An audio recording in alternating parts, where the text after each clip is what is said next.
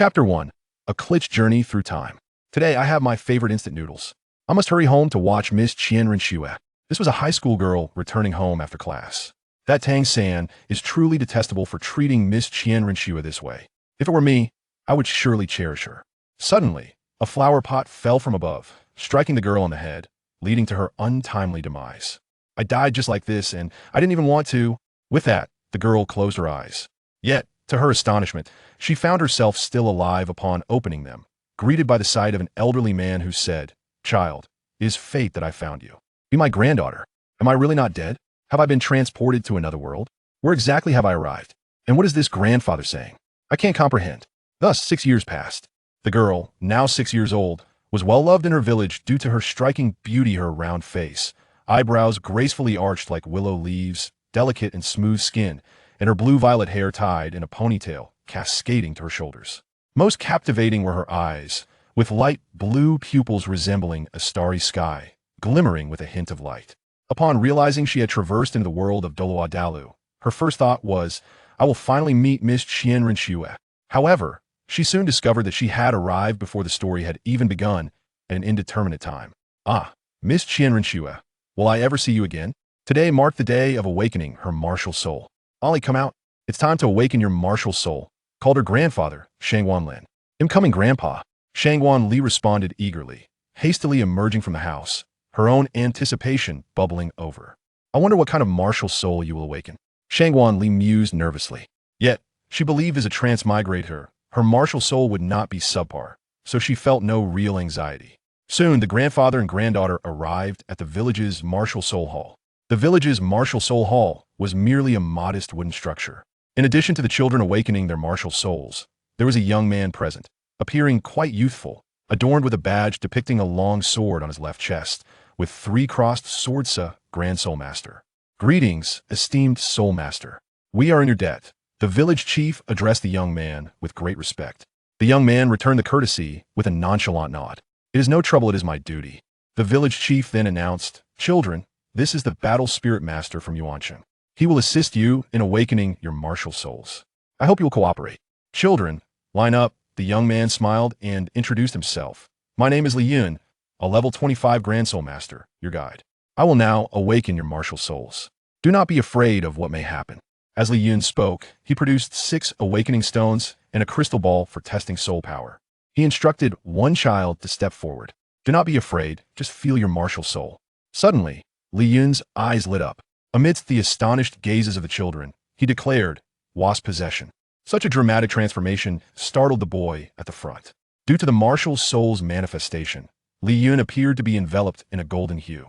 Sensing the child's fear, he quickly reassured, "Do not be afraid, this is my martial soul. Once you awaken your own martial souls and gain soul power, you too may experience this."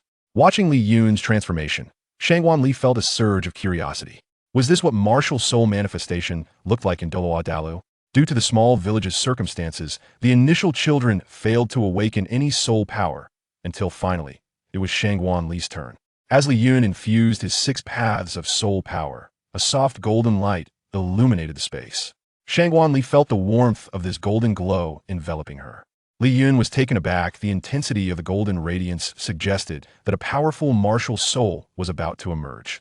Raising her right hand, Shangguan Li revealed a scythe as her martial soul.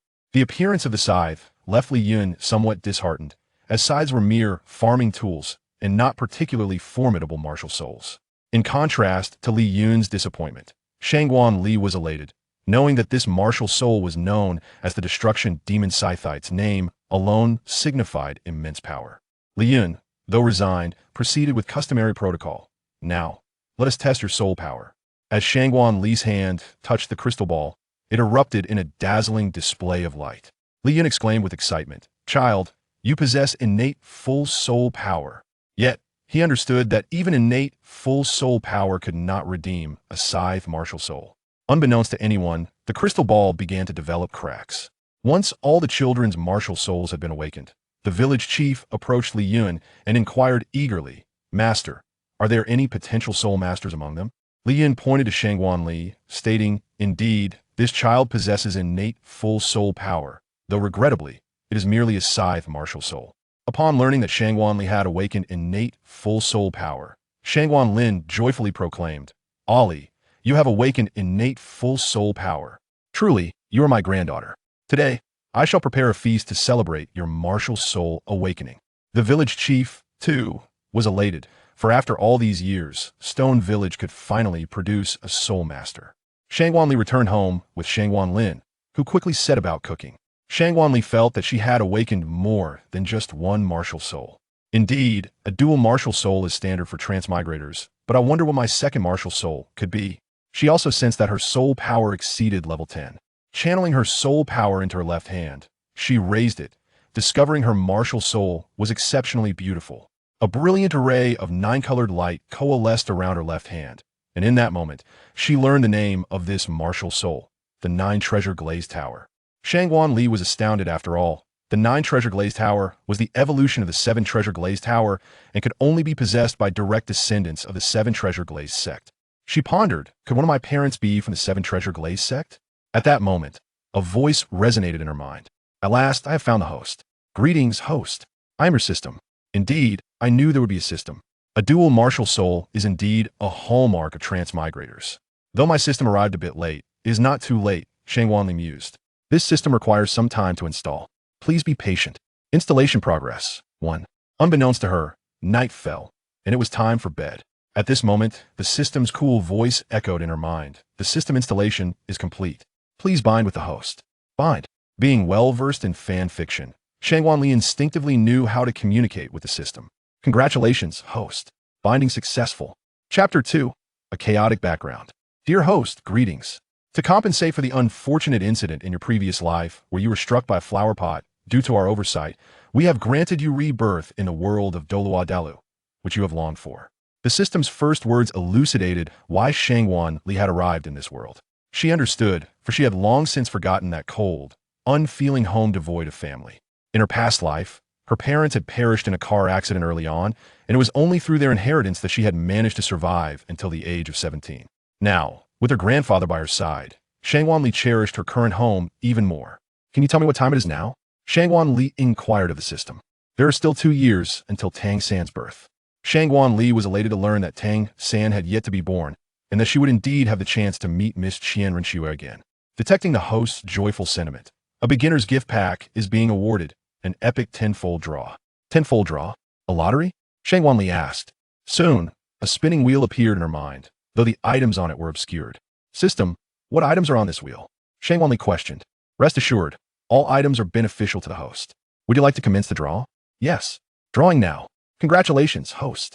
You have obtained the Martial Soul Premium Holy Sun Moon Butterfly X1, Martial Soul Divine Ice Snow Goddess X1, Ice Crystal Snow Phoenix Million Year Divine Soul Ring X1, Soul Spirit Technique, Soul Bone Fusion Ability, Soul Power Level 20, Comprehensive Guide to Soul Guidance Devices, Shenong's Herbal Classic, 1 billion gold soul coins, and the Earth Emperor Meditation Technique.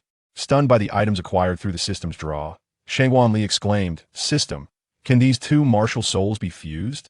After all, she already possessed 2 martial souls, and fusing 2 more would grant her 4 martial souls. Of course, system products are guaranteed to be of the highest quality. Would you like to proceed with the fusion now? Fusion, Shangguan Li declared. Understood. Initiating fusion. Moments later, a notification echoed in her mind. Fusion successful. Congratulations, host. You are now the only individual on the continent to possess 4 martial souls. System, how can I obtain another opportunity for a draw? Shangguan Li inquired, having exhausted her draw chances. Completing relevant tasks or advancing your soul power level significantly will grant you chances for draws. However, these opportunities cannot be stacked if not utilized within 7 days. They will be lost. You're already a soul master, and there is one opportunity for a golden level exchange. Exchange? Upon hearing this new term, Shangguan Li felt a flicker of confusion. Was it the kind of exchange she imagined? Indeed, the exchange is possible. One can trade for any item. Host, I recommend acquiring a card of the unparalleled Douluo, as it may assist you in obtaining a soul ring. As she listened to the system's words, Shangguan Li transitioned from astonishment to contemplation, for the system's suggestion held merit. Exchange for the unparalleled Douluo card. Congratulations, host. The exchange was successful. Unparalleled Douluo Yunming. The name Yunming sounded somewhat familiar to Shangguan Li. Suddenly it dawned on her, Yunming, he is the Dean of Shrek Academy in the 3rd season. Will he heed my commands? The system guarantees exceptional quality. Yunming has been instilled with absolute loyalty, so there is no need to worry about disobedience. Feeling reassured, Shangguanli was suddenly struck by a sense of elation. After all, the protagonist Tang San, with his twin martial souls and the formidable protector of the Super Douluo, was thriving with her system and her 4 martial souls. Coupled with the protection of the unparalleled Douluo, surely her future would be even more illustrious. Shangguanli brimmed with confidence regarding her destiny. System, do you know my origins? Why do I possess the 9 Treasure Glazed Tile martial soul? Shangguanli was eager to uncover the identities of her parents in this life. Detection of host's inquiry providing clarification. At that moment, a screen appeared in her mind, akin to a cinematic experience. It narrated a tale wherein Ning Fengji, the young master of the 7 Treasure Glazed Tile sect, concealed his identity to train among the common folk in order to inherit the position of sect master. During his training, Ning Fengji encountered Shangguanli's birth mother, Yunxin, a stunning woman, particularly noted for her eyes blue violet, resembling the vastness of the starry sky. Anyone who beheld Yunxin was captivated by those enchanting eyes, and Ning Fengji was no exception. Thus, it seemed serendipitous that Ning Fengji, while disguising his identity, became enamored with a common woman. However, misfortune awaited, as Yunxin was already betrothed to another. Driven by selfish desires, Ning Fengji contemplated drugging Yunxin for a night of passion, having been taught to seize and control that which he desired, even if it meant destruction rather than allowing it to fall into another's hands. Yet before he could execute his plan, Yunkin's fiancé sensed a looming threat and preemptively drugged her, an act that Ning Fengji detected, thus taking advantage of the situation. Upon awakening the next day, unable to face Ning Fengji, Yunxin chose to leave. Understanding her departure, Ning Fengji allowed her the time to reflect and thus let her go. Neither anticipated that this departure would lead to a separation lasting 3 long years. Following Yunkin's exit, Ning Fengji was forcibly summoned back to the 7 Treasure Glazed Tile sect. When Yunxin returned, she found his room empty and assumed that Ning Fengji, like her fiancé, sought only her body, neglecting to cherish her, leading to her profound disappointment. Half a month later, upon discovering her pregnancy, Yunxin felt a tumult of emotions: despair, confusion, and even resentment, but she could not bring herself to terminate her child. To protect herself and her unborn baby, she left the village where she had been raised. After her departure, Ning Fengji sought out Yunxin in the village, only to learn of her absence. Convinced that she had left due to her disappointment in him, he ceased his pursuit. As Yunxin journeyed away from the village, she felt a conflicting love and hatred for her child. Love, for it was her flesh and blood, and hatred for its father, Ning Fengji, who had abandoned her, forcing her to forsake her kin and the life she had known. Thus, 9 months passed, and Yunkin's resentment deepened until the moment of labor arrived. After giving birth, she did not even glance at her child, leaving the newborn at the village entrance, casting a final look filled with both sorrow and resentment. Placing her there perhaps granted the child a flicker of hope for survival. The newborn, sensitive to emotions, cried out for its mother, but without protection, how long could it endure? Soon, the infant fell silent, only to open its eyes moments later. Shangguanli understood that she had traversed into this world. Though she yearned for parental love, she recognized that her parents were more enamored with their own desires, and she did not wish to impose. So, I am the sister of Ning Rongrong, Shangguanli remarked to the system. Indeed, Shangguanli pondered, however, this character does not exist in the original narrative. Perhaps she has long since perished. Moreover, the mother of Ning Rongrong does not appear in the original tale. Who can say if it is still Yunxin?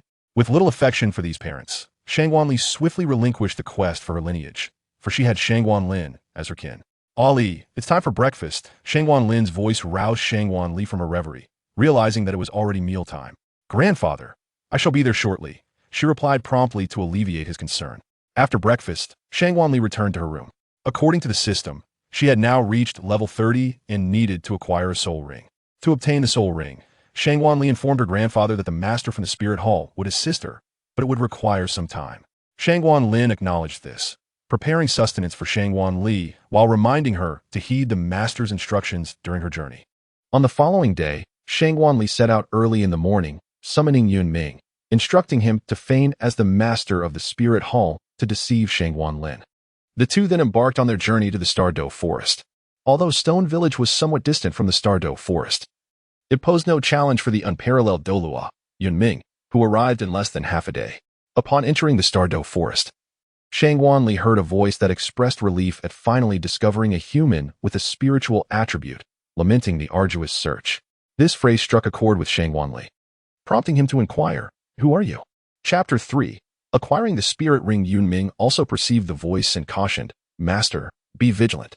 At that moment, the ground beneath them began to tremble without warning. Cracks emerged 2 meters ahead, widening into fissures. A faint golden-white light shimmered from within these crevices. Suddenly, a sizable silkworm emerged from the rift. Recognizing the familiar scene, Shangwanli pondered whether this was indeed the demise silkworm, an extraordinary entity associated with Wugua. The silkworm spoke, do not fear. I shall not harm you. Besides, I stand no chance against the individual before you. Allow me to introduce myself. I am the embodiment of heroism and chivalry, a soul beast of unparalleled prowess, possessing both wisdom and beauty. Having cultivated for 990,000 years, I hold the record for the longest lifespan in the Douluo Continent. You may call me Brother Tianming. Shangwanli feigned a question. Despite having cultivated for 1,000,000 years, how is it that Brother Tianming cannot defeat Brother Yiming? The words of Shangwanli left Tianming big and feeling quite oppressed. After all, despite being a soul beast for 99,000 years, its combat prowess did not surpass that of a 10,000-year soul beast. Shangwanli inquired, Tianming, what is your purpose for not appearing here? Surely, you do not merely wish to take a breath. Upon hearing Shangwanli finally speak of serious matters, I declared, I aim to become your soul ring. Shangwanli remarked, as for my soul ring, I do not possess a spirit-type martial soul. Tianming Binkin replied, how could I be mistaken?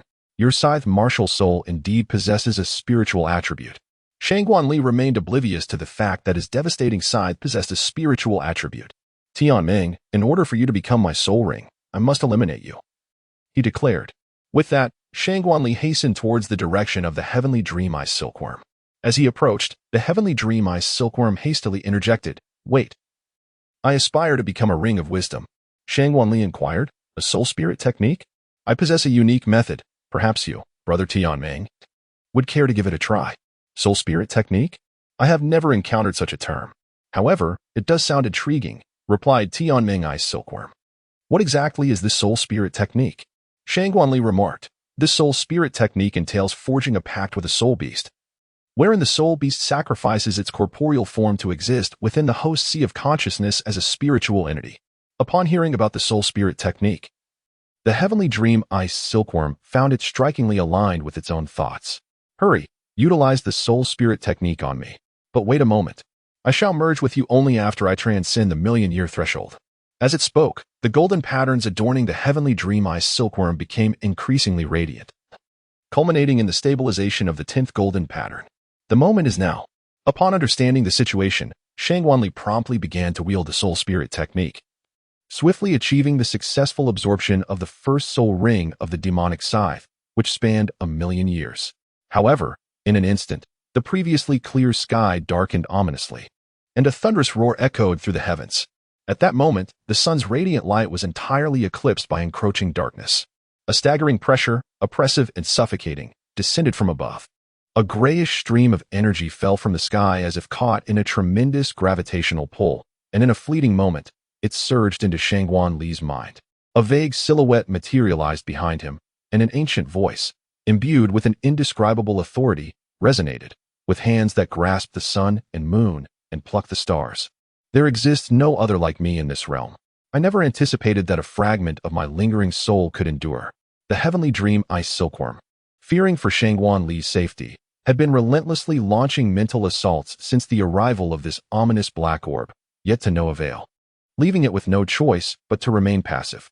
Once the fusion was complete, Shangwanli found himself in the sea of consciousness, where the heavenly dream remarked, I did not foresee your remarkable prowess. Possessing 4 life spirits is akin to wielding extraordinary power.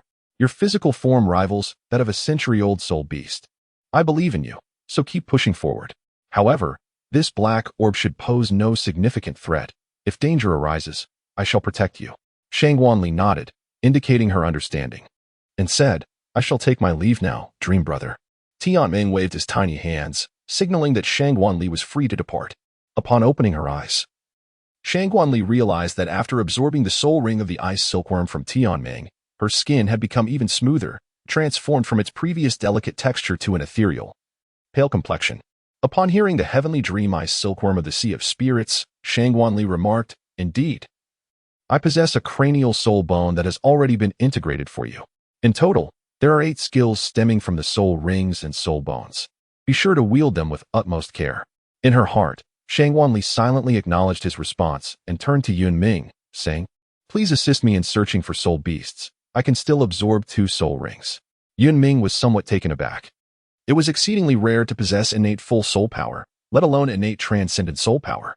Moreover, Shangguanli bore the 4 births martial soul, making it improbable for her to achieve great feats without it. Despite his astonishment, he resolved to aid Shangguanli in her quest for soul beasts. Yunming inquired, "Master, which martial soul do you wish to cultivate first?" This question caught Shangguanli off guard. She had not given it much thought. The ice snow goddess could not be obtained here due to the absence of ice attribute soul beasts, while the 9 Treasures Glazed Pagoda was too conspicuous to be cultivated initially. That left the Holy Sun Moonlight Butterfly and the Destruction Demon Scythe. However, upon further reflection, she realized that the Destruction Demon Scythe was an innate martial soul of this body, undoubtedly inherited from her mother, and cultivating it would reveal her identity.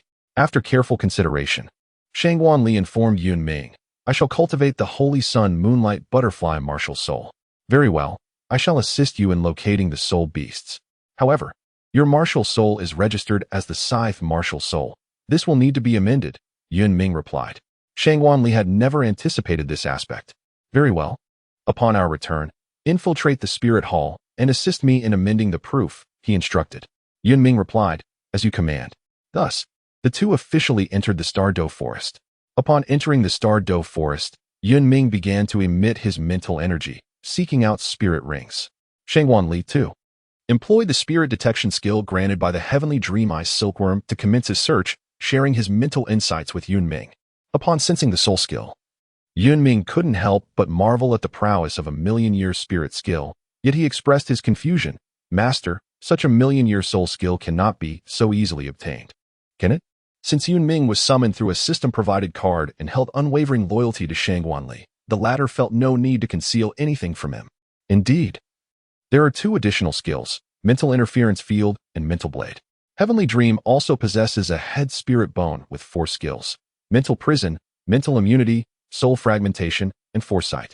After hearing this, Yunming couldn't help but exclaim that while this million-year soul beast might seem somewhat lacking in utility, its skills were undeniably formidable. Soon, the duo encountered the spirit beast that Shangguanli required, a rare creature known as the Light Sprite. This spirit beast radiated a golden glow, yet it was exceedingly difficult to detect due to its unique concealment ability. Once spotted, the golden light would instantly dissipate, achieving its elusive effect. Upon catching sight of the luminous sprite, Shangguanli felt a surge of excitement. "Yunming, this is it. Help me capture it." However, Yunming was reluctant to allow Shangguanli to absorb it.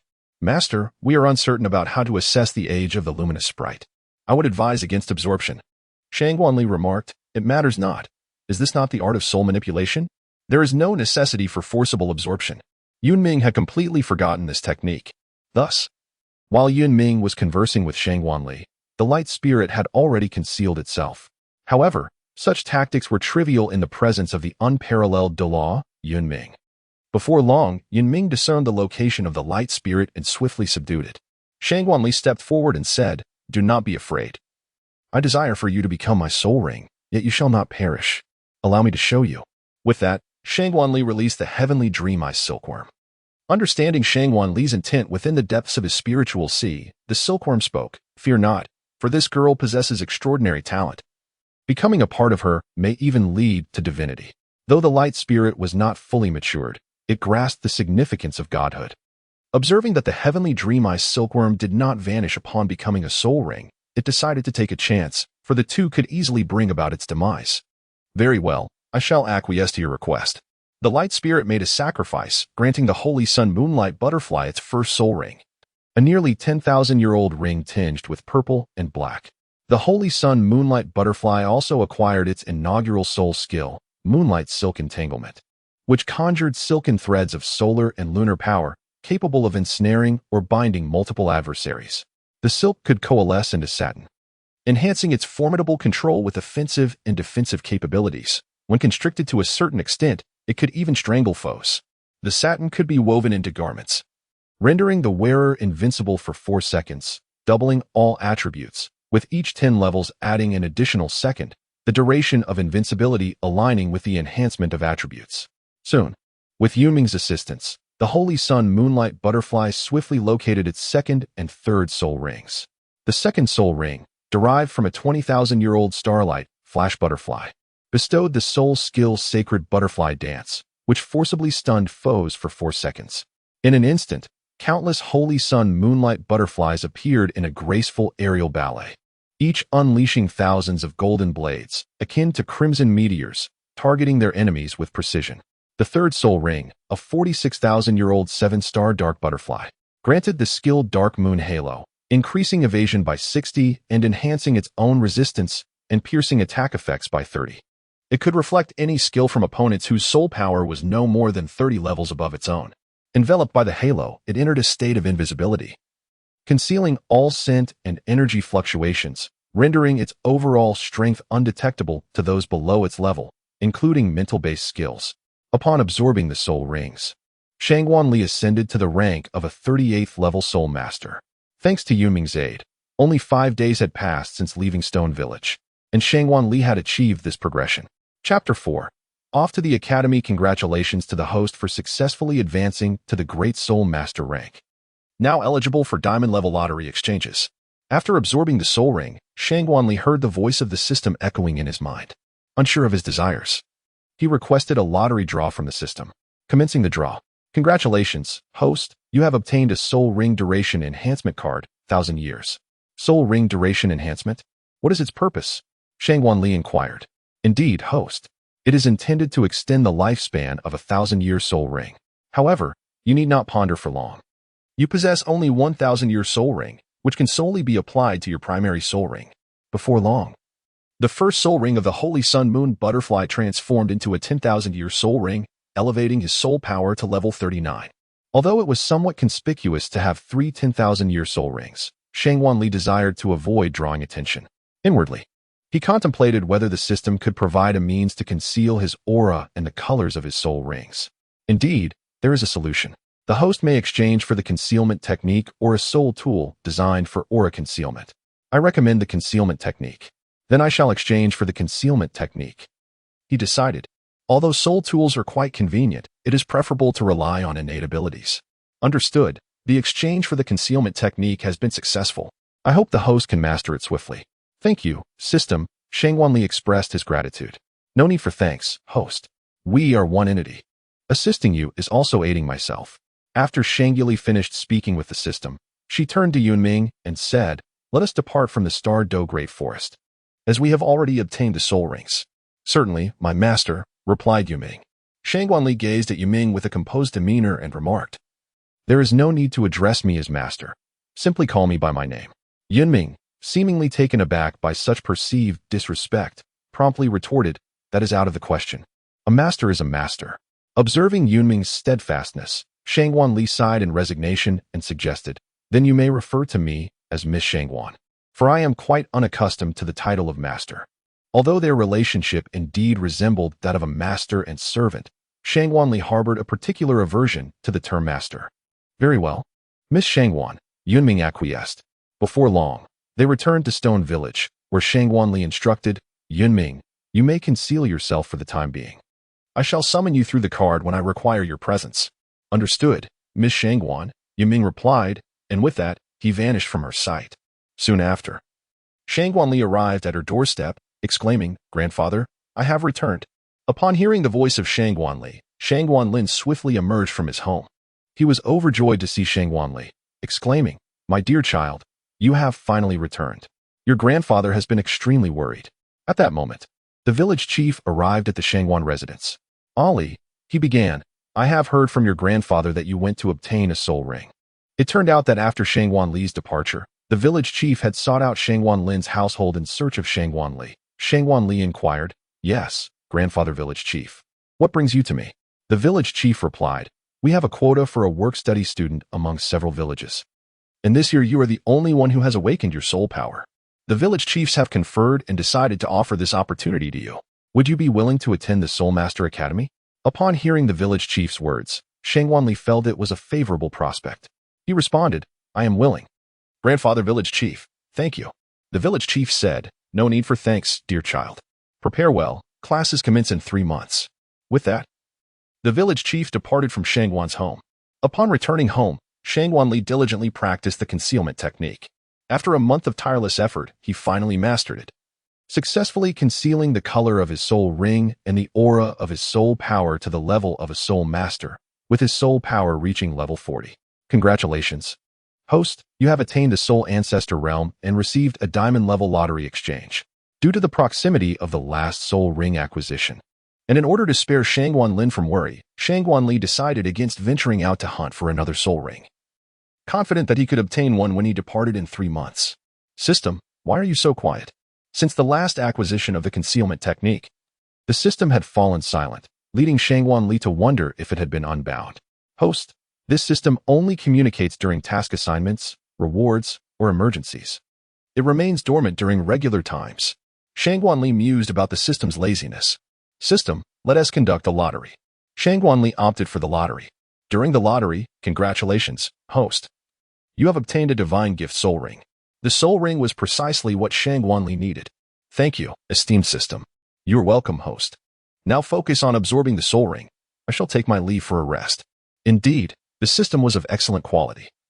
And soon Qianrenxue acquired a soul ring of 65,000 years, with the soul skill being Neon Clone. This skill allowed him to create 6 clones imbued with the will of the main body, each clone possessing 100% of the main body's strength. With every clone that perished, it consumed 10% of the main body's soul power. Unless all clones were annihilated, he could summon his body to any location within the range of his clones to evade attacks. Before long, the time arrived for Qianrenxue to depart for Yunqing Academy. The village chief spoke to Qianrenxue, old Qianrenxue, ensure that Ali reaches safely. Qianrenxue replied, rest assured, my granddaughter, I shall safeguard you with utmost diligence. The elder and his grandson departed from Stone Village, with Yun Ming covertly offering protection. While the elder was untroubled by the potential dangers, the grandson, Qianrenxue, bore a heavy heart. Soon, the duo arrived at Yun City Academy. Regardless of location, academies bore a similar demeanor, with gatekeepers often abusing their authority. Halt. This is Yun City Academy, not a place for beggars like you to enter, the gatekeeper declared upon spotting the arrival of the elder and his grandson. Qianrenxue smiled apologetically and said, not at all, my dear brother. We are here to escort the children who are work-study students. Here's the certificate issued by the master of the Wuhuan Hall for your perusal. Qianrenxue presented the proof of his martial soul to the gatekeeper. Upon inspection, the gatekeeper noted the innate full soul power of the butterfly martial soul, just as he was about to retort. Questioning whether someone from their humble village could truly awaken such soul power, Qianrenxue discreetly slipped a silver soul coin into the gatekeeper's hand. Instantly, the gatekeeper stepped aside, granting them passage. Grandfather, as long as I reveal my identity as a soul master, we would surely be allowed entry. Why then did we have to offer him money? Qianrenxue questioned, perplexed by Qianrenxue's actions. Qianrenxue remarked, this is to remain inconspicuous, as certain prominent families may eliminate talented soul masters. I fear for your safety. Before he could finish his sentence, Qianrenxue understood his unspoken concerns. Qianrenxue believed that there was nothing to fear, for she had the protection of Yun Ming. However, in order to reassure her grandfather, she replied, all right, grandfather, I shall conduct myself discreetly at school. Qianrenxue escorted Qianrenxue to the registration office and then departed from Yun City Academy. Upon entering the registration office, Qianrenxue presented her martial soul certificate to the director. This is my martial soul certificate, director, she stated.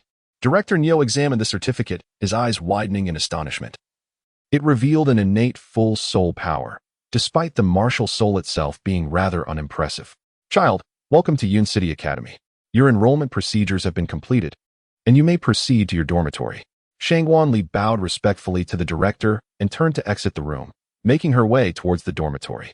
Upon entering the student dormitory, a boy who introduced himself as the leader approached her immediately. Greetings, I'm the leader of this dormitory. My name is Lin Qing. My martial spirit is an ox, and I possess a soul power of level 9. What about you? Greetings, everyone. I am Qianrenxue, bearer of the martial spirit butterfly, blessed with innate full soul power. The proclamation of my innate full soul power ignited an uproar throughout the dormitory, such a rarity indeed. After all, students of labor and study are often from humble beginnings, making the occurrence of innate soul power exceedingly uncommon, let alone the extraordinary innate full soul power.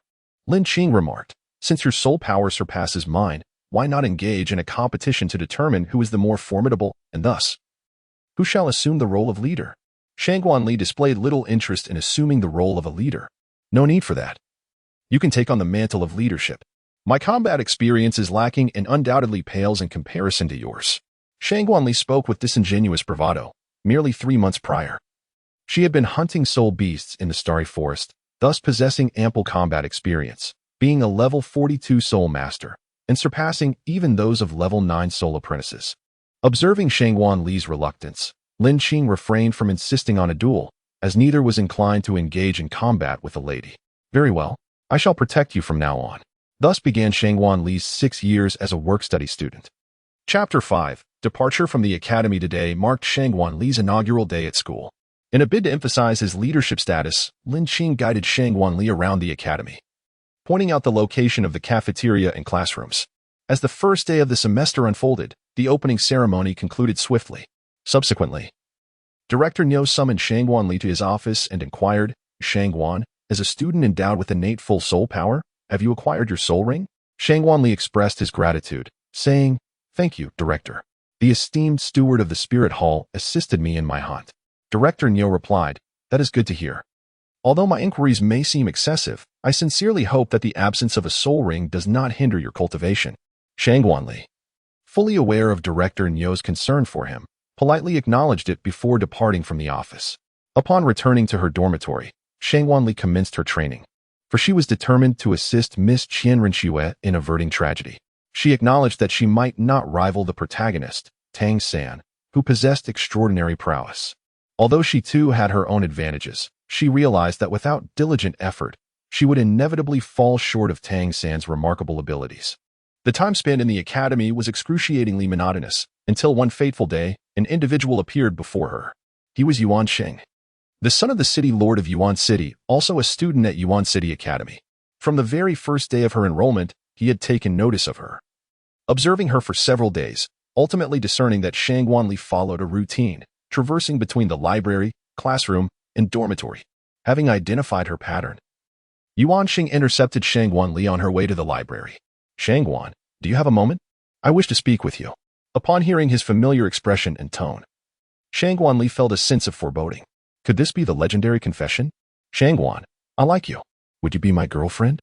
After listening to Yuan Xing's words, Qianrenxue couldn't help but reflect on the precocity of the world. After all, they were merely 6 years old and already engaging in romantic pursuits. Nevertheless, she resolved that she could not accept his proposal. Qianrenxue responded with a detached yet gentle tone, I apologize, but at present, my sole focus is on diligent study and self-cultivation, with the aspiration of achieving greatness in the future. Yuan Xing was undeterred by her words. Indeed, she was the woman I admire. Rest assured, I shall not yield. With that, Yuan Xing departed. Qianrenxue was rendered speechless by Yuan Xing's words. All she desired was for him to relinquish his ambitions. However, she paid him no heed, for her thirst for knowledge was paramount. While both Tianming and Yunming could serve as reservoirs of information, she firmly believed that acquiring knowledge independently was far more advantageous.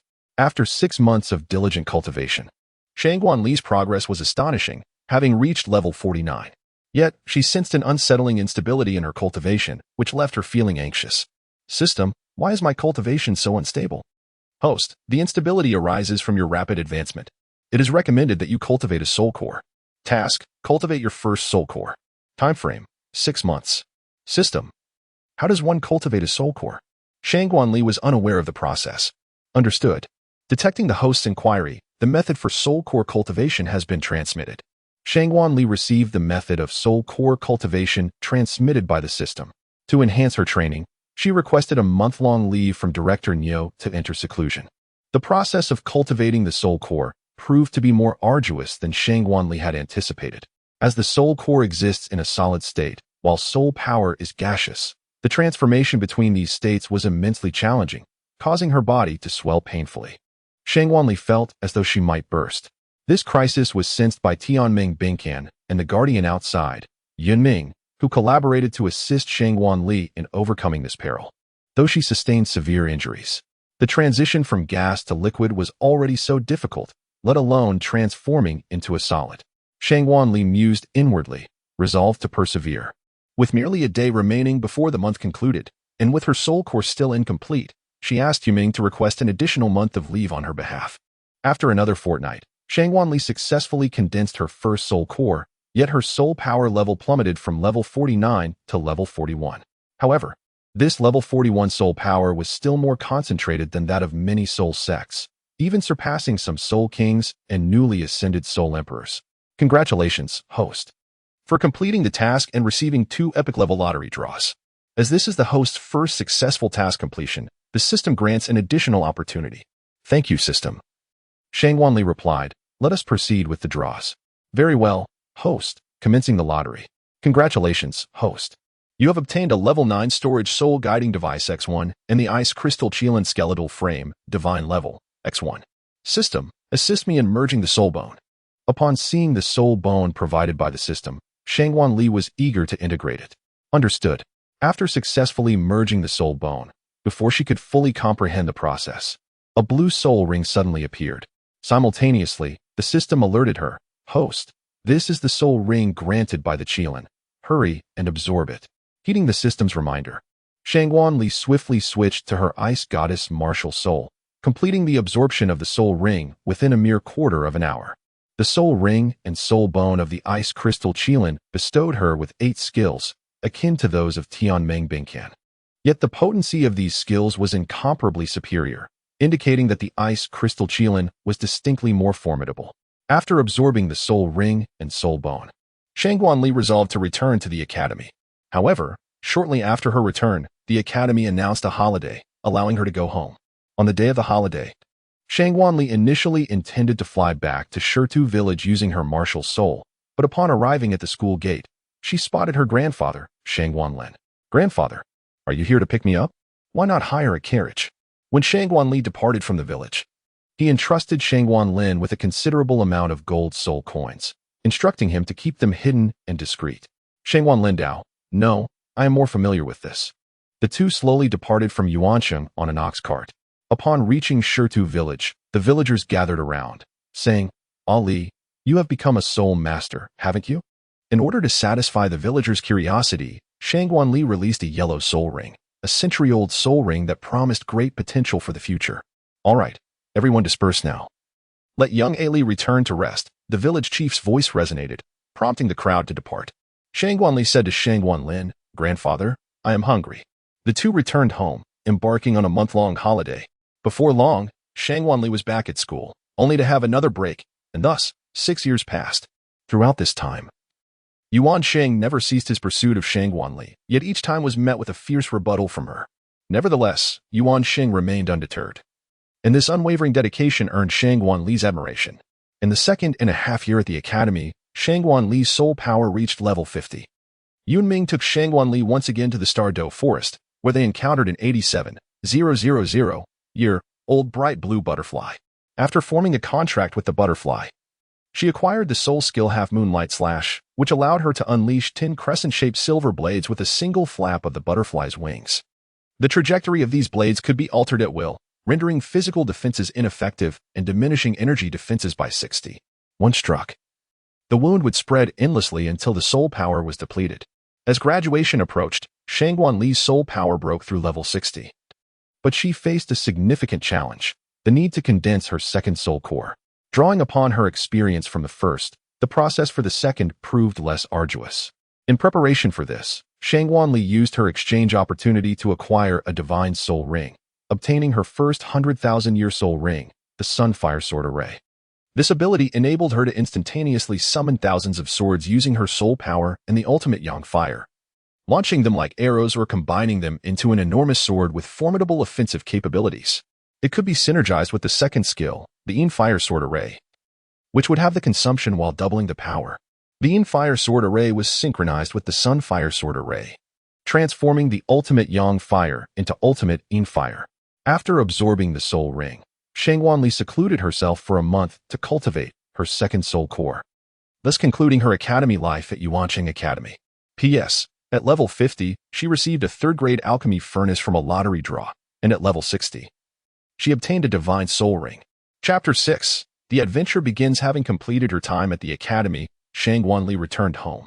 Watching Shangwanlin cook, tears welled in her eyes.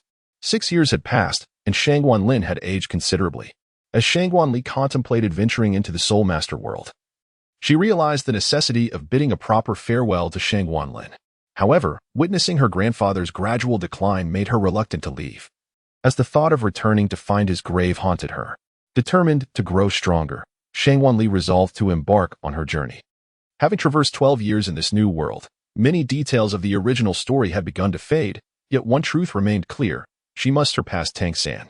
With Tang San having been born 4 years prior, Shangwanli knew that if she did not strive for greatness, she would be unable to protect the beloved Qianrenxue.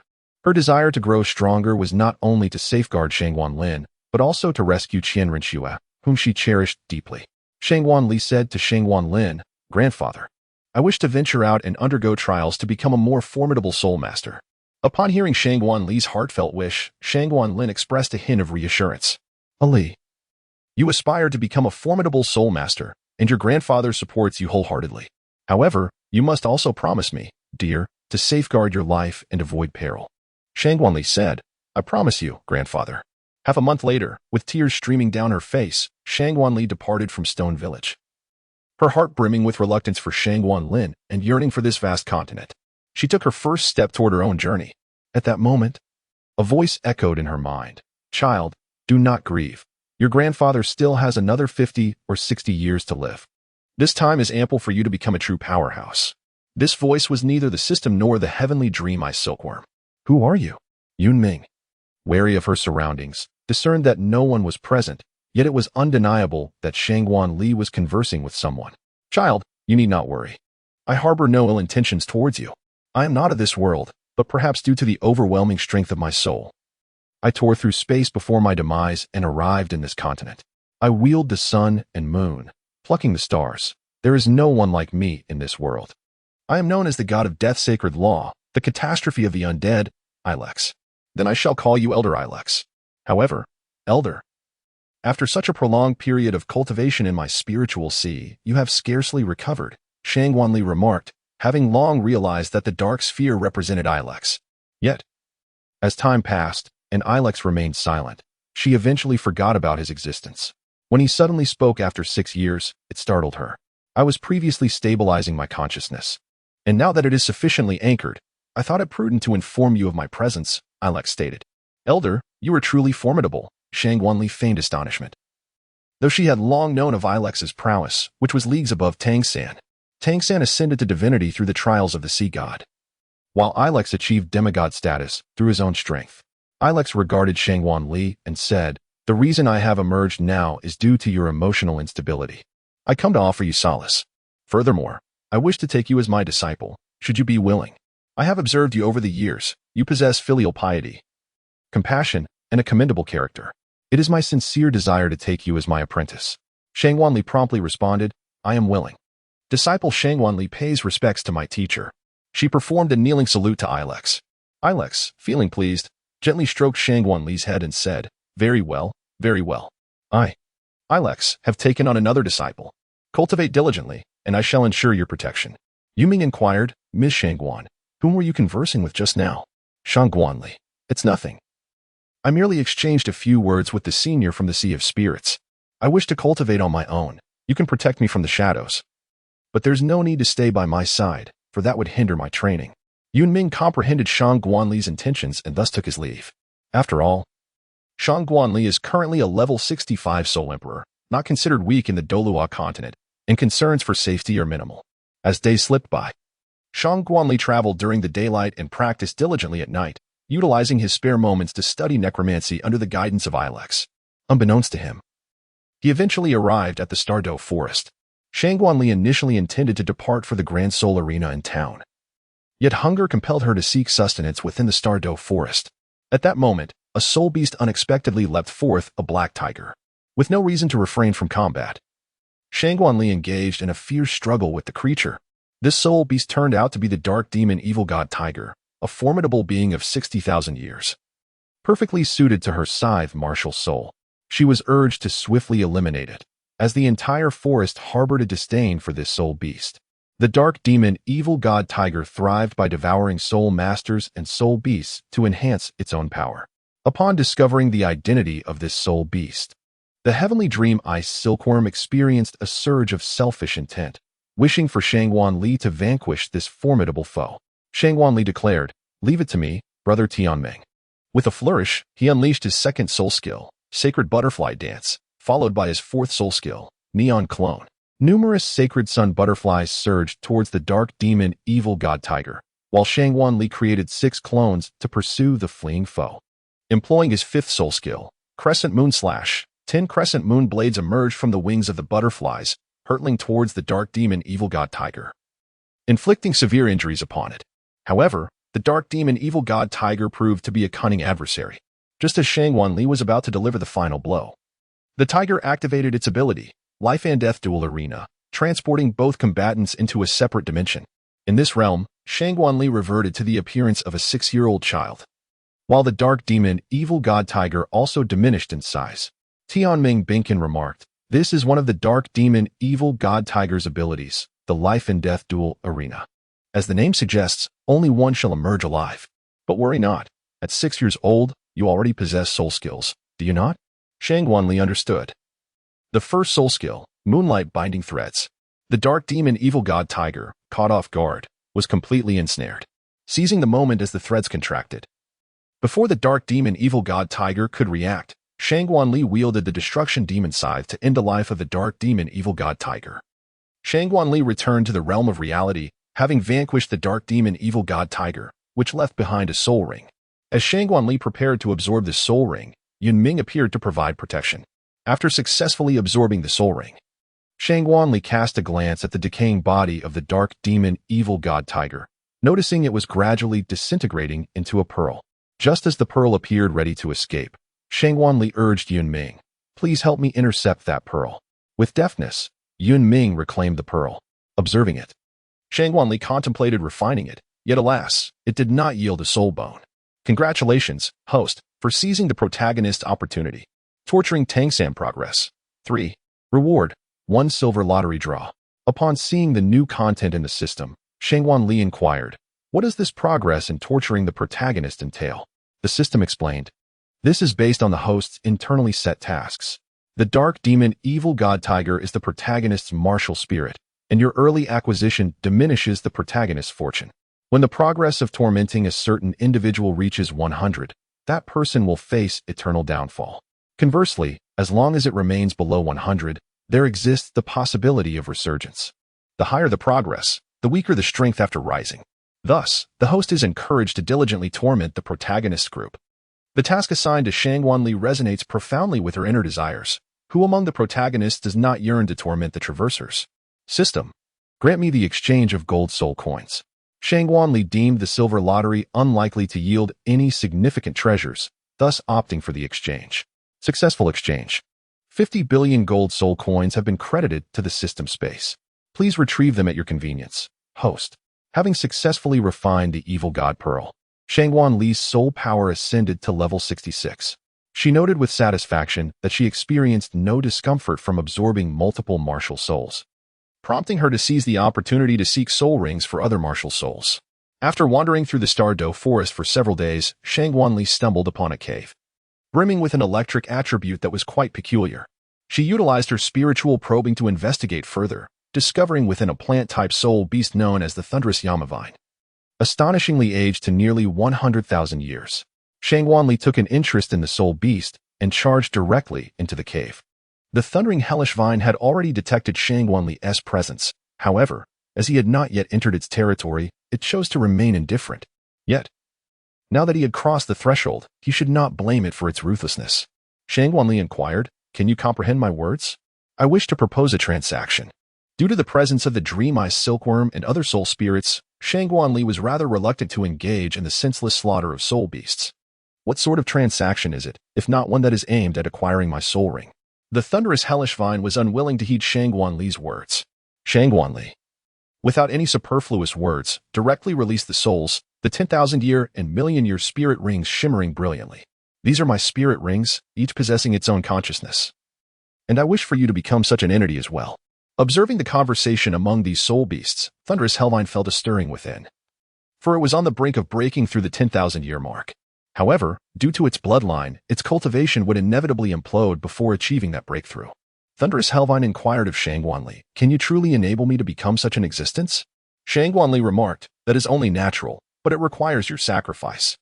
I am not one to dawdle. Let us commence." With that, the thunderous hellish vine began its offering to Shangguanli.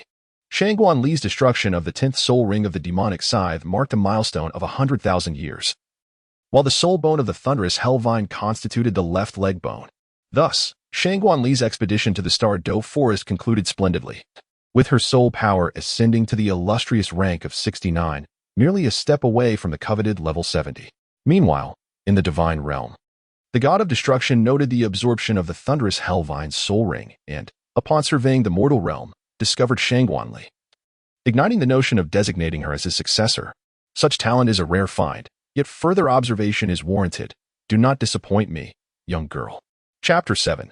Seizing opportunities upon returning to the town, Shangguanli sensed the signs of a breakthrough and embarked on a journey of seclusion for cultivation. After 6 months, she achieved the remarkable milestone of level 70. Congratulations to the host, for her soul power has reached the Soul Sage realm. Given that the Soul Sage represents a pivotal juncture for soul masters, the system bestows upon her 2 opportunities for epic level lottery draws. Shangguanli remarked, "Twice have I drawn from the lottery in this fortunate endeavor. Congratulations to the host for acquiring the divine bestowed soul ring technique in the art of swordsmanship." Swordsmanship? This marks the inaugural receipt of such a reward. Previously, I had only received techniques and methods. It is indeed the first occasion to obtain the art of swordplay. Shangguanli, filled with curiosity, began to examine the 10 techniques of this swordsmanship: the hidden blade smile, the mountain shaking tiger, the 8 methods of night combat, the splitting of Mount Hua, the pushing the boat with the current, the white crane spreads its wings, the flower moving and tree connecting, the regret of the proud dragon, the celestial being descending from the heavens, and the natural harmony. Each technique was intricate and powerful, challenging to master. However, with the system's inherent ability to integrate knowledge, Shangguanli swiftly comprehended these moves. Yet, understanding and mastery are not synonymous. Diligent practice was still required. Thus, Shangguanli established a daily regimen of sword training every morning. With the divine gift soul ring technology at his disposal, Shangguanli commenced the creation of a divine soul ring in the realm of the undead. In no time, the soul ring was completed. After 3 days of diligent effort, Shangguanli's 7th soul ring, aged at 400,000 years, was ready. The soul skill he acquired was the sacred butterfly true form. His entire being radiated with a brilliant purple-golden light, and 6 resplendent butterfly wings unfurled, unleashing an overwhelming aura akin to a tempest, exerting both mental and soul power pressure. The manifestation of his martial soul, akin to a deity's descent, imposed a formidable burden upon his adversaries, comparable to that of an ultimate Douluo. All attributes were elevated by 210, allowing the unrestricted use of the first 6 soul skills while significantly enhancing his formidable flight, recovery, and self-healing abilities. The sacred mirror image skill granted him mastery over the power of mirrors, facilitating defense, reflection, projection, infinite replication, and the creation of mirror spaces. After absorbing the soul ring, Shangguanli departed from the realm of the undead, intending to journey to Heaven Do City to broaden his experiences as a soul master. Upon witnessing Shangguanli's ascension to Soul Saint, the heavenly dream-eye silkworm felt it was time to discuss an important matter. "Ali, there is something I wish to consult with you about," she began. It was rare for the heavenly dream-eye silkworm to seek Shangguanli's assistance, prompting him to inquire, "What is it?" The heavenly dream-eye silkworm replied, "I need you to venture to the extreme north, for there resides my beloved Bing Bing. She may not survive the impending calamity, and I wish for her to become your soul ring." Shangguanli recalled that Bing Bing was likely the 2nd martial soul of Huogua, yet feigned ignorance, asking, "Bing Bing? What kind of soul beast is she?" Seeing an opportunity, the heavenly dream-eye silkworm elaborated. Bing Bing is the Ice Emperor Scorpion, boasting an impressive 38,000 years of cultivation. She is incredibly formidable and one of the three kings of the extreme north. Shangguanli inquired, is it truly possible for such a formidable spirit beast to willingly become my spirit ring? I currently possess the divine gift of spirit ring technology and am not in one of spirit rings. The celestial dream eye silkworm replied, indeed, indeed. If she is unwilling, I shall persuade her to become a spirit ring. Subsequently, the celestial dream ice silkworm recounted the intricate tale of love and enmity between itself and the Ice Emperor. Shangguanli nodded and said, very well, let us embark on this journey now. The extreme north is situated to the north of the Tiando Empire, a realm forbidden to humanity. On Shangguanli's way to the extreme north, he passed through the Sunset Forest, which, as those familiar with the original tale are aware, holds a tremendous opportunity. Shangguanli, eager not to miss this opportunity, began her search in the Sunset Forest, enlisting Yunming's assistance. After a fortnight of searching, one day, Yunming stumbled upon a location shrouded in poisonous mist. Shangguanli mused that this must be the Eye of Ice and Fire. Soon, the two arrived at the periphery of the eye, and upon gazing at the mist-laden area, Shangguanli was filled with exhilaration. In a swift moment, she summoned the spirit of the ice goddess, activating her second soul skill, ice binding for miles. Instantly, the toxic mists crystallized, allowing them to enter the Eye of Ice and Fire with ease. This magnificent locale was a vast hot spring, though not extensive in area. It was divided into two distinct sections. Within the oval pools, the colors of the spring water were a striking milky white and a vibrant crimson. Remarkably, despite being in the same pool, the two waters remained distinctly separate, never encroaching upon one another, each steadfastly retaining its own domain. With the aid of the Shinnong Benchao Jing system, Shangguanli recognized nearly all the medicinal herbs present. Among the renowned mystical plants were the celestial mushroom, 8-petal fairy orchid, enigmatic tulip, heartbreak red, water nymph s jade-like bone, fragrant enigma, 8-pointed ice grass, and the fiery apricot blossom, alongside lesser-known herbs such as the dark green divine bamboo, 9-leaf swordgrass, and primordial celestial herb, which were not mentioned in the original text. Is it possible for the system to relocate the Eye of Ice and Fire to the realm of the undead? Shangguanli pondered, torn between her reluctance to disturb this sacred ground and her aversion to empowering her adversaries. As long as Tang San's fortune remained intact, he might very well discover this place. Shangguanli was resolutely determined to leave him with nothing beneficial. Such a relocation is indeed feasible, however. This system requires some time to complete the entire process, came the response. Upon hearing the affirmative, Shangguanli felt a surge of joy. How long is a period of time? She inquired. Not too long, nor too short, 3 days. 3 days was certainly manageable for her. Shangguanli plucked the primordial celestial herb, intending to present it to Yunming. Yunming, the celestial herb is yours, a token of gratitude for your protection. Moreover, you will require greater strength to safeguard me in the future. Shangguanli, fearing that Yunming might refuse her gift, deliberately framed her words this way. As anticipated, Yunming initially hesitated to accept. However, upon hearing Shangguanli's words, he acquiesced, but added, you must wait a moment. I shall refine it into a pill, which will facilitate better absorption. Yunming expressed his heartfelt gratitude. For being merely Shangguanli's subordinate, receiving a pill crafted to enhance his strength was indeed a rare opportunity. Thank you, Miss Shangguan, Yunming replied appreciatively. Shangguanli waved her hand, accepting the gift, and produced the third-grade alchemy furnace she had won in a lottery. Following the principles outlined in the Divine Farmer's Herbal Classic, she commenced the process of refining elixirs. 3 days passed in this endeavor, and the once resplendent land lost its luster as Shangguanli and Yunming traversed into the realm of the undead. Upon entering this realm, Shangguanli noticed a transformation. One side remained as it had been, a haunting expanse of the undead, while the other was unexpectedly suffused with spiritual energy. Could this be a consequence of the ice and fire duality eye? Congratulations to the host for seizing opportunities from the protagonist group. The progress of tormenting Tang San stands at 23, Xiao Wu at 40, Ma Hongjun at 30, Dai Mubai at 30, Zhu Zhuqing at 35, Oscar at 20, Ning Rongrong at 40, and Yu Xiaojiang at 30. The reward is an epic level lottery exchange of 3. Listening to the system notification, Shangguanli understood that the ice and fire duality had been successfully transplanted in its entirety. Shangguanli inquired of Ilex, teacher, how has this realm transformed? Ilex replied, this may be attributed to the potent spiritual energy of the hot springs you have brought. which has altered a portion of the undead plane. Indeed, the arrival of the Eyes of Ice and Fire has wrought changes upon the undead plane. Shangguanli presented a primordial Dan to Yunming, saying, Yunming, this is the primordial Dan. It will undoubtedly aid you in elevating your strength to the next level. After consuming it, Yunming began to cultivate his energy. Subsequently, Shangguanli also retrieved a pill and took it, crafted from 8-cornered mystic ice grass and fiery apricot blossoms, along with several auxiliary herbs. Due to its celestial quality, the absorption process was relatively slow, yet the energy assimilated was comprehensive. A day passed, and Shangguanli completed his absorption, while Yunming had not yet finished.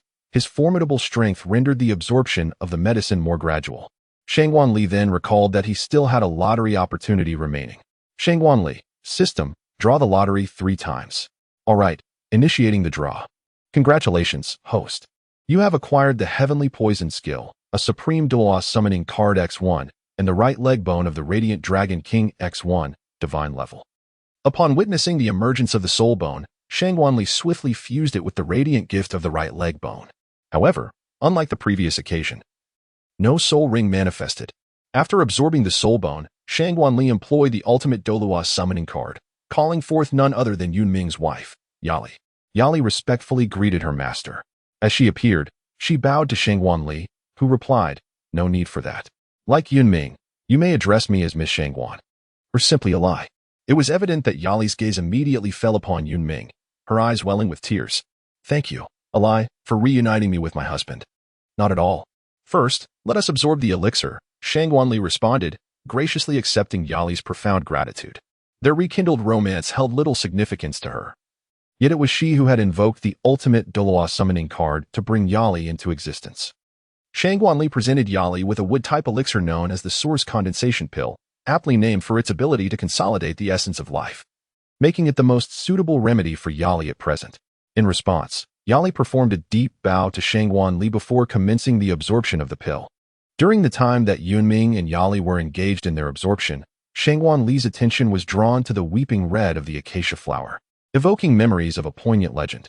The paths of mortals and immortals diverge. Although I may not comprehend the complexities of love, how profoundly lonely it must be to remain solitary. It evokes the sorrowful days of my past when I lost my parents and could only share my life with my uncle. The pain of losing a familial bond is excruciating enough, let alone that of love. After losing Yali, Yunming relinquished his chance at resurrection, forsaking all in his fervent desire to reunite with his beloved. What a passionate heart that must be.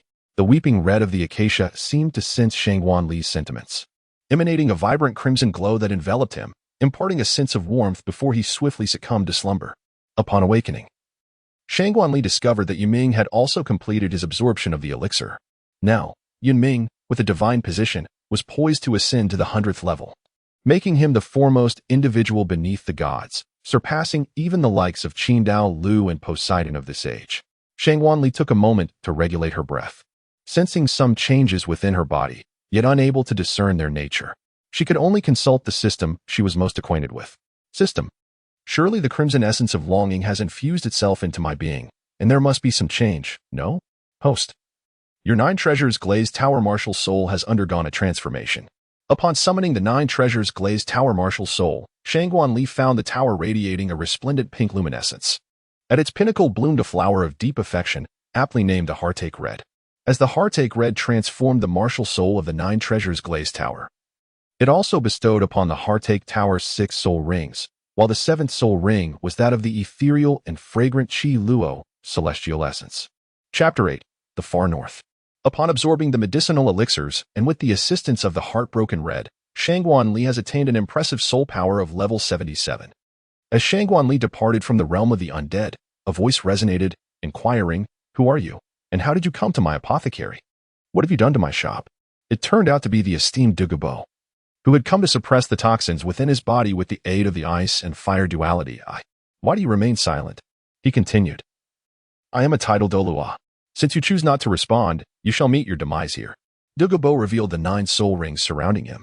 Besides Shangguanli, Yunming swiftly revealed his soul rings, 5 black, 3 red, and 1 gold, displaying remarkable quality. Upon noticing that Yunming was a titled Douluo stronger than himself, with an impressive soul ring configuration, Dugu felt an urge to flee. However, he understood that retreating was not an option. Losing this territory would mean certain death. Dugu respectfully inquired, "Your Excellency, this apothecary is of utmost importance to me. Might I ask why it has come to this?" Assisting Dugu in overcoming the serpent's venom would yield a reward, a chance for an epic-level lottery draw. Shangguanli was aware of him. In the original narrative, after Tang San briefly cured the toxins within his body, this precious land was seized, and he was unjustly slain in the guise of justice. Moreover, the phosphor serpent martial soul was not passed down, rendering him the most wronged individual in the Douluo Continent. Shangguanli felt a deep sympathy for Dugu, and thus he resolved to extend his assistance to him. Shangguanli presented a vial of elixir to Dugu, saying, "Senior Dugu, I can assist you. This elixir contains what you require. A single dose for each individual will suffice to cleanse the toxins within your body. Coupled with this tome of poison techniques, it shall resolve the issues concerning your martial soul." In truth, Yali possessed the capability to swiftly alleviate Dugu's affliction. However, she had yet to absorb the effects of the elixir and remained within the realm of the undead. With a mixture of skepticism and hope, Dugu unfurled the scroll of the heavenly poison technique presented by Shangguanli. Upon gazing upon its contents, he found himself utterly captivated. For this technique was indeed perfectly suited to his martial soul. "Are you truly willing to bestow this technique upon me?" he inquired. Shangguanli remarked, "Naturally. I have promised to assist you, and I shall not go back on my word." Yunming concurred from the side. "Indeed, Miss Shangguan's possessions are all remarkable. She is my master and trustworthy." Yuming's words eased Dugu's concerns. After all, the unparalleled Douluo had no need to deceive someone who had just ascended to the rank of title Douluo. Dugu bowed deeply to Shangguanli, expressing, "I am profoundly grateful for your assistance, esteemed one. Should this endeavor prove fruitful, you shall be regarded as my benefactor." Shangguanli graciously accepted the grand gift from Dugu, saying, "Mr. Dugu, please proceed to cultivate this technique. I must attend to an urgent matter and will be departing momentarily. Upon my return, I shall settle in Heavendo City, and I will certainly seek you out." Dugu replied, "Then I shall await your return." The reason for Shangguanli's swift departure lies in the urging of the heavenly dream ice silkworm within the Sea of Spirit, compelling him to hasten towards the farthest north. 3 days have elapsed, and finally, the medicinal effects have been fully absorbed by Yali, who has now emerged from the realm of the undead. "Yunming, I have finally reunited with you," she exclaimed upon her return. The first act of Yali upon her emergence was to reminisce with Yunming. Although the two had crossed paths a few days prior, their interaction had been limited due to her need to absorb the medicinal power. They embraced briefly, and then simultaneously performed a gesture of reverence towards Shangguanli, expressing their gratitude. "Thank you, Master, for allowing us, as husband and wife, to be reunited." "Shangguanli, I have done nothing, truly. You may continue to address me as Miss Shangguan or simply Ali." Yali readily called her Ali, yet Yunming, being rather rigid, felt that addressing her as Ali was disrespectful to his master and thus persisted in calling her Miss Shangguan. With Yali's companionship, the journey over the past few days has been quite delightful, for it has been a long time since Shangguanli engaged in conversation with a woman. After 2 days, the trio finally arrived at the northernmost region. Shangguanli summoned the heavenly dream ice silkworm. "Heavenly dream, where is the ice emperor you spoke of?" The heavenly dream ice silkworm replied, "We must venture further toward the center, for the ice emperor is the second most powerful soul beast in the extreme north." The three, accompanied by the soul spirit, continued their journey northward. The heavenly dream ice silkworm said, "We can pause here, allow me to summon him, and you three should hide." The brilliance of the million-year soul ring of the heavenly dream ice silkworm shimmered, its aura growing increasingly potent, resonating throughout the extreme north. "Ice Emperor, I know you sense my presence. I, Heavenly Dream, have returned for vengeance. Dare you meet me?" At that moment, Shangguanli noticed that the range of Heavenly Dream's soul skill had expanded significantly. Could this be the power of a million-year soul ring? It turned out that previously, 60% of the abilities of the Heavenly Dream Ice Silkworm's soul ring and soul bone had been sealed, and only upon Shangguanli reaching Soul Sage did this seal begin to gradually lift. As the Heavenly Dream Ice Silkworm spoke, a force of mental energy so formidable that Shangguanli could scarcely comprehend enveloped him, shrouding all three of their presences within the icy abode. The Heavenly Dream Ice Silkworm was unperturbed by its own aura, not even sparing the territory of the Snow Emperor. As time passed, the weather in the extreme north transformed. Dark clouds shifted to a vibrant green and blue-white. Heavenly dream, you are still alive. Truly, you are the longest-lived being in our extreme north. A clear voice resonated from all directions. The emergence of this voice was accompanied by a terrifying sound wave, causing the snow on the ground to rise nearly 3 meters. Akin to waves suddenly stirred. Only within a 100-meter radius of the heavenly dream ice silkworm did calm prevail, safeguarded by its immense mental power. Subsequently, the snowflakes danced, coalescing swiftly into the form of a woman. She possessed long white hair and blue eyes, with a gaze that seemed to pierce through all, although she wore no adornments. Her aura was striking. Beside her was a scorpion, the Ice Emperor, measuring 1.5 meters in length, showcasing 2 colors, one of ice and the other of vibrant green. Icing, do not forget, as long as I live, I shall marry you as my wife. In Snow Emperor, it has been a long time, the heavenly dream ice silkworm remarked with a playful smirk, relying on its formidable stature. As Shangwan Li and her companions beheld the Ice and Snow Empress, they were instantly captivated by her breathtaking beauty. Initially, they had thought Shangwan Li herself was a rare beauty, yet the Snow Empress surpassed her, embodying the essence of Shangwan Li's ice goddess spirit. The Snow Empress, with her remarkable cultivation, immediately discerned that the Tianming ice silkworm was in an unusual state. Tianming ice silkworm, what has transpired? She inquired. In Binger, calm yourself. The Tianming ice silkworm has perished. The Ice Emperor, intent on devouring the Tianming ice silkworm to survive the impending calamity, was alerted by the Snow Empress to the fact that the Tianming ice silkworm now existed solely as a spiritual entity. Tianming, where is your physical form? The Tianming ice silkworm replied with deep affection, Bing Bing, I came for you. I am aware that you are about to face tribulation. But the last trial has already wounded your essence. You cannot withstand this next calamity. I have come to ensure your survival, to be with you. The Ice Emperor, exasperated, retorted, Tianming, you lack a corporeal form. How can you assist me in overcoming tribulation? What folly is this? The Snow Empress, intrigued by this method of transcending tribulation, realized that if the Tianming ice silkworm's approach proved effective, she would not hesitate to partake in it herself. Chapter 9. The Creation of a Deity? The Divine Trial? The Tianming ice silkworm declared resolutely, this is the divine creation plan. Divine creation? The Ice Emperor was taken aback, her curiosity piqued. What is this divine creation? The Tianming ice silkworm replied solemnly, I pose a question to both of you. Which race on our continent possesses the greatest potential? The Snow Empress responded. Are you referring to humanity? The Tianming ice silkworm nodded, affirming, precisely, it is humanity.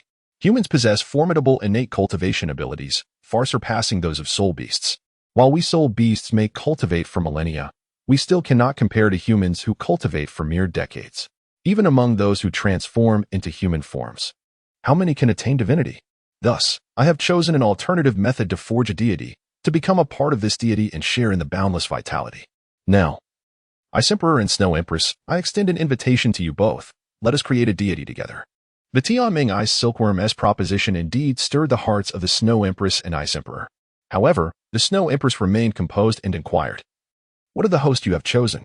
With pride, the Tianming ice silkworm proclaimed, Ali possesses innate level 30 soul power for spirit souls, and at merely 13 years of age, has already reached level 77, accompanied by 2 limit Douluo to safeguard her, ensuring she will not fall midway. Upon hearing of this remarkable human, the Snow Empress felt a profound shock within. Truly, she was gifted beyond measure. Noticing their hesitation, the Tianming ice silkworm solemnly declared, by the name of the ice deity, I, the Tianming ice silkworm, vow that if I deceive the Ice Emperor, may all that belongs to the essence of ice be stripped from me. The Ice Emperor, being a straightforward soul beast, replied, very well, I shall trust you this once. Bring forth that human. I consent to join you in this divine endeavor. The Tianming ice silkworm sighed in relief, calling out, Ali, step forward. You shall surely be grateful for the choice made today. Upon hearing the call of Tianming, Shangwan Li and the others emerged from the ice chamber. The Ice Emperor felt a surge of joy upon seeing such a charming young girl as the host, and he also sensed Shangwan Li's formidable strength. Truly at the soul saint level. The two behind her indeed possessed the power of limit Douluo. Tianming had not deceived her. Tianming, the ice silkworm, spoke. Allow me to introduce you. Ali, this is Bing Bing, no, the Ice Emperor, one of the 3 sovereigns of the extreme north. Ice Emperor, this is Shangwan Li, who wields 4 martial souls, and among them, you will find the Ice and Snow Goddess. The two behind her are Li's companions. Shangguanli spoke in a calm tone. Hello, Ice Emperor. The Ice Emperor replied, Greetings. I hope our collaboration will be enjoyable. The Ice Emperor's tone was not as frigid as usual, for she understood that if the fusion succeeded, she would rely on this human for her continued existence.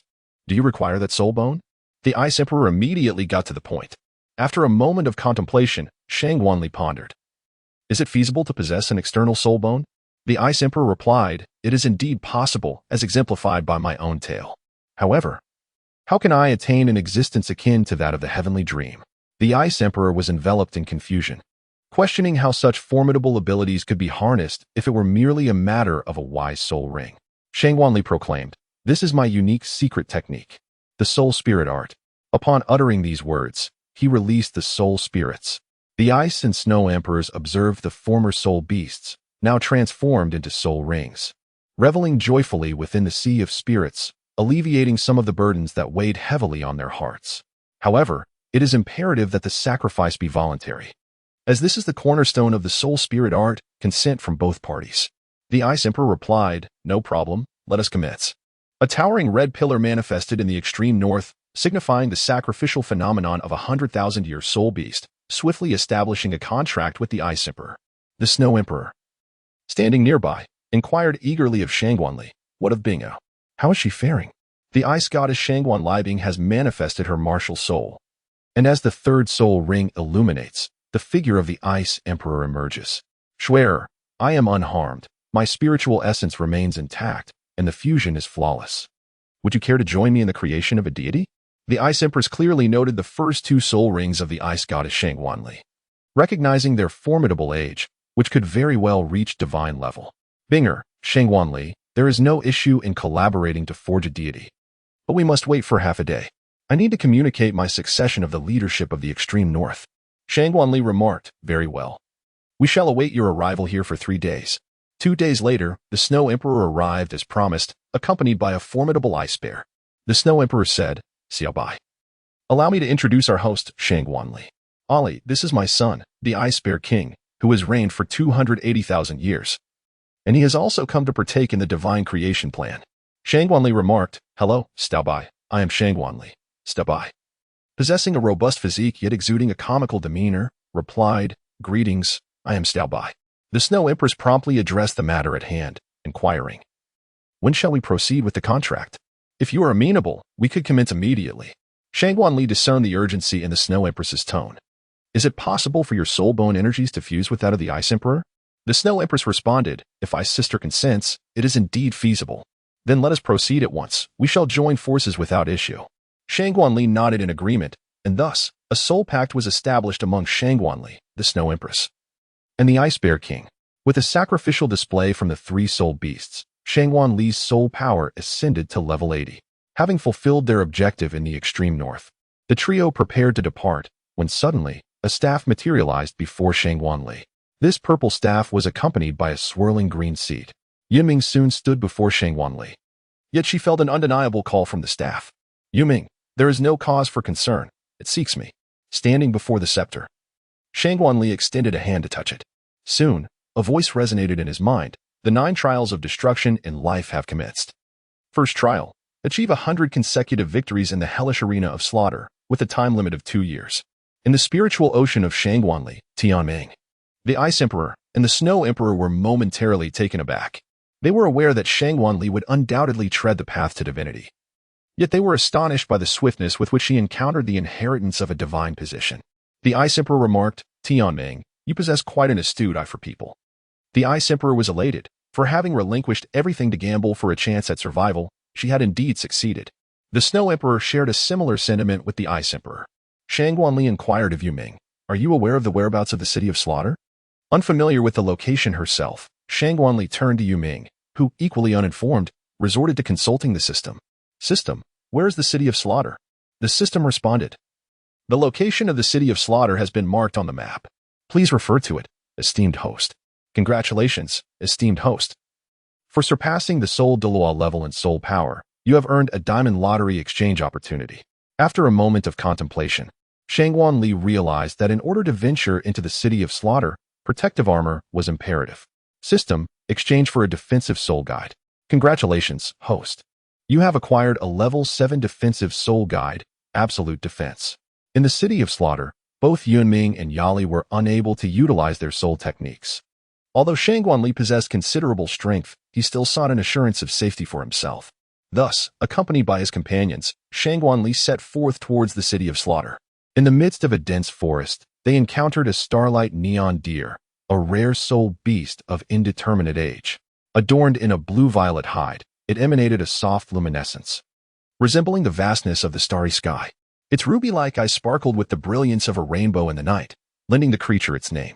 However, it was injured, and beside it stood a small beast, presumably its offspring. The starlight neon deer, typically impervious to harm due to its formidable prowess, had been relentlessly pursued by enemies and had fallen prey to soul masters hunting soul beasts. As a result, its injuries had worsened over several days without the opportunity for healing. Moved by compassion upon witnessing the plight of such a magnificent soul beast, Shangguanli felt a surge of empathy.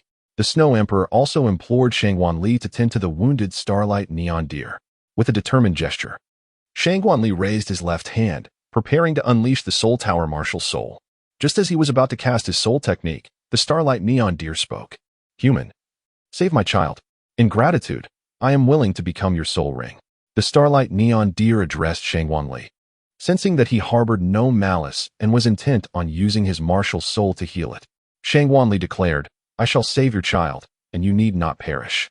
Merely sign a contract with me, and you can exist as a spiritual entity within my sea of consciousness.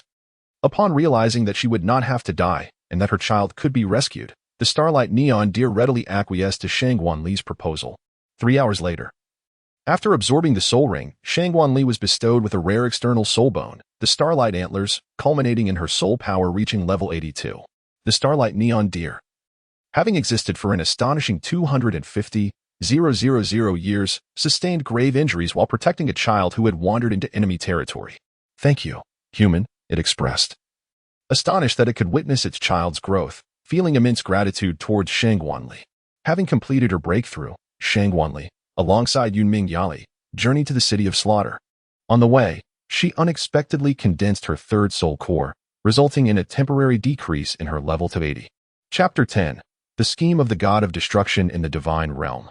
The God of Destruction was diligently toiling in his palace when he suddenly sensed the disappearance of the aura belonging to the Thunder God bloodline, a presence that had once resonated from the Thunder Hell Vine on Douluo Continent. The Thunder God, a subordinate of the God of Destruction, had vanished following the defeat in the Dragon God War, with no successor to inherit his divine position. The absorption of the Thunder Hell Vine indicated that someone was capable of inheriting the Thunder God's mantle, and that individual was none other than Shangguanli. Thus, she caught the attention of the God of Destruction. Noticing Shangguanli's remarkable age and her status as a Soul Emperor, alongside her martial spirit brimming with destructive energy, the God of Destruction was intrigued. This girl possesses potential. Perhaps she could become my heir, though I shall observe her further. Immediately, he relayed this revelation to his wife, the Goddess of Life. Upon hearing this, the Goddess of Life, Xiao LV, rejoiced. Is it true, Xiao Zi? Have we truly found the heir to the divine position? The God of Destruction replied, Indeed, I would never deceive you, Xiao LV. However, she is not yet the heir. I must assess her character further. The Goddess of Life nodded in agreement, recognizing the importance of ensuring that a person of ill intent did not ascend to such power. Where is this potential heir located? She inquired. On Douluo Continent. Let us go see her, the God of Destruction suggested. As they shifted their focus back to Douluo Continent, Shangguanli was en route to the northernmost lands, her 9 treasure glazed tile having evolved into the Acacia Tower, a healing and supportive martial spirit. Observing the Acacia Tower, the Goddess of Life pondered before speaking. This martial spirit is well suited to bear my divine position. Perhaps I should bestow it upon her, allowing us to explore the divine realm together. The God of Destruction responded, That would be splendid, Xiao LV. Once I pass on my divine position, the destructive essence within me will diminish, enabling us to have children. The greatest regret of the God of Destruction and the Goddess of Life was their lack of offspring. The God of Destruction felt a deep sense of remorse, as it was his destructive nature that hindered their desires. Although the Goddess of Life often reassured him, I do not mind, the God of Destruction understood her yearning for children. Yet, this wish was soon to be fulfilled, bringing him immense joy. Indeed, Xiaozi. Moreover, with my power, I need not worry about the destruction of my body or consciousness. However, relying solely on my divine power will only create balance. Since she is a young girl, I hope her purifying strength is somewhat greater, the goddess of life remarked. The god of destruction suggested, this is easily managed. She also possesses an ice-type martial spirit. Douluo Continent is home to a sea god position. Granting her that position would be ideal. Before the god of destruction had even begun the divine examination, he was already contemplating the sea god position. The goddess of life expressed her agreement. Upon realizing Shangguan Li's further advancement in power, the god of destruction produced the supreme artifact, the staff of destruction, while the goddess of life conjured a seed of life. Go forth, staff of destruction and seed of life, and seek our heir. Soon, they received feedback regarding Shangguan Li. Innate soul power, for martial spirits, a true prodigy. Albeit lacking in combat experience. The god of destruction approached the Divine Realm Committee. Shura, may I borrow your inheritance site on Douluo Continent? I wish to send my Xiao Elvi's heir there. Surprised by the god of destruction's request, Shura did not refuse. Very well, but I cannot guarantee their safety. Thank you. I have faith that she will manage, the god of destruction replied, wishing to transfer his and Xiao Elvi's divine positions to Shangguan Li immediately. Though he understood that the examination could not be neglected, he would only ease the process slightly. Departing the Divine Realm Committee. The god of destruction did not return to the Palace of Destruction, but instead flew to the Sea God's temple. Poseidon, I have a matter to discuss with you. The Sea God, upon noticing the god of destruction's arrival, exclaimed, What a surprise, you have come to me. What brings you here? Without hesitation, the god of destruction stated, My heir resides on Douluo Continent, and I aim to create the strongest deity in the divine realm. This girl possesses 4 martial spirits, one of which is suitable for your divine position. The sea god, Poseidon, was taken aback. Your heir has already obtained your divine position. Why pursue mine? The god of destruction replied, I need not explain my reasons. Ponder it yourself. You, too, seek to pass on your divine position and leave the divine realm. Do you not? I am merely facilitating your desire. With that, the god of destruction departed the sea god's temple. Poseidon, being astute, reconsidered. Realizing that this posed no detriment to himself, he could simply test her with the heart of the sea. Unbeknownst to him, the god of destruction had already set his sights on the sea god position, catching Poseidon off guard. Subsequently, upon learning this, the god of Shura was thrown into disarray, nearly losing control and becoming an enemy to the divine realm. After a 3-day journey, Shangguan Li and his companions finally arrived at a small town. Though the town appeared modest in size, upon entering, they were enveloped by an eerie atmosphere. Unable to articulate the reason, they sensed an unusual chill emanating from the townsfolk around them.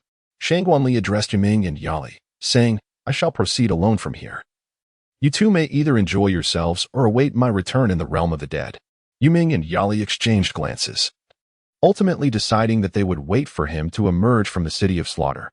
During their time alongside Shangguan Li, Yali had come to understand that he was exceptionally kind-hearted, generously sharing celestial-grade elixirs and top-tier cultivation techniques with the couple. Most importantly, he had facilitated the rekindling of their romance. Yali and Yiming were deeply grateful to Shangguan Li. Thus, it was inconceivable for them to allow him to face danger alone while they indulged in leisure. Upon entering the realm of the deceased, Shangguan Li retrieved a 7th-level soul-guiding device, the Absolute Defense, and equipped it before hastening towards the tavern at the heart of the town. The atmosphere within the tavern was thick and suffocating, with all the decor shrouded in shades of black.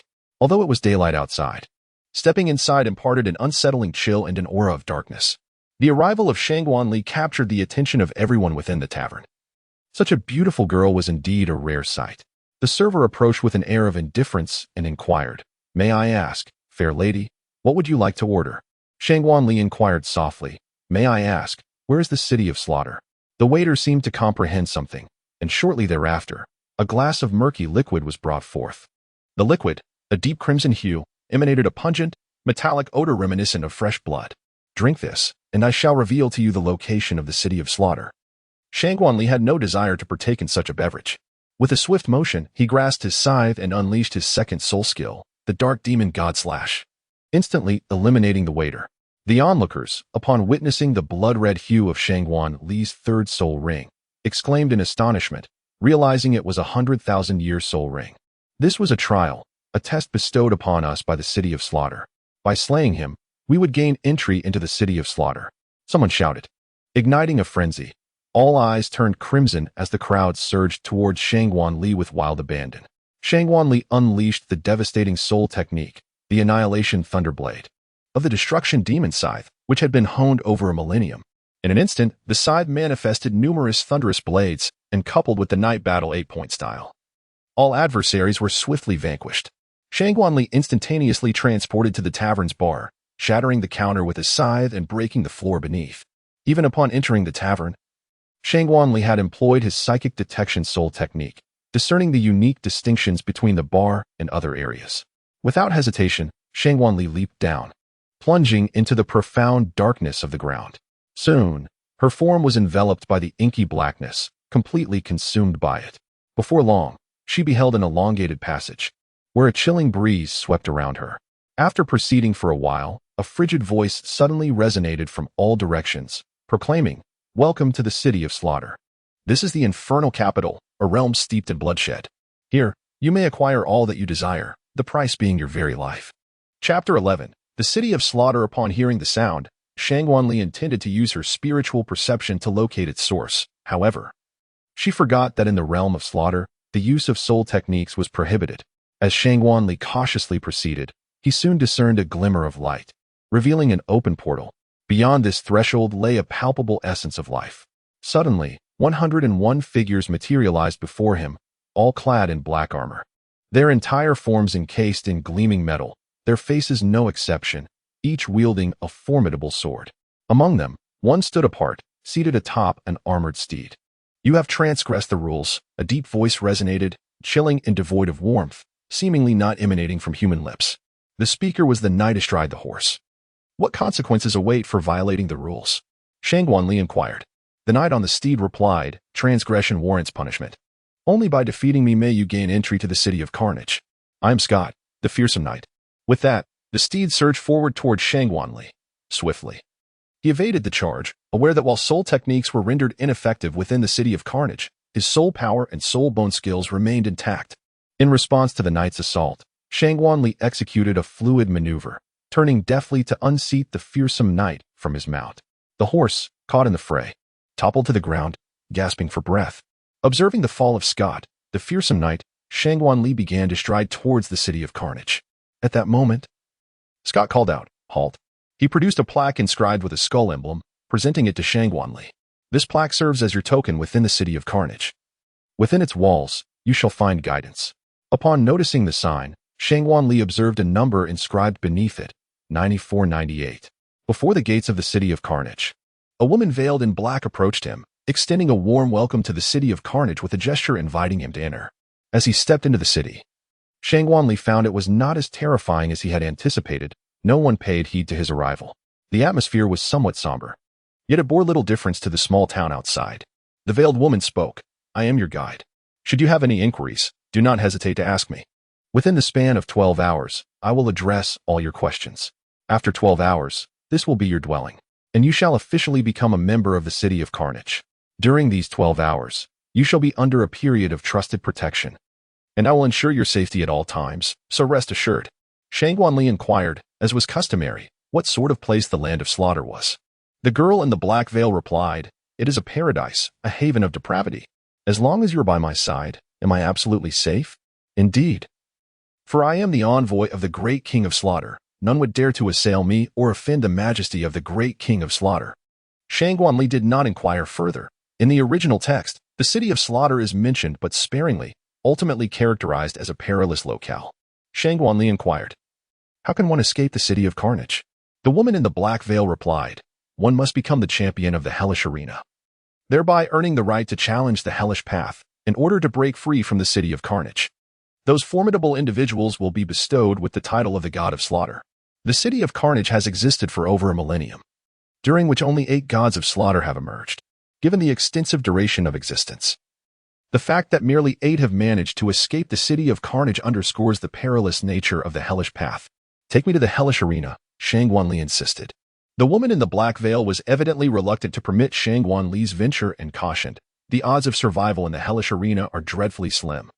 I implore you to reconsider, as the chances are 1 in 10, perhaps even less." Shangguan's expression remained unchanged. "I am certain that we must depart now. Since you are determined to go, please follow me. The woman in the black veil walked ahead. Shangguanli followed the woman in black veils, discovering that within the shadows of this city of slaughter lay hidden sins. This town was far larger than he had ever imagined.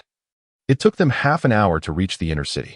The inner city was the true embodiment of the city of slaughter, inhabited solely by those who had survived the hellish arenas of death. The residents of the outer city could freely enter the inner city, provided they were unafraid of losing their lives. The woman in black briefly introduced Shangguanli to the inner city of the city of slaughter. Shangguanli cast a glance at the inner city, where a multitude of sins lay exposed, accompanied by the raucous encouragement of onlookers, rendering it a veritable paradise of vice.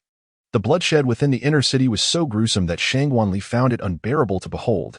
Even the ethereal beings, such as the dreaming ice silkworm residing within her spiritual realm, could not bear to witness the horrors. The city of slaughter was utterly repulsive. Elix, maintaining a visage of calm, consoled Shangguanli, saying, "Child, do not shy away. This may very well be the reason the god of destruction has brought you here for your trial. Your kindness is commendable. Yet this world harbors far too many entities unworthy of such benevolence. He wishes for you to confront the harsh realities." Shangguanli found great wisdom in what Electra had said, gradually taking her first steps into this harsh world. Previously, her life at the academy had been quite comfortable. And upon stepping out into the world, she was accompanied by the formidable duo of Yunming and Yali, rendering her nearly oblivious to the treacheries of life. The god of destruction intended for Shangguanli to comprehend the nature of this world through the arena of carnage. Soon, the veiled woman led Shangguanli to a towering, dark edifice, an irregularly shaped conical structure, the arena of carnage. This arena, situated at the heart of the city of carnage, stood as its most significant landmark. The veiled woman remarked, "This is the arena of carnage. Here, battles adhere to no rules. Survival alone determines the victor." Shangguanli inquired, "How does one attain the title of champion in the Hell's arena?" In truth, Shangguanli was already aware of the answer but felt compelled to feign ignorance. The woman clad in black replied, "To become the champion of the Hell's arena, one must achieve 100 consecutive victories. With each match you participate in, your identity badge will reflect an additional victory. This grants you an extended year of existence here, allowing you to indulge in the pleasures of the inner city at will.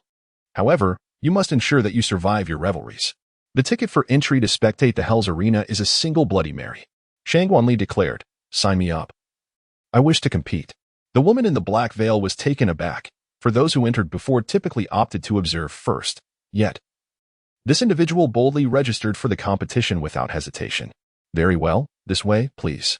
Shangguanli arrived at the registration desk, submitting her identity card to the staff and successfully completing her registration. She truly wished to leave this dreadful place at the earliest opportunity. Soon, it was her turn to enter the arena, and as expected, she dominated the competition with her swift and decisive killing techniques, complemented by her striking appearance, attracting the attention of many lost souls. However, contrary to the perception of those who observed her, once back in her room, Shangguanli found herself retching uncontrollably. It was her first time taking so many lives. Yet, she understood that if she did not eliminate them, they would surely end her life. The figures of Ilix and the Ice and Snow Emperors remained silent, knowing that this was a hurdle Shangguanli had to overcome on her own, lest she suffer greatly in the future. After a month, Shangguanli had triumphed in 10 matches within the hellish slaughterhouse, gradually adapting to the brutal lifestyle of the city of carnage. However, she had underestimated this den of violence on the occasion of her third victory. The fallen denizens of the city ambushed her immediately after the battle, a relentless occurrence. It was no wonder that becoming the champion of the hellish slaughterhouse was so challenging. It required not only victories in the arena but also the capability to counterattack against those who sought to ambush her. A year later, on this day, Shangguanli participated in her 70th match, achieving 70 consecutive victories and claiming the top rank in the hellish slaughterhouse. Over the course of a year, she had countless fallen souls' blood on her hands. In one particular match, she let her guard down and was injured by a seemingly lifeless opponent on the ground. Had it not been for her swift activation of her soul guide, absolute defense, she would have sustained grave injuries. Upon seeing her wounded, the fallen souls banded together to encircle her. But they still could not eliminate her. From that moment on, she earned the moniker of the Harbinger of Death. Yet, unlike others, her killing intent remained controlled. This was due to the influence of Ilix and the soul of the Tower of Longing.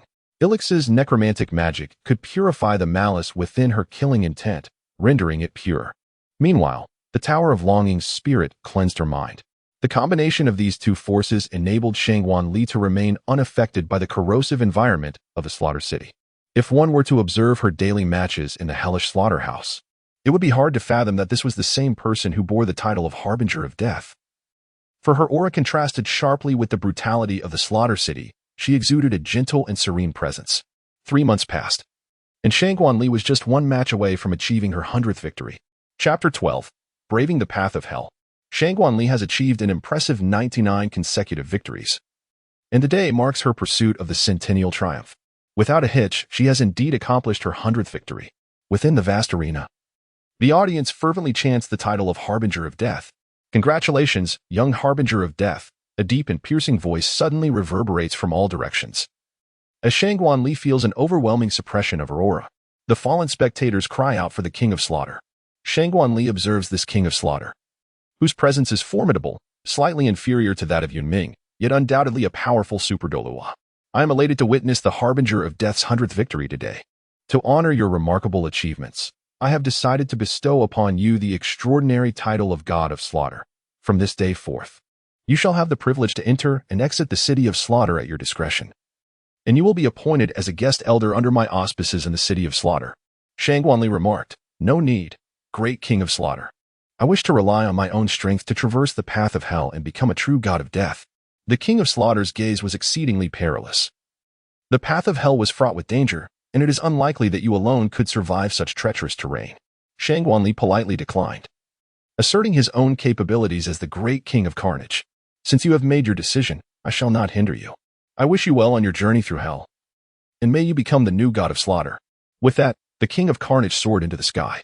Suddenly, the jubilant fallen fell into an eerie silence. Their gazes vacant as they collapsed to the ground. They had been sacrificed to unlock the path to hell. The very ground of the hellish slaughter arena shattered, and Shangguan plummeted downwards. I wish you good fortune on your journey through hell. Shangguan soon regained consciousness, discovering that he was upon a circular platform, surrounded by pools of blood, with only a narrow path leading to an unknown destination. Shangguan felt utterly unwell, for the blood pool was permeated with an aura of malevolence, far exceeding that of the city of Carnage. Yet, there was no alternative. He had to press on with resolute determination.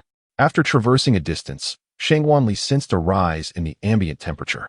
Realizing that he was drawing nearer to the blood pool, if nothing unforeseen occurred, the final stretch of the road to hell would be concealed beneath the blood pool. Shangguan continued to advance, when a peculiar serpent appeared on the path ahead. This serpent bore 9 protrusions upon its head and back, each resembling a vibrant red mushroom, seemingly pulsating with a fluid akin to blood within. Its abdomen was particularly massive, bulging on the narrow path, and its length exceeded no less than 10 meters. Shangguan recognized the creature before her, the 10-headed fiery sun serpent, a beast of ancient lore.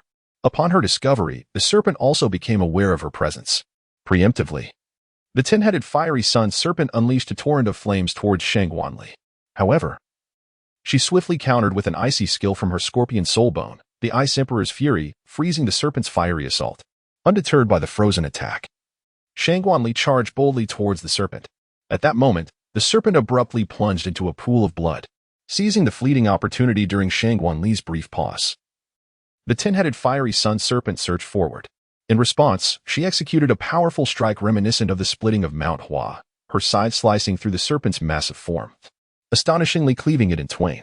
Upon the demise of the 10-headed fiery sun serpent, a dark golden light surged forth from its carcass, its core. Having vanquished the serpent, Shangguan pressed onward, swiftly arriving at the exit of the Hell Road. Without hesitation, she leapt into the radiant white curtain that lay before her. In a world enveloped in a blanket of white, Shangguan felt the malevolent aura coalescing around his martial soul. After an indeterminate passage of time, he regained consciousness. The first thought that crossed Shangguan mind was to summon Yuming and Yali from the realm of the undead. Destruction, life, first trial, the hellish arena of slaughter. Victory achieved, reward, 2 divine soul rings, affinity for destruction, life, at 10. Destruction, life, second trial, courageously treading the path of hell, victory achieved. Reward, 2 divine soul rings, affinity for destruction, life, at 10, totaling 20. Destruction, life, third trial, acquisition of the vast sea and universe shield. A notification indicating the conclusion of the divine trial resonated within Shangguan mind. The vast sea and universe shield, Was it not an artifact of the sea god? Puzzlement washed over him. He already possessed 2 divine positions. Nonetheless, irrespective of the divine trial's outcome, Shangguanli would still seize the vast sea and universe shield. Yali inquired. Ali, how are you? Yuming also approached with evident concern. As Shangguanli observed the 2 individuals before her, a faint smile graced her lips. I am quite well. But I require your assistance to safeguard me while I absorb the soul ring. With that, she produced the inner core of the 10-headed blazing sun serpent she had just vanquished and began the process of absorption. Soon, a soul ring, approximately 90,000 years old, manifested upon her destruction Demon Scythe martial spirit, with the soul skill being Infernal Fire Scythe. After absorbing the serpent's soul ring, Shangguanli refrained from continuing with the divine soul ring absorption, as she needed to recalibrate her state to optimally receive the divine gift. Upon completing the absorption of the serpent's soul ring, she moved to the exit of the City of Slaughter, unleashing the Blade of Annihilation to block the exit to Hell's Path. Congratulations, host. Progress towards defeating Tang San, 30. Please continue your efforts. Reward, 1 golden level lottery exchange. In the City of Slaughter, the King of Slaughter sensed the obstruction at Hell's Path's exit. The Harbinger of Death had indeed sealed it off, yet this was inconsequential. The emergence of the Slaughter God would no longer be an issue, which boded well for the City of Slaughter. Poseidon, where are you? Tang Chun unexpectedly regained consciousness, albeit momentarily, before his body swiftly succumbed to the control of the blood-red, 9-headed Bat King. Ha, Tang Chun, your body is destined to be governed by me. Resign yourself to it. In the divine realm, the Azura God felt an anomaly at the sight of his legacy on the Douluo Continent and came to investigate, only to discover that the exit to Hell's Path had been sealed by Shangguanli. However, deities are unable to intervene in the affairs of the mortal realm, and since Shangguanli was the inheritor of the God of Destruction, she could not act without consequence, forcing him to endure in silence. He contemplated that once he had cultivated Tang San, whom he had brought from another world, he would annihilate this girl, at which point the God of Destruction would have no grounds to object. In truth, the Azura God could vaguely exert control over those possessing the Slaughter God domain. Yet Shangguanli's Slaughter God domain had already been consumed by the destruction domain of the Destruction Demon Scythe, thereby severing it from the Azura God's influence. Reluctantly, the Azura God had no choice but to acquiesce. Within merely 5 days, Shangguanli and his companions arrived at their intended destination, the city of Tiando. During these days, Shangguanli found it rare to indulge in relaxation rather than cultivation. In the past year spent in the City of Slaughter, he had maintained a constant vigilance to avert unforeseen incidents and to refine his killing intent through necromantic magic, resulting in a lamentably scarce amount of training time. As of now, he has only reached level 81, whereas, according to his own pace of cultivation, his soul power ought to be around levels 85 or 86. Upon arriving in the city of Tiando, Shangguanli's first encounter was with Dugu. Upon seeing Shangguanli, was filled with joy. For the techniques and elixirs she provided had transformed the toxins within him into effective energies. No longer needing to suppress the toxins with soul power, Dugubo's strength surged, allowing him to ascend 3 levels in just a year and a half, now standing as a 94th ranked title Douluo. Furthermore, he no longer had to worry about his granddaughter, Dugu Yin, being harmed by the toxic essence of her own martial soul. Shangguanli was nothing short of a benefactor and savior to the Dugu family. Dugubo approached, exclaiming, Miss Shangguan, you have returned. He then noticed Yuli, whom he had never encountered before, yet sensed that she too was a formidable being, surpassing even the rank of Super Douluo. However, Dugubo was not one to speak excessively. Shangguanli remarked, there is no need to address me with such formality. Simply call me Ali. Upon observing Shangguanli's indifference to the title, both Yunming and Dugubo refrained from intervening. The elder chuckled, in that case, I shall indulge in my seniority and refer to you as Ali. I possess a villa in the outskirts of Heavendo City. How about you 3 stay there for the time being? Shangguanli, having yet to find a place to stay, graciously accepted the invitation of Dugubo. After years of clandestine cultivation, Shangguanli found himself somewhat out of touch with the current dynamics of the various powerful factions. Fortunately, he had the knowledgeable Dugubo at hand, and thus he inquired, Dugubo, could you enlighten me on the recent developments within the realm of soul masters, particularly regarding the major sects? I have been engrossed in my training and have not kept abreast of these matters. Dugubo replied, as for the Spirit Hall, there have been no significant changes, and I am not particularly privy to their activities. The Haonian sect has remained silent ever since they were forced into seclusion by the Spirit Hall 6 years ago. However, the Seven Treasure Glazed Tile sect has been rather active in recent years. Their sect leader even married a commoner, who now holds the title of sect mistress. I believe her name includes Yun, and the couple has a daughter born 6 years ago, radiating affection. The Blue Lightning Tyrant Dragon sect has adopted a low profile, with few disciples venturing outside. One of them is currently troubling Yin Yin. It seems that the lower 4 sects have covertly aligned themselves with the Spirit Hall. Although this is merely my conjecture. As for the remaining factions, I presume you are more knowledgeable than I am about the idol soul masters. Shang Wanli felt somewhat dazed. Thank you, Dugu. I wish to take a moment to rest. I have been traveling for several days and feel quite fatigued. Dugu acknowledged her request and departed without further ado. Under the concerned gaze of Yali, Shang Wanli returned to her room. Chapter 13. Emotional turmoil. Upon hearing that Yuqin had once again become entwined with Ning Fengji, Shang Wanli felt a disquiet within, uncertain whether it stemmed from her own emotions or the lingering sentiments of this body. The discomfort was palpable for Shang Wanli. Shang Wanli found herself at a crossroads between pity for the original owner and sympathy for her own plight.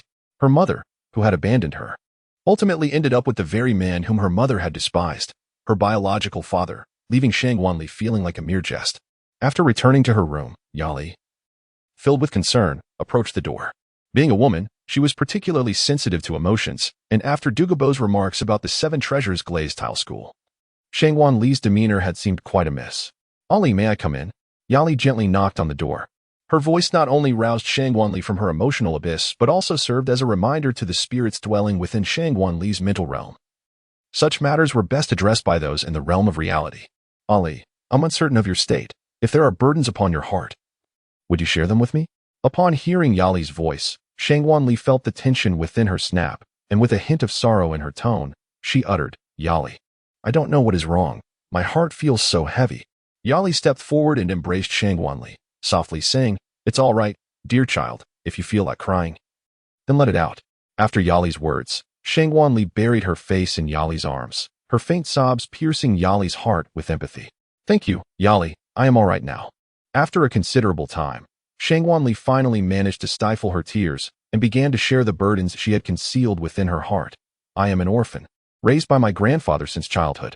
However, after awakening my martial soul, I unexpectedly discovered my true lineage. My father is Ning Fengji, the master of the Seven Treasure Glazed Tile School, while my mother is a commoner named Yunqin. My mother, having lost her engagement due to a fleeting encounter with my father, harbored resentment towards me, the child of his bloodline. After giving birth to me, she abandoned me in Stone Village. Yet I consider myself fortunate to have been discovered and brought home by my grandfather while he was out hunting.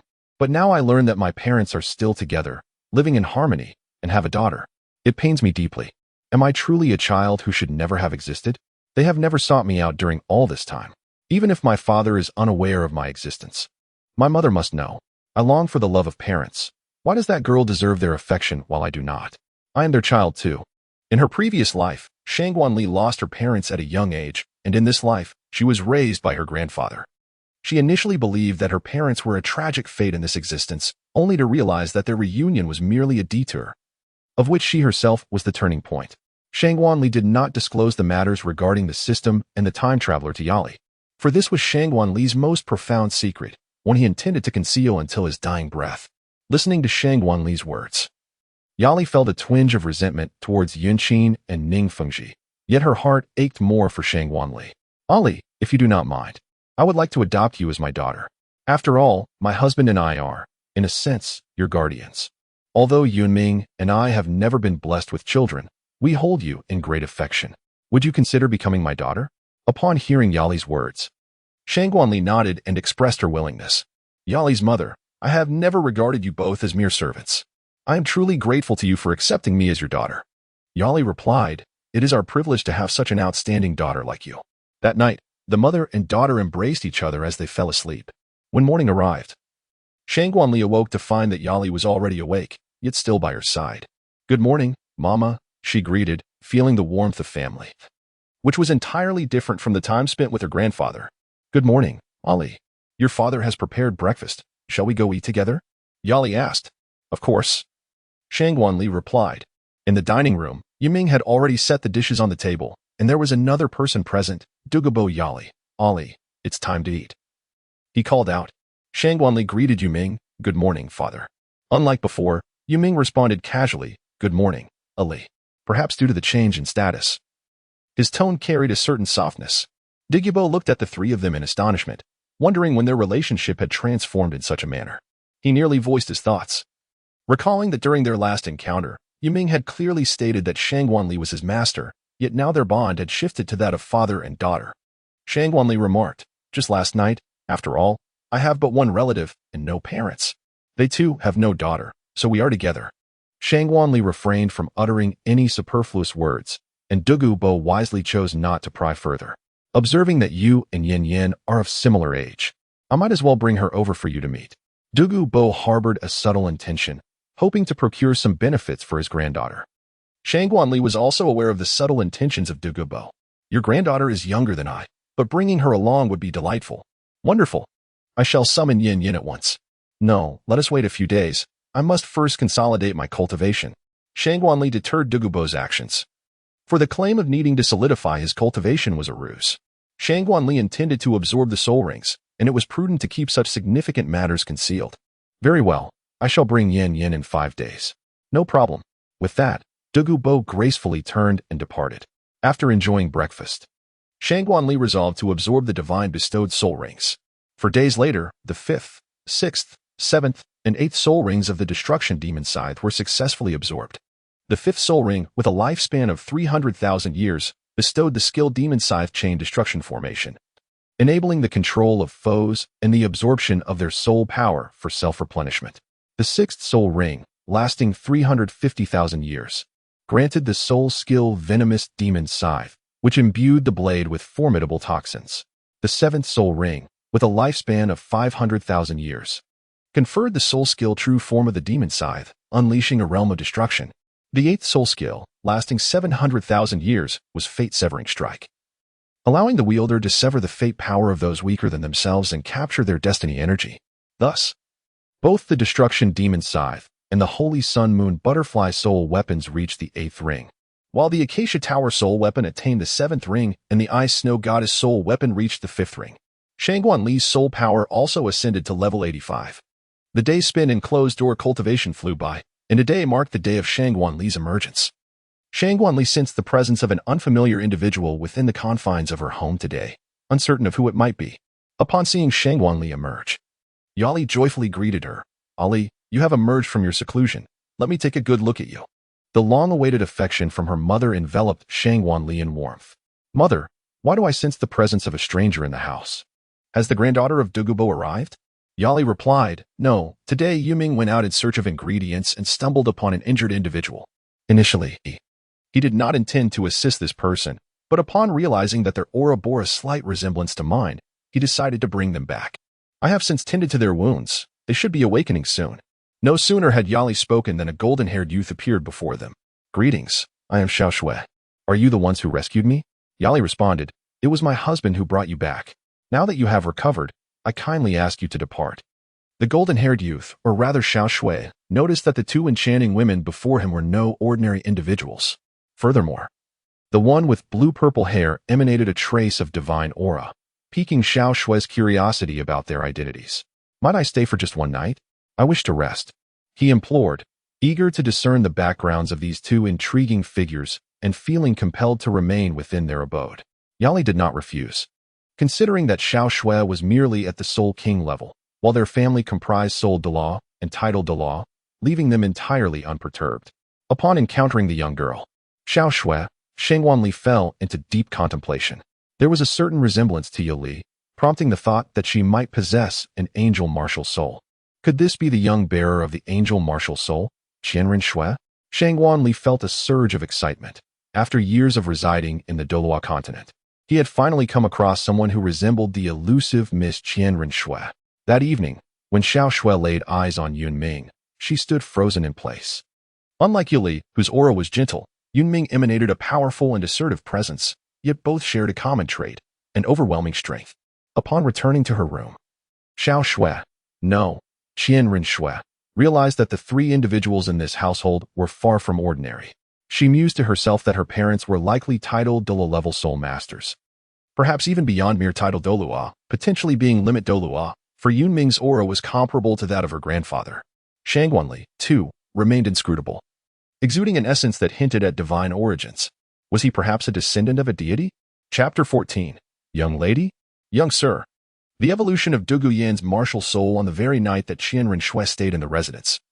Both Yunming and Yali were aware of two individuals lurking in the vicinity, yet they all feigned ignorance. Upon rising in the morning, Shangguanli observed Qianrenxue seated at the dining table, her gaze momentarily vacant, though she swiftly regained her clarity.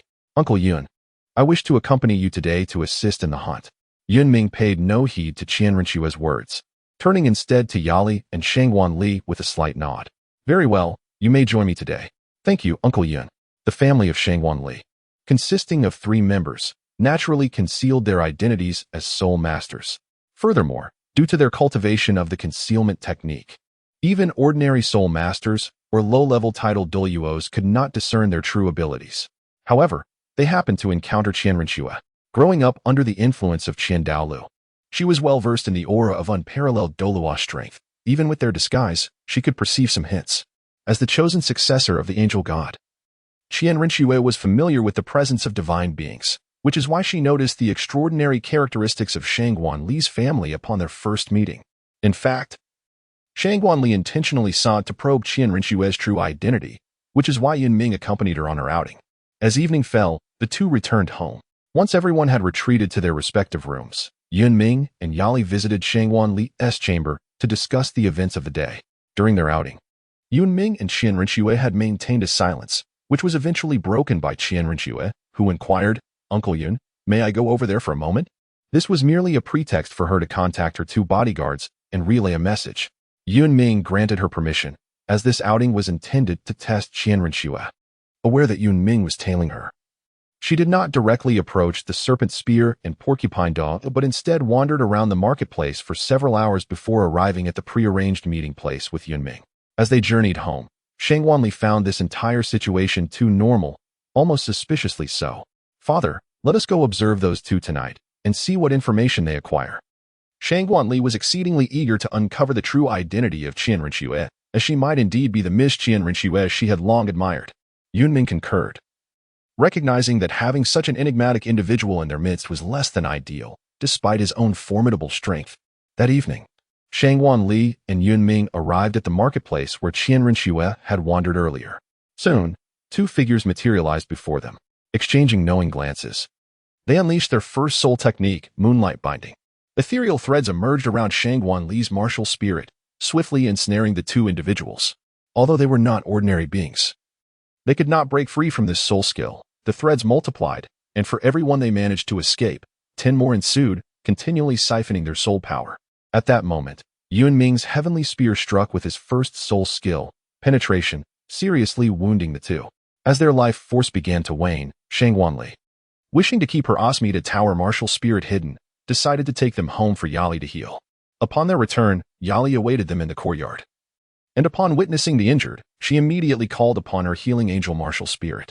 The radiant light emitted by the healing angel enveloped the 2, swiftly mending their wounds. Their gazes fixated on Yali, or rather, on the angelic martial spirit behind her. In this era, only the Qian family possessed such a martial spirit, leading them to surmise that Yali might have blood ties to the Qian lineage. This angelic martial spirit was not only seen by the serpent spear and porcupine, but also by Qianrenxue on the 2nd floor, who was equally astonished. In her memory, only Qian Douluo, Qian Qianrenxue, and herself bore the angel martial spirit. She did not expect to encounter another unknown individual possessing it. However, unbeknownst to Qianrenxue, all of this was observed by the 3 members of Shangguanli's family. Once Yunming confirmed that the serpent spear and porcupine had been healed, he stepped forward, questioning their purpose in lurking outside his residence. Aware of their inability to contend with him following the recent confrontation, they opted for silence, unwilling to betray Qianrenxue. As Yunming's martial spirit manifested, it seemed as though his soul skill was about to be unleashed upon them.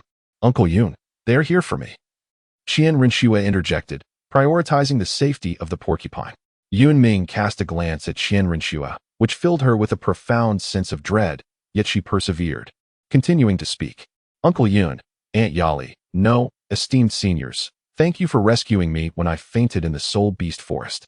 I am actually the Crown Prince of the Tiando Empire, Shui Qinghe, and these two are my shadow guards. I intended to conceal my identity to express my gratitude. But for the safety of my guards, I must reveal it. I hope you will forgive my deception. At this juncture, Qianrenxue still hesitated to divulge her true identity, and Yunming and Yali chose not to expose her. Seizing the opportunity, Yunming proposed a deal. Since you are indeed a prince, perhaps you could exchange the Tiando Empire's national treasure, the vast Si Qiankuan shield, for the lives of these two. Otherwise, unlike the composed Yunming and Yali, Shangwanli concealed her excitement, for she had finally encountered the esteemed Qianrenxue. However, a remark from Ilex poured cold water on her enthusiasm. Ali, this Shui Qinghe is a boy. It is best to keep your distance. What? A boy? She exclaimed, incredulous, for the original text depicted her as female. Very well, I understand. But may I request that one of them accompany me back? Otherwise, I cannot explain to my father. She vowed to deliver the national treasure swiftly, yet expressed her current instability in position, seeking a bit more time. Qianrenxue thought that one would suffice, and given that it involved the Tiando Empire's national treasure, she perceived no loss. Very well, when you procure your national treasure, that person shall return to your side. Yunming released the threads binding the serpent spear, instructing, you two may depart. The porcupine was retained. I bid you farewell, she said. Shangwanli harbored no doubts regarding the veracity of what Electra had stated. After Qianrenxue departed with the snake spear, she hurried towards Yunming and Yali, inquiring, Father, Mother, is this person male or female? Both Yunming and Yali, albeit puzzled, responded to Shangwanli's question. He is a male. Why do you ask? It's nothing, she replied, merely a moment of existential contemplation, and with that, she retreated to her room. Yunming and Yali were left bewildered, pondering why Shangwanli displayed such curiosity towards an individual like him. Shangwanli pondered throughout the night regarding the matters of Qianrenxue, ultimately concluding that it must be the butterfly effect brought about by her traversal to this realm. Today, Dugu arrived as promised, accompanied by Dugu Yin. Pointing at Shangwanli, Dugu addressed Dugu Yin, saying, Yin Yin, this is our great benefactor, Miss Shangwanli. The two individuals beside her are her parents, Lord Qingtian Mianxia Yunming and Lady Shengling Mianxia Yali. The 8-year-old Dugu Yin, displaying remarkable politeness, greeted them. Greetings, Lord Qingtian Mianxia, Lady Shengling Mianxia, and Sister Shangwan. My name is Dugu Yin, and I am delighted to make your acquaintance. Witnessing such a well-mannered child, the hearts of the three were touched. Yunming was the first to speak. You may simply call me Uncle Yun, Yin Yin. Yali chimed in, you can call me Aunt Yali, and just referred to her as sisterly. Shangwanli nodded in agreement from the side. Though young, Dugu Yin was no fool. Upon receiving her grandfather's approval, she adjusted her manner of address to Uncle Yun, Aunt Yali, and sisterly. At that moment, Shangwanli held in her hand a pill, crafted from the pure ice and fire energy absorbed from the eyes of ice and fire. Consuming this pill would yield effects comparable to, if not superior to, ingesting the 8-star profound ice grass and the fiery apricot blossoms. Little Yin, this is for you, she said. Dugu immediately recognized it as a precious item and inquired, Ali, what is this? Shangwanli discerned the confusion in Dugu eyes and responded, this is a 2-element pill. If administered to Sister Yinner, it may trigger a soul evolution. Dugu has labored for an extended period to evolve from the Phosphor Snake to the Phosphor Snake Emperor, yet now his granddaughter, so young, has the potential to undergo a soul evolution. Dugu increasingly feels fortunate to have befriended Shangwanli. However, the process may be quite painful. Can you endure it, Sister Yinner? Shangwanli preferred that Dugu Yin make her own choice, suggesting that waiting until she matured into a soul master or soul king might lessen the agony of the evolution. Dugu Yin understood that a martial soul is innate, and the prospect of evolution was nothing short of miraculous. The sooner one evolves, the swifter the cultivation. With a resolute tone, she declared, I wish to evolve now, please. Sisterly, grandfather. Dugu gazed at Dugu Yin, reflecting on how she had grown, yet he feared whether she could withstand the pains of soul evolution. However, upon seeing the determination in her eyes, he merely nodded. Yali also perceived Dugu's apprehension and reassured him, do not worry, I will stay by Yin Yan's side. She will be safe. With the assurance of a limit de law, Dugu felt a measure of relief. To ensure the smooth evolution of Dugu Yan's martial soul, Shangguan led Yali and the Dugu grandfather-granddaughter duo to the ice and fire two elemental eyes in the realm of the undead. Upon seeing the location, Dugu remarked with a hint of melancholy, "Indeed, it was you who relocated my apothecary." Yet, he bore no grievances now. For Shangguan had resolved a dilemma for the Dugu clan. As he beheld the realm of the undead, Dugu felt a shiver of trepidation. Fortunately, I did not provoke this girl, or might I have become one of the souls here? It was a thought he never anticipated would manifest. Under the guidance of Shangguan, Dugu took her seat at the gathering of spiritual energy. After consuming the elixir, she could not resist the manifestation of her martial spirit. Within moments, her body became entwined with crimson veins, and she emitted anguished groans. This sight greatly alarmed Dugu Yin. "You must hold on. Your grandfather cannot lose you," he implored. Only when Dugu seemed on the verge of succumbing did Aunt Yu assist her by harnessing her martial spirit, consciously fortifying Dugu resolve. As a day passed, the manifestation of Dugu martial spirit was eventually lifted, and she soon opened her eyes. With an exhilarating tone, she exclaimed, "The martial spirit has manifested." No longer was her spirit the azure phosphor snake, but rather the ice-fire poison dragon, an unparalleled martial spirit possessing attributes of ice, fire, and poison. Chapter 15. The Might of the Ice-Fire Poison Dragon, Longing for Shangguan. Since witnessing Dugu martial spirit, Dugu could hardly contain his joy.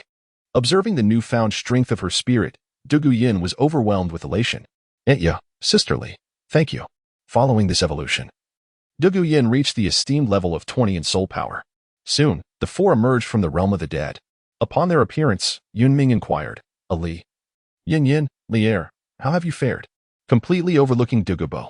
Under ordinary circumstances, Dugu might have retorted, but today he appeared oblivious to Yunming's disregard. Proudly announcing, "Yin's martial spirit has evolved into the ice-fire poison dragon. Is that not remarkable?"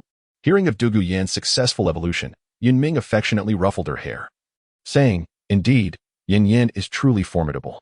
Dugu relished this moment of endearment from Yunming, filled with joy, while Dugu basked in pride, feeling as though the praise was directed at him. Dugu then stated, "Grandfather, I have reached level 20 and must acquire a soul ring." Her words reminded Dugu, who replied with enthusiasm, "Excellent, excellent. Tomorrow, I shall take you to hunt for a soul ring." His repetition of the word excellent underscored his happiness. Originally, Dugu possessed the azure phosphor snake martial spirit with innate soul power of level 7. Now, at the tender age of 8, she had achieved level 20, and her spirit had transformed into the ice-fire poison dragon. With her martial spirit's enhancement, her cultivation speed had surged, rendering her advancement comparable to that of someone with full innate soul power. "How could this not bring joy to Dugu?" Yunming remarked. "I shall accompany you tomorrow to acquire a soul ring as well." Dugu dismissed the notion, asserting that he could hunt a century-old soul beast on his own. No, Yin can now absorb a millennium soul ring. Yunming recognized that Dugu remained stubbornly fixed on the theoretical limits of soul rings.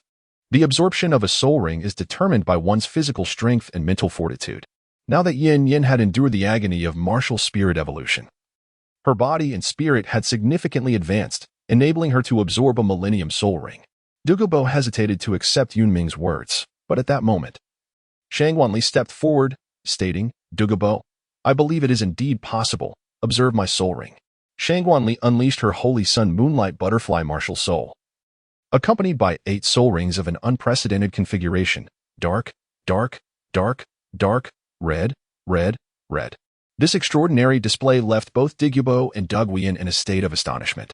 Dugu, feeling a sense of admiration, gazed at her grandfather with sparkling eyes, declaring her desire to absorb a 1,000-year soul ring, yearning to become as formidable as sisterly.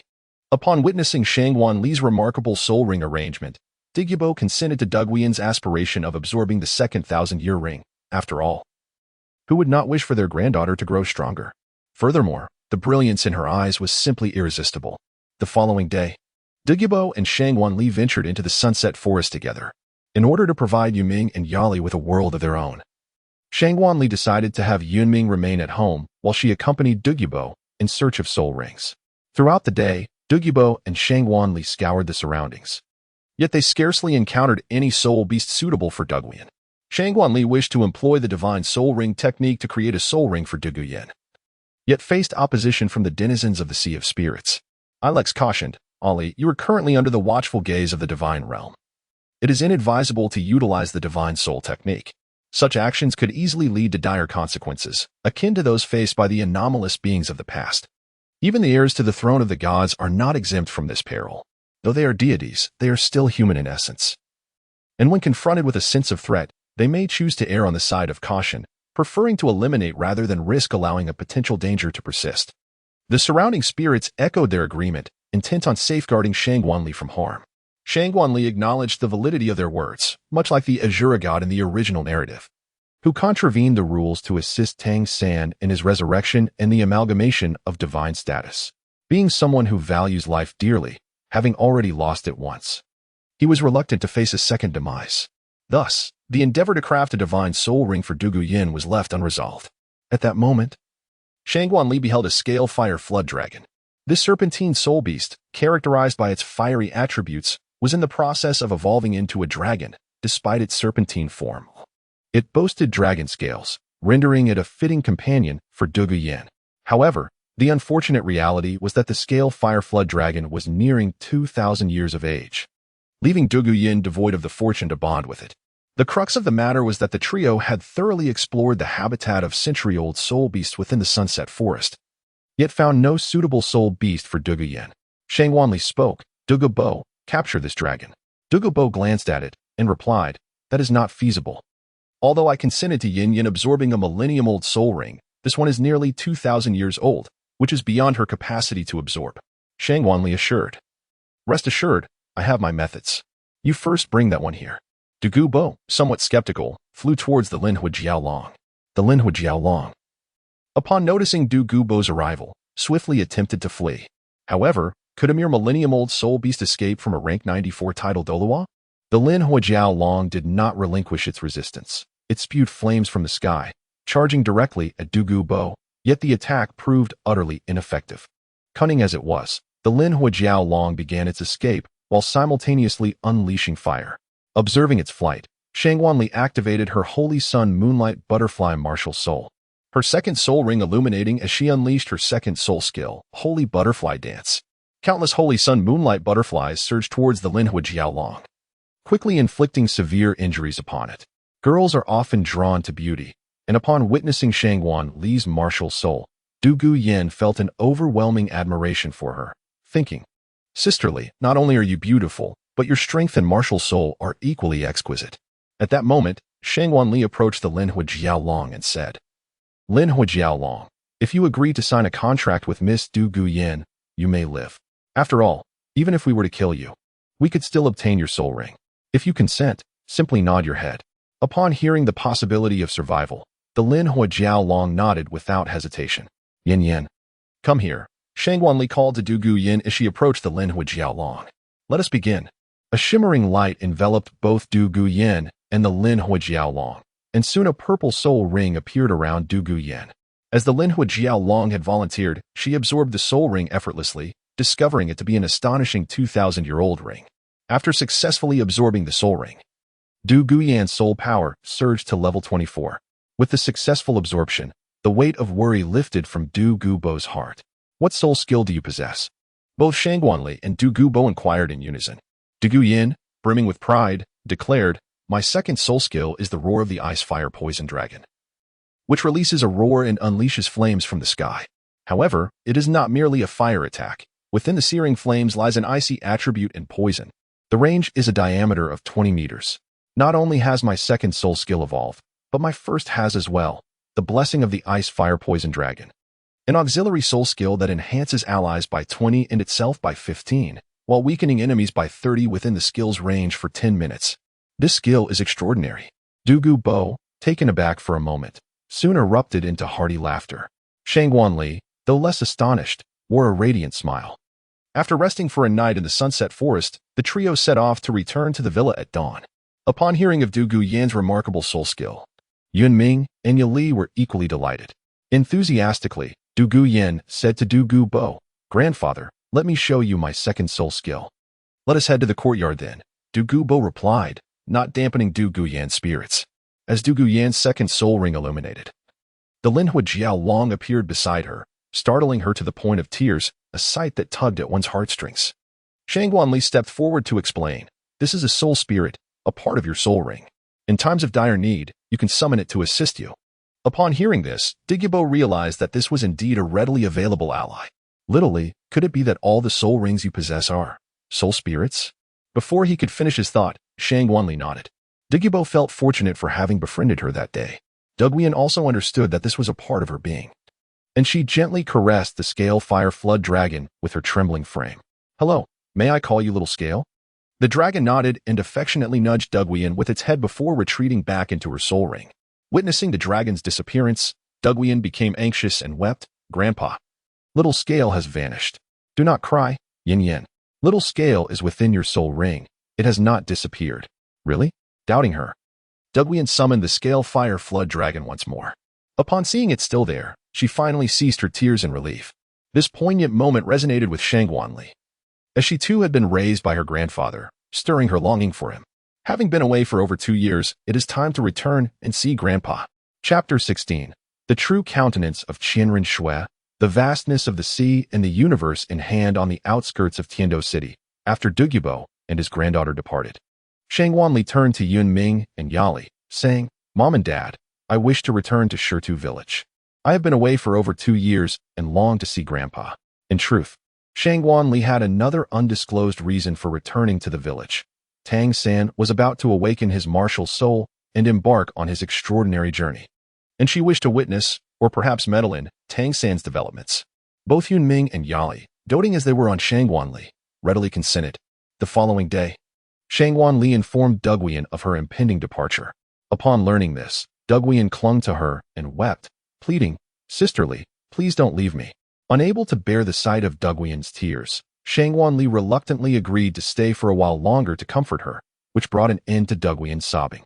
Yet, Shang Guanli yearned deeply for Shang Guanlin, as this was the longest she had been away from him since arriving in Douluo Continent, inevitably stirring her feelings of nostalgia. A month later, Qianrenxue arrived at the villa, wielding a serpent spear and carrying a box in her hands. Shang Guanli contemplated.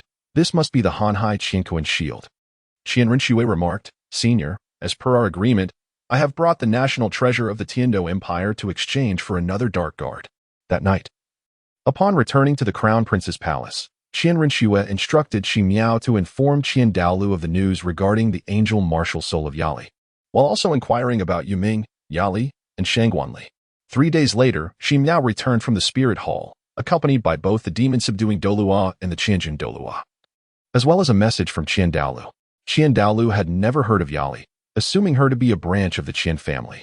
However, upon further investigation, he could find no records of either Yali or Yuming, leading him to conclude they were likely reclusive individuals. Qianrenxue also learned of Shang Guanli's background. She hailed from a remote village in the Tiando Empire known as Stone Village, having unexpectedly awakened a butterfly martial soul with innate full soul power. Nevertheless, the branch of the spirit hall deemed it a worthless martial soul and did not report it. After awakening her martial soul, Shang Guanli never returned to the spirit hall, even during her time at Yun City Academy. Since her graduation, there had been no trace of her. Shang Guanli could only be described in 2 words, enigmatic. It was precisely this air of mystery that piqued Qianrenxue's interest in her. As the saying goes, a woman with an aura of mystery is most alluring to men, especially if she is beautiful. Qianrenxue was no exception. In order to redeem the spiny porcupine Douluo, Qianrenxue dispatched the demon-subduing Douluo and the Qianjin Douluo to steal the Hanhai Qianquan shield. Although pilfering an item from the Tiando Empire's treasury should have been a straightforward task, the crux of the matter was that the Hanhai Qianquan shield was not located in the treasury. It resided within the secret chamber of His Majesty, the Snow Knight Emperor. The Emperor's chamber was difficult for even the Crown Prince to access, and Qianrenxue was entirely unaware of the secret chamber's whereabouts.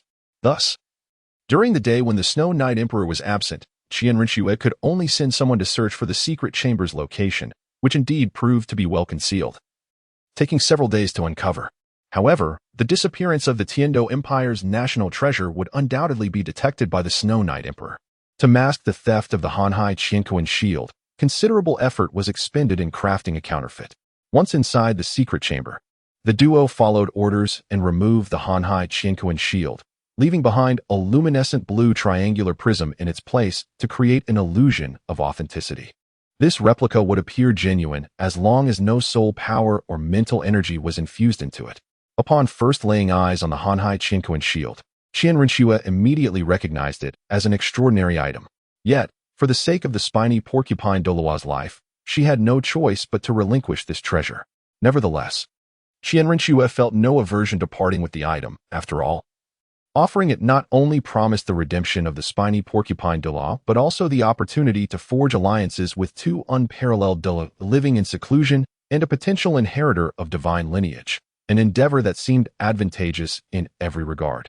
As Qianrenxue spoke, she opened the box, revealing a triangular prism that radiated a brilliant blue light, no larger than the size of a palm, from which emanated an extraordinary wave of energy. The exterior displayed rippling water patterns, shimmering with a blue luminescence. Shangwanli stood in a daze. Having previously read the original work and knowing that the Hanhai Qianquan is an exceptionally exquisite artifact.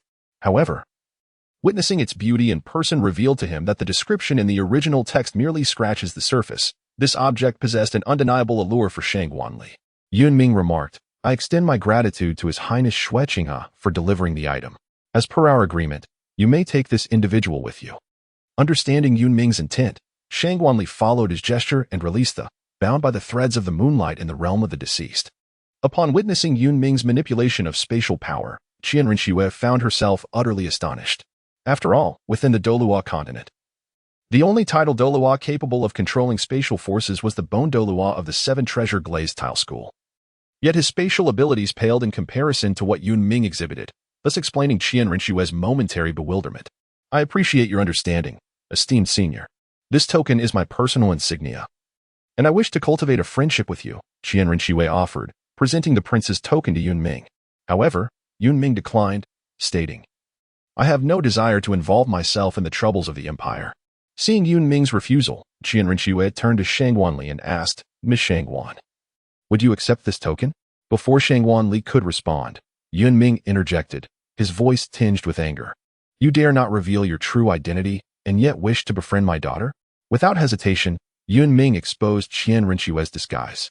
This marked the first occasion that Qianrenxue faced the oppressive aura of an extreme Douluo, causing her to break into a cold sweat and, feeling utterly helpless, she removed her mask. Upon witnessing Qianrenxue remove her mask, Shangwanli became increasingly agitated, for at last, she was able to behold the true visage of Qianrenxue. With her golden short hair and profound blue eyes, her complexion was as fair as snow, surpassing that of ordinary girls. Her delicate lips were undeniably alluring, instilling an irresistible desire to kiss them. Particularly striking was the unique aura she exuded, both commanding and somewhat approachable, two seemingly opposing qualities that harmoniously coexisted within her. From the very first glance, Shangwanli was captivated by Qianrenxue, marking the first time in many years on the Douluo Continent that she encountered such a strikingly handsome man. "Senior, my name is Qianrenxue, a member of the Spirit Hall. I hope you can forgive my prior concealment," Qianrenxue respectfully addressed Yunming. "Senior Yali also possesses an angelic spirit. May I inquire about your connection to the Qin family? If it's inconvenient to answer, then please disregard my question," Qianrenxue boldly asked, noting that Yunming did not seem inclined to pursue the matter further. As anticipated, Yali remained silent, and thus, Qianrenxue departed from the residence. In the aftermath, a sense of trepidation washed over her. She pondered what had possessed her to inquire about the privacy of a limit Douluo. Had the other party not been indifferent? Her life would have scarcely sufficed for the consequences she might have faced. Unbeknownst to Qianrenxue, both Yunming and Yali had begun to harbor disdain for her, as her beauty had stirred feelings in Shangwanli. As is the case with any parent concerning a potential suitor for their daughter, their sentiments were far from benevolent. "Ali, do not be swayed by his good looks. When seeking a partner, one must consider strength. Look, he is 2 years your senior, yet remains merely a soul king, far inferior to you," Yali remarked. Yunming nodded in agreement, adding, "This individual pales in comparison to your father." As Shangwanli observed the harmonious exchange between the two, he couldn't help but internally critique. "Of course my cultivation speed is extraordinary. At the age of 16 or 17, being a soul king is already quite commendable. Yet, you are both limit Douluo. And here you're comparing yourselves to a mere soul king." However, to reassure them, he thought, "Rest assured, I shall not judge based on appearances." The latter part of his thought remained unspoken, for he knew that if someone were too handsome, there was little he could do about it. Seeing Shang Wanli's resolute demeanor, the two felt a wave of relief wash over them. Ever since Shang Wanli had acknowledged Yunming and Yali as his adoptive parents, their relationship had gradually transformed from that of master and servant or confidant to a genuine familial bond. Just like now, the two were somewhat irked by the possibility of Qianrenxue whisking Shang Wanli away, a sentiment that seemed rather unwarranted. Yet perhaps it was an innate feeling that arose from their newfound kinship. In this regard, Shang Wanli remained largely indifferent. Throughout both his past and present lives, he had never truly felt the warmth of parental love, a void that Yunming and Yali had greatly filled. Let us not dwell on Qianrenxue instead. Let us explore the vast sea of the universe cover. Shang Wanli swiftly diverted the topic, successfully steering Yunming and Yali's attention towards the universe cover. Indeed, they quickly shifted their focus to this intriguing artifact. Having perused the original text, Shang Wanli knew that it required the infusion of spiritual power to be utilized. As Shang Wanli gradually infused her spiritual energy into the vast sea and universe shield, the shield unexpectedly repelled her energy, directing it back towards her head.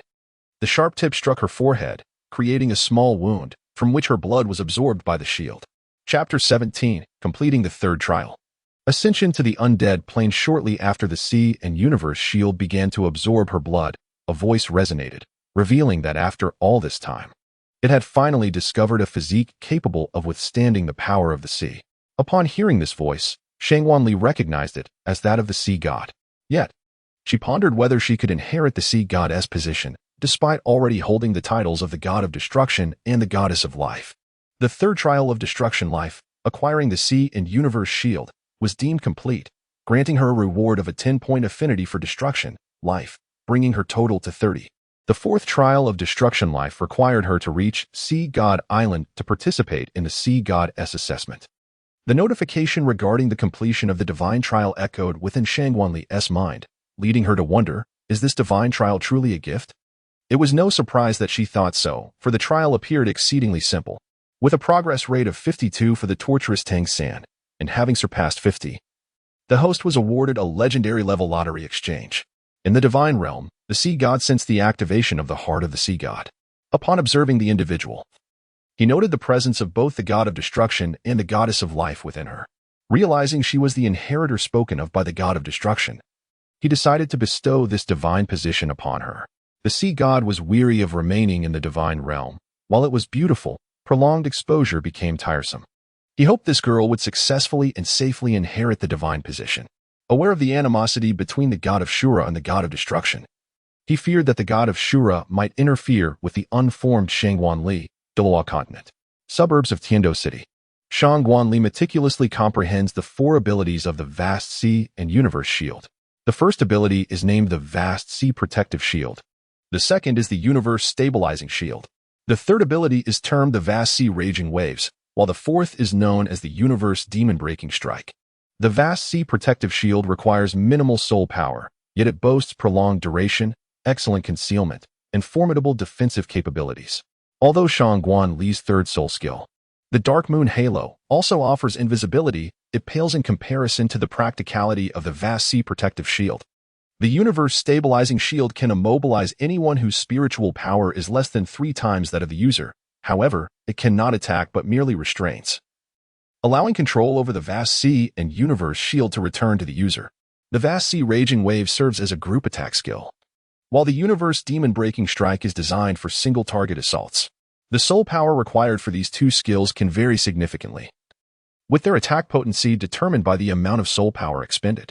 The potency of these 4 skills leaves Shang Wanli in awe, affirming their status as a divine artifact. Upon reading the original text, it was clear that the Vast Sea and Universe Shield was a formidable weapon, and experiencing its might firsthand indeed confirms its prowess. System, initiate a lottery. After savoring the unique characteristics of the Vast Sea and Universe Shield, Shang Wanli engages in this lottery. Congratulations, host. You have won a Dimension Upgrade card. Dimension Upgrade, truly a legendary lottery reward. Can this card be utilized within the Undead Dimension system? Shang Wanli does not wish to upgrade the Douluo Continent, but rather is still in a phase of growth herself. Moreover, the protagonist Tang San has yet to be defeated, and she does not desire to unwarrantedly provide resources to her adversaries.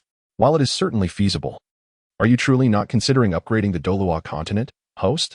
Innocent bystanders suffer for the guilty, and as I have yet to fully mature, I prefer to keep my extraordinary nature concealed from the divine realm, just as my teachers have advised. Very well, host, the dimensional upgrade card is already in your inventory. Thank you, system. Upon concluding her dialogue with the system, Shangguanli opened her eyes and promptly informed Yuming and Yali of her awakening. Father, mother, I must venture into the nether realm. Subsequently, Shangguanli entered the nether realm, addressing her mentor Ilex within the sea of consciousness. Teacher, may I evolve this nether realm? Ilex was delighted. This nether realm was originally a semi-dimensional space created for housing lost souls. After Shangguanli's introduction of the ice-fire duality I, this semi-dimensional space underwent a brief evolution, and now she sought to advance it further. This realm has already been entrusted to you. Shape it as you see fit. With Ilex's approval, Shangguanli utilized the dimensional upgrade card on the nether realm. In an instant, everything transformed. The previous atmosphere, heavy with ominous energy and desolation, was replaced by brilliant sunlight and fragrant blossoms. Yet, it had not entirely changed. Remnants of the past lingered, with souls now residing in designated areas. The nether realm, or rather, now aptly named the spirit treasure realm, was brimming with spiritual energy, facilitating cultivation within its confines. Rare celestial herbs flourished throughout, and more astonishingly, the mountains were rich with precious ores. In addition to the ice-fire duality I, a new river meandered through the landscape, its waters imbued with vitality. A sip invigorated the spirit and seemingly enhanced one's cultivation. Witnessing the evolution of the nether realm into such a vibrant sanctuary, Ilex felt immense satisfaction. The petite starlight neon deer frolicked joyfully in this new environment. At this moment, the Snow Empress suggested, Ali, why don't we seek out some solitary soul beast cubs to nurture here? This way, we can observe the realm's environment while rescuing these abandoned younglings. Undoubtedly, the Snow Empress possessed a compassionate heart, and Shangguanli found her proposal admirable, wholeheartedly agreeing.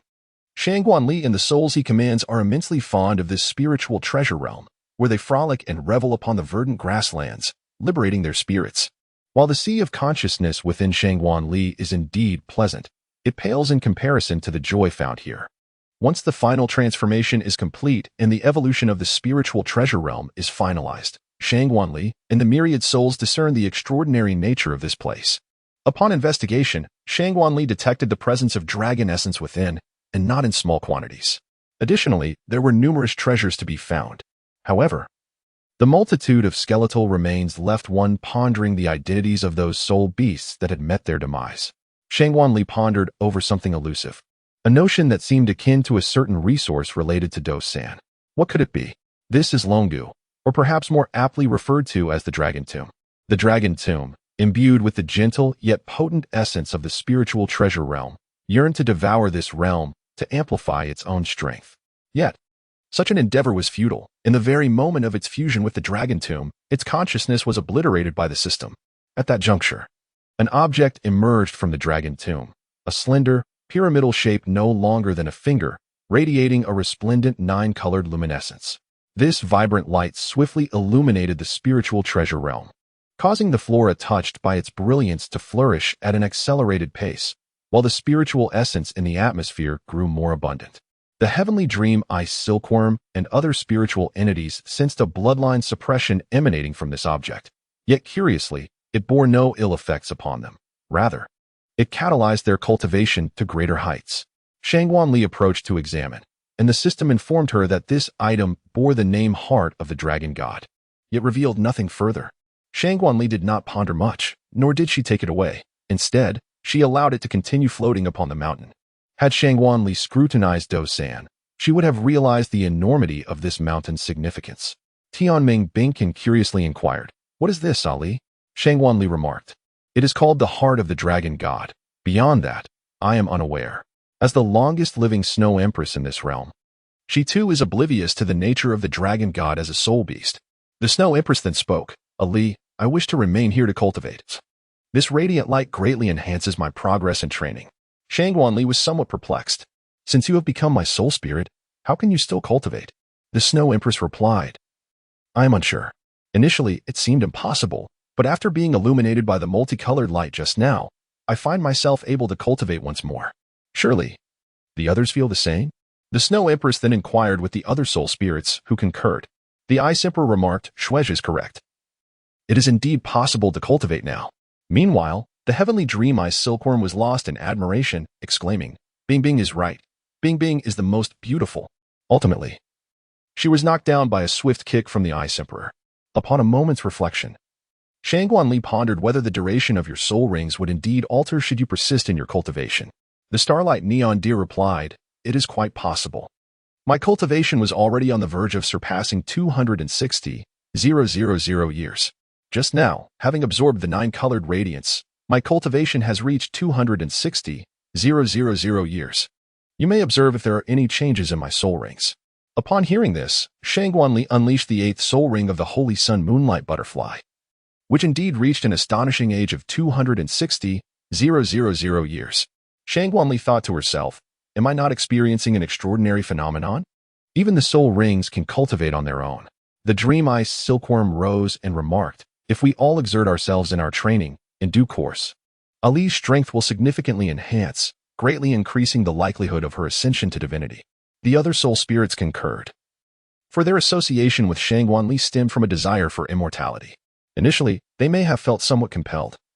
Yet Shangguanli's genuine kindness gradually transformed their bond into that of true friendship. Congratulations, host. You have evolved to the realm of the undead and received an epic-level lottery exchange X1. Chapter 18, The Perfect Steward Jordi. Exploring the Dragon Tomb. The brief revival of Guyuna. Congratulations, host. You have evolved to the realm of the undead and received an epic-level lottery exchange X1. Shangguanli declared, System. Initiate the lottery. The draw is in progress. Congratulations, host. You have acquired the character card of the Dark Elf, Jodi. Shangguanli was unfamiliar with this individual. System. Who is Jordi? What are the Dark Elves? Host. Jordi is a steward who assists in managing your daily affairs. His prowess is unparalleled in the Douluo Continent, and he will exhibit unwavering loyalty to you. Please rest assured. The Dark Elves are a formidable race from the ancient era of the Douluo Continent. Their overwhelming strength instilled fear in the soul beasts, prompting them to unite with their natural enemies to annihilate the Dark Elves. System. Summon Jordi. Soon. In the Spirit Treasure Realm, a man with dark red eyes, clad in a black tailcoat and standing approximately 180 centimeters tall, appeared. He respectfully placed his right hand on his chest and bowed slightly to Shangguanli, inquiring, What are your commands, master? Shangguanli was captivated by Qiao Di, exclaiming, Truly a devil. Qiao Di replied, As you command, my esteemed master. Shangguanli initially intended to explore the Dragon Tomb, for he sensed that there must be treasures hidden within. Driven by the desire to seek out these riches, he entered the tomb accompanied by Qiao Di. Inside the Dragon Tomb, Shangguanli discovered that his martial soul was restricted. However, he remained composed, meticulously observing his surroundings. Although there was vegetation present, it was not particularly lush.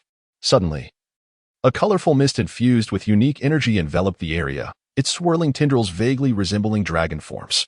Shangguanli sensed the purity of this mist, which seemed to be a manifestation of the primordial energies of the universe, yet it appeared to be far more complex than it first seemed. After collecting the mist into the system space, Shangguanli continued her journey forward. After walking for a while, she was astonished to discover the abundance of dragon souls in this place. Could it be that the mist also manifests as a form of dragon soul? At that moment, a luminous white dragon king soul materialized before her, evidently drawn by the bone of the light dragon king that resided in her right leg, immediately attacking her limb. Within the Dragon Tomb, Shangguanli's martial spirit was restricted.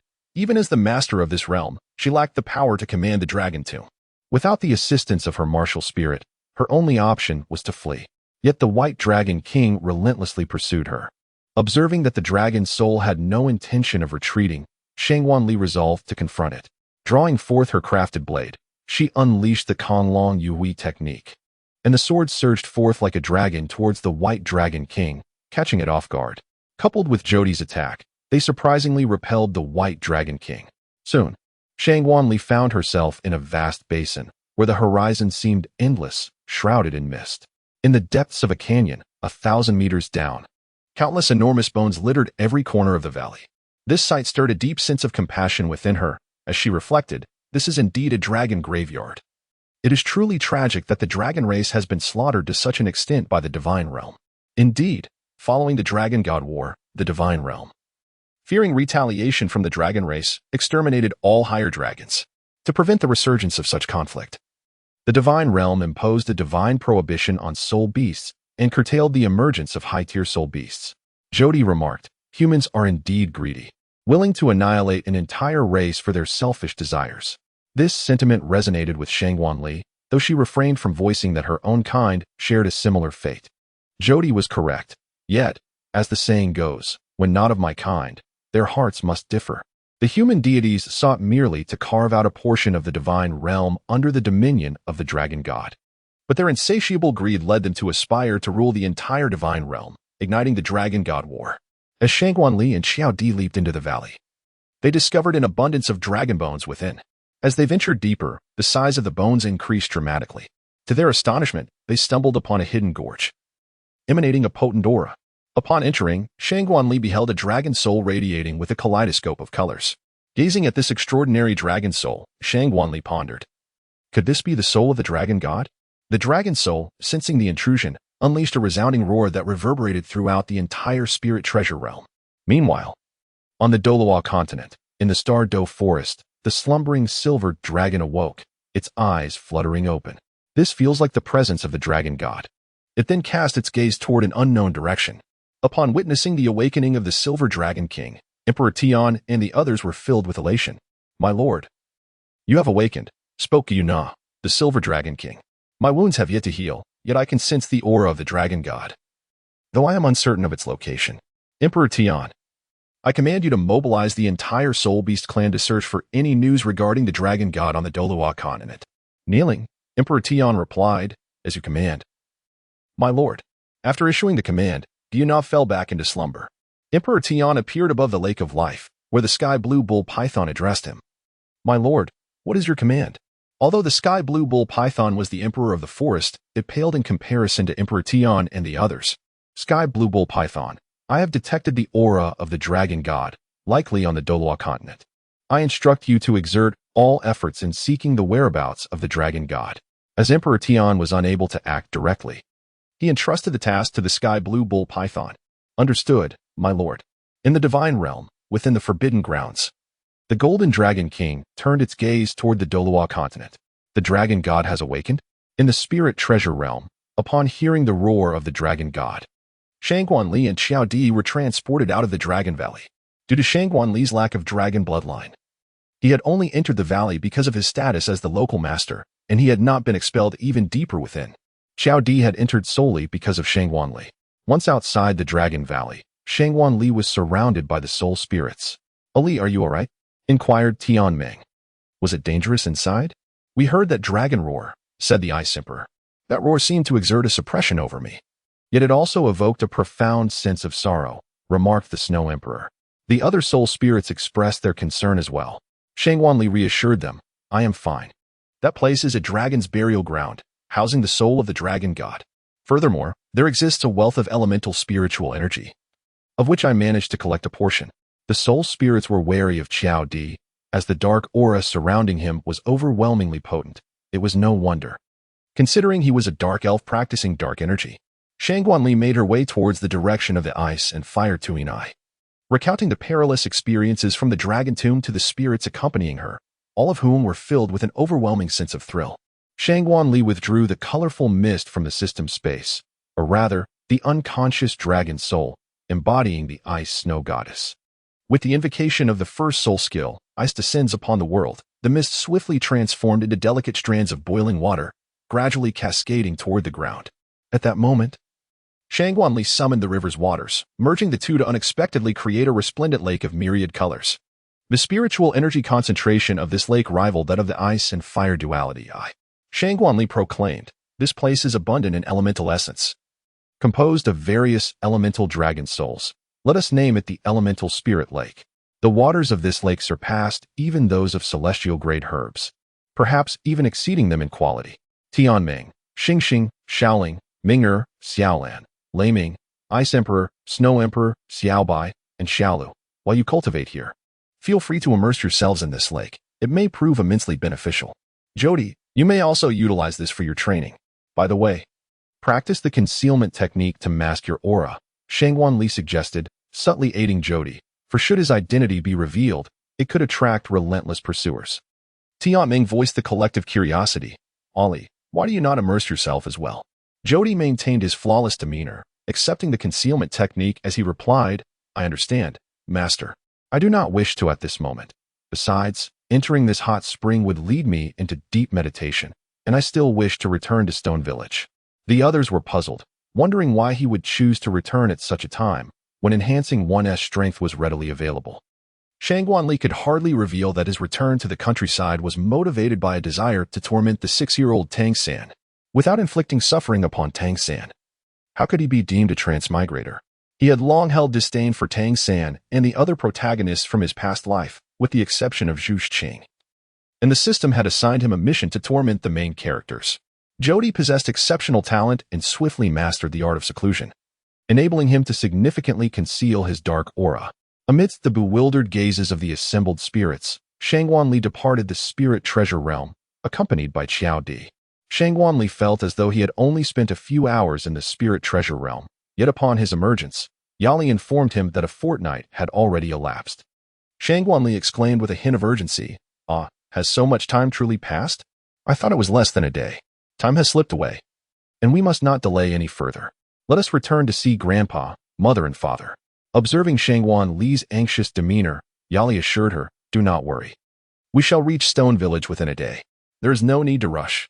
Both Yunming and Yali believed that Shangguanli's eagerness to see her grandfather had softened their hearts. However, Shangguanli's impatience to reunite with her grandfather stemmed from a deeper concern. She feared missing the protagonist, Tang San. To thwart him was to block his path, rendering him helpless. With Yali's gentle reminder, Shangguanli suddenly realized, indeed, I need not hurry over such a long journey, and her heart settled. Noticing that Yuming and Yali were gazing at Jody, Shangguanli stepped forward to introduce them, saying, Mother and Father, this is Jody, my steward. These two are Yunming and Yali, my adoptive parents. Jody inquired, How should I address you both? He was reluctant to take orders from anyone other than his master. Yuming replied, You may simply call us by our names. Subsequently, Yuming recounted the story of their relationship with Shangguanli, how they had come to accept her as their daughter, and shared details of her background. Jody felt a pang of sympathy for Shangguanli. As a being not of human origin, he was not meant to possess emotions, yet he could not fathom that his master might endure any hardship. Meanwhile, Shangguanli was entirely absorbed in her own thoughts, contemplating, I, Shangguanli, shall become the greatest antagonist on Tang San's journey, seizing all resources. I vow to ensure that the protagonist group faces adversity, guiding Tang San down a treacherous path. Chapter 19. Return to Stone Village. Shangguanli contemplated for some time before deciding to inform Dugu Yin of her impending departure. Upon arriving at the residence today, Dugu Yin immediately spotted Qiao Di. Sisterly. Who is this person? She inquired. Qiao Di respectfully performed a butler's bow and replied, I am the master's steward, Qiao Di. You may call me Trao Di or Qiao at your convenience. I look forward to your kind guidance, young lady. Dugu Yin responded, Greetings, Mr. Qiao Di. Shangguanli said, Yin Yin, I intend to depart from Tiando City. I miss grandfather as well. When I return to Tiando City, I shall be sure to come and see you at the very first opportunity, all right? After signing a series of unequal treaties, Dugu Yin reluctantly consented to Shangguanli's departure. The following day, Shangguanli set off for Shirtu village accompanied by Yunming, Yali, and Qiao Di. Due to the formidable strength of the four, they reached their destination in less than half a day. Shangguanli gazed upon the familiar village, filled with profound nostalgia. A villager spotted her and approached, exclaiming, Isn't this Ali? You've returned. Let Uncle Wang have a good look. This individual was Wang Ming, a neighbor of Shangguanlin. Wang Ming was elated to see Shangguanli, for he had lost his own son in the war and had no grandchildren. He had always regarded Shangguanli as his own granddaughter since her childhood. Shangguanli's eyes also glistened with tears. Grandfather Wang, it has been a long time. Is my grandfather at home? Wang Ming replied, Shangguan, yes, he is at home. However, may I inquire about the 3 individuals accompanying you? Shangguanli remarked, This man and woman are a married couple who have assisted me greatly over the past 2 years. They have taken me in as their daughter. And thus, I wish to introduce them to my grandfather. The other individual is the bodyguard they arranged for me. Shangguanli lied once again, yet there was no alternative. One cannot simply reveal that all 3 were summoned by me, for that would only invite further suspicion. Wang Ming said, You should return home for now. Your grandfather Wang, still have to tend to the fields. I shall bring you some delicious food in the evening. Goodbye, Grandfather Wang. After bidding farewell to Wang Ming, Shang Guanli returned home after 2 long years, exclaiming, "Grandfather, I am back." Upon stepping outside, Shang Guanlin was greeted by none other than Shang Guanli, who was followed by 3 others. "Ali, you have finally returned. I have missed you dearly," he exclaimed. "Who are these individuals accompanying you? Let us discuss that inside," replied his grandfather. The group entered the house, and Shang Guanli spoke again. "These 3 are Yun Ming, Yuli, and Xiao Di. This couple has been of immense assistance to me over the past 2 years and have taken me as their goddaughter. As for Xiao Di, he is the bodyguard they arranged for me." Shang Guanli uttered a benevolent falsehood. In truth, she did not speak incorrectly, yet she concealed much, such as the formidable strength possessed by the 3 individuals. Shang Guanlin bowed to the 3 individuals, expressing his heartfelt gratitude. "I sincerely thank you 3 for your assistance to Ali. I, Shang Guanlin, am deeply appreciative." The trio silently took a step back, declining Shang Guanlin's gesture of respect.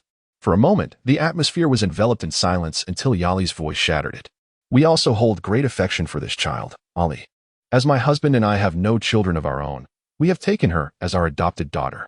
We apologize for only returning to inform you now, Uncle Shang Guan." "No, father."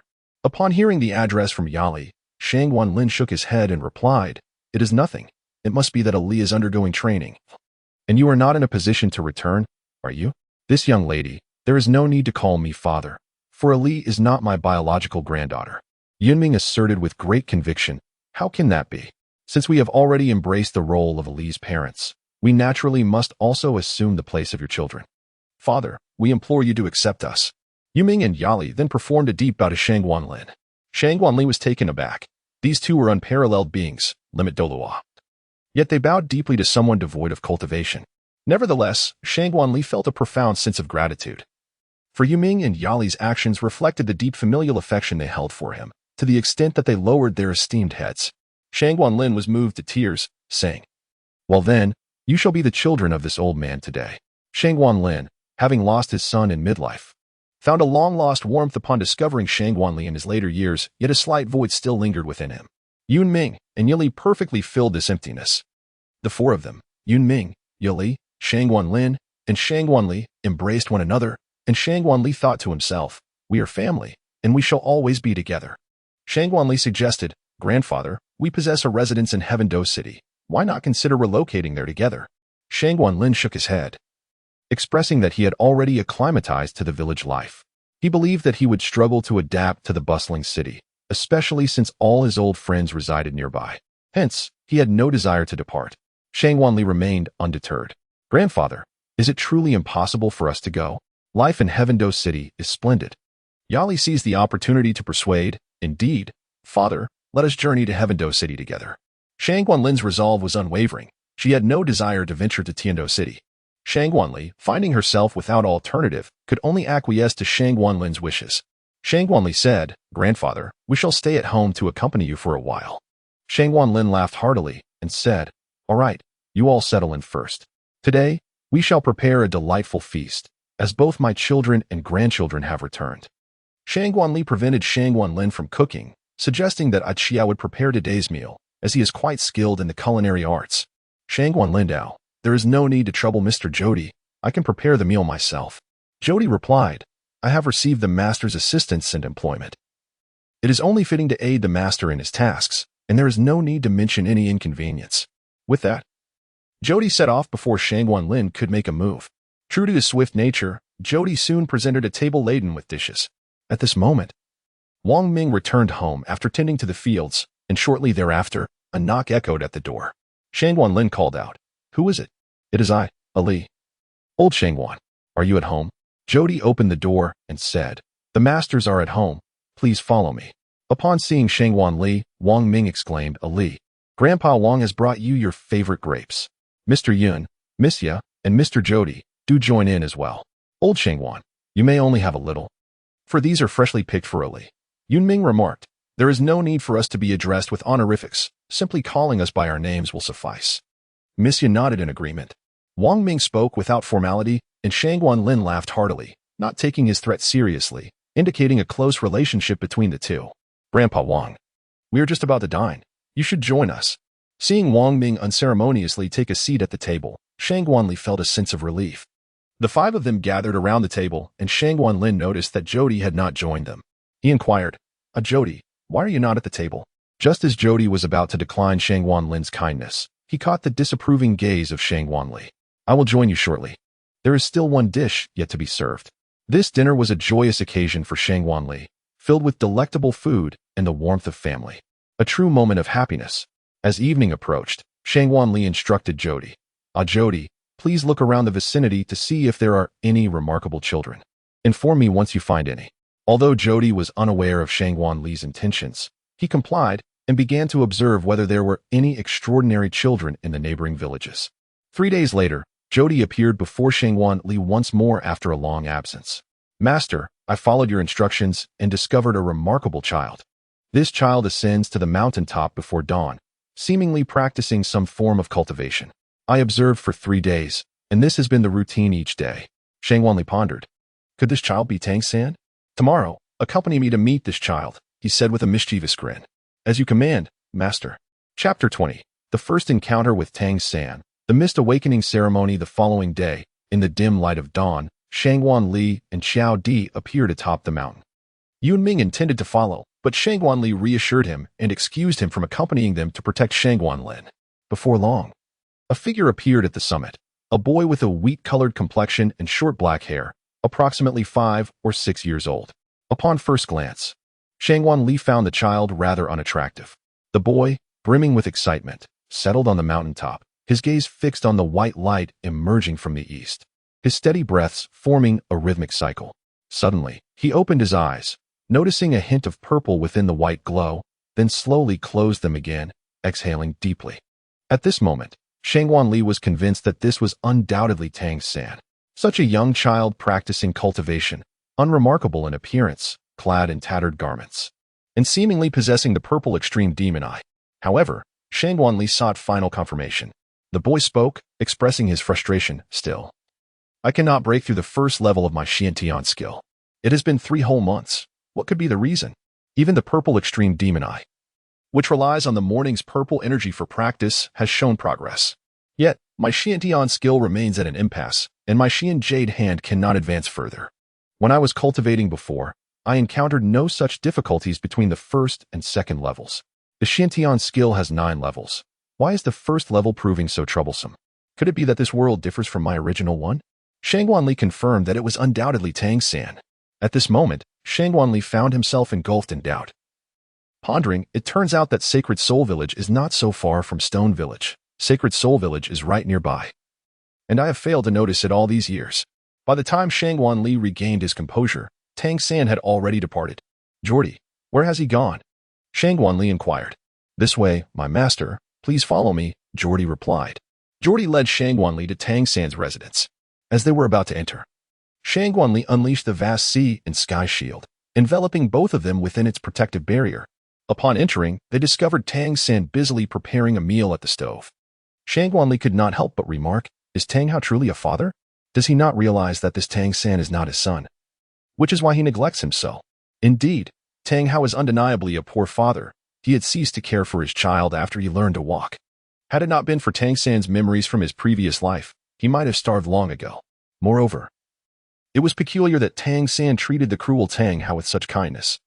A Tang San with a more conventional worldview would likely have severed ties with Tang Hao long before. Dad, dinner is ready, called out Tang San, as a tall and burly middle-aged man emerged. Upon casting a glance, Shang Guanli immediately turned away, for the sight was simply too glaring. Tang Hao's disheveled appearance was truly unbearable to behold. Shang Guanli silently observed as the two finished their meal, and soon after, Tang San departed from the house. At that moment, Shang Guanli clutched his destructive Demon Scythe martial soul, preparing to employ his 8th soul skill, Fate Slash, to seize Tang San's life force. However, he discovered that Fate Slash was ineffective against Tang San. System, what is happening? My progress in tormenting Tang San has exceeded 50, yet I still cannot sever his destiny. Host, at present, Tang San has not awakened his martial soul and remains in the initial stage. The Shura God is also watching over him from the divine realm. Most crucially, the Shura God has siphoned a significant portion of Douluo Continent's fortune onto Tang San, rendering him the child of the Douluo Continent. Such a child cannot be easily slain. To do so, one must lead him to corruption and employ divine artifacts. Must I reach a tormenting progress of 100 to achieve this? For the first time, Qianrenxue felt the daunting challenge of wanting to eliminate Tang San. Indeed, yet attaining 100 cannot be taken lightly, for both the plane's consciousness and the Shura God are aiding him. If the other members of the protagonist group harbor grievances against Tang San, the likelihood of his demise increases. Conversely, one must not act too hastily in delivering a fatal blow. Qianrenxue pondered inwardly, truly, they are the children of fate and their fortunate companions. Eliminating them proves to be quite a formidable challenge. At that moment, a devious thought crossed Qianrenxue's mind. What if Tang San were to miss his soul awakening? Resolute in his scheme, Qianrenxue planned to seize Tang San during his morning training, and after the spirit hall's attendant departed, he would release him, thereby leaving Tang Hao oblivious to the situation. In the sacred soul village, atop the hill, upon observing Tang San diligently practicing the purple extreme demon eye as always, Qianrenxue swiftly unleashed the head spirit bone skill, Soul Shatter, weakened version. Seizing the moment while Tang San was momentarily dazed, she activated her fifth soul skill, the demonic scythe chain, summoning numerous violet-black chains that quickly ensnared Tang San, the soul master. Tang San, caught completely off guard, found himself bound, and upon witnessing his predicament, a mischievous smile crept across Qianrenxue's face. At the Holy Soul Village, in front of the spirit hall, old Jack scanned the surroundings anxiously. Unable to spot Tang San's arrival, he turned to Su Yuntao and inquired, "Deacon, there is still one child from our village who has yet to arrive. Can we wait a bit longer?" Su Yuntao, visibly impatient, replied, "I have already waited for an hour, and he still has not come. Old Jack, we cannot delay the awakening of the other children's martial spirits, and I must proceed to the next village as well." At this moment, the villagers began to murmur among themselves, questioning old Jack's favoritism towards Tang San. Indeed, how can one child's delay hinder the awakening of others? Is Tang San perhaps old Jack's illegitimate son? The gossip escalated absurdly. Unable to bear the whispers any longer, old Jack's face flushed as he stated, "Deacon, please proceed. I apologize for the delay caused by my personal reasons." Su Tao waved his hand dismissively, "Then let us begin. Children, follow me." He led the children into the spirit hall of Holy Soul Village. After all the children had completed their martial spirit awakenings, Su Tao left the village, and Tang San still had not appeared. "Congratulations, host. The progress of tormenting Tang San has reached 53. Continue the efforts." Upon hearing the system's notification at the mountaintop, Qianrenxue felt elated as if she were on the verge of accomplishing a grand feat after all, having secretly established enmity with Tang San. She naturally wished for his demise as soon as possible. Meanwhile, Tang San was at old Jack's home. Qianrenxue had instructed Xiao Di to conceal Tang San within old Jack's abode, aiming to create a rift between old Jack and the Tang family. Upon returning home, old Jack discovered Tang San unconscious and rushed forward, calling out, "Xiao San, what happened to you?" However, Tang San would remain unconscious for another hour due to Qianrenxue's soul shatter directly assaulting his mental faculties and soul. Although he had cultivated his mental strength over 2 lifetimes, he was currently too weak to actively restore it and could only wait for his body to recover passively. Seeing that Tang San did not respond to his calls, old Jack carried him back into the house. "Tang Hao, come out. Your son is unconscious. And you show no concern?" Tang Hao, unfazed, took Tang San from old Jack and coldly replied, "You may leave now." Although old Jack was furious, he refrained from further protest and exited. Tang Hao examined Tang San and discovered that he had suffered a mental attack. He then took action to help Tang San recover. And within a moment, Tang San regained consciousness. Upon seeing Tang San awake, Tang Hao asked, "What happened?" Tang San candidly explained that he had gone out to train as usual, but suddenly lost consciousness upon reaching a certain place, and then he could recall nothing further. "Father, how did I get back?" Tang Hao replied, "Old Jack brought you back." After speaking, Tang Hao nonchalantly turned and entered the house. At this moment, Tang San realized, "I have yet to awaken my martial spirit." In Chapter 21, Tang San felt a rift forming as Ain learned the truth behind the sacrifice. Ignoring the previous customs, Tang San dashed into Tang Hao's room, exclaiming, "Father, I missed the martial spirit awakening ceremony. What should I do?" Tang Hao, shocked by Tang San's words, sprang up from the bed, his tone laced with anger. "Did you see anything before you lost consciousness?" Tang Hao suspected that someone had plotted against Tang San, considering that he was not well received by the villagers. In truth, This was a consequence of Tang San's own actions. He had begun stealing herbs from the villagers when he was just learning to walk.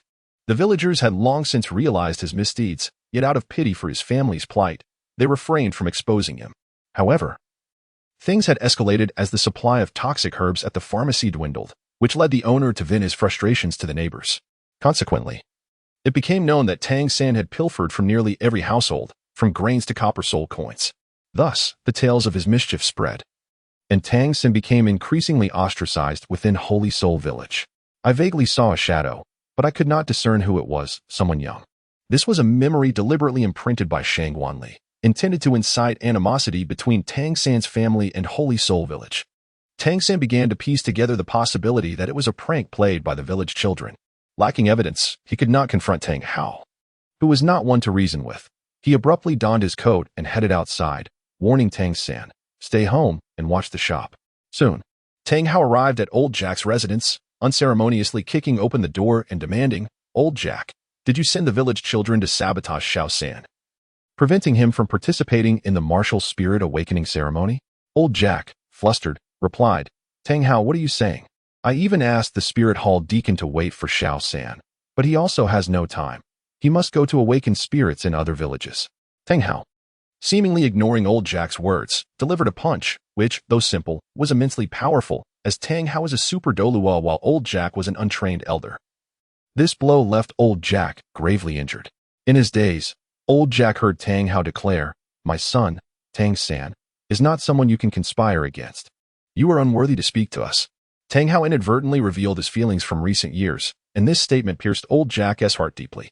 After assaulting Old Jack, Tang Hao returned to his blacksmith shop as if nothing had happened, resuming his daily work. The severely injured Old Jack was discovered by neighbors who, noticing the unusual silence in his home, ventured inside. Old Jack, despite being the village chief, had become somewhat unpopular due to his overt favoritism towards the increasingly disliked Tang San. However, the villagers maintained a facade of calm.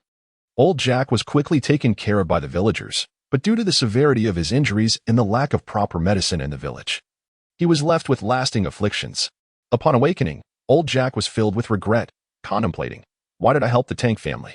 Burdened by this regret, Old Jack eventually passed away, yet that was a matter for another time. After Tang Hao left, Tang San remained standing in the same spot, a dark expression clouding his thoughts. He silently mused, "I wonder which mischievous child dared to conspire against me, causing me to miss the martial spirit awakening ceremony. They are courting death. Let them not fall into my hands." Before long, Tang Hao returned home, and Tang San rushed forward, anxiously exclaiming, "Father, you're back. I still haven't awakened my martial spirit. What shall I do?" Tang Hao, growing impatient, replied, "A man must remain calm. There will surely be a solution." Seeing Tang Hao's demeanor, Tang San couldn't help but feel resentment, thinking, "He is my father, yet when I need help, he is utterly unhelpful. It's as if he is inviting my demise." Tang Hao then inquired, "Do you wish to awaken your martial spirit? Do you aspire to become a soul master?" Hearing this, Tang San sensed that Tang Hao might have a solution to the awakening ceremony, and thus responded, "I wish to awaken my martial spirit." Although Tang Hao heard this, he decided to visit Notting City the following day. Unbeknownst to Tang San, a seed of resentment towards Tang Hao had already been sown within his heart as he observed his father retreat into the house after their conversation. Nevertheless, Tang San continued to tread the path laid out in the original narrative, embarking on the arduous journey of learning the craft of blacksmithing. Thus, the father and son, Tang Hao and Tang San, spent their days in contrasting states, one diligently forging metal while the other languished in despondency. The following morning, Tang Hao departed for Notting City, intent on seeking a mentor to assist Tang San in awakening his martial spirit, while also imparting guidance along the way. He was well aware of the individual he sought, rumored to be affiliated with Notting Academy. After having ensnared Tang San yesterday and absenting herself from the soul awakening ceremony, Shangguanli departed from the sacred soul village. She instructed Jody to keep a vigilant watch on Tang Hao, promising to be informed the moment he took his leave. Once Tang Hao had exited, Shangguanli reappeared in the sacred soul village once more. Shangguanli arrived at Holy Soul Village in search of the Blue Silver Emperor. Initially, Shangguanli intended to wait until Tang San attended Notting Academy to stealthily acquire the Blue Silver Emperor and its soul bone. However, with Tang Hao departing from Holy Soul Village, An opportune moment has presented itself. Why not take action sooner rather than later? Shangguanli activated her spiritual detection soul technique and swiftly discovered a cave hidden behind a waterfall, where delicate golden patterned blue-silver grass thrived. She thought, this must be it. Soon. The duo arrived at their destination and sensed the presence of a barrier. Although Shangguanli was capable of dispelling the barrier, she inquired, Qiao, do you possess a method to dismantle the barrier without alerting its creator? She turned to the quietly following Jodi. Of course, my master. Please hold on, Jodi replied. In an instant, a sphere of black energy coalesced in Jodi's palm. Despite its dark hue, the sphere emanated no oppressive aura of darkness. The orb surged toward the barrier, creating a hole upon impact. Strangely, the barrier's essence showed no signs of weakening. This display astonished Shangguanli, deepening her curiosity about the dark elf race. However, she refrained from asking further, knowing that Jodi had endured the loss of her clan. Such memories would undoubtedly be painful to revisit. As Shangguanli entered the cavern, he found Qiao Di stationed at the entrance. After taking a few steps, he spotted the somewhat wilted blue-silver emperor swaying gently. Shangguanli retrieved a vial of spiritual spring from the spirit treasure realm and dripped a few drops onto the blue-silver emperor. Its movements grew increasingly vigorous as it extended its branches and leaves, attempting to entwine Shangguanli's wrist. Ayin, is it? He mused. It seems you comprehend my words. There is something I wish to convey to you. Are you aware that your sacrifice was meticulously orchestrated by your beloved husband? How tragic it is that the remaining seeds can only be sown in this dim, forsaken cavern. Did he truly intend for you to be reborn here? Tang Hao could not resist the allure of the 100,000-year soul ring. Otherwise, why would he lead you to wander near the spirit hall? Does he wish for your demise to come even sooner? Perhaps it was he who informed the spirit hall of your whereabouts, subsequently feigning his inability to protect you, thus scheming for your sacrifice. He may harbor regrets, but fears that upon your resurrection, you would resent him, prompting him to plant you here to prevent your revival. Moreover, your death would benefit your son as well. One day, Tang Hao will undoubtedly lead Tang San to usurp your position as the blue-silver emperor. Just wait and see. As Shangguanli unleashed a torrent of words towards the blue-silver emperor, Ayin's initial joy gradually faded into despondency. My answer has long been known in your heart. Do you wish to join me in exacting revenge on this scoundrel?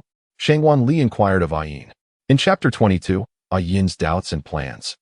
In the meeting of Tang Hao and Yu Xiaojiang, while Shangguanli spoke, Ayin found herself unable to voice her thoughts yet silently refuted.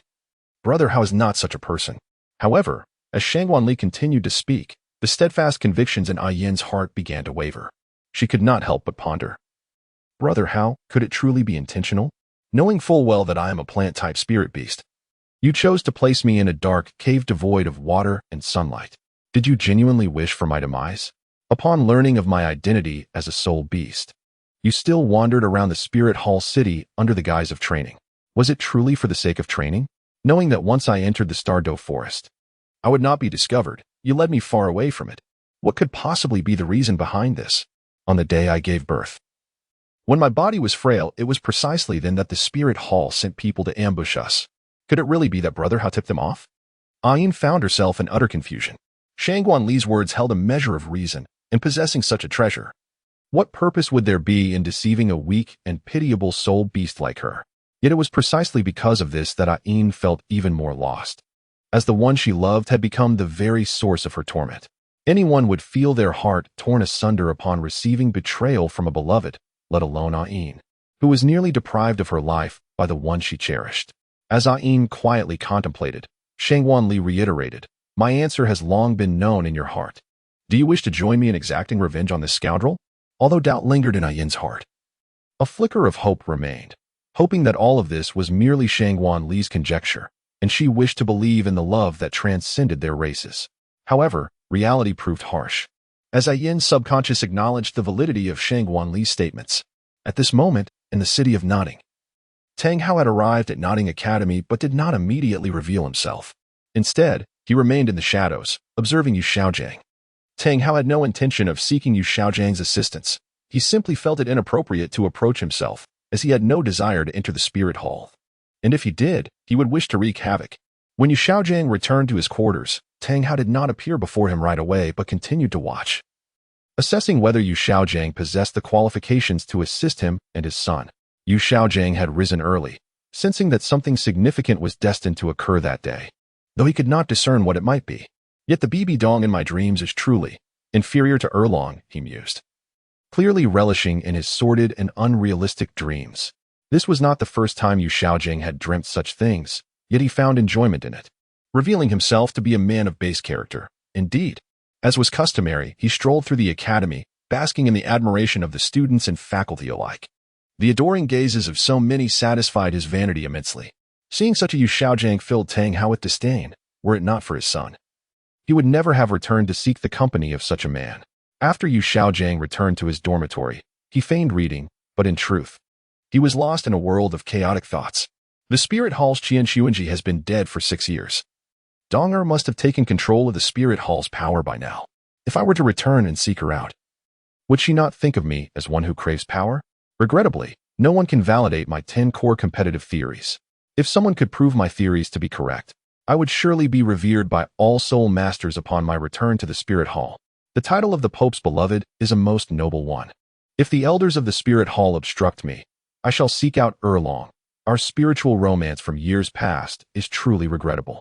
However, my uncle's timely arrival prevented any unfortunate consequences should I and Enrolling have united and produced a rebellious child. The thought swirling in Yu Xiaojing's mind would earn him the scorn of any listener, branding him a shameless scoundrel. He had not abandoned BB Dong nor Lu Enrolling, instead leaving the impression that he was forced into separation with both women, letting them yearn for him during their most passionate moments together, thereby allowing them to romanticize their time with him and fostering the illusion that overcoming all obstacles would enable them to reunite. While Yu Xiaojing remained lost in his fantasies, a sudden series of knocks echoed through the room. He hurriedly stowed away his delusions, set down the book he had been pretending to read, cleared his throat, and called out, "Come in." The door swung open, and a tall figure stepped inside, clad in a gray robe. His disheveled black hair framed a face etched with the marks of time, betraying no hint of the man's true age of merely over 50 years. "Greetings, master." The newcomer spoke, his voice deep and somewhat hoarse. Yet, this unkempt individual evoked a sense of tension within Yu Xiaojing that he had not felt in a long while. "Who are you?" Yu Xiaojing swallowed hard and inquired of the man before him. The gray-robed man did not conceal his identity. "It has been nearly 20 years since we last met.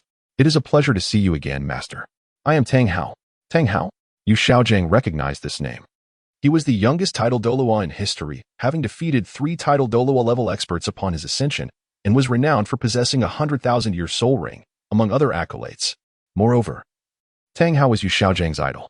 Yu Xiaojing had often fantasized that if he possessed Tang Hao's strength, he could have BB Dong and Lu Enrolling as his subservient women, rendering the proud BB Dong powerless and reliant on him for survival, among other unrealistic aspirations. "Your Highness, the Haotian crown, what brings you to seek out someone like me?" Yu Xiaojing, not being dim-witted, understood that such a distinguished figure would not approach without reason. He must have something to request. Tang Hao replied calmly, "My son inadvertently missed the soul awakening ceremony. As you know, I cannot appear in the spirit hall, so I must ask you, as an acquaintance, to assist my son in awakening his soul and subsequently arrange for him to enter this academy." Yu Xiaojing asked, "What is your son's name? Should I go find him? Or will you bring him here to Notting City?" Tang Hao responded, "In a few days, I will bring my son, Tang San, to Notting City. I shall rely on you, master." With that, Tang Hao leapt out through the window. Yu Xiaojing, lost in thought, mused, "The son of the Haotian crown must possess remarkable abilities. Should I take advantage of Tang San's naivety and take him as my disciple, my 10 core competitive theories would finally have a subject for experimentation." Yu Xiaojing erupted into hearty laughter. In Holy Soul Village, behind the waterfall, Ayin used her subtle mental energy to convey a message to Shangwanli. "Dear friend, I still wish to believe in Brother Hao. I do not wish to leave him. Yet I also wish to prove that Brother Hao is not as you have claimed. Please take the soul bone. Consider it your reward for sharing this information." In the face of the potential treachery from Tang Hao that has led to such a dire situation, Ayin chose to place her trust in him, believing in the love that existed between them. Had it not been for the formidable mental strength of Shangwanli, she might not have heard Ayin's words. Anticipating the response from the Blue-Silver Emperor, Shangwanli calmly stated, "Very well, since you do not wish to depart, we shall take our leave. We will meet again, Blue-Silver Emperor." With that, the two swiftly exited the cave, taking with them the bone of the Blue-Silver Emperor's right leg as per Yin's wishes. Chapter 23. Tang San, where is my innate full soul power? After concluding his conversation with Yu Xiaojiang, Tang Hao soon returned home, where he found Tang San still forging iron. A sense of comfort welled up within him. Unbeknownst to Tang Hao, Tang San had also experienced a day filled with richness. As usual, Tang San rose early in the morning to practice the Xiantian treasure record atop the mountain. During his cultivation, he noticed a decline in the internal energy of his Xiantian gong. This puzzled him, as he thought, I have clearly reached the first bottleneck of Xiantian gong. Why has my power diminished instead of increased over the past few days? After much contemplation, he surmised that the coma he suffered prior to the awakening of his martial soul was the cause of his current predicament. Those unruly children had better pray I do not discover who they are. Otherwise, I shall ensure their entire family suffers the consequences, Tang San thought. Harboring no fond memories of the villagers, save for the familiarity with Elder Jack, who frequently brought food to his home. However, he believed it was merely Jack's duty and felt no gratitude towards him, since he had not yet completed the first level of Xiantian Gong. Tang San diligently resumed his training. His decline in power was not limited to Xiantian Gong. The realm of his purple extreme magic I had also plummeted to a terrifying extent, no longer even reaching the observational level. This was due to Shangguan Li's fractured soul, a weakened version, striking at his spiritual force, significantly diminishing it. The severe drop in his abilities left Tang San disheartened. And upon returning home, he continued to fulfill the task assigned by Tang Hao, forging 1,000 times. When Tang Hao entered the house, he said to Tang San, "Focus on forging these days. Once you complete your task, I will take you to Notting City to awaken your martial soul." With that, Tang Hao elegantly turned and left. Hearing that he could awaken his martial soul filled Tang San with joy. In a manner reminiscent of the original tale, Tang Hao observed Tang San as he forged. Marveling at the boy's unwavering determination over the course of 15 days, Tang Hao knew that this child was destined for great achievements. However, this was contingent upon Shangguan Li not obstructing Tang San's growth, which, regrettably, seemed unlikely. Eager to awaken his martial soul, Tang San became somewhat lax in his morning training. After a month, he finally completed the arduous task of forging 1,000 times. When Tang Hao saw the iron block Tang San presented, his voice carried a rare note of joy. "You've done it. Tomorrow, I will take you to awaken your martial soul." "Thank you, Father," Tang San replied, his heart racing with thoughts of revenge against the unruly children who had wronged him, eagerly anticipating the moment he would awaken his martial soul and gain power. Over the past month, he had been secretly trying to uncover which child had plotted against him, but none seemed to fit the description. Nonetheless, he was certain it was a child from Holy Soul Village, and he planned to take vengeance on them all. Stone Village, Shangguan family. Upon acquiring the right leg bone of the Blue Silver Emperor, which had been buried for 100,000 years, Shangguan Li and Qiao Di returned to Stone Village. Shangguan Li inquired, "Ah Qiao, did you overhear my conversation with Ayin?" Without reservation, Qiao Di responded, "Indeed, I heard everything, my master." It appears that Shangguan Li is somewhat melancholic. How pitiable it is that Ayin, having been deceived by Tang Hao and nearly losing everything, still places her trust in that scoundrel. Shangguan Li believed she had treated Ayin well, as she had yet to reveal the truth about Tang San to her. Jody remarked lightly that is because she clings too dearly to those beautiful memories. In the realm of spirit beasts, there is no deception, only the supremacy of the strong. Her innocence and kindness are a tragedy, as she has encountered a petty individual. Jody also felt a sense of pity for the Blue Silver Emperor. For the adversity she faced had cost her everything. Just as Jody was about to continue, a knock echoed at the door. "Ali, are you back? It's time for dinner." "All right, Mother, I shall be there shortly," Shangguan Li replied. "We can discuss this later. Let us eat first." Jody added, "I shall refrain from joining you. After all, I am but the servant of the host." Shangguan Li, somewhat vexed, remarked, "Who has treated you as a servant? It is you who has assumed that role for yourself. Moreover, I have asked you to refrain from calling me master, yet you persist. Ever since you joined my side, I have regarded you as a companion." Without further ado, Shangguan Li tugged at Qiao Di, leading him toward the dining table. As they approached the table, adorned with a harmonious and delightful ambience, Qiao Di found himself momentarily lost in thought. Since Shangguan Li summoned him, the latter had been exceedingly kind, employing a slightly commanding tone only when requiring assistance. Otherwise, their shared moments were filled with amiability. Ordinarily, Qiao Di would not dare to refuse any command from Shangguan Li. Yet the latter had issued none, treating him more like a friend. Qiao Di believed that the nature of their relationship transcended that of a mere master and servant, though he had always hesitated to shatter that delicate barrier. However, today, Shangguanli's words pierced through the veil of Qiao Di's heart, dismantling the subtle distance that lingered between them. Upon returning to their quarters after the meal, Yali inquired, "Ali, what have you been occupied with these past few days? Do you require our assistance?" Shangguanli remarked, "There's no need, mother. A Qiao and I can manage just fine. You two should simply enjoy a leisurely life and take care of Grandpa." Yali refrained from saying more and quietly exited the room. Shangguanli inquired, "A Qiao, what were you about to say?" To which Qiao Di responded, "In truth, Master, if you truly wish to enlist the assistance of that blue-silver emperor, I possess a solution." Shangguanli, filled with curiosity, inquired, "What methods are available?" Jody responded, "Our Dark Elf clan possesses the ability to manipulate dark elements found throughout the world, though there are a select few among us capable of controlling multiple elements simultaneously. I am one of those exceptions." Jody continued, "Such elves can infuse these unique elements into living beings, thereby achieving a transient control or surveillance, all while remaining undetectable by any means." Upon hearing this, Shangguanli would have to be foolish not to comprehend the implications. This was Jody's first revelation of his extraordinary abilities to Shangguanli, marking the official acknowledgement of Shangguanli as his master. Shangguanli inquired with curiosity, "What would happen if this element were to enter a person's body?" Jody replied, "If this element were to merge with Tang San, wouldn't it be a splendid opportunity to monitor him? However, if the individual harbors no malevolent intentions, there would be little to no consequence. Conversely, should one possess ill intentions, they would gradually descend into the abyss of becoming a malevolent soul master." Shangguanli was taken aback. Initially, upon hearing Qiao Di speak of his uniqueness, Shangguanli dismissed it, for one could not simply regard the characters bestowed by the system as easily manageable. However, upon learning that Qiao Di possessed the ability to control living beings, Shangguanli seemed to grasp the harrowing reason behind the annihilation of the Dark Elf race. It was truly terrifying, for no one wishes to be manipulated, let alone inadvertently fall into the depths of corruption. Shangguanli said to Qiao Di, "I have a matter that requires your assistance." The following day, Qiao Di, following Shangguanli's instructions, infused Tang San with a special element.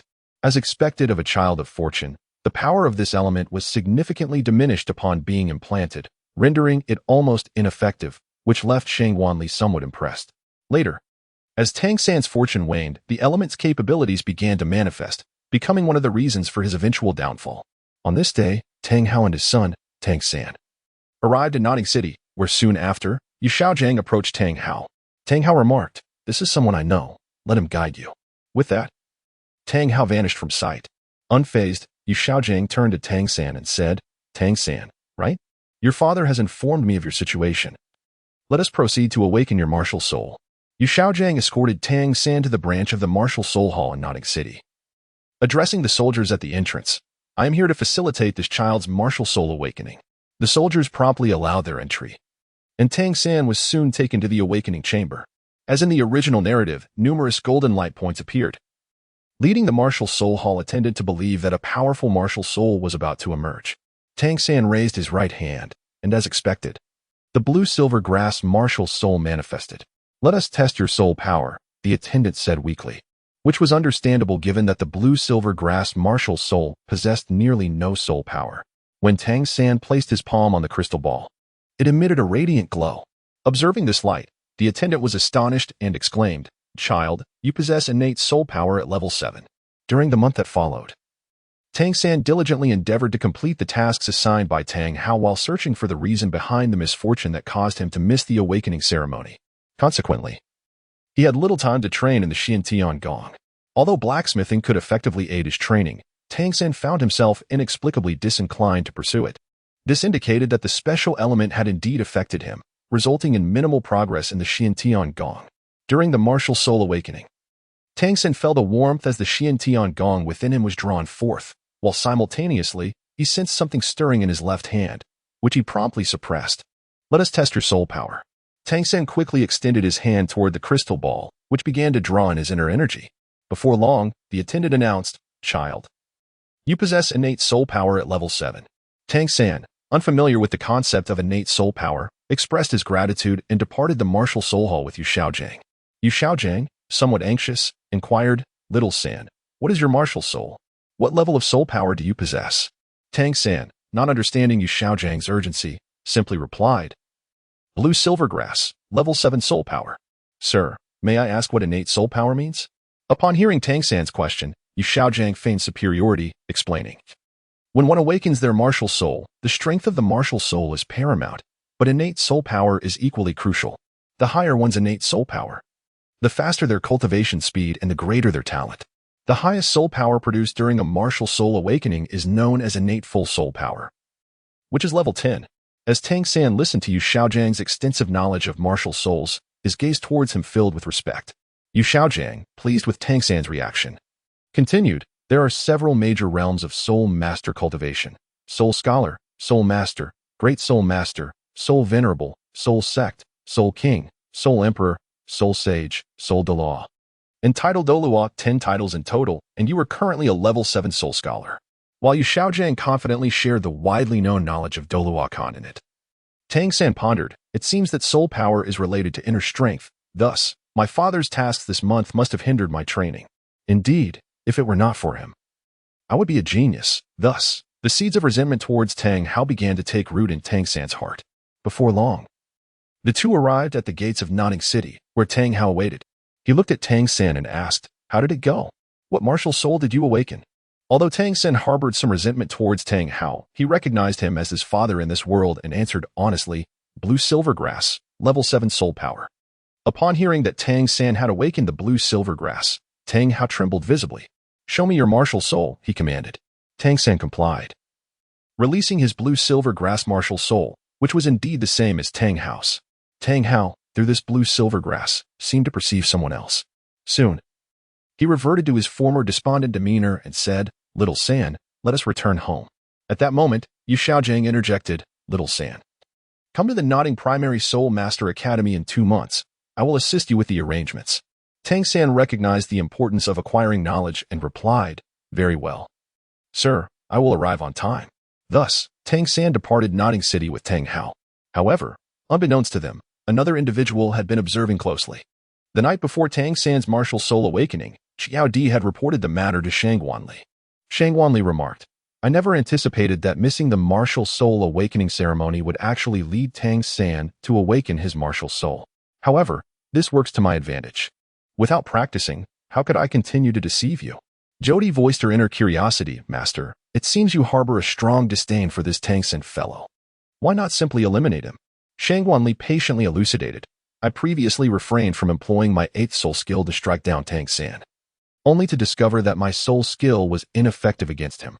This is due to the fact that Tang San is the son of the plane, and thus cannot be easily vanquished. Therefore, although Shang Wanli did not fully articulate his thoughts, Xiao Di understood. The only course was to lead him into corruption, compelling the realm to abandon him. As Tang Hao and Tang San departed from Holy Soul Village, Shang Wanli and Xiao Di also set forth. Upon their arrival in Nodding City, a system notification congratulated the host, indicating a 55 progress in tormenting Tang San, and rewarded them with 1 silver-level lottery draw. This unexpected system prompt caught Shang Wanli off guard, and he soon spotted Tang San emerging from the spirit hall in the company of Yu Xiaojiang. Shang Wanli pondered. Could it be that Yu Xiaojiang and Tang San share a fateful master-disciple relationship? Otherwise, how could they possibly encounter each other amidst the already disrupted narrative? However, Shang Wanli remained unperturbed. Upon hearing Tang San mention his innate soul power being at level 7, Shang Wanli comprehended the source of the system's notification. It turned out that on the day Shang Wanli had schemed against Tang San, he had bound him with his 5th soul skill, causing a portion of Tang San's soul power to be absorbed by Shang Wanli's technique. This had reduced Tang San's original full innate soul power to his current level 7. Originally, Shang Wanli's 5th soul skill was capable of draining all of Tang San's innate soul power. Yet it was the influence of fate that enabled Tang San to retain his level 7. Observing Yu Xiaojiang smugly imparting the common knowledge of this world to Tang San, who gazed at him with admiration, Shang Wanli felt a wave of nausea. Indeed, Tang San's experience was woefully lacking. Could this truly be someone who has lived 2 lives? So easily deceived? After Tang San returned home, he indeed showcased his twin martial souls. Tang Hao was elated. There is hope for revenge now. And I am thrilled to have a genius with twin martial souls emerge from the Houtenant sect.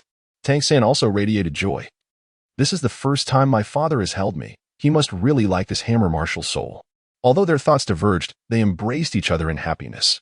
Meanwhile, Shangguanli observed the scene before him with a detached demeanor.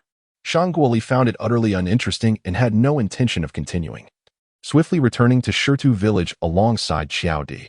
In truth, Shangguanli was aware that observing Tang San was devoid of purpose, yet for reasons unbeknownst to her, she remained unsettled. It appeared that a transformation in her overly suspicious heart was in order. Upon realizing that the internal energy of Xiantian Kung was akin to the soul power of this world, Tang San devoted himself even more fervently to his training, nearly succumbing to the perils of demonic deviation. Upon returning home, Tang Hao, upon learning of Tang San's awakening of the Haotian hammer martial spirit, began to instruct him in the chaotic wind hammer technique. During Tang San's 2 months in Shahan village, the children there engaged in various mischiefs, causing distress among the villagers, many of whom suffered injuries without understanding the source of their plight. Soon, the villagers noticed that Tang San seemed untouched by harm, leading them to suspect his involvement. Yet lacking evidence, they could only endure in silence. Thus, Tang Hao and Tang San found themselves entirely ostracized by the villagers of Shahan. Tang Hao had intended for old Jack to grant Tang San a spot among the village students, but old Jack, still unconscious from the injuries inflicted by Tang Hao, rendered that plan futile. Life had not been kind to Tang Hao's family during these 2 months. Previously, villagers would provide them with rice and flour for sustenance. But recently, such aid had ceased. Realizing this, Tang San expressed resentment, lamenting the villagers' apparent disregard for their well-being. Just 3 days before Tang San intended to leave Shanghan village, he experienced an inexplicable bout of demonic deviation while training in his room. Tang Hao quickly sensed Tang San's distress and immediately channeled a vast amount of soul power into his son's meridians. Soon, Tang San regained his senses and inquired, "Father, what has happened to me?" Although he was uncertain of the events that had transpired, he instinctively knew it was not a favorable occurrence. "Little San, do not rush your cultivation," Tang Hao advised, as Tang San came to understand that he had indeed nearly fallen into demonic deviation. Thus, as Nodding Academy prepared to commence its term, Tang San embarked upon his journey of learning. Shangguanli also received a message from Qiao Di. A shape-shifting soft-boned rabbit is making its way towards Nodding City. Indeed, the protagonists of fate are destined to meet. Chapter 24. Tang San and Yu Xiaojiang, the fateful master-disciple relationship. The schemed Xiaowu. Tang San arrived punctually at the entrance of Nodding Academy. At this moment, the gatekeeper of Nodding Academy approached to provoke him, yet Yu Xiaojiang, who was supposed to be there to thwart Tang San, was with Tang Hao. Tang Hao said, "Master, I entrust my son to your care." Yu Xiaojiang, taken aback, inquired, "You are Tang San's father. Want you stay?" Tang Hao replied, "I have urgent matters to attend to. I merely wish to retrieve my belongings. My absence will be brief." Yu Xiaojiang expressed his delight, saying, "Very well, Your Highness. I shall take good care of Tang San." Tang Hao felt a sense of joy upon seeing the expression of satisfaction on Yu Xiaojiang's face. Believing he was genuinely pleased to care for his son, unaware that Yu Xiaojiang was merely relieved to have a willing subject for his experiments. As Tang Hao and Yu Xiaojiang reveled in their happiness, Tang San encountered complications. Upon reaching the academy gate and hearing the gatekeeper's humiliating remarks, he became enraged and, in a fit of fury, unleashed a hidden weapon, the silent sleeve sword, slaying the gatekeeper. The curious onlookers fell silent, their murmurs abruptly ceasing. Tang San, witnessing the ensuing chaos, felt a void in his mind. He had no intention of killing the gatekeeper, yet the side effects of his overwhelming emotions had rendered him increasingly irritable. The gatekeeper had insulted his family, and in that moment, Tang San, adhering to the notion that one could insult him but not his father, lost control and ended the gatekeeper's life. This incident was merely a manifestation of Tang San's self-aggrandizement. The academy students and citizens of Nodding City cast disapproving glances at Tang San, murmuring about his maliciousness. How could a child be so cruel? The man only spoke a few words, and he killed him. Such morally superior remarks echoed in Tang San's ears, intensifying his resolve to silence witnesses. Just as he contemplated further violence, Yu Xiaojiang made his appearance. Yu Xiaojiang, with conviction, stated, "Enough." Although Tang San's actions were misguided, the gatekeeper's words were indeed excessive, and he insulted Tang San's family. "Everyone, disperse. Tang San, come with me into the academy." Once inside, Tang San expressed his gratitude. "Sir, thank you. I am yet to learn your name. Are you a teacher at the academy?" Tang San was perplexed. If this man were an acquaintance of his father, it would suffice, but why was he so kind to him? Yu Xiaojiang replied, "I am not a teacher at the academy. They call me master." If you wish for me to impart knowledge about martial spirits, you may address me as your teacher." Seeing Tang San's slight disapproval, Yu Xiaojiang began to boast. "You possess the blue-silver grass martial spirit and have attained a spirit power of level 7. Yet in just a couple of months, you have reached level 9. This indicates that your talent is not inferior to that of innate full spirit power geniuses." Yu Xiaojiang's words greatly pleased Tang San, yet he was soon taken aback by Yu Xiaojiang's subsequent revelation. "In my studies of martial spirit theory, the blue-silver grass martial spirit typically lacks innate spirit power. Your level 7 indicates that you are the third person on the continent to possess dual martial spirits. Coincidentally, I know a powerful individual with dual martial spirits." The Yu Xiaojiang's statement was incomplete. Tang San grasped the implication. Yu Xiaojiang could reveal the cultivation methods for dual martial spirits, and given his esteemed position within the academy, following him could yield significant advantages. Understanding the situation swiftly, Tang San knelt and bowed, stating, "Master, please accept my reverence." This action gratified Yu Xiaojiang's vanity, and the two, with their own thoughts, walked amicably toward the academic affairs office. In the shadows, Tang Hao observed Yu Xiaojiang deceiving Tang San, filled with a desire to strike him down. However, upon reflection, he pondered, "This Yu Xiaojiang seems to be an old flame of Bibi Dong. If my son follows him, his safety is assured. And the methods for cultivating dual martial spirits would be readily accessible." Unbeknownst to Tang Hao, this decision would irrevocably alter his son's life had he foreseen the consequences. He would never have sought Yu Xiaojiang's assistance. Meanwhile, at the gates of Notting City, Shangguanli received news that Xiaowu was near Notting City. Just as Xiaowu was about to enter the city, Shangguanli ensnared her in a sack. Jody carried Xiaowu into the nearby forest of Notting City. When Xiaowu was released, she was still in a daze. Shangguanli gazed at Xiaowu and couldn't help but exclaim, truly deserving of her role as the heroine. She was stunning even as a child. It's no wonder she blossomed into a breathtaking beauty, captivating Tang San beyond measure. The sole purpose behind Shangguanli's abduction of Xiaowu was his desire to manipulate her into serving as his informant. The notion of enlisting Xiaowu as an informant first emerged on the night when Tang San awakened his martial soul. Shangguanli understood that employing any means against Tang San would considerably diminish the power of fate. Yet, he could not allow him to grow stronger unchecked. Although he possessed considerable strength at present, the possibility of the Azure God granting Tang San an advantage was a daunting prospect. A solution must be devised. Shangguanli silently vowed, for his unease stemmed from the realization that he had indeed become quite formidable. The three companions by his side were among the pinnacle of combat prowess in the continent. However, Shangguanli harbored a profound fear that the enigmatic forces of destiny might obliterate his family. Suddenly, an epiphany struck him. The closest person to the protagonist was none other than the heroine. Xiaowu had been inseparable from Tang San since childhood, and with their separation bound by a 5-year promise, she would surely return to the continent by that time. Thus unfolded the scene where Shangguanli and Xiao Di conspired to abduct Xiaowu. Shangguanli remarked, "Jody, we may commence." Jody responded, "As you wish, my master." Despite being of the same beastly kin, Jody displayed no mercy.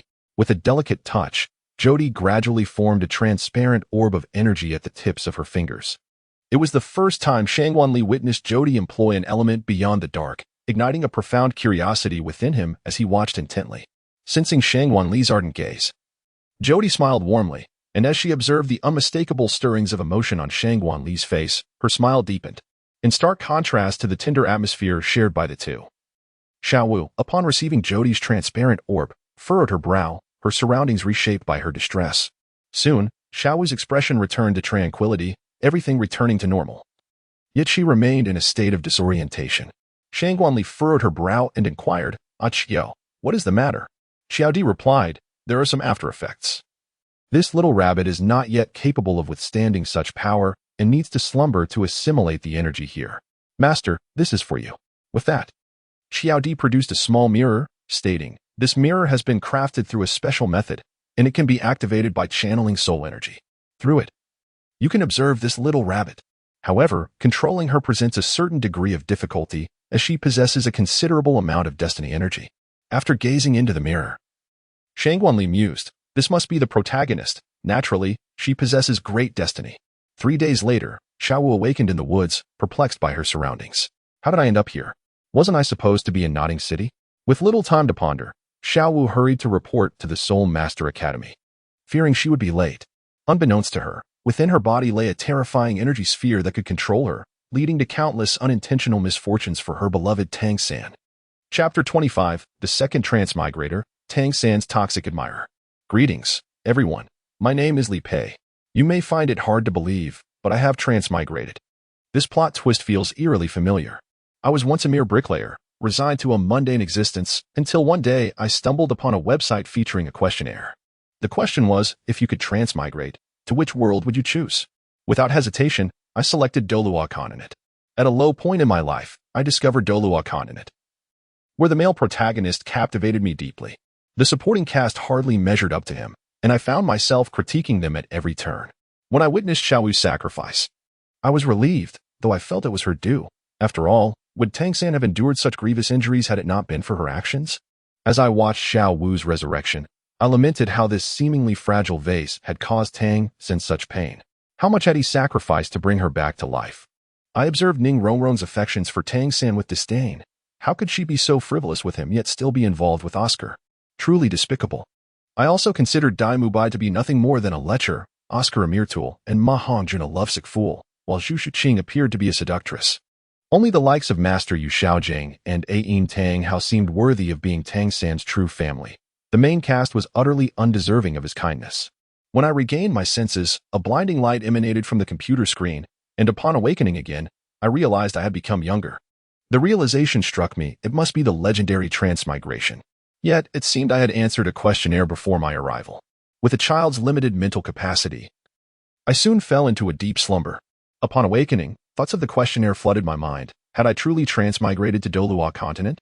As I continued to grow, I confirmed that I was indeed in Douluo Continent, though I remained uncertain of the timeline.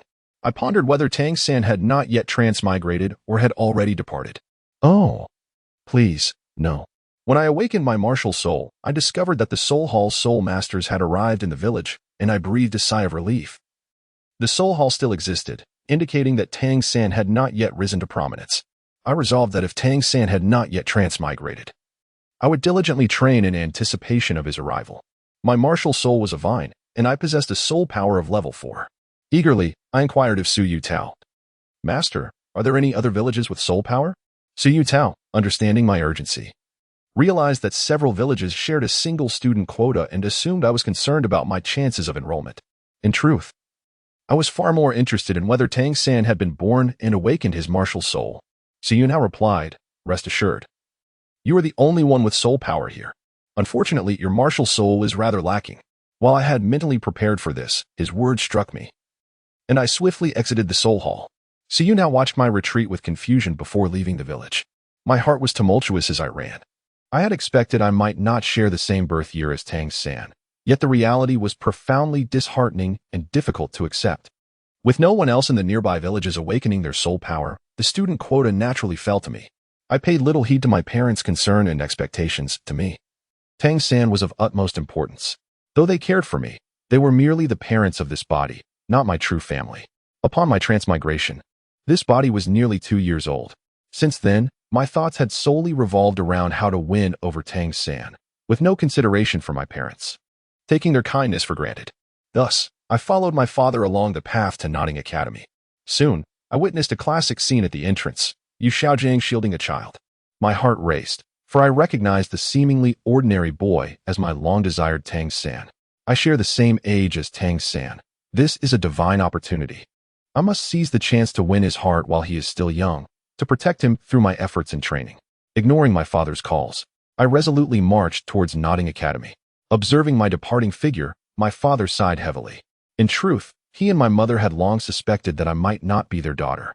When I was 2, they had heard me utter phrases like Tang San, my love, I am a transmigrator, and at that moment, they realized I might no longer be their child.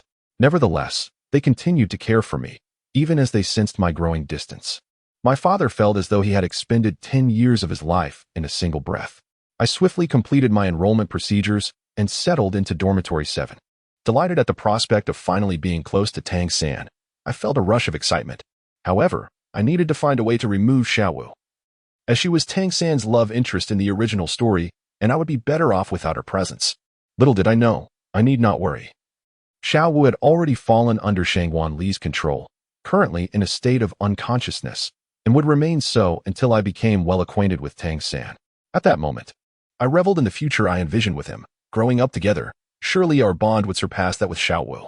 Moreover, unlike a soul beast, I had no fear of discovery. Everything seemed perfect. I had not considered that Tang San might not harbor feelings for me. How could I increase my interactions with him?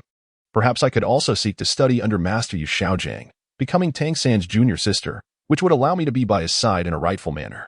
This would transform our relationship from childhood companions to a romantic partnership, an exquisite love story unfolding from school uniforms to wedding gowns.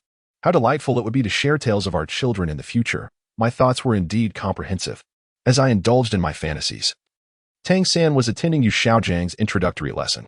The master began by explaining the classifications of soul masters, advising Tang San, you must decide on the direction of your training. Focus on breaking through to level 10 in the coming days so that we may venture into the soul beast forest to obtain your first soul ring. Tang San inquired. Master, what type of soul beast should I aim for my first soul ring? I've already decided to pursue the path of a control-type soul master. Yu Xiaojiang replied. For your blue-silver grass martial soul to excel in control, it must become resilient and possess toxicity. A formidable serpent-type soul beast would be the most suitable choice for your first soul ring, granting you binding skills with venomous properties. Upon hearing this, Tang San's admiration for Yu Xiaojiang grew immensely. Thank you, teacher. I will strive to break through my soul power level as soon as possible. With that, Tang San bid farewell to Yu Xiaojiang and made his way back to the dormitory. He soon arrived at Dormitory 7, where Li Pei immediately noticed his entrance. Brother San has finally arrived. Upon hearing Tang San introduce his blue-silver grass martial spirit with a soul power level of 9, Li Pei was puzzled. Shouldn't my brother San possess innate full soul power? How is it that he only has a level 9? Yet, she dismissed her confusion, thinking, as long as it's him, that's all that matters. Li Pei gazed at Tang San, who, aware of her attentive eyes, chose not to dwell on it. Believing himself to be mature. Thus, a day passed without the appearance of Xiaowu. Li Pei felt a twinge of curiosity but also delight. That wretched rabbit, hasn't he shown up? Could it be that my arrival has caused her to retreat? Wonderful. Brother San is solely mine. Thus began Li Pei's devoted pursuit. Chapter 26. The first meeting of Tang San and Xiaowu. Just as Li Pei thought Xiaowu would never come to Nuoding Academy, she appeared 3 days later. A voice echoed from outside. Is this Dormitory 7? Li Pei perked up, fully alert. Logically, no other girls should be here. However, upon seeing the figure at the door, long black scorpion braids cascading past her waist, a pair of bright red eyes, and a school uniform in her hands, Li Pei found it hard to believe. Most strikingly, she wore a headband adorned with rabbit ears. Li Pei was incredulous. She had been in Dormitory 7 for 3 days, and according to the narrative, Xiaowu should have arrived on the first day. Yet, she had not shown up until now. Li Pei speculated that perhaps Xiaowu had been subdued. Since her arrival, Li Pei had envisioned herself as the female lead, destined to be with Tang San. But the girl before her, scorpion tail braids, rabbit ears, and red eyes, embodied all the traits of Tang San's fated beloved, Xiaowu. At that moment, the girl spoke. Hello everyone, I am Xiaowu, the dancer. Li Pei immediately felt a surge of competition. Ever since Tang San laid eyes on Xiaowu, his gaze had remained fixated on her. Tang San thought to himself, she is truly beautiful. How wonderful it would be if she could be my sister. It must be said that Tang San's thoughts were still quite innocent, as he only wished for her to become his sister upon feeling smitten. Tang San stepped forward, introducing himself. Xiaowu, I am the dormitory head here. My name is Tang San, my martial spirit is blue silver grass, and my soul power is level 9. What about you? Xiaowu smiled and replied. My martial spirit is a rabbit, a lovely little white rabbit, with innate full soul power. The declaration of innate full soul power astonished everyone present, except for Li Pei. It was a testament to genius, a rarity that appeared once in a century. Who could remain unshaken by the revelation that such talent existed in this modest work-study dormitory? Enchanted by Xiaowu's adorable smile, all the men in Dormitory 7 were momentarily entranced. As in the original narrative, Tang San and Xiaowu vied for the position of dormitory head. Ultimately, Tang San was bested by Xiaowu, who claimed the title. Li Pei grew increasingly anxious, fearing the striking similarity to the original story and worried about her own chances with Brother San. Jealousy welled within her, despite 3 days of interaction with Tang San. There had been no substantial progress. Yet, with Xiaowu's arrival, she was already engaging intimately with Tang San. Was this the irreversible course of the original tale? Through Xiaowu, Tang San's companions, including Shang Wanli and Xiao Di, observed Tang San's expression, which was decidedly lewd. Shang Wanli remarked, "Indeed. Tang San is nothing but a dubious character. This so-called pure and innocent youth is merely a lecherous man clad in the guise of a gentleman." Li Pei's sense of crisis heightened, prompting her to step forward and separate the two, addressing Tang San. "Brother San, I wish to meet the master. Could you assist me in making an introduction?"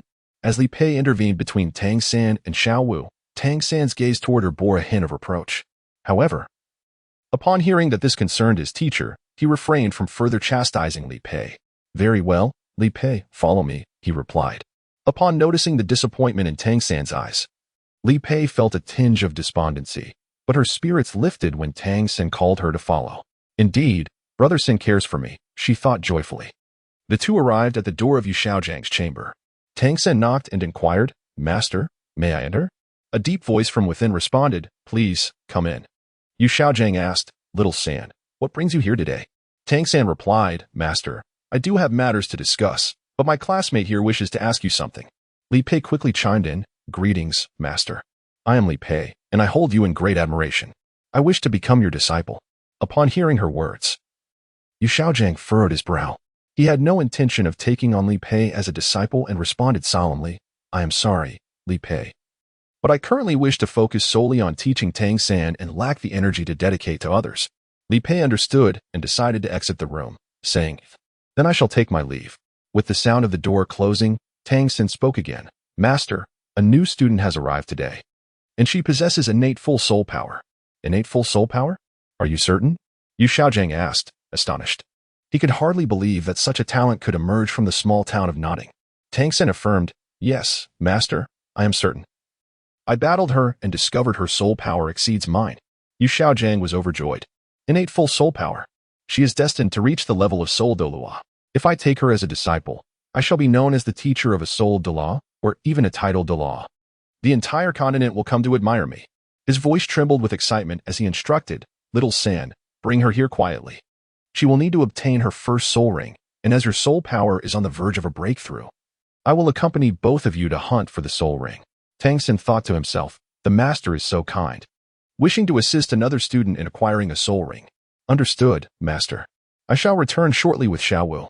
Watching Tang San depart, Yu Xiaozhang could no longer contain his exhilaration, murmuring to himself, "I have truly encountered a genius. Even if I do not teach her, a genius remains a genius. Soon, I shall bear the title of their teacher and gain renown across the continent."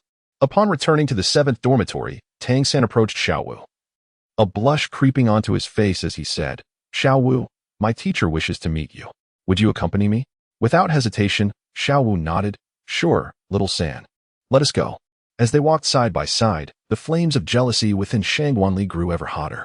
However, she feared that following them would reveal her presence to Tang San, potentially tarnishing her image in his eyes. Soon, Tang San and Xiao Wu arrived at Yu Xiaozhang's room. This time, Tang San did not knock but pushed the door open, announcing, "Master, I have brought Xiao Wu. Xiao Wu, this is my teacher, known as the Master." Upon seeing the young girl, Yu Xiaozhang's excitement surged, though he kept it hidden. "Xiao Wu, right? I am Little San's teacher. You may call me Master. You possess innate full soul power and will need your first soul ring. In a few days, I will take Little San to hunt for his first soul ring, and you may join us." Xiao Wu replied, "But I already have my first soul ring. If you need my assistance, I can also join." With that, she summoned her martial spirit, revealing her first yellow soul ring. Xiao Wu relished the excitement, inadvertently benefiting Shang Wanli, who wished to sabotage Tang San's chance at acquiring his first soul ring. Unlike the original story, Tang San now stood at innate level 7. Although he had reached level 9, it would still take time to attain level 10 soul power. Shang Wanli struggled to manage time effectively. Had Xiao Wu been present, the timing would have been more precise. Both Yu Xiaozhang and Tang San were taken aback upon observing Xiao Wu's spirit rings. Yu Xiaozhang quickly responded, "Now that you possess your first spirit ring, you need not accompany us. By the way, Xiao Wu, are you alone? I imagine you must have numerous questions regarding your training. Why not join me in learning, just as Xiao San does?" Upon hearing Yu Xiaozhang's words, Shang Wanli couldn't help but smile. How shameless of him. He had previously claimed he only wished to instruct Tang San and lacked the energy to teach any other students. Yet now he expressed a desire to take Xiao Wu as a disciple. Truly, he stood at the pinnacle of the Douluo scoundrel rankings. Xiao Wu replied, Master, did you not say you lacked the energy to take on another disciple? Why then do you wish to accept me? She had a fondness for Li Pei, as she was one of the only 2 girls in the dormitory. Xiao Wu's remark left Yu Xiaojing in an awkward silence, and Tang San, standing nearby, was at a loss for words to alleviate the discomfort. Yu Xiaojing, however, was quick to respond, It is not that I do not wish to accept a second disciple. However, Li Pei must focus on her training to reach the level necessary to obtain a spirit ring. If I were to teach her theoretical knowledge now, it could impede her progress, so I prefer to wait until she is ready to acquire one. At that time, I will undoubtedly take her as my disciple. Yu Xiaojing's clever justification was impeccable. Not only did he explain why he had not accepted Li Pei as a disciple, but he also managed to present himself as a noble teacher. Xiao Wu exclaimed joyfully, That is wonderful. I will tell Li Pei as soon as we return. She was feeling quite down when she returned to the dormitory, and knowing this will surely cheer her up. Yu Xiaojing panicked. He had no intention of taking Li Pei as a disciple and certainly did not want Xiao Wu to reveal this information. Xiao San, Xiao Wu, we must keep this matter a secret from everyone. It will be a surprise for Li Pei.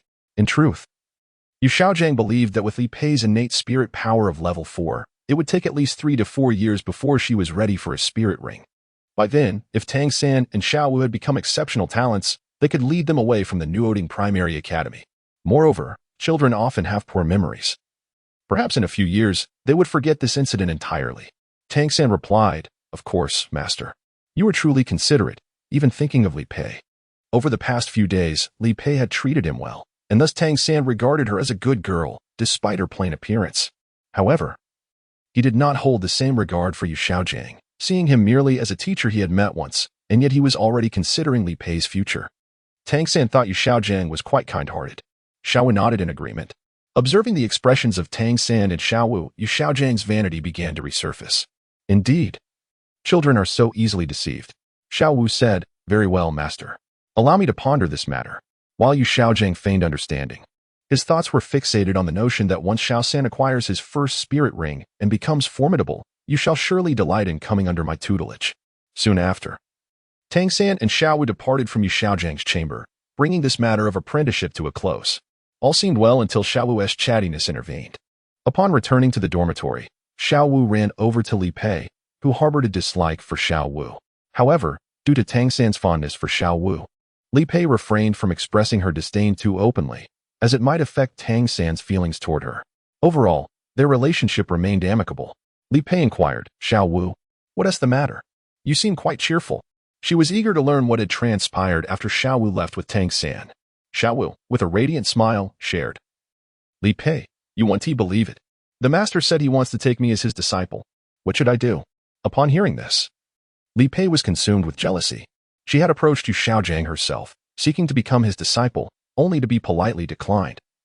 While he immediately expressed a desire to accept Xiao Wu, at that moment, resentment towards Yu Xiaojing began to brew within her. Noticing the change in Li Pei's demeanor, Xiao Wu asked, Li Pei, what is wrong? Upon first encountering Li Pei, Shengwan Li paid her little mind. However, observing Li Pei's current demeanor, her feigned affection for Xiao Wu was utterly distasteful. It was particularly disappointing that, despite the numerous interactions, Li Pei's duplicitous nature remained unnoticed. Li Pei shook her head and replied, I am fine, Xiao Wu. At that moment, her sentiments towards Xiao Wu had shifted. You are but a reserved soul ring for my third brother, and your 2 younger siblings represent a significant step in his ascension to divinity. Thus, I shall overlook your last few years of existence. On the following day, for reasons unknown, Master Yu Xiaojing declined to accept Li Pei as his disciple, expressing his disinterest in taking on a second apprentice. Yet word soon spread throughout the academy that he intended to take Xiao Wu under his wing. Initially unaware of these developments, Yu Xiaojing rose that morning, as usual, preparing to bask in the adoration of countless students. However, he soon noticed a peculiar shift in the gazes of those around him. Students and faculty alike whispered behind his back. While dining, he overheard snippets of conversation and grew increasingly irate, pondering who had divulged the events of the previous day. His suspicions immediately fell upon Tang San, Xiao Wu, and Li Pei, the only individuals privy to the matter. He believed Tang San, as his disciple, would remain discreet. Xiao Wu, an impending disciple, ought to do the same. Yet Li Pei bore a hint of suspicion, though he believed she would not betray his trust. Nonetheless, Yu Xiaojing summoned Tang San to his chamber. Tang San, he inquired. Did you discuss the events from yesterday upon your return? Tang San, having heard the rumors, assured him, Teacher, we spoke of nothing.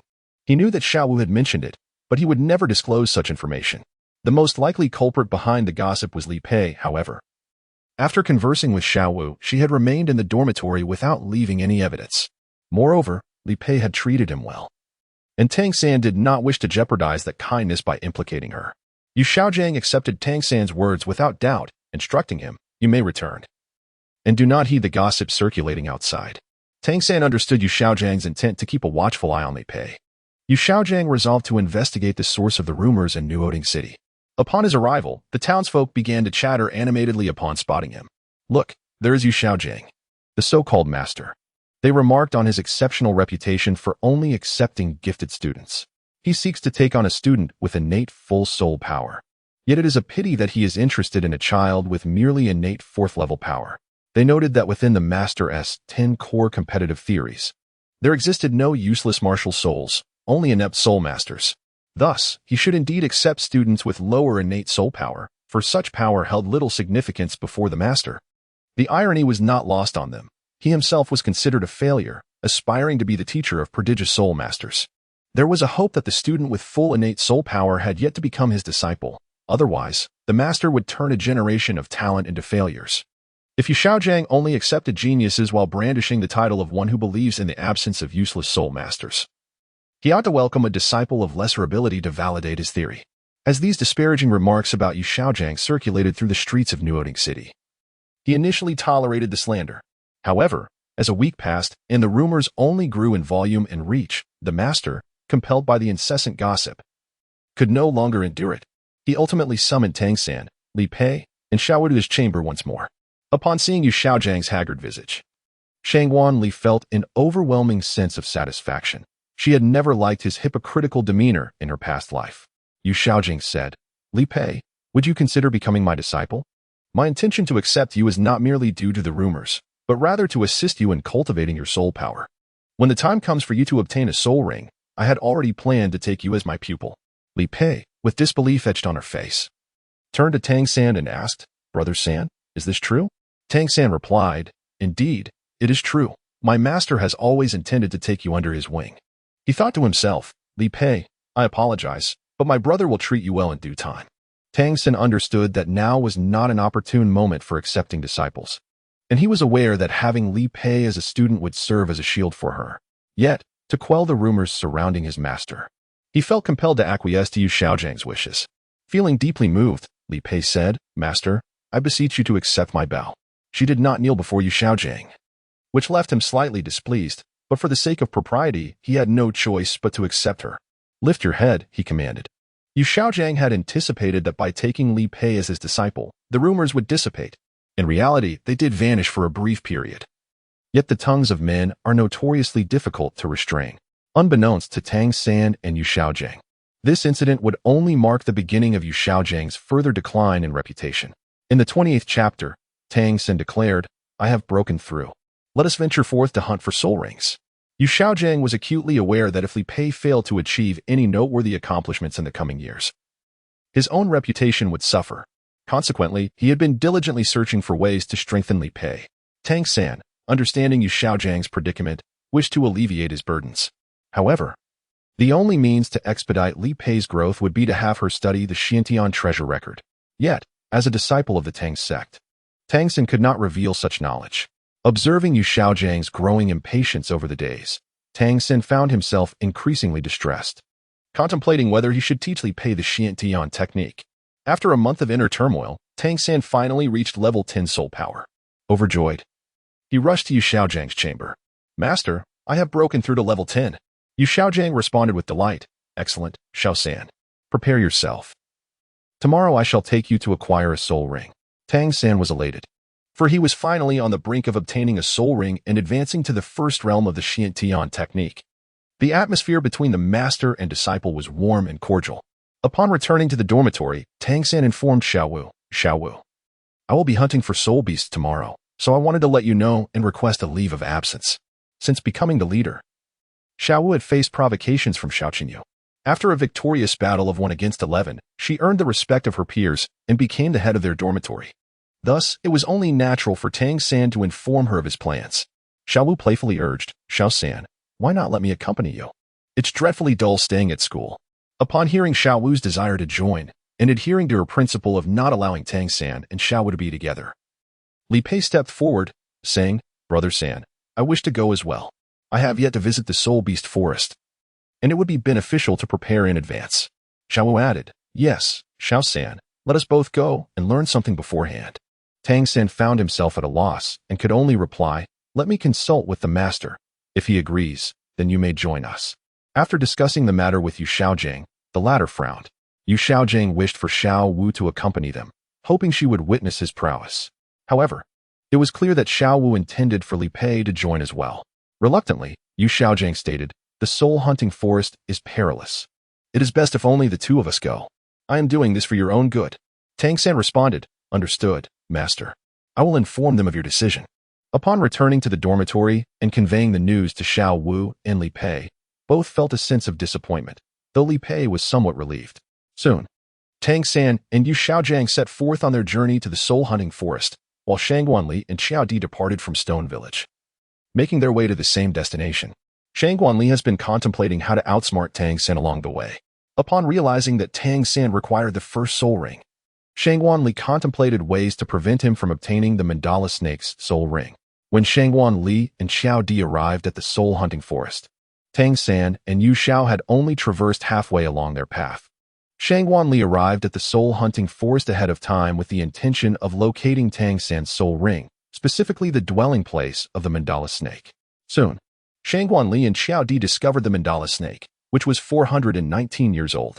Upon witnessing this, Shangguanli realized that this must be the first soul ring of Tang San. However, in order to prevent any unforeseen circumstances, Shangguanli gathered together powerful serpent soul beasts that were over 300 years old and encased the entire area, including these soul beasts, in the icy domain of the ice snow goddess. Shangguanli contemplated, "Tang San, I wonder what kind of soul beast you are about to absorb." In the original text, Yu Xiaojing mentioned to Tang San that if there were no suitable soul rings for him, he should absorb this 10-year-old solitary bamboo. Could it be that Tang San's soul beast is indeed this solitary bamboo? Just as Shangguanli was lost in thought, Xiao Di suddenly spoke up. "Master, Tang San and his companion have arrived. Tang Hao is following closely behind them. Shall we take action to deal with him?" Shangguanli remarked, "There is no need. When the time is right, Tang Hao will naturally resolve the situation. For now, we must deal with this child of the plain." Jody responded, "As you command." Soon, the two arrived behind Yu Xiaojing and Tang San, listening as Yu Xiaojing imparted knowledge about martial souls, discussing topics such as the 10-year solitary bamboo and the 100-year black serpent. As Shangguanli began to feel drowsy, Yu Xiaojing took action, summoning his martial soul, the piglet. Or rather, Luo Sanpao. Observing Luo Sanpao, Shangguanli couldn't help but entertain a mischievous thought. He turned to Jody and inquired, Jody, do you notice anything peculiar about this piglet?" Naturally, Luo Sanpao is unique. It bore a trace of the golden sacred dragon's bloodline. But Yu Xiaojing was too weak to facilitate its successful evolution. Jody replied, "Indeed, this piglet possesses a remarkably strong bloodline. It is truly unfortunate that its potential has not been fully realized by this individual, resulting in a significant waste." Shangguanli inquired, "Do you possess a method to extract this bloodline?" Jody replied, "There is a way, though it will require some time, and I must establish contact with this individual." Shangguanli remarked, "Let us take this opportunity to make contact during this period. Once we acquire this bloodline, I shall allow you to absorb it." Jordy was taken aback that this bloodline would be bestowed upon him. "No problem, thank you, master," he replied gratefully. Yu Xiaojing continued to expound upon his self-proclaimed extensive knowledge of spirit beasts, while Tang San gazed at him with wide, shining eyes, filled with admiration that greatly pleased Yu Xiaojing. Soon, the first day passed without the appearance of a suitable spirit beast for Tang San, and the two had no choice but to spend the night in the forest. After 3 days of searching, a serpent spirit beast suddenly appeared before Tang San and Yu Xiaojing. This unknown serpentine spirit beast moved with incredible speed, charging towards the two upon noticing them. Yu Xiaojing, realizing the spirit beast was about to escape, quickly urged Tang San, "Xiao San, this is a serpent spirit beast, though its age remains unknown. We must capture it to ascertain whether it is suitable for you." He added, Hurry and put on your mask. Upon hearing Yu Xiaozhang's words, Shangguanli swiftly summoned a protective shield using her soul power, incorporating ice elements into the outer layer to prevent any noxious scents from wafting towards them. Jody, quickly take shelter behind me, she urged. Jody, somewhat dazed by Shangguanli's command, found it peculiar. After all, it had been ages since anyone had requested him to hide behind them for protection, given his formidable strength. Nevertheless, he complied and positioned himself behind Shangguanli. Yet, as he stood there, a complex array of feelings stirred within him, for Jody was uncertain whether his sentiments towards Shangguanli still resembled those of a mere master-servant relationship. Aside from a few instances where she required Jody's assistance and spoke somewhat firmly, Shangguanli was generally quite amicable and gentle towards him. Moreover, she bestowed upon herself this powerful lineage. Before Jody could ponder further, Yu Xiaozhang bellowed, flatulence like thunder, rushing heaven and splitting earth, Luo Sanpao. With that, Luo Sanpao commenced releasing flatulence to assault the serpentine soul beast, leading Jody to comprehend the purpose behind the soul power shield Shangguanli had deployed. Tang San, having neglected to wear a mask, inadvertently inhaled the noxious gas. To his astonishment, he was rendered unconscious by the foul odor, while Tang Hao, lurking in the shadows, revealed a murderous intent towards Yu Xiaozhang. In Chapter 29, Tang San's 120-year soul ring, Yu Xiaozhang's heartbreaking loss. Tang San was inadvertently struck by Yu Xiaozhang's soul skill and collapsed. Upon witnessing Tang San's unconscious state, Yu Xiaozhang rushed to his side, exclaiming, Xiao San, are you all right? Wake up. We must hunt for your soul ring. He shook Tang San vigorously, yet the latter remained unresponsive. Yu Xiaozhang, undeterred, intensified his efforts, slapping and pinching.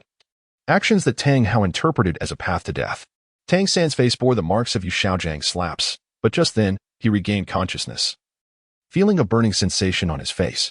Seeing Tang San stir, Yu Xiaozhang instantly donned a concerned expression and said, Xiao San, you're awake. It's all my fault for not informing you of my soul skills, causing you to be embroiled in this mess. Although Tang San harbored some resentment towards Yu Xiaozhang for his predicament, the latter's evident concern alleviated much of his grievance. Thank you, teacher. I am fine. Unbeknownst to Tang San, the painful sensation on his face was indeed a consequence of Yu Xiaozhang's actions. Yu Xiaozhang continued, now that you are awake, let us capture that soul beast and determine if it is suitable for your soul ring. With that, they set off once more. Despite Tang San's brief unconsciousness, the traces left by the serpentine soul beast remained, leading them on a prolonged search before finally locating it. It turned out to be a black phosphor snake, a unique soul beast that exhibited little change between 100 and 500 years, only shedding its skin at the 500-year mark to alter its appearance. In truth, powerful individuals could discern its age, but not all were capable. Only those with exceptionally strong mental faculties could do so. Clearly, Yu Xiaozhang was not among them, while Tang Hao could, albeit from a distance that rendered him unable to perceive it. Upon spotting the soul beast, Yu Xiaozhang naively declared, Xiao San, this black phosphor snake is an excellent match for you. Seize it. Tang San, unable to contain his emotions in response to Yu Xiaozhang's words, exclaimed, all right, teacher. Let us do it now. Yu Xiaozhang shouted, Xiao San, put on your mask. Luo Sanpao, unleash flatulence like thunder, rushing heaven and splitting earth, flatulence like smoke, hypnotic slumber. Luo Sanpao. He unleashed two soul skills towards the black phosphor snake, and thanks to Yu Xiaozhang's warning, Tang San quickly donned his mask and remained unscathed. However, the skills proved ineffective against the black phosphor snake, which, seemingly provoked by Luo Sanpao's abilities, charged at it with incredible speed, piercing through the yellow mist and striking Luo Sanpao. Severely injured, Luo Sanpao retreated into Yu Xiaozhang's body, leaving Yu Xiaozhang himself incapacitated as a result. Witnessing this, both Tang San and Tang Hao simultaneously thought, what a useless fellow. Meanwhile, Yu Xiaozhang contemplated, I have contributed to Tang San's first ring. If I perish here, he must remember me. Tang San, however, had no time for such thoughts.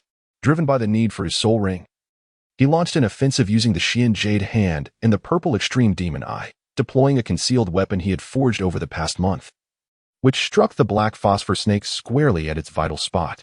Without hesitation, he dispatched the soul beast, watching as the yellow soul ring materialized upon its demise. Tang San, lacking knowledge on how to discern the age of the soul ring, recalled that yellow indicated a 100-year soul ring, and Yu Xiaozhang had also advised him that the first soul ring being 100 years was optimal. Thus, He seated himself to absorb the soul ring, disregarding Yu Xiaojiang's injuries. By the time Tang Hao regained his wits, Tang San was nearly finished absorbing it. Interruption would prove futile. He could only harbor resentment towards Yu Xiaojiang. As Tang San began to absorb the soul ring, Yu Xiaojiang fell into unconsciousness. Shang Wanli recognized this as the prime opportunity to seize the lineage but was hindered by Tang Hao's watchful presence. Consequently, she produced the Hanhai Qianquan shield, enveloping herself and Geordie within. Shang Wanli and the other individual approached Yu Xiaojiang, inquiring of the nearby Qiao Di. "Ah Qiao, is this distance sufficient?" Qiao Di replied, "Indeed. It is adequate, though the master will need to wait for a moment." Shang Wanli expressed that there was nothing amiss, and Geordie commenced his incantation. As Geordie's aura intensified, Yu Xiaojiang's martial soul, Luo Sanpao, could not help but manifest. Luo Sanpao, possessing the bloodline of the Golden Saint Dragon, radiated a faint golden light upon its emergence. Yet it appeared to be in great agony, emitting a continuous lament that went unheard. After a mere quarter of an hour, the golden light surrounding Luo Sanpao gradually coalesced into Geordie's palm, and its cries diminished steadily. Soon, the essence of the Golden Saint Dragon's bloodline was entirely extracted, leaving Luo Sanpao to fall to the ground. At that moment, Luo Sanpao exhibited a notable loss of agility, perhaps due to the absence of the Golden Saint Dragon's lineage, rendering it more akin to a swine. Observing that their objective had been fulfilled, Shang Wanli intended to depart, but at that moment, Tang San, having absorbed the soul rings, regained consciousness. Tang San's expression was one of elation, for he had finally transcended the first level of Xiantian skill. Congratulations to the host. Progress in tormenting Tang San stands at 57, and tormenting Yu Xiaojiang at 50. The host is awarded a golden level lottery exchange X1. May the host continue the diligent endeavor. Shang Wanli inquired, "System, why did my progress increase after tormenting Tang San last time? Yet this time, there are no opportunities for a lottery?" The response was that the progress gained was minimal. The initial chance for a lottery was intended to encourage the host. Now, the accumulated energy would serve as a safeguard for the host's future. Observing the fallen Yu Xiaojiang, Shang Wanli approached to tend to his wounds, motivated by a desire to repay him. Yu Xiaojiang soon regained consciousness, and his first words were, "Xiao San, have you absorbed the soul ring?" Tang San replied, "I have completed the absorption, teacher, but your injury is more pressing." His words undoubtedly touched Yu Xiaojiang, who thought, "I never expected Tang San to care for me so deeply. It seems all my previous efforts were worthwhile." Regaining some strength, Yu Xiaojiang urged Tang San, "Xiao San, demonstrate your first soul skill for me." Upon hearing this, Tang San immediately unleashed his martial spirit. There were no notable changes. It remained the same bluegrass. And he released the first soul ring. Both Tang San and Yu Xiaojiang were momentarily taken aback, for the soul ring's yellow hue was somewhat faint. It was not a 400-year soul ring, but rather a 120-year one. As the first soul skill manifested, the blue-silver grass elongated and entwined around a large tree. Yet its condition appeared peculiar. The newly sprouted blue-silver grass soon began to flake, resembling a shedding skin. And only through repeated growth did it take on its elongated form. Moreover, the soul skill was not robust and dissipated swiftly. Witnessing such a feeble outcome, both Tang San and Yu Xiaojiang felt a tinge of disappointment. To prevent Tang San from succumbing to despair, Yu Xiaojiang quickly began to encourage him, saying, "Xiao San, do not be disheartened. This is merely the first soul ring, and you possess a second martial spirit, which is truly formidable. This is just the beginning. Do not let a minor setback discourage you. Xiao San, your story has only just begun." Hearing Yu Xiaojiang's words of encouragement, Shang Wanli silently added, "No, your story has already reached its conclusion." In the 30th chapter, titled The Path of Mortality, as the bond between teacher and disciple began to fray, Shang Wanli recognized that Tang San and Yu Xiaojiang could no longer stir any turmoil in this place. Thus, he departed the soul-hunting forest with Jodi in a state of tranquility. Shang Wanli had indeed contemplated extracting the blue-silver emperor's bloodline from Tang San. However, due to Qiaodi's lack of proficiency in wood elements and the influence of fate's power, Shang Wanli found it impossible to perform the extraction and could only allow this bloodline to temporarily reside within Tang San.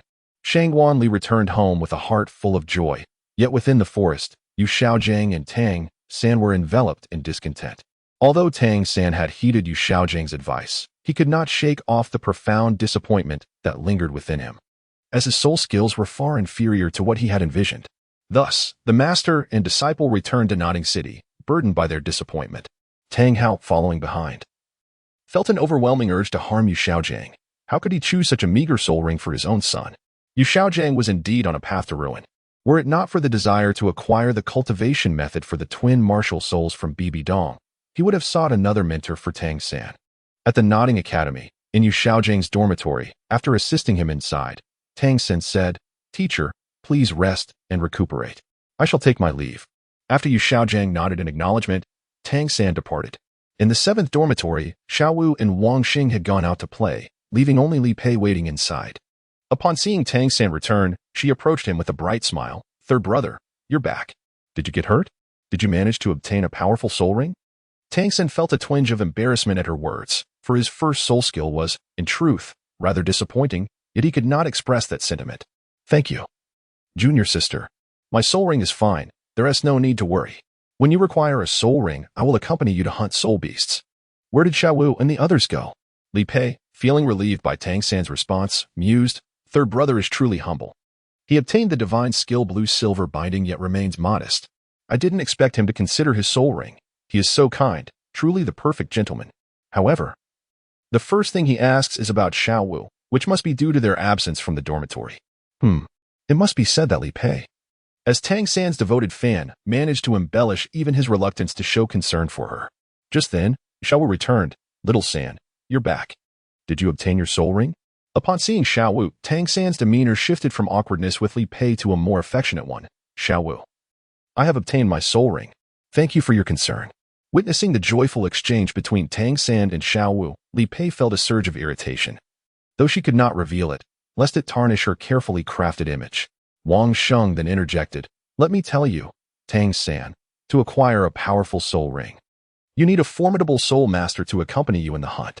Typically, the soul beasts sought are stronger than the hunters themselves. Without a sufficiently strong elder accompanying you, it might be challenging to find a good soul ring." Tang San inquired, "Is that true, Wang Sheng?" "Indeed," Wang Xing replied confidently. "I have been studying at the academy for 4 or 5 years. This is knowledge imparted by our instructors. If you don't believe me, you can ask the others in the dormitory. I intended to inform you before you went hunting for your soul ring, but by the time I realized, you had already left." Tang San glanced at the others in the dormitory, who nodded in agreement. He pressed further, "How strong should the accompanying person be?" Wang Xing, relishing the opportunity to impart wisdom, stated, "While the stronger, the better, most cannot find exceedingly powerful soul masters.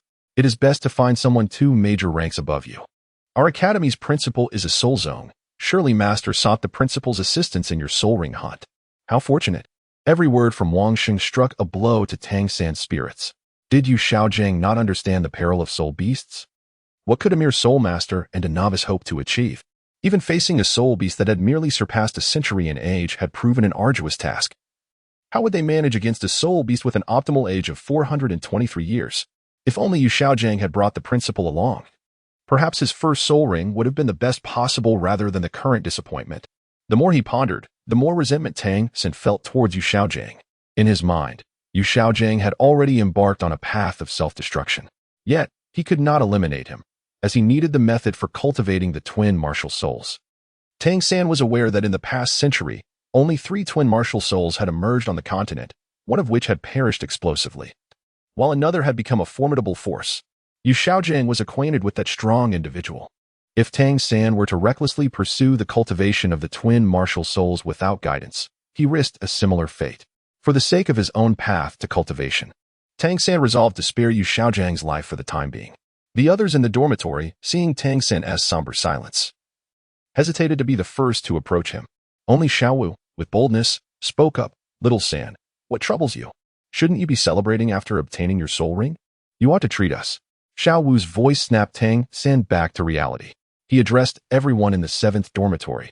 "All right then, since I have made a breakthrough, I will treat everyone to a feast. Let us go." The group was filled with joy, save for Tang San, who remained sullen, while others believed him to be elated.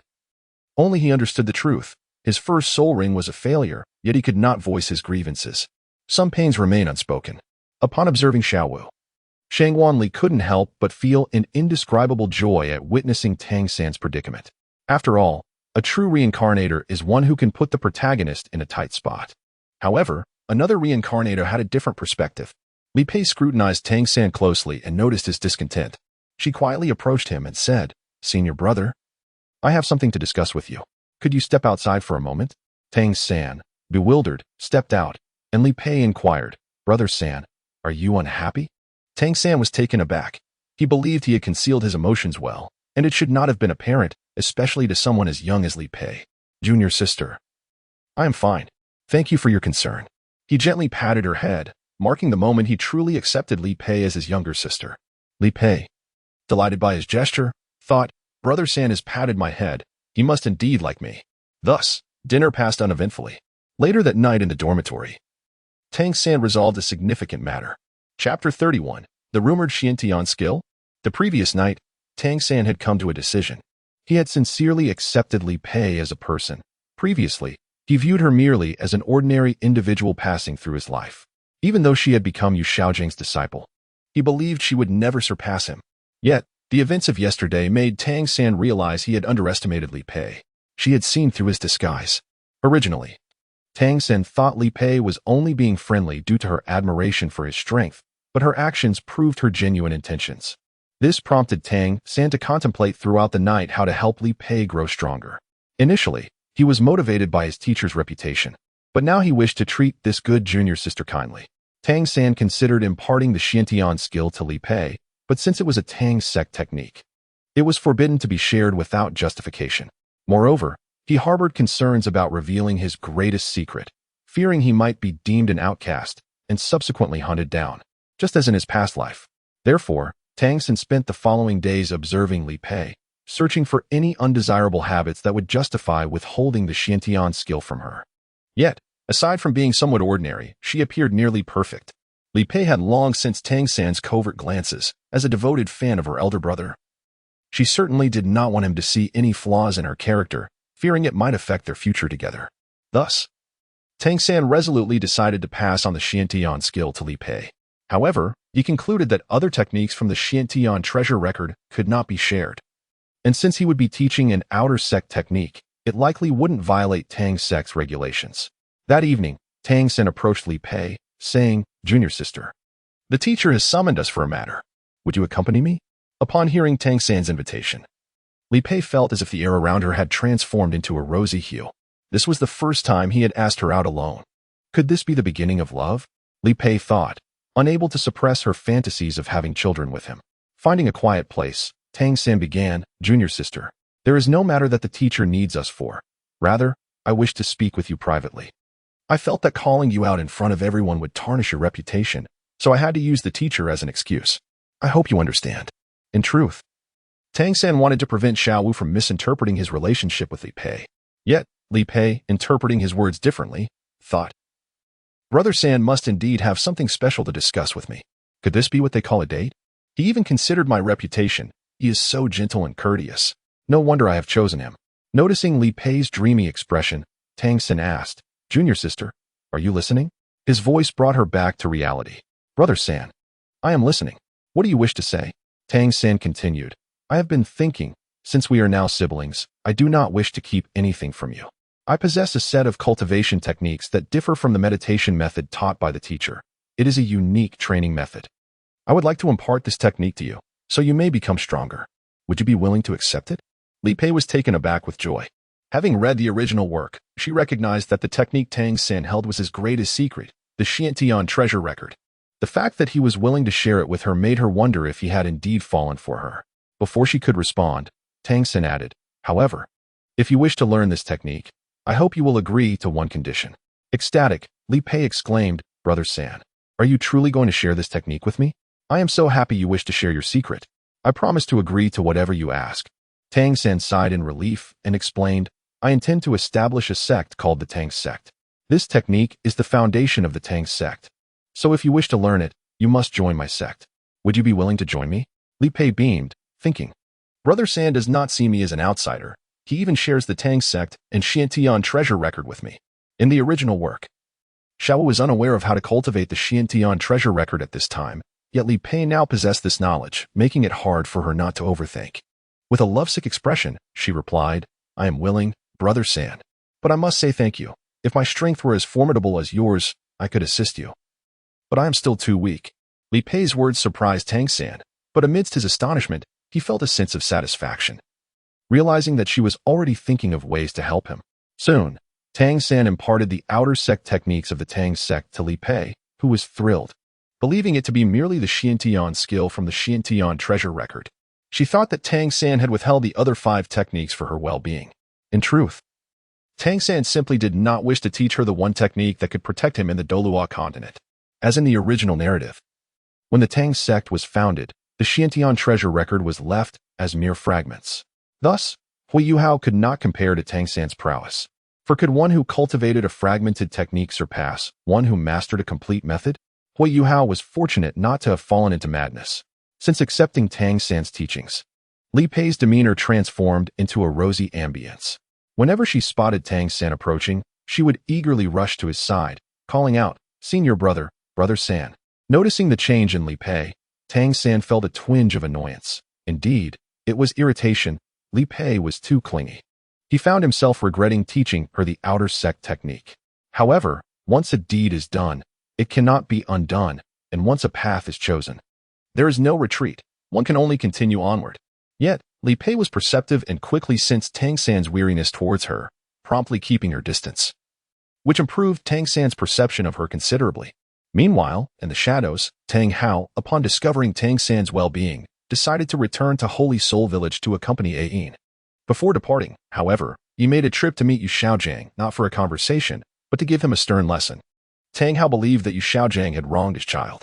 If not for Yu Xiaojiang's incompetence, how could Tang San's first spirit ring be so weak?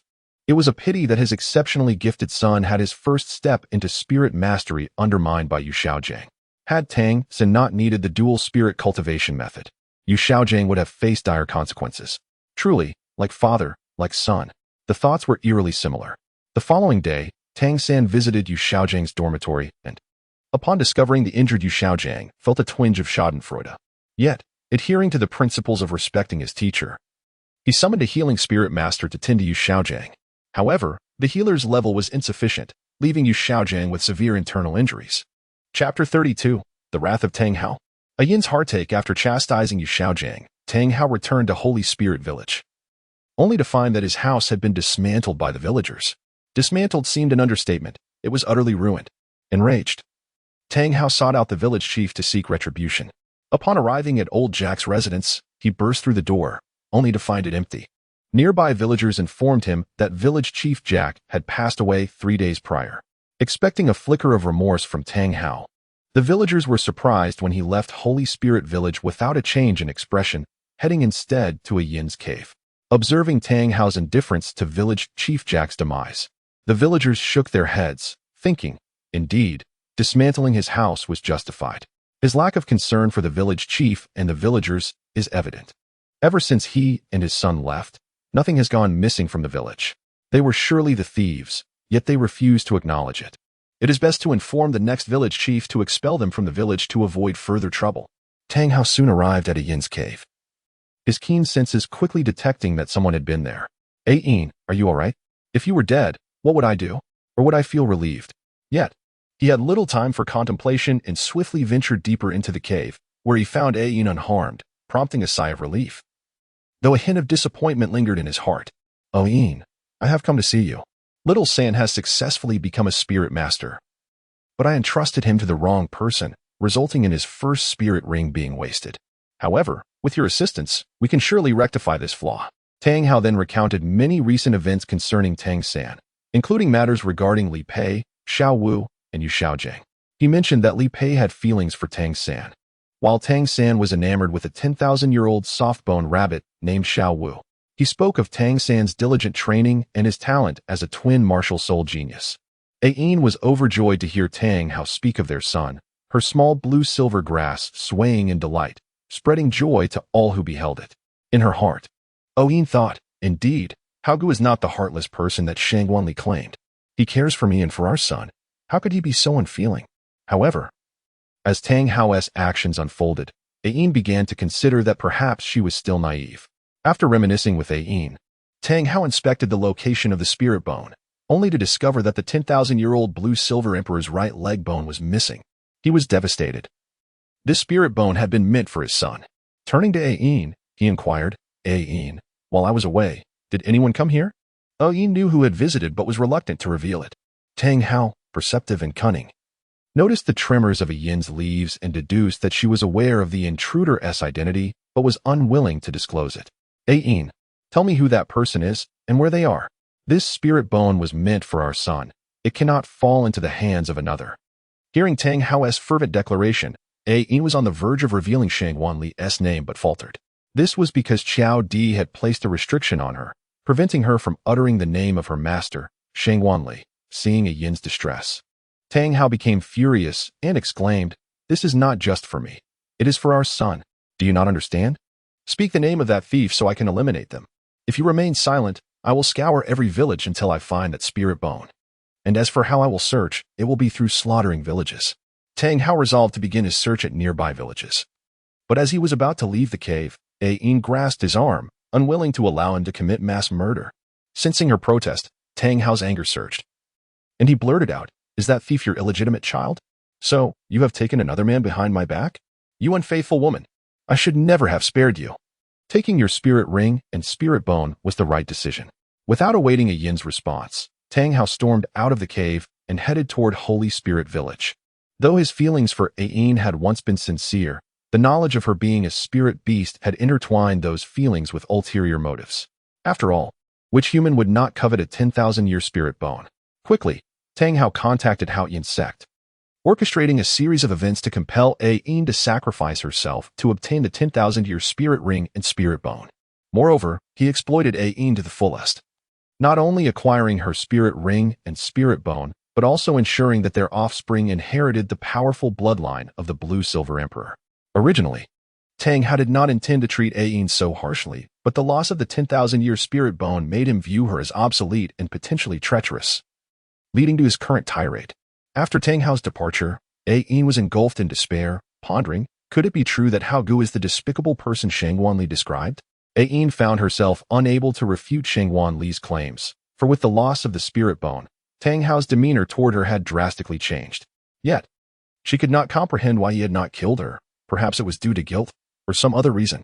Surely it was not guilt, rather. Tang Hao was merely too frantic in his quest for the spirit bone, neglecting to resolve matters with her. Meanwhile, Tang Hao continued his relentless pursuit toward the nearby villages. Within 3 days, he had brutally decimated the surrounding settlements, yet still found no trace of the spirit bone. At that moment, a thought struck him. Could it be the spirit hall? His suspicion was not unfounded, as the barrier he had set in the cave could only be breached silently by someone of considerable strength, at least as powerful as a titled Douluo. Unfortunately, he had encountered Qianrenxue, whose influence rendered all conventional wisdom moot. It finally dawned on Tang Hao that he had engaged in senseless slaughter, yet he felt no guilt toward the villagers. To him, these untrained villagers were nothing more than ants, expendable at his whim. All of Tang Hao's actions were recorded for Ain to witness. Why did Qianrenxue appear in the cave? It was because he had been cultivating at home when several people sensed a large-scale massacre occurring. However, they could not all venture out to investigate, as the protection of Shitu village was paramount. Only Qiao Di and Yun Ming were dispatched. Qiao Di, being swifter, quickly uncovered the true culprit behind the incident, Tang Hao. Qianrenxue believed this presented an opportunity to reveal Tang Hao's true nature to Ain. As Ain gazed at the spiritual records provided by Qianrenxue, she beheld the unfamiliar yet familiar figure of Tang Hao, and a sense of melancholy washed over her. Ain resolutely declared, "It turns out that brother Hao has never been the person I thought I knew. I shall follow you." Qianrenxue remarked, "Indeed, perceptive. Qianrenxue has entrusted Ain to the spirit treasure realm, requesting everyone to care for the Blue-Silver Emperor. Blue-Silver Emperor, focus on your cultivation.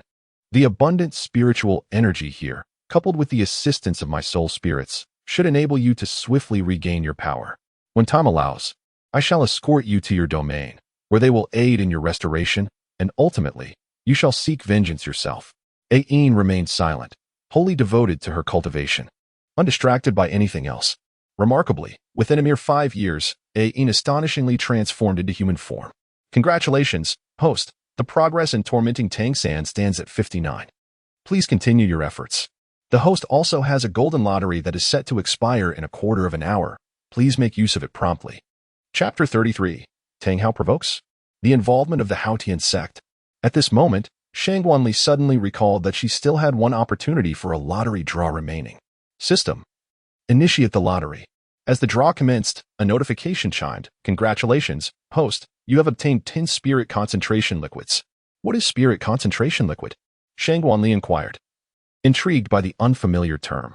Spirit concentration liquid, as its name implies, is a substance that gathers spiritual energy. Its utility for the host has diminished. Yet it can be beneficial for the young soul beasts or soul masters with a soul power level below 40, aiding in the enhancement of their innate talents. After Shangguanli relocated the Blue-Silver Empress, he returned to Stone Village. Shortly after his departure, another individual entered the cave, none other than Tang Hao, who had returned in a frenzy. In a fit of rage, he hurled insults at Attaining and, driven by an urgent desire to find his soul bone, exited the cave. After a rampage, he still failed to locate the soul bone in the surrounding villages. It was then that Tang Hao began to reflect, feeling a twinge of regret for his harsh words towards Attaining. Whether it was a flicker of guilt or a desire to leverage her in the search for the soul bone to aid Tang San in awakening his bloodline, Tang Hao returned to the cave once more.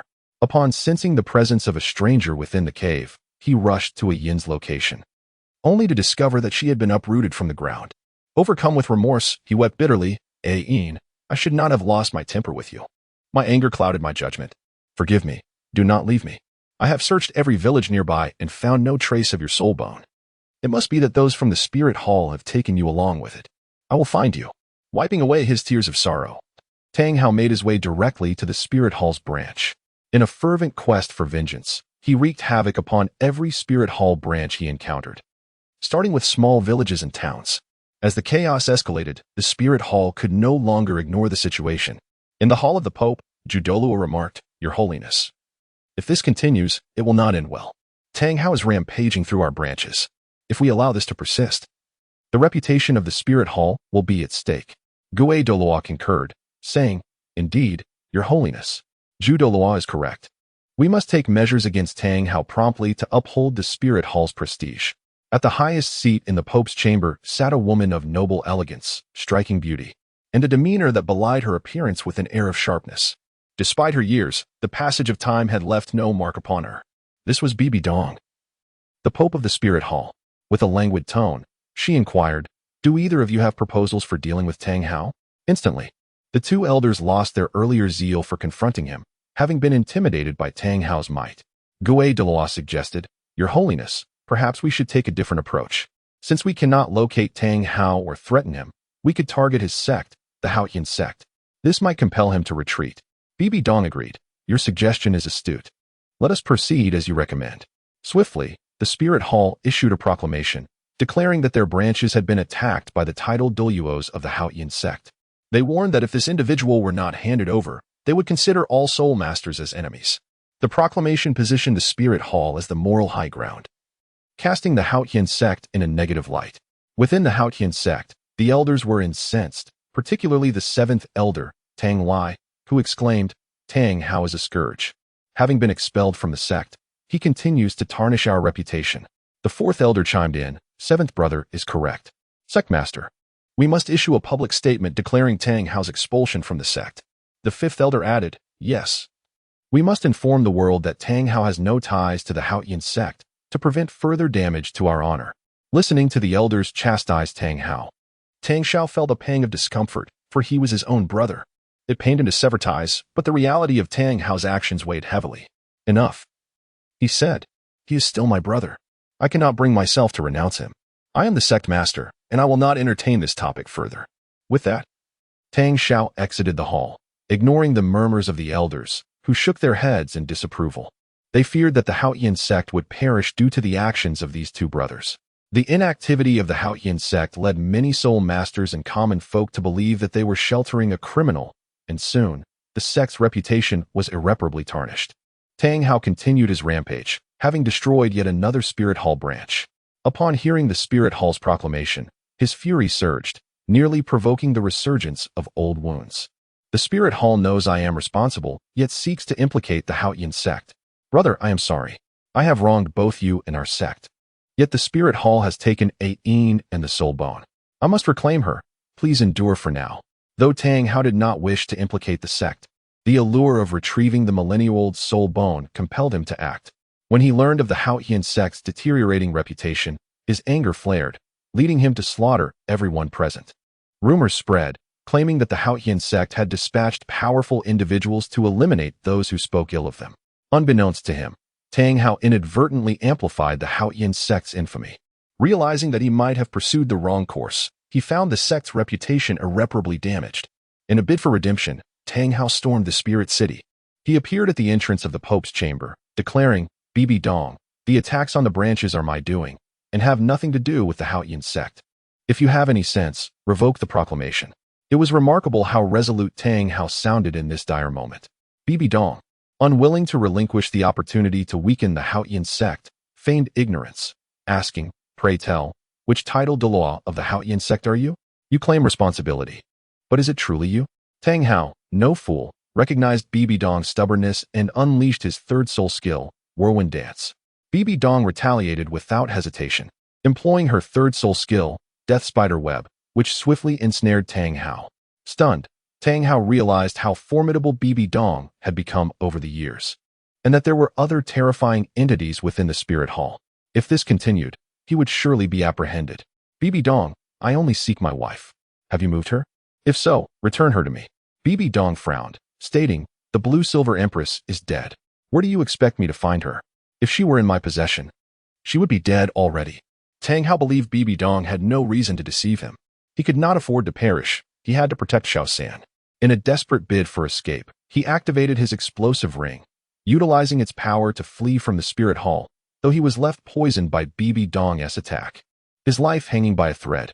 Soon, news of the Haotian sect's title Douluo, causing a ruckus in the spirit hall, spread across the continent, leading to the sect's reputation hitting an all-time low. Chapter 34. Li Pei's Affection, Tang San meets Shang Wanli. The incident involving the Haotian sect's title Douluo wreaking havoc in the spirit hall quickly reached every corner of Douluo Continent, including Notting City. Yu Xiaojing, no fool, realized that Tang Hao was the only title Douluo from the Haotian sect. A surge of anger welled within him. The spirit hall dares to use the Haotian sect to threaten his majesty. Clearly, the spirit hall is not a legitimate organization. Fortunately, Xiao San is unaware of his father's true identity. If he were to find out, he would lose focus in his training, and without focus, how could I validate my theories? I must keep this matter hidden. Meanwhile, Tang San felt an inexplicable sense of loss when the Blue Silver Empress was taken from him. Upon hearing the news of the title Douluo causing a commotion at the Wuhuan Hall, a dull ache stirred within Li Pei's heart, akin to the pain of witnessing a cherished person being harmed. As a traveler from another realm, she recognized that this title Douluo was none other than Tang Hao, the father of Tang San. Although Tang San remained oblivious to his father's true identity, Li Pei noticed his despondent demeanor and understood that the moment had come to act. From that point onward, Li Pei endeavored to win Tang San's favor. For instance, when Tang San was lost in thought on the grassy expanse, she approached him and gently inquired, "Third brother, what troubles you? Why the long face? If you wish, I could be your confidant. After all, we are siblings." Tang San was not surprised that Li Pei could perceive his disquiet, yet he hesitated to confide in her, replying, "Thank you, junior sister. I am fine." Li Pei, seldom assertive, insisted, "How can you be fine, third brother? You have been listless these past few days. If this continues, how will you train to become a formidable figure? Even our master has noticed your unease. If you do not wish to share, I still hope you can overcome this gloom soon, for you are so mature and composed. Not the way you are now." Her words jolted Tang San into realization. Yes, he still needed to establish the Tang sect on Douluo Continent and prove the naysayers wrong. If he did not strive to cultivate his strength, how could he win Xiaowu's heart? He could not afford to languish any longer. However, he found Li Pei to be a valuable ally. "Thank you, junior sister. I felt a pang in my heart upon hearing of the title Douluo's disturbance at the Wuhuan Hall, though I cannot fathom why. Yet, thanks to your encouragement, I feel much better now." Li Pei was taken aback, acknowledging the profound connection between Tang San and his father. "Perhaps I should tell you that the title Douluo is indeed your father, but perhaps it's best left unsaid, lest it hinder your cultivation. It's all right, third brother. I am relieved you are feeling better. By the way, the people from the 7th dormitory are planning to visit Notting City. Would you like to join us? It might be a good change of scenery." Tang San, puzzled, asked, "What is there to see in Notting City? Why the sudden urge to go out?" Li Pei explained. I am not entirely sure, but I heard there is a harvest festival, which promises to be quite lively. Everyone is eager to attend. And I came to invite you to the festival. Nodding in agreement, Tang San said, then I shall accompany you. It will be a fine opportunity to relax. In truth, he also wished to be near Xiao Wu. Li Pei, elated, linked her arm with Tang San's and exclaimed, Really, third brother? I am so happy. Seeing her delight, Tang San inadvertently asked, Junior sister, why are you so kind to me? Indeed. Li Pei had shown him exceptional kindness, helping him navigate the complexities of dormitory relations and being attuned to his emotional shifts, a detail even his master, Yu Xiaojiang, had overlooked. Upon hearing Tang San's question, Li Pei felt her cheeks flush. It is simply because I like you, Tang San, not in a mere sibling sense, but in a way that wishes for a deeper bond. I did not want to burden you with my feelings, but now that you've asked, I feel compelled to confess this emotion that may remain unspoken for a lifetime. Tang San was left speechless by Li Pei's confession. Having never encountered the realm of romance in either his past or present life, let alone being the object of someone's affection. However, he was unwilling to lose Li Pei and resorted to the teachings of Yu Xiaojiang, saying, Junior sister, we are still young and uncertain about our futures. I believe we should concentrate on our cultivation. Once we grow stronger, we will have better choices. Li Pei understood Tang San's subtle rejection.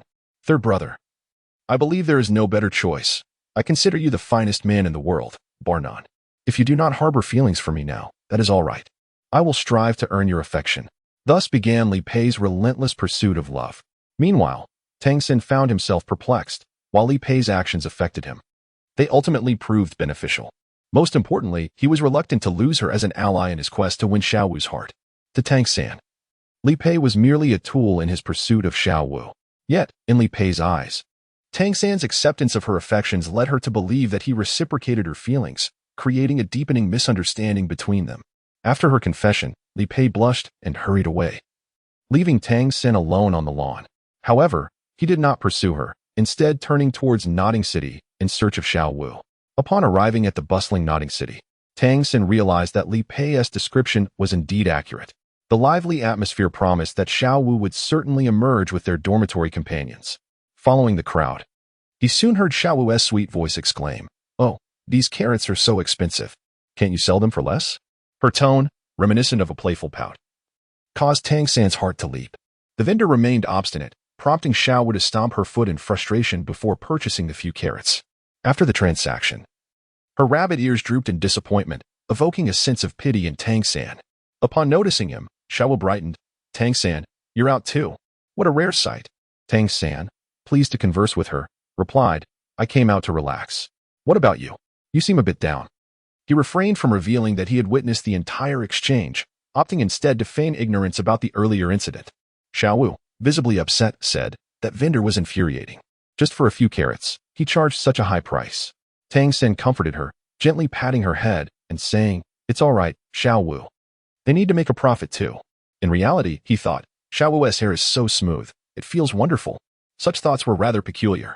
Just as he was about to offer further consolation, a striking figure appeared on the streets of Nodding City, capturing Tang San's attention entirely.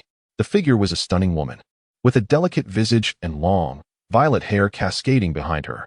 Dressed in a flowing purple gown, she exuded an air of mystery, accentuated by her captivating eyes. Possessing the purple extreme magic eyes, Tang San perceived the swirling depths within her gaze, as if they could draw in anyone who dared to meet them. The woman was none other than our protagonist, Shangwan Li, who had come to Nodding City to witness the Harvest Festival. Intrigued by the lively atmosphere she had yet to experience during her time on Douluo Continent, though not particularly fond of crowds, her insatiable curiosity led her to bring her family along, serendipitously encountering Tang San and Xiao Wu in the process. Chapter 35, Tang San's Instant Attraction. The first encounter of two travelers. To her own surprise, Shangwan Li never anticipated encountering Tang San in such a fortuitous moment. Upon laying eyes on Shangwan Li, Tang San was momentarily taken aback. While his expression remained unchanged, a tempest raged within his heart. This individual is astonishingly beautiful, far surpassing anyone I have ever seen. I once thought Xiao Wu was exquisite, but in comparison to her, Xiao Wu pales in significance. Tang San felt himself falling for this enchanting figure, his heart racing with fervor. Could this be the fabled sensation of love? I believe my affections lay with Xiaowu, yet when I gaze upon her, my heart races. But not with the same intensity one feel now. Meanwhile, Shangguanli remained enraptured by the vibrant harvest festival, marveling at the unprecedented gathering of souls on the Douluo Continent. Even in her previous life, she had seldom ventured into such bustling throngs. As Shangguanli immersed herself in the lively atmosphere surrounding her, her spirits lifted with joy. At that moment, Shangguanli perceived a gaze fixed upon her. In truth, since her arrival in Nodding City, she had been the object of countless stares. Although she had grown somewhat accustomed to the attention, this particular gaze remained unwaveringly directed at her. Shangguanli curiously directed her gaze, only to discover an ordinary-looking young boy accompanied by a seemingly ancient soft-boned rabbit. Upon observing the two children, it was evident to Shangguanli that they were Tang San and Xiaowu. Intrigued, Shangguanli decided to see what they would do next and chose to ignore them. Continuing to stroll leisurely, Tang San, noticing Shangguanli's departure, hastily followed suit, while Xiaowu remained stationary, unaware that Shangguanli was keeping a watchful eye.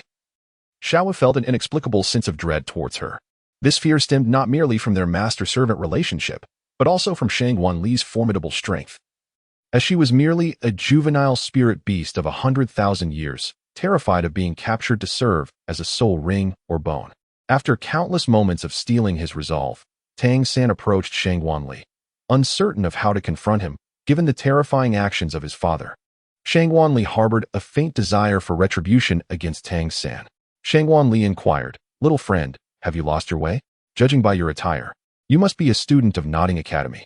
Tang San felt a surge of joy. This person's voice is so melodious, distinct from Xiaowu's sweet tones. It carries a hint of chill, yet this very essence captivates the heart and mind, drawing one into a trance of enchantment. A bit shyly, Tang San replied, "Hello. Dear sister, my name is Tang San. There are no classes at the academy today, so I ventured out for some leisure. But now I find myself uncertain of how to return. Might you be so kind as to guide me back?" In truth, Tang San was well aware of the path to the academy, but he was eager to engage in conversation with this individual, thus feigning his confusion. Shangguanli said, "Hello. Tang San, my name is Shangguanli, but you may call me Sister Li. Since you are lost, allow me to escort you back before we continue exploring this place." Shangguanli discerned Tang San's subtle intentions at a glance, yet she chose not to indulge him. Anxious, Tang San expressed his reluctance to return to the academy. "Sister Li, since you wish to explore this harvest festival, let us wander together. I ventured out for this very celebration. Once we have finished our exploration, you may escort me back." Shangguanli revealed a smile, yet within that exquisite expression lay a hint of mockery. "Very well, my dear brother Tang San, let us first explore this festival." Tang San took the initiative to grasp Shangguanli's hand. As he felt her touch, he discerned that her hand was not particularly warm, carrying a trace of chill, nonetheless. His cheeks flushed with embarrassment as he stammered, "Sister, there are so many people at the festival, I fear I might get lost." Shangguanli smiled subtly, remaining silent. In truth, even before Tang San made any move, Shangguanli had quietly enveloped her hands with soul power, which Tang San could distinctly feel. At that moment, after Li Pei had regained her composure, she arrived at the harvest festival and immediately spotted Shangguanli and Tang San, hand in hand. Initially, Li Pei felt a pang of jealousy, but upon seeing Shangguanli, her expression soured. After all, this character did not exist in the original narrative. Who is this person?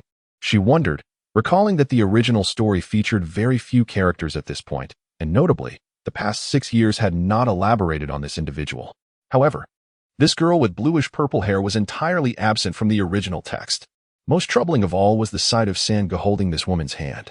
Li Pei's heart seethed with anger, and she contemplated intervening to separate the two. Just as she began to advance, the crowd surged, and being just a child, she was swiftly swept away by the throng. Shangguanli naturally noticed Li Pei, especially given the fervent gaze directed her way. "System, who is this person?" Shangguanli inquired. Her curiosity piqued about Li Pei. "Host, according to this system's investigation, this individual, like yourself, does not belong to this world. Could she also be a traveler from another realm? Is it possible that there are other such travelers in this world? Indeed, upon your arrival, the timeline of this world has already been altered. However, this traveler differs from you. Differently? Is it a matter of physical versus spiritual crossing?" Shangguanli found it hard to believe. In her previous life, she had heard of various forms of crossing over, but she never anticipated encountering such a situation. Yes, This person has unconsciously usurped the body of a 2-year-old girl. Unlike Tang San, who was deliberately placed into the Douluo Continent, her arrival was merely a serendipitous event. Shangguanli soon comprehended that this individual was an intruder seeking to usurp a body, and evidently, not a person of good character. It is quite unfortunate that a traveler from another realm has turned out to be a usurper. It seems impossible to forge a cordial relationship with such a being. Shangguanli yearned for someone to engage in meaningful conversation with her. However, the time traveler before her seemed ill-suited for such exchanges, as her gaze toward Tang San was filled with fervor. Before long, Shangguanli noticed that Li Pei had vanished, out of sight, out of mind. She turned to Tang San and remarked, "You, young brother Tang, have already become a soul master at such a tender age. That is quite impressive." Upon hearing Shangguanli's praise, Tang San responded with a hint of pride in his voice. "It is merely good fortune and a naturally high innate soul power. But, dear sister Li, are you also a soul master?" Shangguanli remarked, "I am also a soul master. Quite formidable, wouldn't you agree?" Upon hearing that Shangguanli was also a soul master, Tang San, filled with excitement, inquired, "Sister Li, what rank of soul master are you?" Shangguanli gently tapped her own cheek and spoke to Tang San in a somewhat casual tone. "Soul master." Tang San was taken aback. After all, Shangguanli appeared quite youthful yet had already attained the rank of a soul master. "Sister, you are truly remarkable." Tang San had never encountered a soul master before. It was said that in the entire city of Notting, only the principal of Notting Academy held such a title. Shangguanli remarked, "If Brother Tang puts in the effort, he will undoubtedly surpass his sister." As she gazed into Tang San's eyes, a flicker of guilt coursed through her heart. After all, she had deceived and betrayed him. Yet he regarded her with such sincerity. However, Shangguanli swiftly dismissed this notion from her mind. She had already indirectly made an enemy of Tang San and harbored no affection for him. In her eyes, those who opposed him were destined for ruin, and there was no possibility of fostering a friendship with such a person. Before long, the two arrived at the gates of Notting Academy. "Brother Tang, this is the academy. I shall take my leave now. Farewell."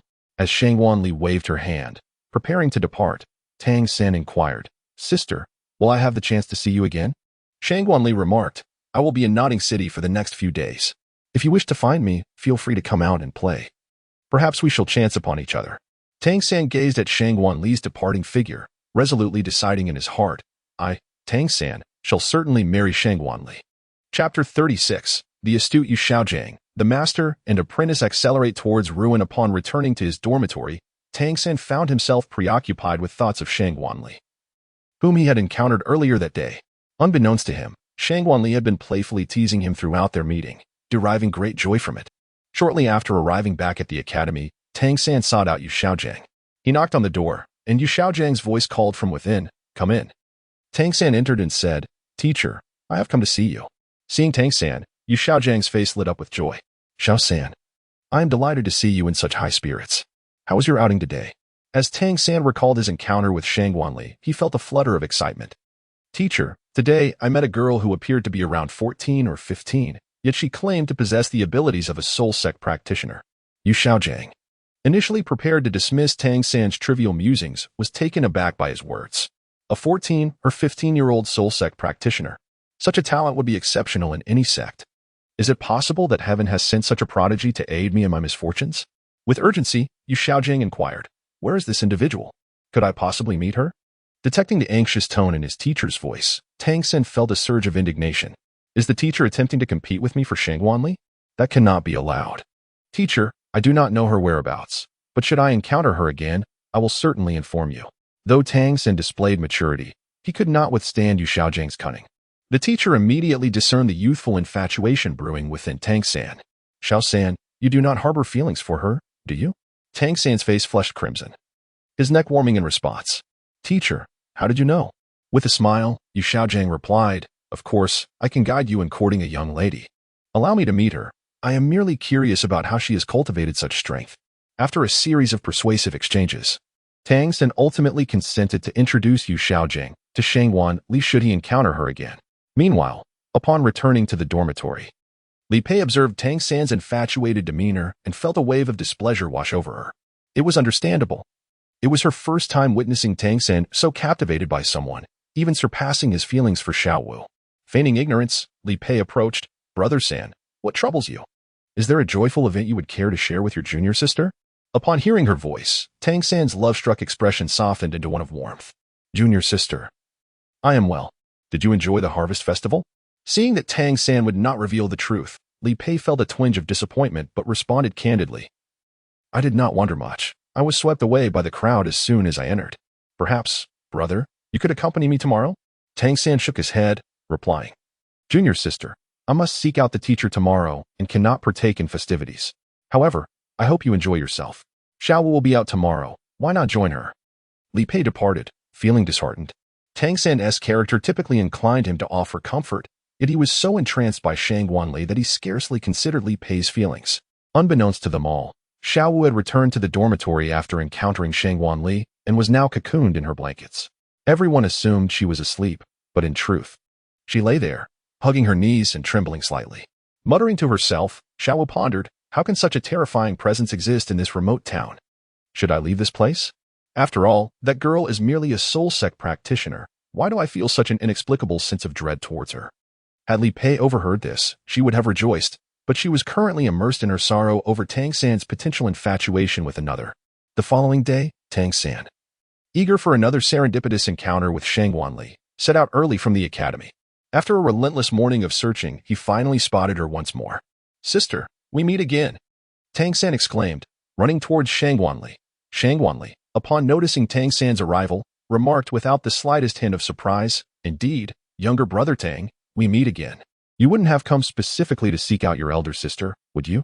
Shang Wanli was aware that she would encounter Tang San today. Thus she declined even the company of Qiao Di and ventured onto the street alone once more. Tang San, filled with delight, remarked, Indeed, sister.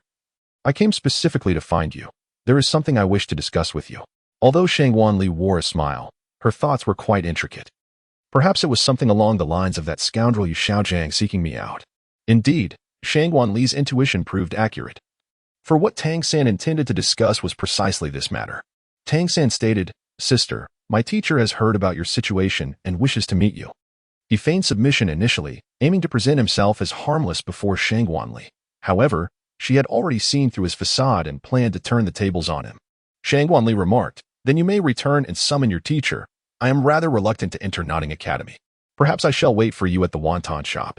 After speaking, Shang Wanli stepped into the establishment, while Tang San hastened his steps back to the academy.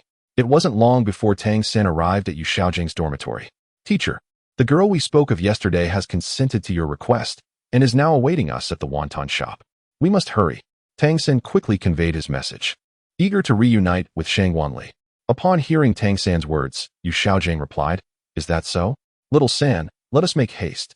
Without delay, the master and his disciple set off, managing to reach the wonton shop in under half an hour. Upon spotting Shang Wanli, Yu Xiaojiang was momentarily taken aback. Having encountered numerous beauties in his lifetime, such as the aloof and stunning Bibi Dong and the mature and spirited Lu Erlong, he found Shang Wanli to possess a unique allure. If one were to describe her with a suitable idiom, icy skin and jade bones would be most fitting. Without hesitation, Yu Xiaojiang approached Shang Wanli and said, Greetings, Mississippi. I am Little San's teacher, commonly referred to as master. May I inquire how you are addressed? Shang Wanli harbored a certain disdain for Yu Xiaojiang and was rather reluctant to engage in conversation with him. Her agreement to meet with Tang San was merely a curiosity to see what the renowned first scoundrel of Dulo looked like. However, she was taken aback, for Yu Xiaojiang had already transformed into a somewhat greasy middle-aged man. Greetings, master. You may simply call me Shang Wan, she said politely. Yu Xiaojiang, not oblivious to her disinterest in conversing with him, skillfully feigned ignorance, a talent he had mastered. Miss Shang Wan, I have heard that your cultivation has already reached the soul master rank. May I inquire how old you are this year? Upon encountering Yu Xiaojiang, Shang Wanli initially intended to depart, but found herself at a loss for words. Fortunately, Yu Xiaojiang himself provided a segue to conclude the discussion.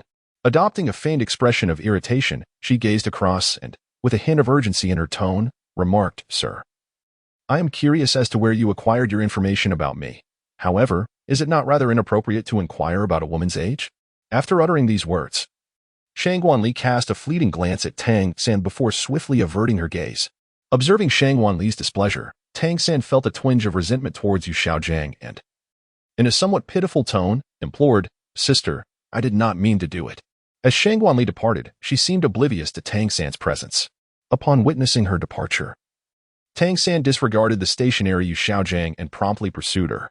Lost in contemplation, Yu Xiaojiang ruminated, "This woman truly lacks discernment. I am a master.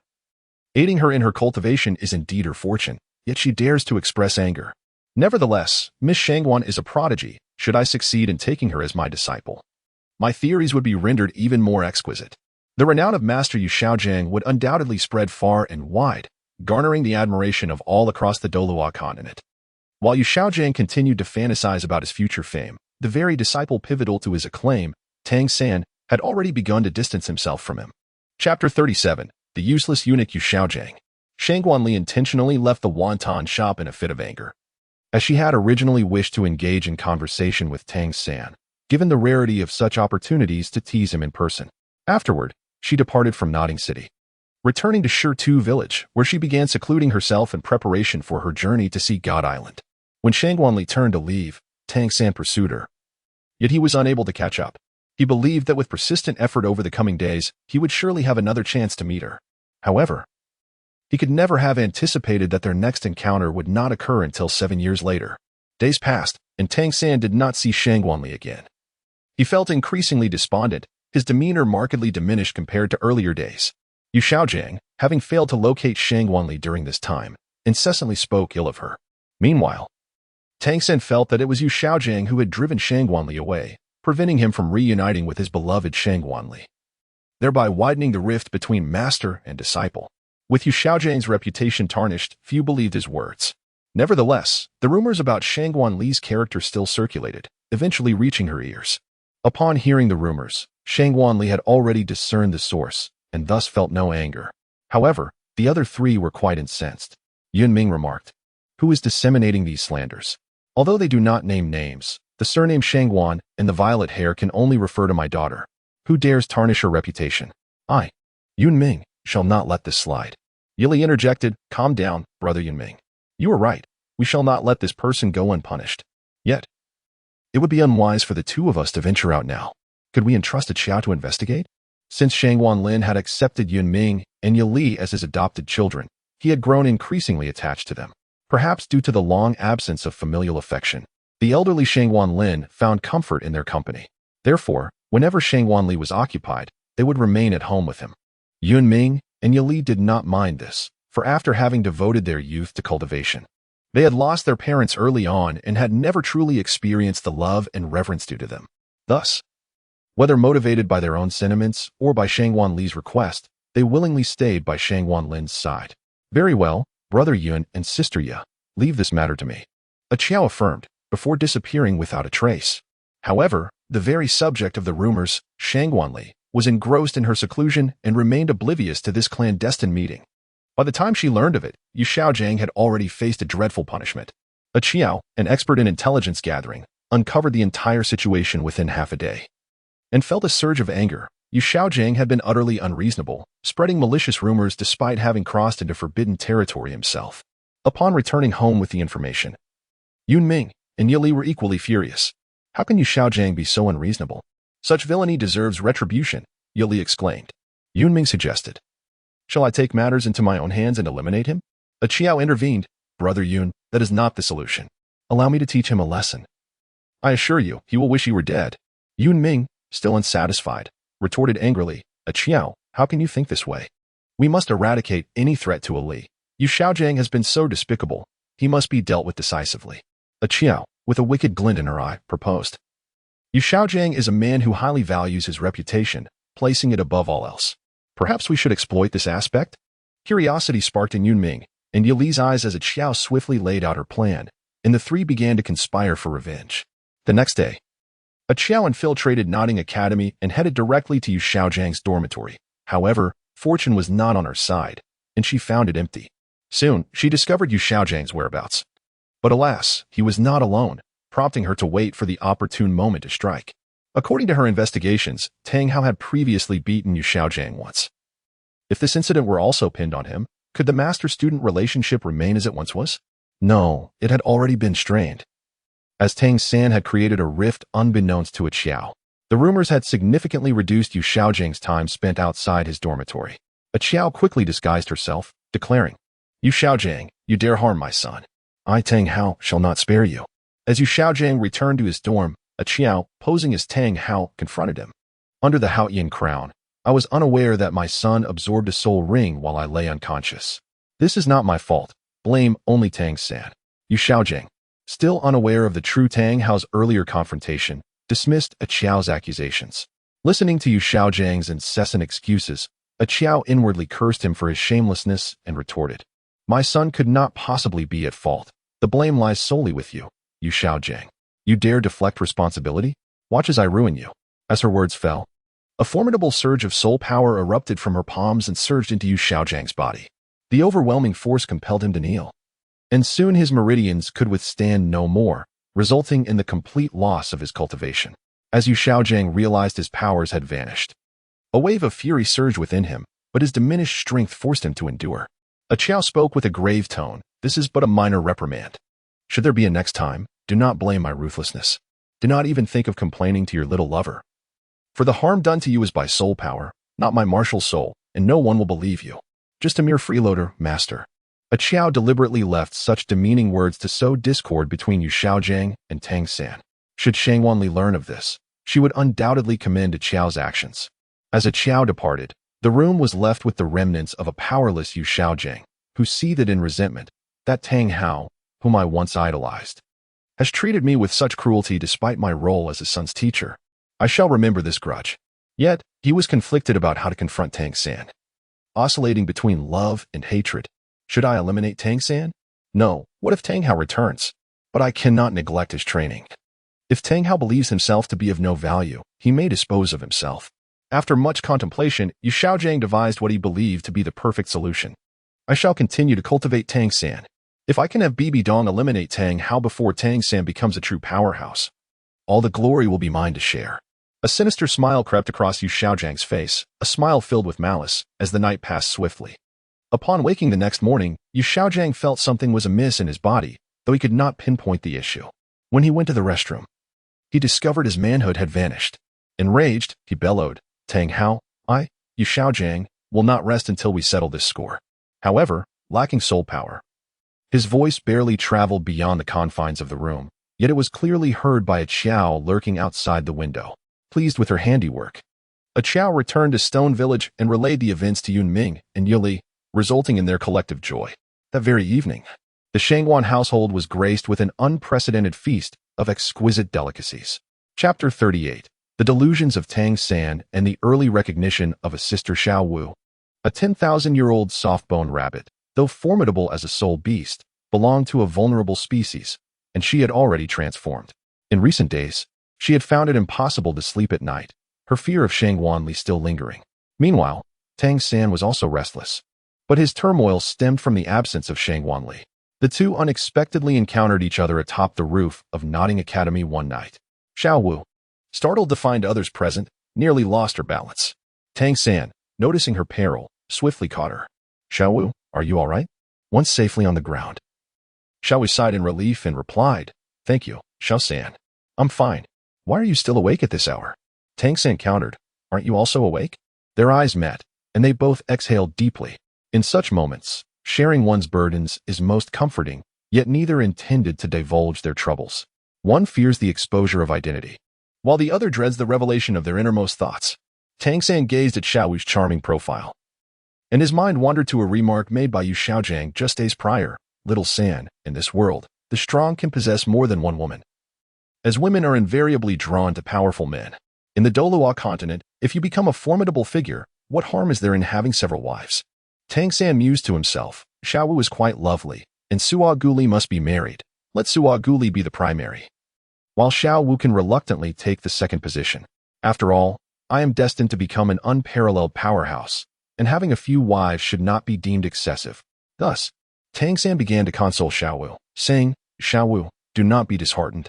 I may not be overly clever, but you can confide in me about anything. Upon hearing Tang San's words, Xiao Wu felt a surge of gratitude, yet she could not disclose the reason for her distress to anyone else. To do so would unveil her identity. Consequently, the two would rendezvous on the rooftop each night without Li Pei's knowledge, and their bond gradually deepened. After several days of contemplation, Xiao Wu finally concocted a plausible excuse. Thank you, little San, she started. But before she could finish, a powerful aura erupted from Yu Xiaojiang's dormitory. This phenomenon was intentionally orchestrated by Qiao Di to create the illusion that Yu Xiaojiang had offended a formidable adversary. The sudden surge of energy instilled fear in Xiao Wu, for as a 100,000-year soul beast, her sensitivity to strong presences far surpassed that of Tang San, who stood beside her. Overwhelmed by terror, Xiao Wu trembled uncontrollably, while Tang San, misinterpreting her reaction, inquired, "Xiao Wu, are you cold? Perhaps we should return." Enveloped in her own dread, Xiao Wu paid no heed to Tang San's gesture, leading him to mistakenly believe that she welcomed his embrace.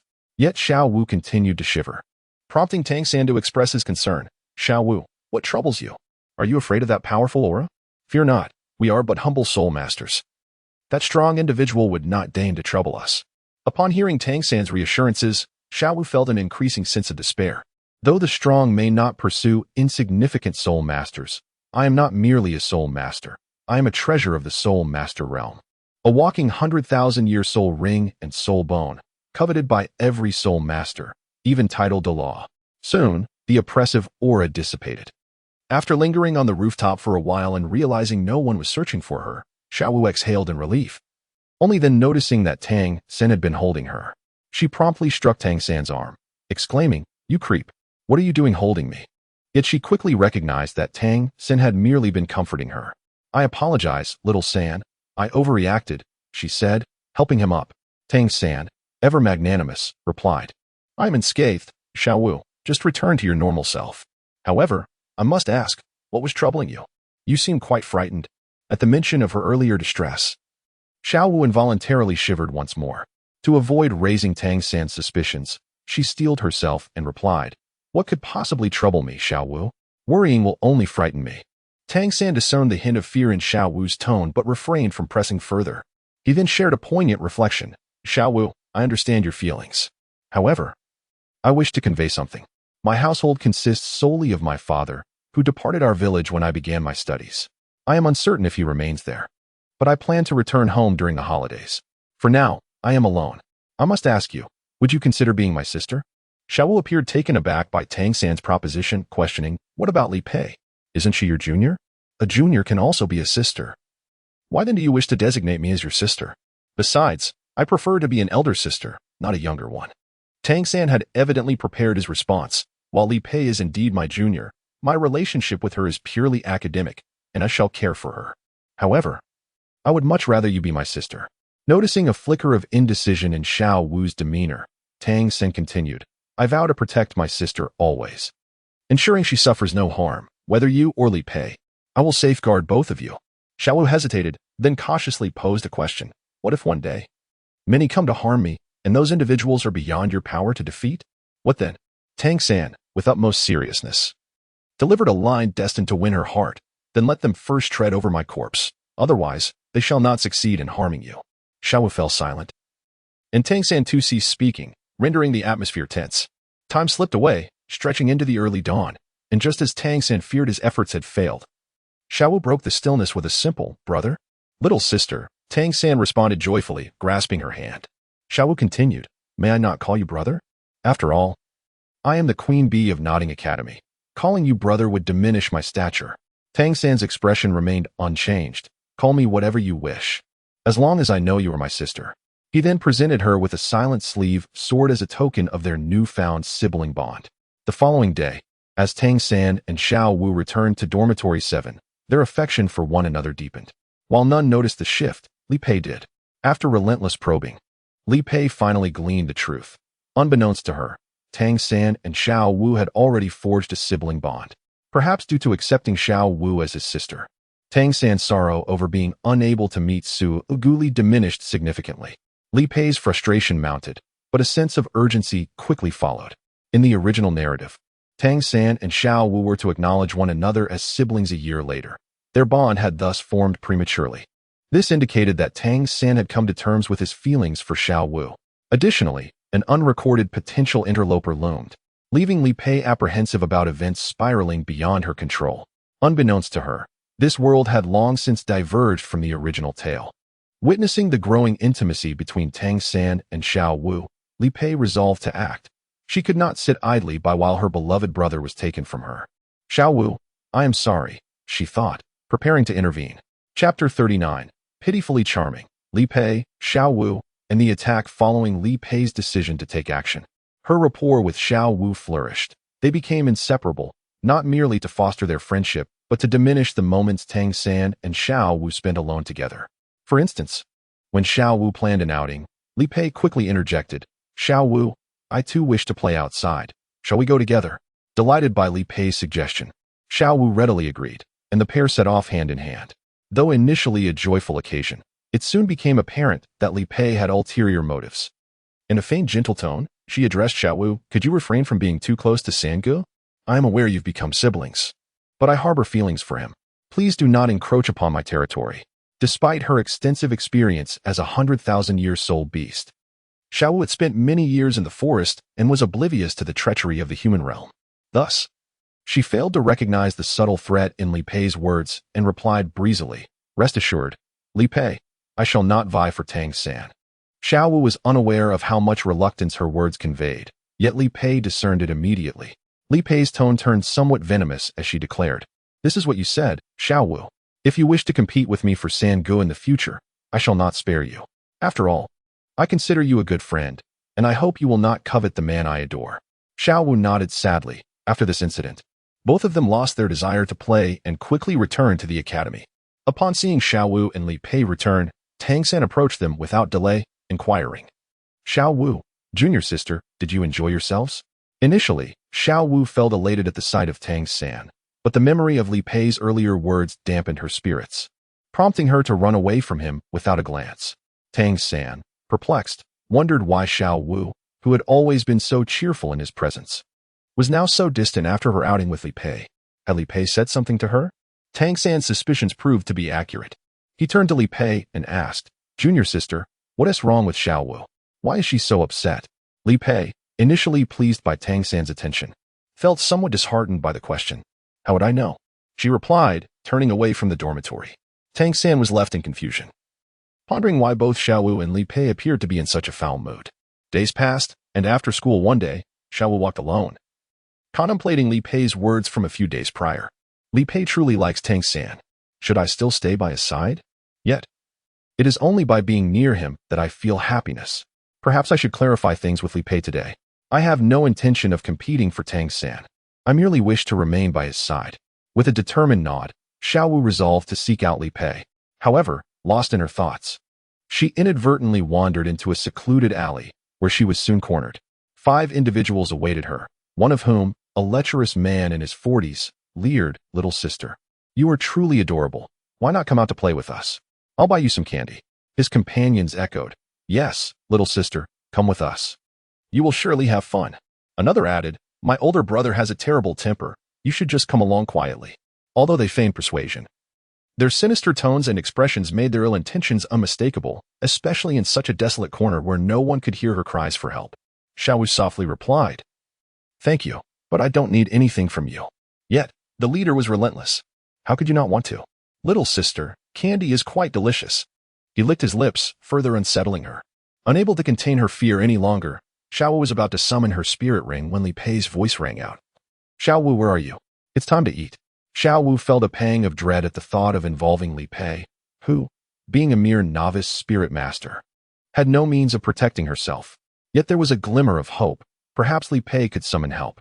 But seemingly oblivious to Xiao Wu's silent plea, Li Pei quickly located her. Seeing Xiao Wu surrounded, she called out, "Are you all right?" However, Li Pei's youth and low spirit power rendered her voice almost inaudible. Xiao Wu shouted back, "Li Pei, run. Find someone to help. They are spirit masters, and we cannot fight them." Unfortunately, Li Pei did not manage to escape and was soon captured by the group of thugs. In terror, she exclaimed, "Don't come any closer. I am a disciple of the master." The greasy man scoffed, "Master? Who is that? A big liar?" The others laughed derisively. In the cramped alley, fear-bound Xiao Wu and Li Pei together. Suddenly, Xiao Wu sprang to her feet, using her first spirit skill to charge at one of the men, but alas, he was a spirit venerable, far stronger than she. Xiao Wu was quickly overpowered, and the man, using excessive force, threw her against the wall, injuring her back. Seeing Xiao Wu hurt, Li Pei rushed to protect her, asking, "Xiao Wu, are you all right?" Xiao Wu shook her head. and Li Pei's unhesitating act of shielding her stirred deep emotion within Xiao Wu. She whispered, "Li Pei, I will distract them. You find a way to call for help." The plan was beautiful, yet reality proved harsh. Xiao Wu's injury was too severe for her to stand. With a tremor in her voice, Li Pei cried, "Xiao Wu, what shall we do?" At that moment, the men began to close in on Xiao Wu, but Li Pei, trembling, stood defiantly in front of her, forcing them to target her first. Li Pei was helpless against them, and just as her clothing was about to be torn away, a figure appeared at the entrance, Tang San. "What have you done to my sisters?" Upon school dismissal, Tang San had intended to follow Xiao Wu but was momentarily delayed by a matter with Yu Xiaojiang.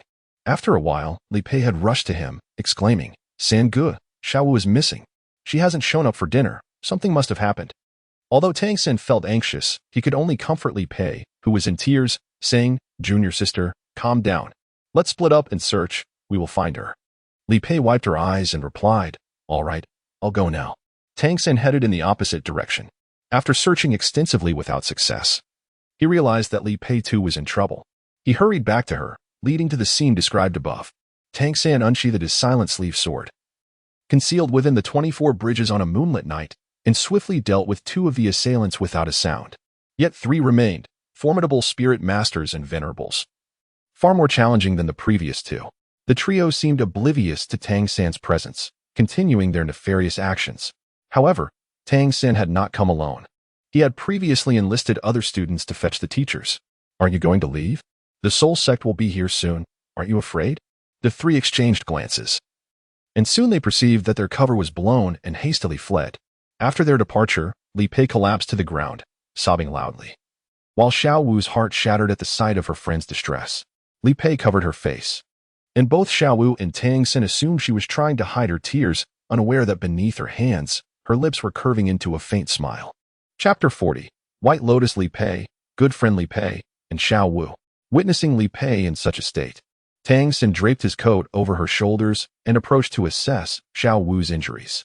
Soon, the Academy's teachers arrived, including a healing spirit master who quickly tended to Xiao Wu's wounds, which began to heal. Yet, Li Pei's weeping did not cease. Everyone present regarded her with pity.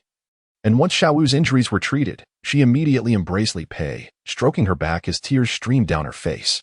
"Li Pei, it's all right. Truly, it's all right." While all were engulfed in sorrow, Li Pei's heart brimmed with a quiet joy. It turned out that this entire ordeal had been her plan, albeit with an unexpected twist at the end. Tang San arrived late. Had he come a bit earlier, Li Pei would not have nearly had her clothes stripped away. However, in truth, Li Pei herself did not suffer any harassment or humiliation, as she had intentionally worn an extra layer inside today. What a fierce character. Not even sparing herself. Soon, Li Pei pretended to faint. Tang San carried her back to the dormitory. Initially, he was supporting Xiao Wu, intending for the teacher to carry Li Pei back, but Xiao Wu insisted that Tang San hold her, leaving him no choice but to comply. Upon returning to the dormitory, Xiao Wu noticed Li Pei sleeping beside her and felt a haze of emotion wash over her. Yet, at that moment, Li Pei stirred and quietly slipped away while everyone else was asleep. However, her movements did not escape the vigilant eyes of Tang San and Xiao Wu. Although Tang San initially wished to ignore it, Xiao Wu quickly followed after Li Pei when she saw her leave. Concerned for Xiao Wu's safety, Tang San followed suit. Yet all of this was part of Li Pei's scheme. Upon exiting, Xiao Wu found Li Pei crying among the grass, her pitiful appearance breaking Xiao Wu's heart, prompting her to rush forward and embrace Li Pei. Startled by the unexpected contact, Li Pei trembled and, upon realizing it was Xiao Wu, sighed in relief. "Xiao Wu, it's you. Why aren't you sleeping?" Li Pei's voice was hoarse and quivered slightly, evoking sympathy in Xiao Wu. "Li Pei, I'm not tired. I was worried about you being outside alone. Are you still scared?" Xiao Wu fretted that Li Pei might harbor lingering trauma. Li Pei shook her head. Yet tears continued to flow, large droplets splattering onto the grass. Her tone remained pitiful. "Xiao Wu, do you think after being bullied by those people today, San Ge will still like me? What if we can't be together anymore? I'm so afraid he will despise me."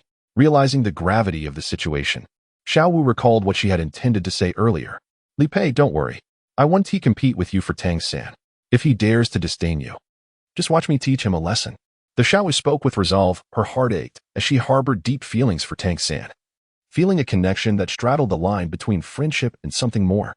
Yet, In order to protect her friend and their bond, she felt compelled to suppress her own emotions.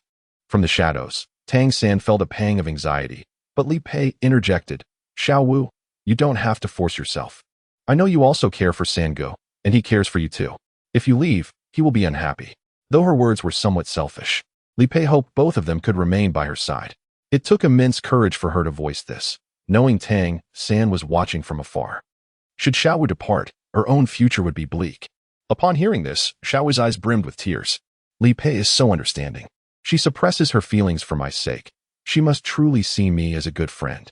If only Li Pei knew the truth behind Xiaowu's thoughts. She might have laughed aloud at the irony of the situation. Li Pei, rest assured. From today onward, you are my sister.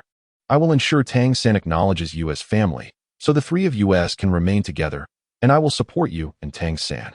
Xiaowu's tone was unusually serious this time. Li Pei, deeply touched, replied, Thank you, Xiaowu. But if Sangu doesn't like me, it's okay. However, Xiaowu, can you promise me one thing? Xiaowu confidently patted her chest and said, Speak freely. Li Pei continued. If one day you and Sangu end up together, could you tell me first? I'm not doubting your support for me. I know Sangu likes you. He is an outstanding man, and if he pursues you, you might. Xiaowu froze. Li Pei was right. Apart from his ordinary appearance, Tang San excelled in many aspects. But feigning nonchalance, she replied, Don't worry, that day will never come. If it did, what would I do? I would be taking my best friend's beloved man. After pondering this, Xiaowu resolutely shook her head to reassure Li Pei. That day will never come.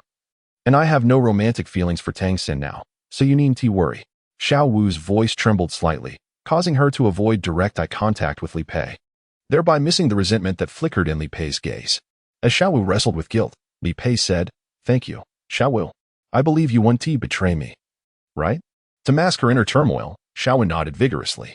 After conversing for a while, they returned to the dormitory, where Xiaowu exhaled a sigh of relief upon seeing Tang San lying nearby. As they prepared to return, Tang San swiftly employed his stealthy movements to reach the dormitory, just managing to return to bed before Li Pei and Xiaowu entered. Contemplating the conversation he had overheard that night, Tang San felt a mix of emotions. Xiaowu lay in bed reflecting on their earlier exchange, while Li Pei considered the day's events not with fear, but with a sense of satisfaction. My plan is proceeding flawlessly. Xiaowu feels guilty towards me.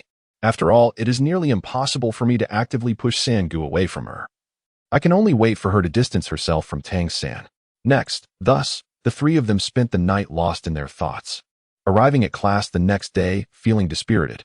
At that moment, Xiaowu shared with Tang San her intention to adopt Li Pei as their sister, and he quickly agreed. As it was Xiaowu's request, due to the events of the previous day, Li Pei did not attend class. Upon entering, Tang San spotted her sitting by the window, gazing at the scenery outside. Junior sister, are you all right? This morning, Li Pei feigned sleepiness, and no one had spoken to her. Now, with Tang San returning to the dormitory, he became the first to converse with her. Sangu, I'm fine, thank you for your concern.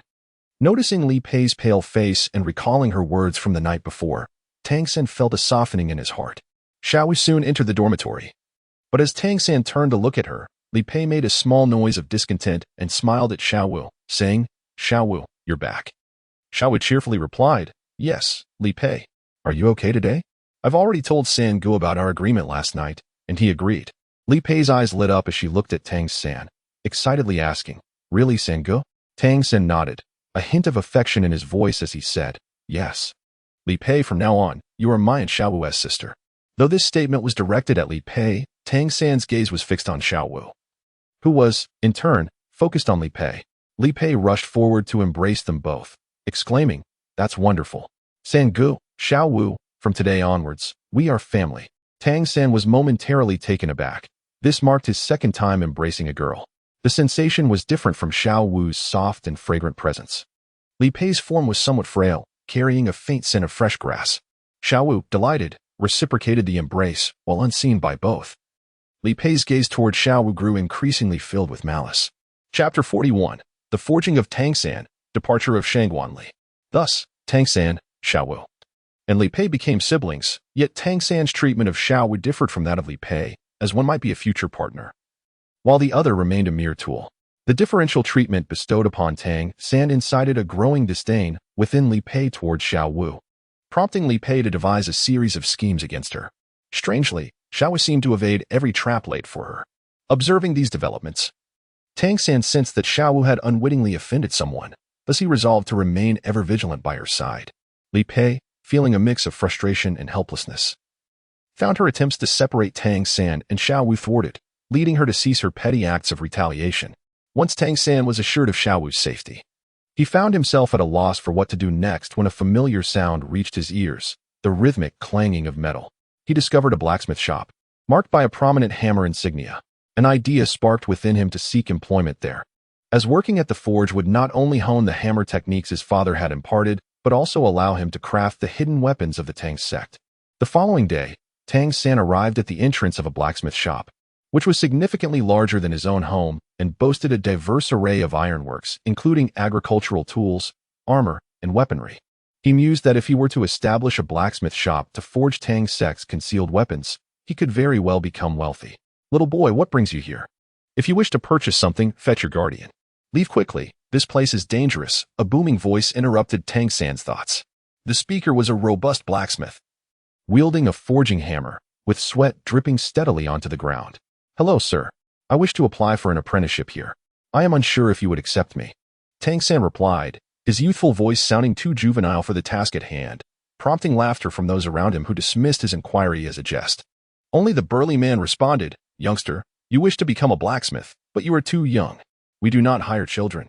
Hurry back to your studies. The laughter of the other blacksmiths echoed around them, and Tang San felt insulted by their mockery. How dare these mere blacksmiths belittle me? Were it not for my current needs, I would not even consider coming here. They are courting their own demise. Yet, Tang San had compelling reasons to work at this forge. With renewed patience, he addressed the man, Sir, my father is also a blacksmith. I have learned casting from him since childhood and wish to continue my training here. I hope to earn a little money for my schooling. The burly man, empathizing with Tang San's plight, pondered for a moment before reluctantly agreeing, very well. If you truly wish to join, you may do so. However, your tasks will be menial, fetching water and serving tea. While the pay is modest, meals will be provided. What do you say? Tang San's face lit up with joy. That sounds perfect. I can also assist in casting. I am capable of working with pig iron. The strong man chuckled, then take up this forging hammer beside me. If you can lift it, I shall trust your words. Tang San swiftly grasped the hammer, and this display elicited admiration from the surrounding blacksmiths. Once he had the hammer in hand, he inadvertently executed the chaotic wind hammer technique, leaving the onlookers in awe. Is this the legendary chaotic wind hammer technique? They exclaimed, excitement evident in their voices. With his mastery of the chaotic wind hammer technique and amiable disposition, Tang San quickly acclimated to life within the forge. Thus began a fulfilling chapter in Tang San's academic journey, where he attended classes with Yu Xiaojing during the day, worked at the blacksmith shop in the afternoon, and practiced diligently at night. In the aftermath of a traumatic event, Yu Xiaojing had become somewhat distant towards Tang San, who remained oblivious to the reasons behind his teacher's coldness and was uninterested in uncovering them. Consequently, their relationship, while outwardly cordial, was fraying at the seams, teetering on the brink of dissolution with the slightest provocation. Meanwhile, at this juncture, Shangwan Li was preparing to embark on a journey to Sea God Island. After finishing his meal, Shangwan Li stood up and said, I have something to discuss, grandfather, as well as father and mother. I intend to embark on a journey to the Sea God Island for training. Yun Ming nodded in agreement, remarking, indeed. Remaining at home for cultivation will not transform one into a true powerhouse. Venturing out for experience is the right course.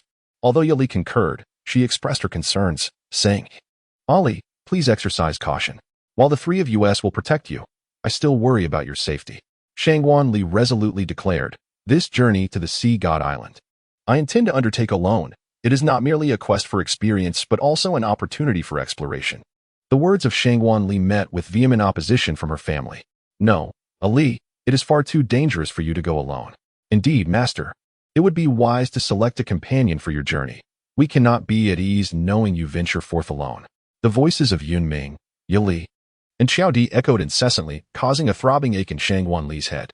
With no other recourse, she casually remarked, all right, then let Xiao accompany me. However, she added, Xiao must enter the spirit treasure realm before we land on Sea God Island. Otherwise, it would be perilous if the sea god were to discover us. Xiao Di knelt on one knee, grasped Shangwan Li's hand, and bestowed a gentle kiss upon it, declaring, As you command, my master. Yili, visibly distressed, interjected. Why not choose me and Yunming? Our strength is formidable, and we would ensure your safety. With a bittersweet smile, Shangwanli remarked, Mother, no. I do not wish for you and father to accompany me. In your presence, I find myself inclined to rely on you. I yearn to venture forth on my own. Previously, my lack of strength necessitated your protection, but now I am sufficiently capable.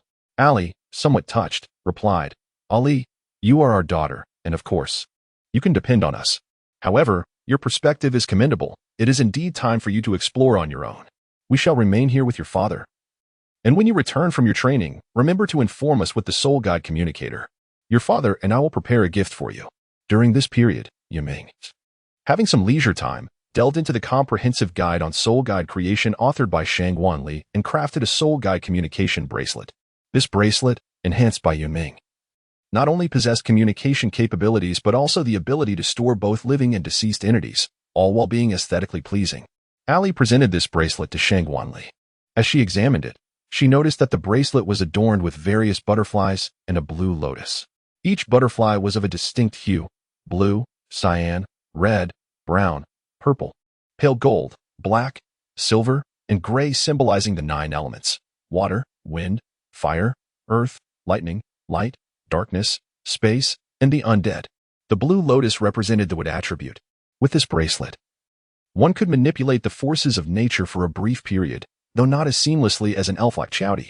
Upon sensing the immense power of the bracelet, Shangwanli inquired, Mother, what is this bracelet? Yali replied, This is a creation of ours, crafted when we first returned to Stone Village, alongside the many spirits from the Spirit Treasure Realm and your mentor, Alex. It is a gift for you. We have all benefited from your assistance and wish to present you with this token of our heartfelt gratitude. Shangwanli remarked, No, this is far too precious. You must have expended considerable effort to create it. Yunming replied solemnly, Wearing it signifies our heartfelt intentions. If you do not wear it, we cannot rest easy knowing you are venturing out. Yili nodded in agreement, and Shangwanli continued, But you said the gift for me upon my return would not be this? Yili smiled and responded, Indeed, the gift awaiting your return is one we, as your parents, have crafted to celebrate your advancement beyond the title of Do. This bracelet, however, is a token of appreciation from your subordinates. Look forward to it upon your return. Shangwanli smiled and nodded, filled with anticipation. When evening came, she entered the Spirit Treasure Realm and beheld the playful souls frolicking about, unable to contain herself as she expressed her gratitude. Following this, Shangwanli was met with a barrage of playful teasing from the myriad of souls, which continued throughout the night. Just as she was about to depart from the Spirit Treasure Realm, Ilex cautioned her, Be careful during your trials, my dear. Shangwanli replied with a smile, Rest assured, teacher and everyone else, if danger arises, I will call upon your assistance. The following day, under the watchful eyes of Yunming, Yali, and Shangwanli and Xiaodi once again departed from the Stone Village. Chapter 42, The Fox-Eared Boy in the Misty Forest. Shangwanli departed from Shirtu Village once more. Devoid of the sorrow that accompanied her previous departure, however, her heart remained far from tranquil. Shangwanli was initially unaware of the whereabouts of the island of the sea god. However, she possessed the vast sea universe shield, which would silently guide her to the island.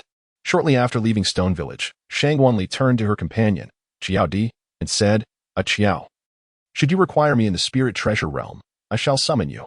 Qiaodi, with a hint of disapproval in his tone, replied, Master, although my discovery by the divine realm is less than favorable, we have yet to enter the domain of the gods, and I can still continue to protect you. Shangwanli spoke with a certain resolve. I wish to strengthen myself through experience, and do not wish to become a delicate flower sheltered in a greenhouse. Therefore, Qiao, will you assist me in this endeavor? Upon witnessing Shangwanli's unwavering determination, Qiaodi felt a twinge of comfort in her heart. With a slight bow, she replied, As you wish, my master, before turning and vanishing from Shangwanli's sight. Upon witnessing the vanishing of Qiaodi, Shangwanli felt a sense of relief wash over her. Yet she did not experience any pangs of disappointment.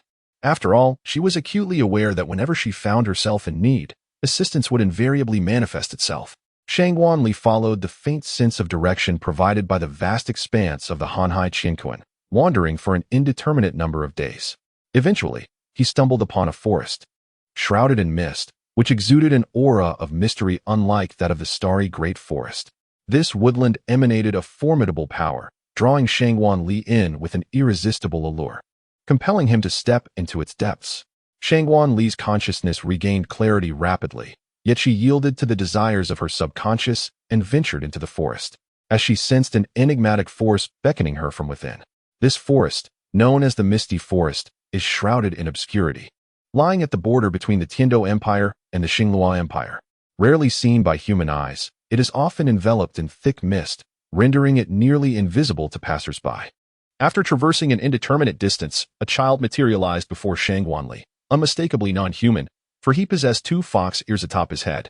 The little boy circled around Shangwan Li, inhaling her scent before inquiring, "Sister, what brings you to this forest?" Generally, humans do not stumble upon this place. Upon closer inspection, Shangwan Li observed the young boy before him, who appeared to be around 10 years of age. He had a head of short, silver hair, and his cerulean eyes gazed intently at Shangwan Li. Behind him, a splendid, bushy tail swayed back and forth. The initial impression he imparted was one of undeniable cuteness, mirroring Shangwan Li's own thoughts, which were flooded with sentiments of so adorable. "I wish to embrace him." Shangwan Li restrained her thoughts and spoke. "Hello, my name is Li. Are you a spirit beast?" "Indeed." Shangwan Li had never encountered such a creature before. It resembled the beast men from the anime she had watched in her previous life.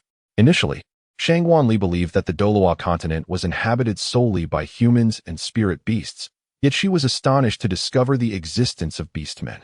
The young boy replied, "Sister, my name is Xiaoli, like the pear blossom. I am not a spirit beast, nor am I human." "Sister Li, how did you find your way into this forest? I have never seen a human enter here before." Xiaoli's tone was tinged with curiosity. Shangwan Li responded truthfully, "I merely wished to go to the seaside and happened to pass by this place. I found this forest particularly intriguing and, for some reason, I ventured inside." Upon realizing that Shangwan Li had wandered in by mistake, Xiao Li's tense demeanor relaxed considerably. This time, his tone was more cheerful. "Sister Li, how wonderful. You are not one with ulterior motives. Why not come to my home for a while?" Xiao Li invited Shangwan Li to his abode, and she gladly followed him back to his home. On her way to Xiao Li's home, Shangwan Li could no longer restrain herself and approached Xiao Li, embracing her and delightfully petting the fox. It was so adorable and soft, and she kept murmuring incessantly. Xiao Li, taken aback by Shangwan Li's actions, stood frozen in place, allowing her to touch and caress her. After a while, Shangwan Li finally released Xiao Li, only to notice that Xiao Li's fur had become quite disheveled from her affectionate ministrations. A tinge of guilt washed over Shangwan Li as she said, "Xiao Li, I'm sorry. I simply couldn't help myself." Understanding that there was no malice in Shangwan Li's actions, Xiao Li was not upset at all. Instead, she reassured the remorseful Shangwan Li, "Sister, I'm fine. Let us hurry to my home. It's too dangerous for you to linger here." Shangwan Li, perplexed and at a loss, could only allow Xiao Li to lead her onward. Before long, they arrived at a picturesque location. It was a quaint wooden cabin, surrounded by blossoming pear trees, their flowers cascading down like snowflakes dancing upon the branches. The garden was also adorned with vibrant blooms, all flourishing in splendid unison. Upon entering, Shangwan Li was taken aback by the breathtaking scenery that unfolded before her. This place was truly enchanting, having already witnessed numerous sights from the Douluo Continent. She found this locale equally captivating. Little Li, in a state of urgency, urged, "Sister, quickly, hide in my room." As she spoke, she gently pushed Shangwan Li towards the sanctuary of her dwelling. "Sister, whatever happens, do not come out." No sooner had Shangwan Li stepped inside than an unexpected group arrived in the courtyard. No, they were beasts. A male beast man, approximately 15 or 16 years of age, sporting dog-like ears, sneered with a sharp and caustic tone. "How is it that you, an outsider, still draw breath?" Another beast man, a voluptuous feline, struck Little Li with disdain, exclaiming, "You wretched creature. Living here is one thing, but to rescue a lowly foreign being, clearly, you are not one of us. Depart this forest at once." An older canine beastman approached, delivering a contemptuous kick to Little Li, his gaze dripping with scorn as he spat venomous words. "Little Li, such a feeble name. And to think you are a mongrel, truly repugnant." The surrounding beastmen echoed similar sentiments, demanding that Little Li vacate the forest. Yet, Shangwan Li observed that Little Li's expression remained largely unchanged, as if she had grown accustomed to such vitriol. This demeanor stirred profound compassion within Shangwan Li. Soon enough, the beastmen, their amusement waning, departed from the scene. As they left, Shangguanli rushed out from the room, enveloping little Li in a warm embrace, tears cascading down her cheeks. In her previous life, Shangguanli had witnessed similar scenes of bullying on television, but to encounter it in reality stirred a profound empathy within her for the victim. Xiaoli, yearning to share in Shangguanli's emotions, soon found herself weeping alongside her. However, the tears were swiftly halted as Shangguanli spoke. Xiaoli, let me tend to your wounds. The strength of those beastly adults had caused Xiaoli to bleed. Yet, Xiaoli gently restrained Shangguanli's hand, and at that moment, a faint green luminescence appeared beside her. Astonishingly, her wound began to heal on its own. Despite her eyes being red-rimmed from crying, Xiaoli turned to comfort Shangguanli, saying, Sister, I am fine. The wound will heal quickly, so please do not cry. Upon witnessing the remarkable resilience of the little pair, tears that had seemingly ceased their flow once again betrayed her composure. The wounds may heal swiftly, yet the pain lingers on. Thus, dear one, do not bear such strength. It is truly heart-wrenching. The little pair's eyes reddened further, yet she refrained from shedding tears. Such words had not graced her ears since the passing of my mother. Sister, I am grateful to you. Just as the atmosphere between the two grew harmonious, a sudden whimpering sound emanated from within the house. The little pair trembled violently and rushed inside, with Shangguanli following closely behind. What they discovered was a tiny white-haired lion cub curled up in the corner. The little pair picked it up and said to Shangguanli, This child is a snow lion. It lost its way here 3 months ago, and many humans pursued it. Being so small, I could not bear to abandon it. So I have been secretly caring for it here. A month ago, for reasons unknown, its presence was revealed, and my kin have since used this as a pretext to harass me. I fear for you, dear sister, for my kin do not hold humans in high regard. Chapter 43, The Beastman Tribe. Upon witnessing the affectionate expression on Xiao Li's face as she gazed at the snow lion cubs, Shangguanli felt an overwhelming sense of compassion. With utmost care, she inquired, Xiao Li, does this forest not welcome any foreign beings? Upon hearing Shangguanli's cautious tone, Xiao Li erupted into laughter. Sister, there is no need for such apprehension. This forest is safeguarded by a divine beast known as the Beast God. The mist surrounding us serve as a protective barrier established by the Beast God, rendering this place typically undetectable to outsiders or spirit beasts. Shangguanli, wearing an expression of understanding, remarked, No wonder you are so astonished to see me. Are there no humans living here? Xiao Li shook her head, explaining, We are the descendants of the divine beasts. Both the clan's folk you have encountered and I are yet to cultivate into human form, existing as half-beasts. There are no humans here, only beastmen. Soon. Xiao Li's tone grew serious. Therefore, dear sister, please do not venture outside the confines of this room. There are no humans here, and all the inhabitants harbor a disdain for them. It would be wise for you to remain with me for a while. In 3 months, when the barrier weakens, you shall be able to step outside. Shangguanli noticed a particular phrase. 3 months. 3 months? She inquired. Indeed, Xiao Li nodded in affirmation. 3 months ago, this snow lion also ventured in. In this forest, the mist weakens every 3 months, though not to a negligible extent. Thus, during this time, our tribe remains exceptionally vigilant to thwart any external incursions. Furthermore, once this day has passed, we will conduct a thorough search of every dwelling within the tribe to ensure that no outsiders are harbored. Shangguanli perceptibly discerned the melancholy in Xiao Li's words. After all, their kin had visited the previous day yet failed to search his room. Everyone harbors their own sorrows, since Xiao Li chose not to divulge. Shangguanli felt no inclination to press further. Shangguanli quickly perked up and said, Xiao Li, thank you for your assistance. I shall accompany you through these 3 months.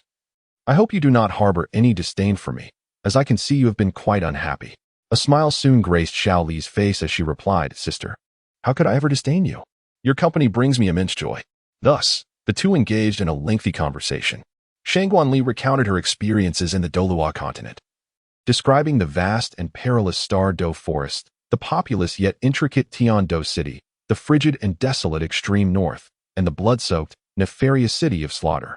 Xiao Li listened intently, her heart brimming with delight, for she had never witnessed or heard of such wonders beyond her own world. And her excitement led her to share many thoughts. Meanwhile, the snow lion, sensing Xiao Li's buoyant spirit, frolicked around them in playful circles. However, Shangguanli sensed that Xiao Li concealed much beneath her cheerful facade, as her smile often hinted at suppressed emotions. As night fell and Xiao Li drifted into slumber, Shangguanli summoned Xiao Di from the spirit treasure realm. Shangguanli addressed Qiao Di, saying, Qiao, please conduct a discreet investigation into this race.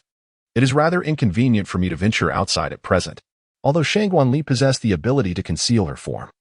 She was currently unable to extricate herself due to Xiaoli's unwavering embrace, while she could forcibly break free.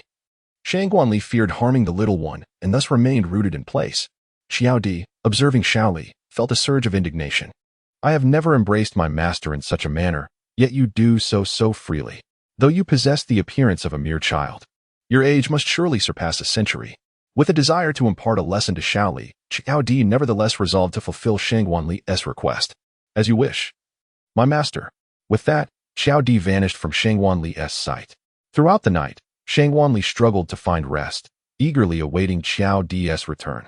Before dawn, Qiao Di reappeared, noticing Shangguanli squinting in slumber. She promptly made her way to the kitchen, intent on preparing breakfast. It had been several days since Qiao Di had attended to Shangguanli, as she had been immersed in cultivation within the spirit treasure realm.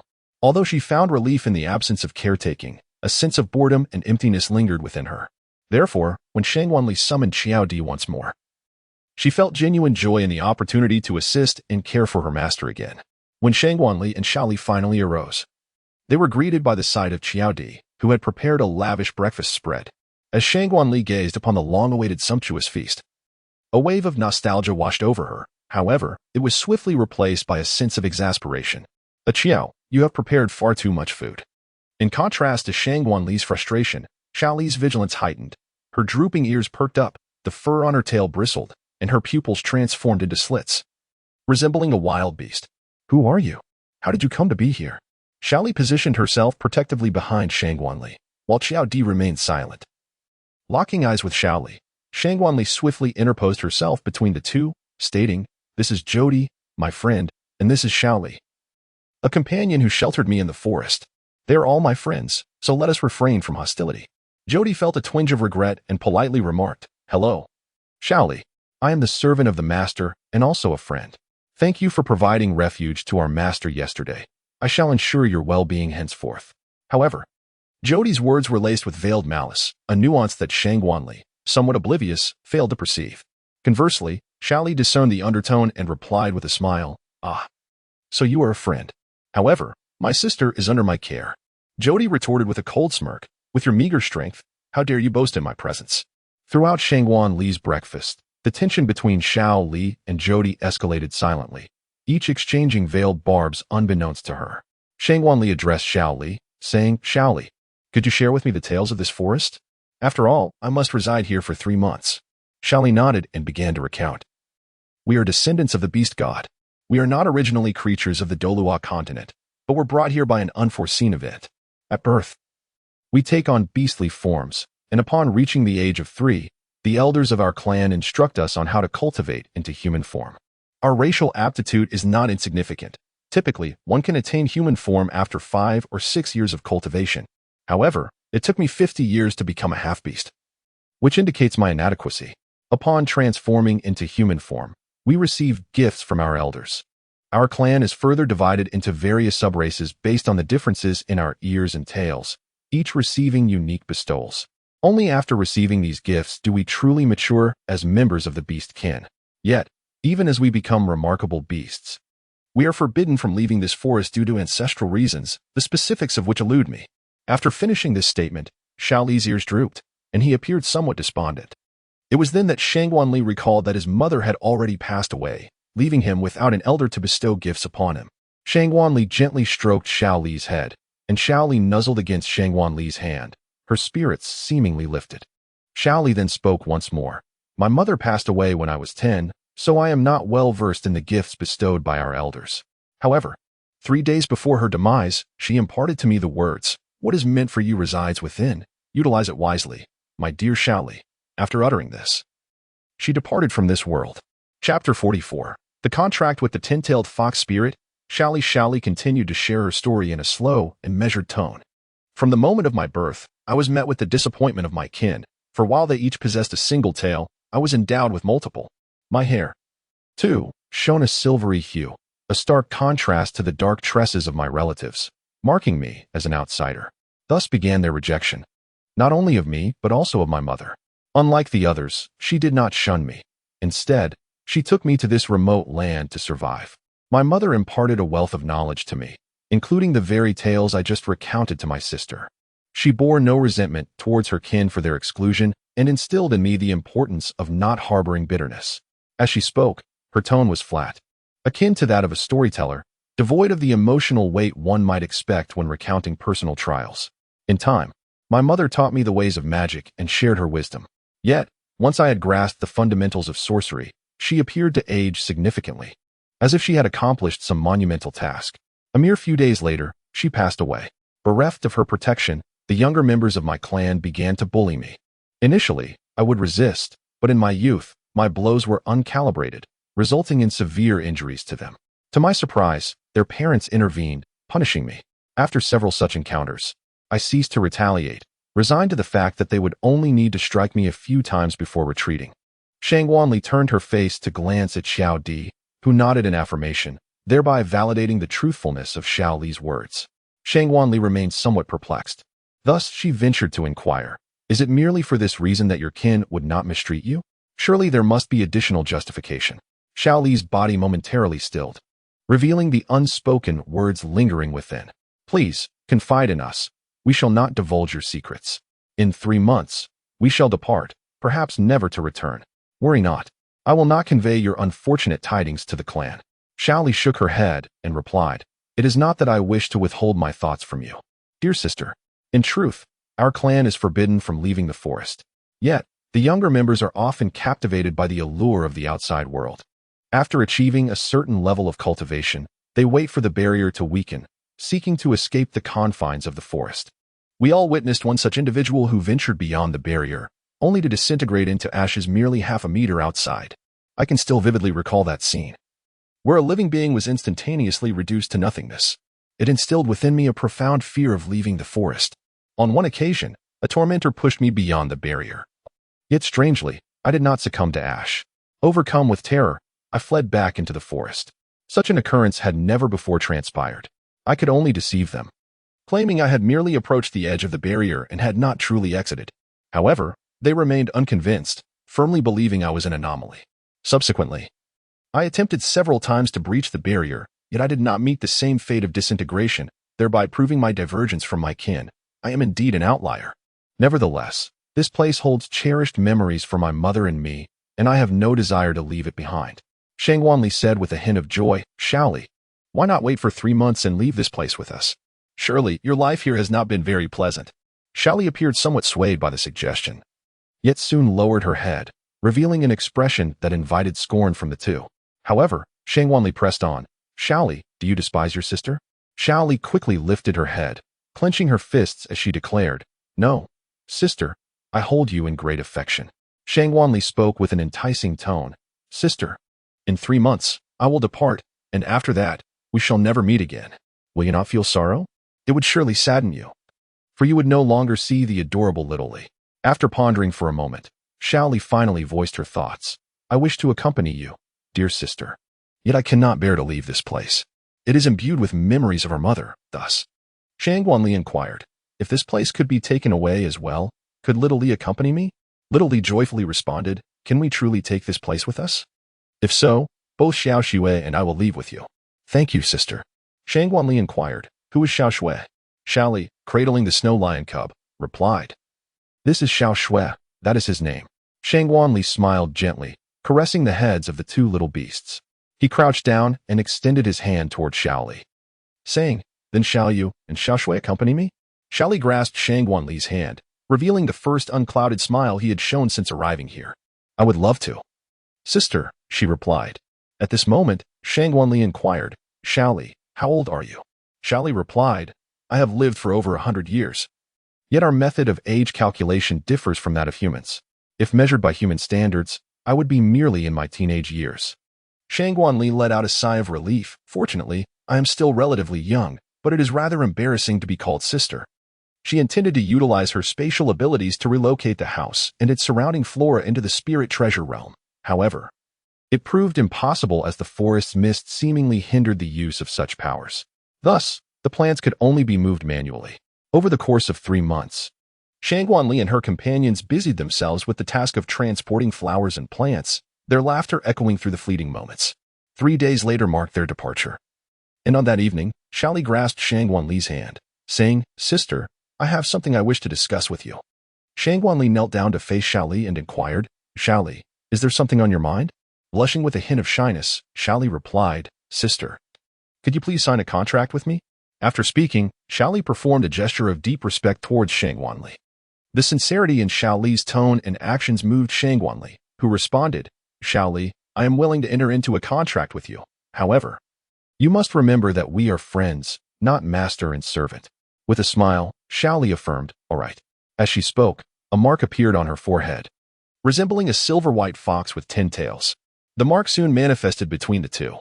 "Sister, extend your hand." Xiaoli's voice echoed with an ethereal quality as she reached out her hands toward the mark, awaiting Shangguan's touch. As Shangguan extended his hand towards the mark, he drew closer and discovered that the creature depicted was exceptionally exquisite. Its silvery fur shimmered, and each tip of its tail glimmered with a subtle spectrum of colors, while its glassy eyes bore a hint of crimson, accentuating the fox's allure. Soon, their hands intertwined, fingers interlocking through the mark, when suddenly, Shangguan felt a sharp pang of pain emanating from his injured fingertip, where a droplet of blood soon appeared, cascading onto the floor. Although the surface seemed barren, the moment his blood touched it, an intricate formation began to materialize. Shangguan was dazzled by the brilliance of the formation, unable to open her eyes. After merely closing them for a moment, she sensed that the contract had been duly sealed. Shangguan discovered that this contract was not an equal agreement, but rather a master-servant contract, which left her somewhat vexed. "Xiaoli, what is the meaning of this? I distinctly remember that the conditions for our contract were to be equal. Why must we engage in a master-servant agreement?" Xiaoli clasped her hands over her chest, her expression tinged with mild regret as she replied, "Sister, if I did not present it this way, would you truly agree to the contract? Moreover, this is entirely my choice. From this moment forth, I shall be your possession. By entering into a master-servant contract, you will gain insight into all aspects of my being, and I shall be privy to all matters concerning you as well. We shall harbor no secrets from one another, although, of course, if you wish to conceal something from me, that would be acceptable." As Xiaoli's words grew more fervent, she continued, "Sister, you are truly remarkable. To possess divine heritage is extraordinary, and not just one but several. I have yet to encounter any deities from the Douluo Continent, nor have I seen much of anything else. Finally, I will have the opportunity to venture out with you. It is simply splendid." As Shangguan gazed at the exuberant little pair, a sense of helplessness washed over her. Yet, the situation was unalterable, and with a deep sigh, she resigned herself to it. Little Pear was not merely an extraordinary 10-tailed fox. She was, in fact, a fox spirit. Unlike ordinary beast folk who undergo a gradual maturation, fox spirits are regarded as anomalies due to their distinct growth. Their noble lineage allows them to transcend the forest veils of mist, a fact Little Pear herself remained unaware of. Chapter 45, Little Pear's Relative? The Serpent Clan leader having concluded their contract, Little Pear and Shangguan sat at the table. Though Little Pear kept her head bowed, this was due to Shangguan reprimanding her. "Little Pear, why did you unilaterally transform our agreement into a master-servant contract without my consent? Are you not afraid I might sell you?" With a silly grin, Little Pear replied, "Sister would never sell me. I adore you the most." In truth, Little Pear was not so naive. Although not particularly young, she possessed an innate understanding of the world. After a century, even the dimmest of minds would grasp many truths, especially one raised in an environment of exclusion and humiliation, who understood far more than many others. Exhibiting a remarkable maturity, Little Pear entrusted her life to Shangguan not solely because of the kindness shown to her, but also due to an incident that transpired a month prior. On that day, as Shangguan and Little Pear were engaged in transplanting flora, the sound of footsteps echoed from the depths of the forest. Upon hearing it, Little Pear urgently urged Shangguan, "Sister, we must hide quickly." Shangguan, resolute and unyielding, disregarded Xiaoli's counsel, asserting, "Xiaoli, I shall not retreat. I am determined to safeguard you." However, at that moment, Xiao Di unexpectedly appeared, enveloping Shangguan in an embrace and steering her towards the room. Shangguan began to struggle, exclaiming, "Ah Xiao, release me. I must protect Xiaoli." Yet Xiao Di remained impervious to her pleas, responding in an unusually frigid tone, Mistress, your concealment serves his best interest. Outsiders are not welcomed here. Should his kin discover that he harbors an outsider, the consequences would be dire. Upon hearing Qiao Di's words, Shangwanli ceased her struggles. Was that little pair to simply await punishment? How pitiable. No, I must go to her aid. Qiao Di, observing Shangwan Li's benevolent resolve, spoke with a hint of resignation. Master, remaining here will only complicate matters for the little fox. With Qiao Di's intervention, Shangwan Li abandoned her intention to assist the little pair. Shortly after Shangwan Li departed, a woman appeared before the little pair. Little pair, why have your possessions dwindled so? Have you been concealing outsiders? The voice of this woman was somewhat sultry, her stunning, deep blue garment clinging to her flawless figure. Her pupils were serpentine, and those with keen senses would detect a faint, unpleasant odor surrounding her. The little pair respectfully bowed and replied, Tribal leader, I would never dare to harbor outsiders. Please rest assured. It was revealed that this woman was the tribal leader of the beast men, Emoshi Ai Li. Ai Li's voice was frigid, chilling to the bone. It is well, for if it were not for your mother, would you have lived this long? Ai Li regarded the downcast little pair with a gaze full of complexities. Before she ascended to the role of tribal leader, Ai Li had been sisters and the closest of friends with the little pair's mother, Mo Li. However, everything changed after Mo Li bore a child. Though Ai Li cherished the child, the elders and tribesfolk harbored disdain, fearing the little pair, whom they deemed an anomaly. Despite Ai Li's considerable power, she could not silence all the tongues of her kin, leading Mo Li to take the little pair far from the tribe's lands to this secluded region. They had hoped that this would suffice. But upon Ai Li's ascension to her father's position as leader, she understood the elders' trepidation towards the little pair. In truth, the Emoshi clan were descendants of Nu Wa, and according to legend, the progeny of Nu Wa could only bear a daughter. Yet their clan was the second son of Nu Wa's lineage. After Nu Wa bore her daughter, she would pass on all her abilities to her child and gradually fade away. However, the ancestors of the Emoshi clan were the offspring of Nu Wa, possessing only the blood of serpents and no other powers.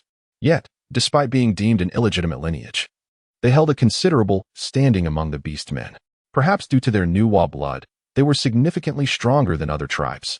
However, the absence of power in their bloodline brought about numerous side effects. Excessive use of their abilities would gradually deplete their lifespan, leading to untimely deaths. And great power could cause them to explode. Yet, the heavens took pity on them, endowing their lineage with a unique bloodline, the Fox Immortal bloodline. This exceptional bloodline mitigated the adverse effects faced by the Emoshi clan, but also ushered in great peril.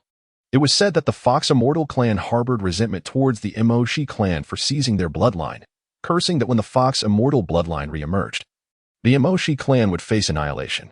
The family's secret history recorded such events.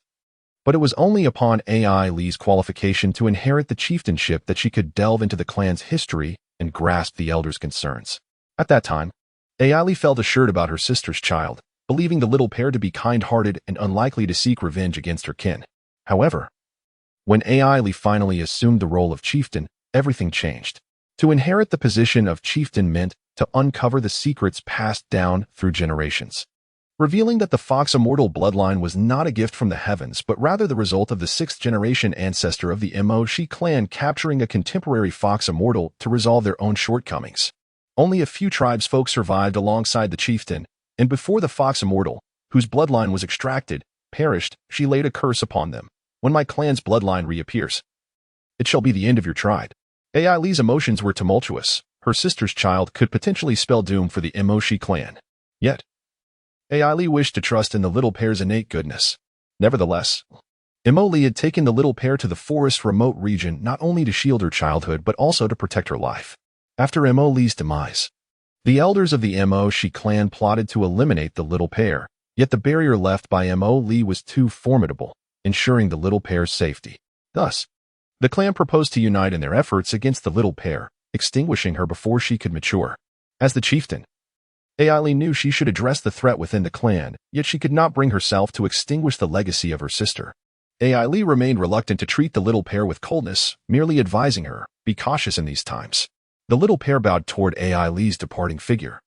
And upon returning to her room, Shangwanli inquired, Little pair, what troubles you? The little pair sat on the floor, the earlier joy seemingly evaporated.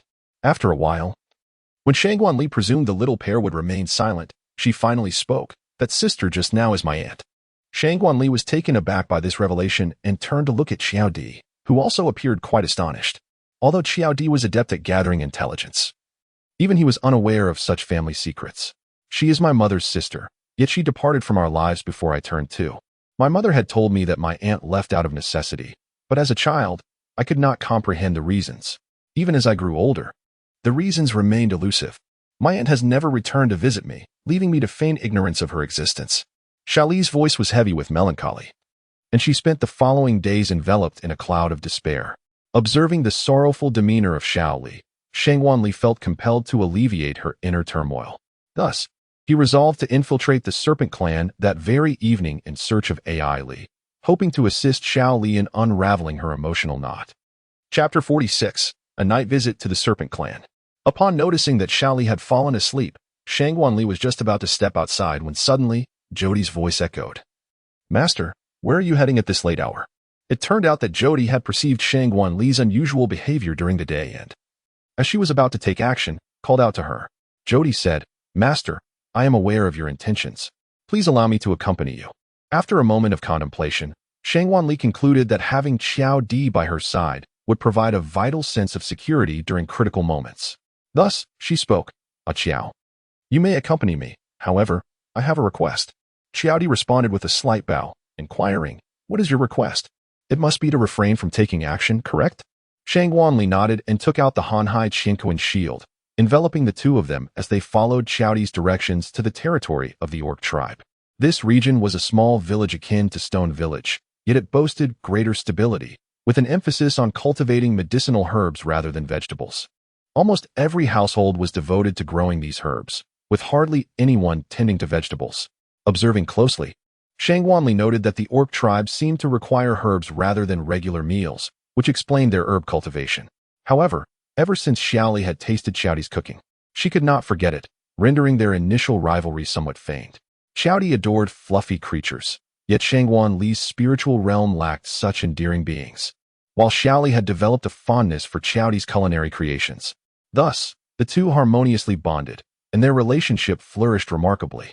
Before long, they arrived at the domain of the demon serpent. Unlike the territories of other tribes, this one was steeped in an eerie, dark atmosphere. Upon entering, Shang Guanli immediately felt an unsettling chill, as the air here was profoundly frigid. Within the Hanhai Qianquan shield, they confidently traversed the main avenue. The streets differed markedly from the quaint village they had just seen, presenting a more antiquated charm. The buildings lining the streets were wooden, two-story lofts adorned with numerous plaques. And during the daytime, it would likely be quite lively. As they continued toward the center, they encountered a towering edifice. In front of it stood a statue of a strikingly handsome man, entirely black in hue, donned in ancient garments, his hair cascading to his waist. However, the lower half of this figure was that of a serpent. Behind the statue loomed a 5-story loft, the tallest structure in the area, surmounted by a grand serpent sculpture. Exuding an extraordinary and formidable aura, Shang Guanli and his companion swiftly entered the imposing edifice, the plaque inscribed with the words Demon Serpent Manor. Upon stepping into the residence, Shang Guanli felt a chill that was far more penetrating than that of the streets outside. This was not merely a physical coldness, but a profound chill that seemed to seep into the very marrow of his bones. As he pondered the whereabouts of the clan leader, he activated his spiritual sensing soul technique and soon discerned a remarkably potent aura emanating from one of the rooms. Shang Guanli swiftly arrived at the threshold of the chamber. Yet, as the chieftain of the Serpent Demon clan, even with the protection of the vast sea and cosmic barrier, their intrusion was nonetheless detected. The vast sea and cosmic barrier, originally an artifact of unparalleled concealment, should have rendered them undetectable on the Douluo Continent.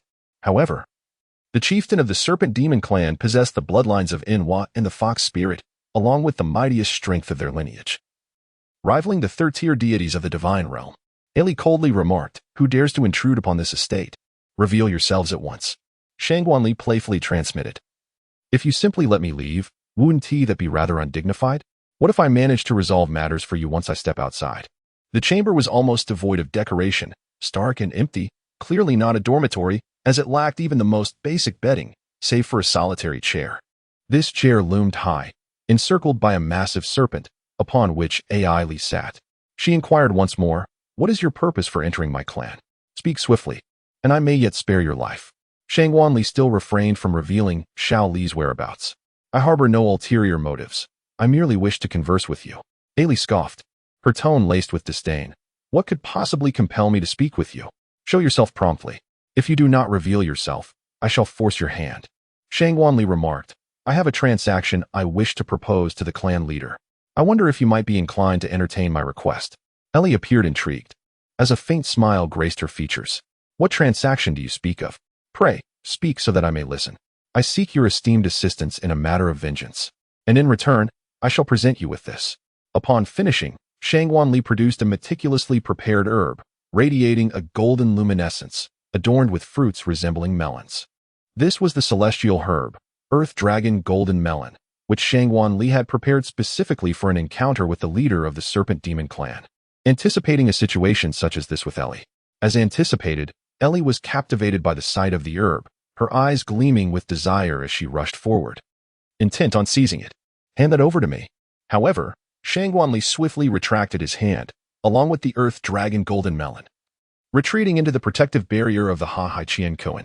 Seeing the golden melon vanish, Ellie demanded, What is it that you wish me to assist you with? Speak swiftly. Come forth. I assure you, I shall not harm you. Is that truly the case? Shang Wanli remained skeptical of Ellie's words, recalling her previous intentions to end his life. I have no penchant for deceit. Step forward without hesitation.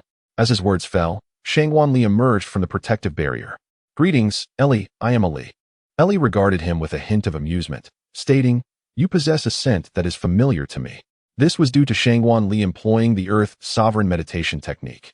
And since the Earth Sovereign was linked to Enrolling, and the Serpent Demon clan bore the bloodline of Enroling's descendants, it was only natural that a sense of familiarity lingered. Shang Wanli, somewhat evasively, remarked, What familiar aura could possibly be present? My request to you is merely to engage in conversation with Xiao Li. I wish to help her unravel her inner turmoil. Li appeared to have overheard something she ought not to have, her expression one of disbelief, yet tinged with an air of inevitability. Indeed, the child had concealed a foreign presence. However, why should I be tasked with conversing with the child? What significance does he hold? Are you not concerned that I may take his life? Shang Wanli spoke with a knowing expression. Xiao Li, I have always remembered you. You are his aunt. Ever since you visited him a few days ago, he has been in low spirits. To be frank, Xiao Li has already agreed to leave this forest with me. Regardless of any grievances you may hold against him, I hope you can assist him in unburdening his heart, allowing him to leave with me without reservations. He will remain by my side from now on, as the members of our tribe do not hold him in high regard, and he is unlikely to return. Upon hearing Shang Wanli's words, Li's enchanting visage remained unchanged, yet the atmosphere around her grew desolate. Do you truly intend to take that child away? Shang Wanli nodded, affirming that in approximately a month's time, when the barrier weakens, the two of us shall depart from this forest. Ellie's tone was no longer frigid. It bore a hint of warmth, tinged with melancholy. Our clan is bound to this woodland, and although he is an unforeseen circumstance, taking him away would indeed be the best outcome for him. As you wish, I shall converse with Xiao Li, but solely for the sake of that medicinal herb. Despite her expression resembling that of a stoic mask, Ellie's ears betrayed her, flushing with a rosy hue. Observing her thus, Shang Wanli found himself inwardly amused. It turns out the leader of the Serpent clan possesses a touch of thunderous charm. Chapter 47. Ellie's plan. Xiao Li opened her eyes after Shang Wanli departed, having sensed during the day that he harbored intentions that necessitated her release. However, she did not anticipate that Shang Wanli's departure was indeed for her sake. Alone in the courtyard, bathed in the moonlight, she murmured, Sister, may you remain safe. The scene around her exuded an air of poignant beauty. In the Serpent Palace, Ellie, having acquiesced to Shang Wanli's request, found herself enveloped in an atmosphere of solitude yet relief. Regardless of Shang Wanli's intentions, she candidly expressed, I never expected that child would remember me, even though I ceased to visit her when she was merely 2 years old. He is the son of my sister. Yet he poses a significant threat to our clan. Once he reaches the age of 300, regardless of his actions, he must meet his demise. Should he be able to leave with you, it would indeed be a commendable choice. However, departure cannot be so straightforward. Shang Wanli was perplexed, questioning why he could not depart. Had you not already promised to grant him his freedom? Ailey responded with a bitter smile, saying, This matter is a secret of the clan and cannot be divulged to you. However, there is one thing you are permitted to know. He must perish here. After all, According to the prophecy, once a child of the fox spirit bloodline is born, the serpent clan will face annihilation. Shangguan Li discerned the implied meaning in AI Li's words, suggesting that Xiao Li should feign death and depart from this place. AI Li nodded gravely, stating, as the leader of our clan, I must eliminate him. Yet, he is the child of my sister, a continuation of her life. My feelings towards him are fraught. It was his birth that led to my sister's demise. However, my sister's final request was to care for her son, which has compelled me to suppress my thoughts of eradicating him. Yet, as time progresses, the boy's powers have grown increasingly formidable, alarming the elders of our clan who wish to preemptively deal with him. It was only a few days ago that I cautioned him to exercise caution and remain indoors. That room was bestowed upon him by Jasmine, his mother's namesake, where she left a powerful barrier capable of enduring for nearly 5 centuries. AI Li's tone was laden with resignation and sorrow. After all, who desires to harm their kin? Yet, for the sake of her clan's future, she felt compelled to take action against him. Shangguan Li inquired, what if little Li feigns death? In the event of an unforeseen circumstance, what if she truly loses her life? Ellie turned her head and retrieved a small box from behind her seat. Inside the box lay a jade green pill. This is a concoction I created using my life essence. It contains my toxin.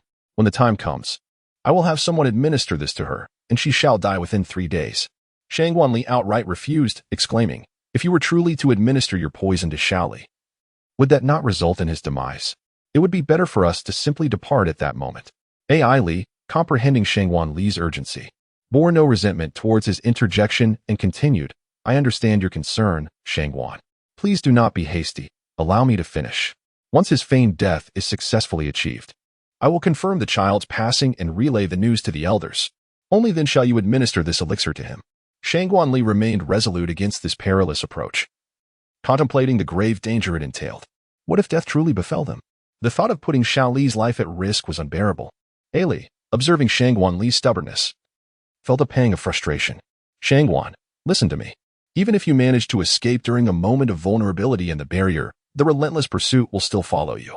You are aware that our clan cannot venture beyond the misty forest, yet there are a few among the serpent magi who are capable of leaving. As long as they remain alive, there will be those within our kin who can address the threat. If he fakes his death here and then departs, no one will pay heed to Xiao Li's movements. Please, give my counsel some consideration. I speak with your future in mind. Our clan will not seek news beyond the continent. Thus, once Xiao Li is confirmed deceased, your safety will be assured. Even if, in the future, you grow immensely powerful, Xiao Li cannot remain by your side indefinitely. There will be moments when he is alone. For your sake, and for Xiao Li's future security, I sincerely hope you will adhere to my plan. Shangguan Li considered Li's words to be quite reasonable and inquired, how can you be certain that Xiao Li will not be affected by the toxicity of this medicine? Noticing that Shangguan Li seemed to concur with her proposal, Li's tone inevitably relaxed. Rest assured, he will not be poisoned. Here, only one herb is a feigned death potion. The rest, including the toxins, are merely a ruse to deceive the elders. Is Xiao Li truly that formidable? Does he not fear toxins at all? Shangguan Li evidently forgot that she herself was also impervious to poisons. Observing Shangguan Li's astonishment, Li proudly declared, indeed, Xiao Li is far more powerful than you can imagine. All the spells that Jasmine has mastered have been imparted to him. Jasmine is a prodigy of our generation. Had it not been for her, she would undoubtedly be the current clan leader, leaving no room for me. What if, although the statement remained unfinished, the 3 individuals present understood its implication? Li quickly interjected, let's not dwell on that. Tomorrow evening, I shall return to Xiao Li's courtyard, and we can discuss further then.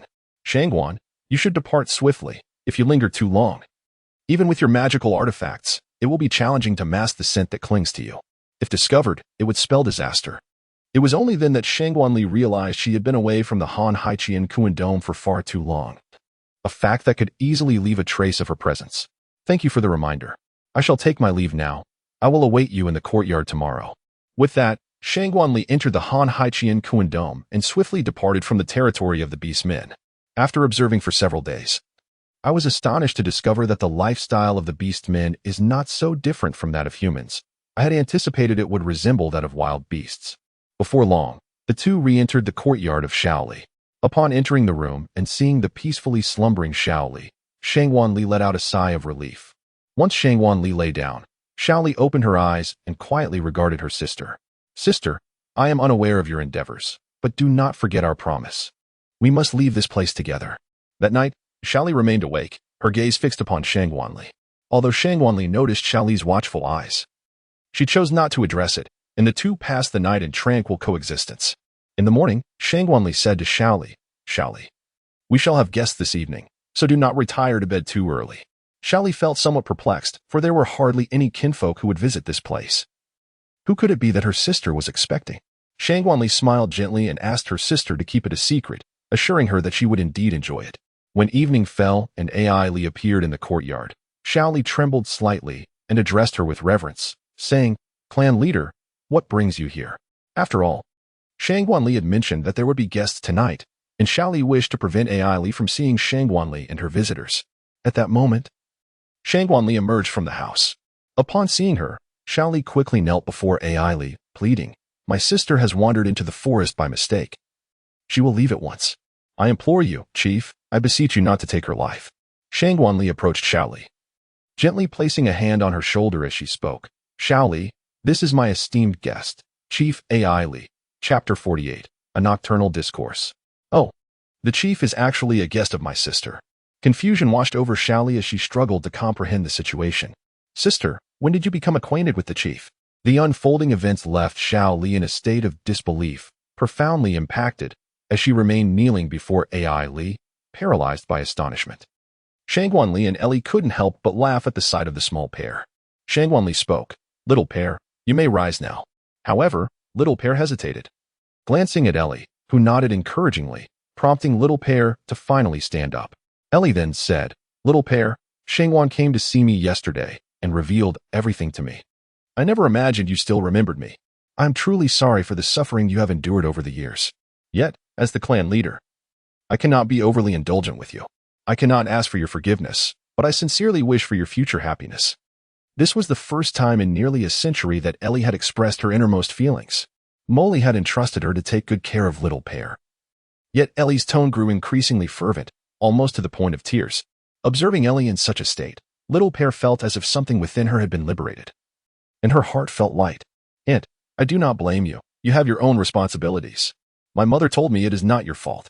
She also advised me to avoid hatred and not to pass it on to the next generation, which is why I have never harbored resentment towards anyone.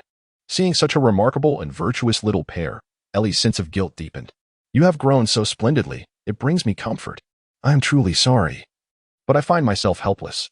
Despite her numerous apologies, Ellie could not shake off the profound remorse she felt. I heard from Shangguan that you are to leave in a month. I do not wish to hinder your departure, but you cannot leave unscathed. Although I cannot disclose the reasons, our clan members harbor great apprehension towards you. If you remain alive, they will seek you out. And only upon confirming your demise will they find peace. Ellie refrained from revealing the reasons for their apprehension, wishing to shield such an innocent child from the burdens of prophecy. However, Little pair sensed a wave of fear wash over her, trembling slightly. Why? Aren't they supposed to despise me? If I leave, why do they wish for my death? Her voice was thick with sorrow, grappling with the notion that her own kin wished her harm. Ellie chose silence regarding the reasons and instead said, Little pair, I will arrange for you to receive a potion that will induce a state of apparent death. Once they have left, Shangguan will administer a different potion. And after some time, you will awaken. Little pair remained engulfed in her sorrow, oblivious to Ellie's words. Unperturbed, Ellie continued, This plan is devised for your safety and Shangguan's. The elders of our clan possess formidable strength, and if they search for you, they will find you within a decade. Should they discover that you or Shangguan have left, your lives would be in grave danger. While Shangguan's cultivation progresses rapidly, can he truly reach a level capable of standing against so many elders in just 10 years? Ellie's words jolted Little pair from her melancholic reverie. Is it true, Aunt? Not only my life, but my sister's as well is at risk. Ellie nodded, her voice steady. Indeed, this plan is not solely for your sake, but also for Shangguan's. Reflect on it carefully. After outlining the plan, Ellie's tone softened slightly. Little pair, how have you fared over the years? Lost in thought regarding the plan, Little pair did not respond. Shangguanli gently nudged her arm, saying, For now, let us set aside thoughts of the plan and converse with your aunt. She cannot stay here for long. Little pair nodded, and Shangguanli exited the room, allowing the two to share their experiences from nearly a century of life. However, their conversation was brief, as Ellie soon emerged from the room, turning to Shangguanli. I leave little pair in your care. By the way, she has agreed to the plan. It will be executed in 3 days. When my clan members arrive, ensure that you hide within your magical artifact and do not allow them to discover any trace of you. Shangguanli solemnly declared, leave Xiaoli to me. Rest assured, I shall ensure the success of the plan. Upon hearing Shangguanli's assurance, Li felt a sense of relief. Why don't you step inside and check on Xiaoli? He seems on the verge of tears. Before Shangguanli could utter a word, Li vanished into the darkness. Throughout this, Li had never expressed a desire for the dragon gold melon. In truth, she had little interest in such a celestial herb. Her sole intention was to use it as an excuse to converse with Xiaoli. Upon entering the room, Shangguanli spotted Xiaoli seated on the floor and promptly knelt beside him, enveloping him in a warm embrace. She gently stroked his back, repeatedly murmuring that everything would be all right, that his sister was there, urging him not to cry. Yet, contrary to her soothing words, Xiaoli's sobs intensified, escalating into heart-wrenching wails.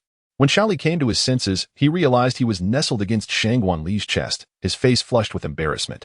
He struggled fiercely, only to find that he lacked the strength to break free from Shangguanli's hold. Finally, he spoke, Sister, I am no longer sad. Please let me go. Shangguanli finally released Xiaoli. Xiaoli, are you truly all right? Do not be too sorrowful. Your aunt has her own struggles. She does not lack love for you, but her responsibilities prevent her from expressing it. Though she may not say forgive me, I wish to speak on her behalf. Please find it in your heart to forgive her. Xiaoli shook her head. Sister, there is no question of forgiveness. I have never harbored hatred towards her.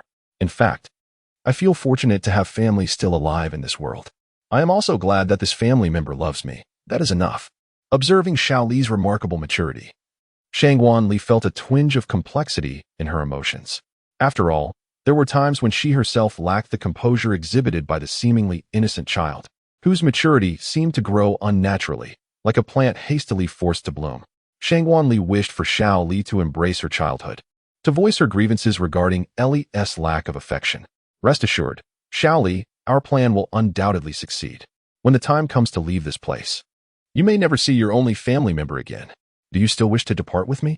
Shangguanli harbored concerns that Xiaoli might not want to leave, especially since she had reconciled with a relative. Xiaoli replied, do not worry, sister, I will leave. My aunt has already informed me that staying here would spell disaster. She hopes for me to escape the forest and live a happy life. Therefore, I shall go, and you need not fret. Shangguanli felt a twinge of embarrassment, realizing that even a somewhat mature child could discern her thoughts, yet they remained merely a child. 3 days later, an ordinary man appeared in Xiaoli's courtyard. Xiaoli, come out quickly. The clan leader has a gift for you, called a clan member. Xiaoli knelt to accept the box from the man, who instructed, open it and see. Upon unveiling the contents, she discovered a verdant elixir. Memories of Li's words echoed in her mind. Xiaoli, when the time comes, the clan members will present you with a fake death pill, laced with deadly poison.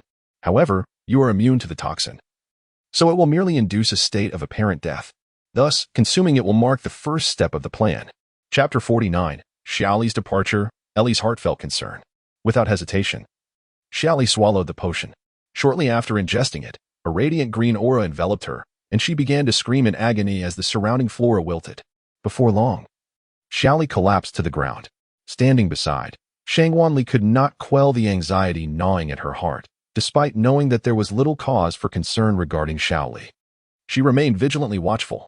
Once the poisonous mist dissipated, the man who had delivered the medicine approached to confirm Xiaoli's lifeless state and proceeded to carry away his corpse. In that fleeting moment of the man's distraction, Shangguanli seized the opportunity to administer a pill into Xiaoli's body, safeguarding his life from peril. Following the man, Shangguanli found herself once again within the territory of the Serpent Clan. Unlike the cold and desolate night, the daytime atmosphere of the Serpent Clan was somewhat lively. Perhaps it was the Serpent Beast people's influence, but both the men and women here possessed an extraordinary beauty imbued with an alluring charm.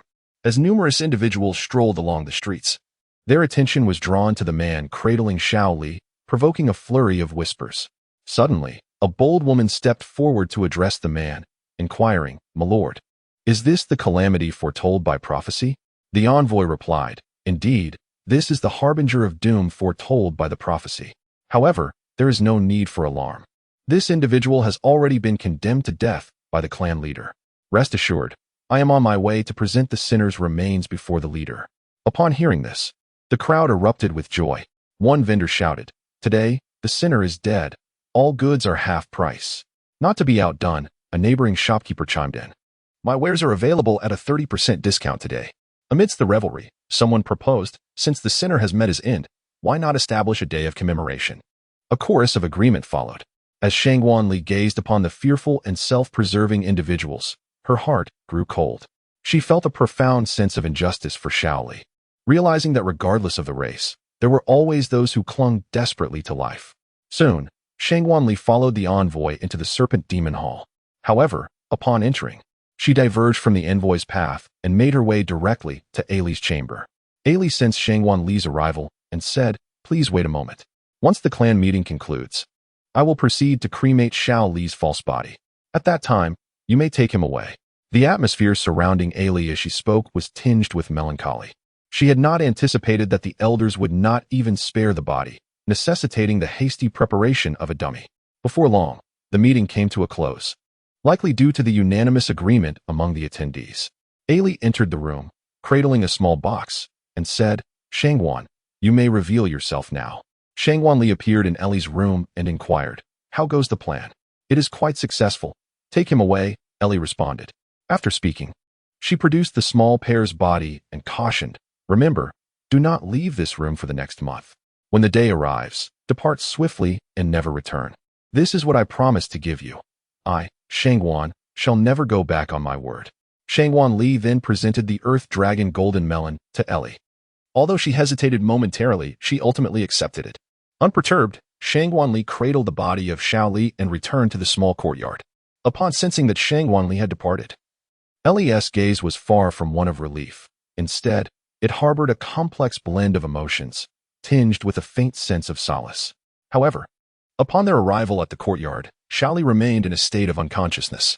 After a week had elapsed, Shaoli finally regained consciousness, yet upon opening her eyes, she was overcome with tears. The memories of her time in a coma flooded back. She realized that her kin did not merely harbor disdain for her, but rather feared and loathed her, wishing for her very disappearance. At the moment of her awakening, Qianrenxue was outside, joyfully engaging with Qiao Di, Xiao Lu, and Xue Shi. Upon hearing the muffled sounds of weeping emanating from the room, Qianrenxue hastily made her way inside. Qianrenxue inquired with concern, "Shaoli, are you all right?" Upon seeing Qianrenxue, Shaoli immediately rose and embraced her, exclaiming, "Sister, we must always be together, never to part." Qianrenxue gently embraced Shaoli, saying, "Isn't this a mere platitude? Naturally, we shall remain together." Thus, Shaoli unraveled her emotional turmoil and, a month later, entered into a master-servant contract with Qianrenxue, departing from the misty forest. Meanwhile, Ellie, sensing their departure, let out a sigh of relief. Such serendipitous occurrences are rare in this world. After centuries of solitude, Qianrenxue was drawn into the forest. In truth, it was Ellie who had lured him in through a unique method. After ascending to the position of clan leader, she pondered daily on how to safeguard her sister Jasmine's child. Ellie's greatest strength did not lie in combat or healing arts, but in divination. Approximately 10 years after Shaoli's birth, Ellie, at the cost of half her lifespan, finally foresaw that Shaoli would leave with a human who had wandered into the forest, a human who would bring her happiness. Thus, every time the barrier of the forest weakened, Ellie dispatched clan members to search through every household, all in hopes of finding this potential harbinger of hope for Shaoli. On the night Qianrenxue infiltrated the serpent's den and spoke with Ellie before departing, she collapsed onto the ground, murmuring to herself, "I have succeeded. Shaoli can now live a life of happiness. Sister, you may leave with peace of mind." Subsequently, the ensuing actions unfolded smoothly, all thanks to Ellie's meticulous calculations. Though no one was aware of this, today marked the day the forest barrier weakened, coinciding with Qianrenxue's departure with Shaoli. Jody remarked, "Miss, everything here has been tidied up. Rest assured, there are no traces of habitation left." Qianrenxue nodded, feeling reassured by Jody's competence. "Let us depart," a Qiao, Shaoli, and Xiao Shui. Thus, the three, accompanied by the snow lion, embarked on their journey away from the forest. Thanks to Ellie's covert assistance, they safely exited the misty barrier of the forest. Just as Shaoli was about to leave, she turned back to gaze upon the place she had inhabited for a century. No sooner had they departed than the misty forest began to vanish. Xiaoli bowed in the direction of the disappearing woods and murmured, "Thank you for your care, misty forest. I must take my leave now. Farewell." As Shangwanli bid farewell to the misty forest, she called out, "Xiaoli, hurry up. It is time for us to depart." Xiaoli responded with enthusiasm, "Sister, I am coming right away." She swiftly ran towards Shangwanli.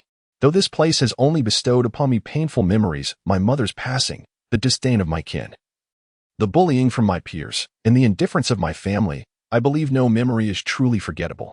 Every detail of life here, though steeped in sorrow, remains profoundly precious to me. As I prepare to leave, a tinge of reluctance fills my heart. Being beside my sister warms me to my core. Mother, aunt, I sense that happiness awaits me in the future."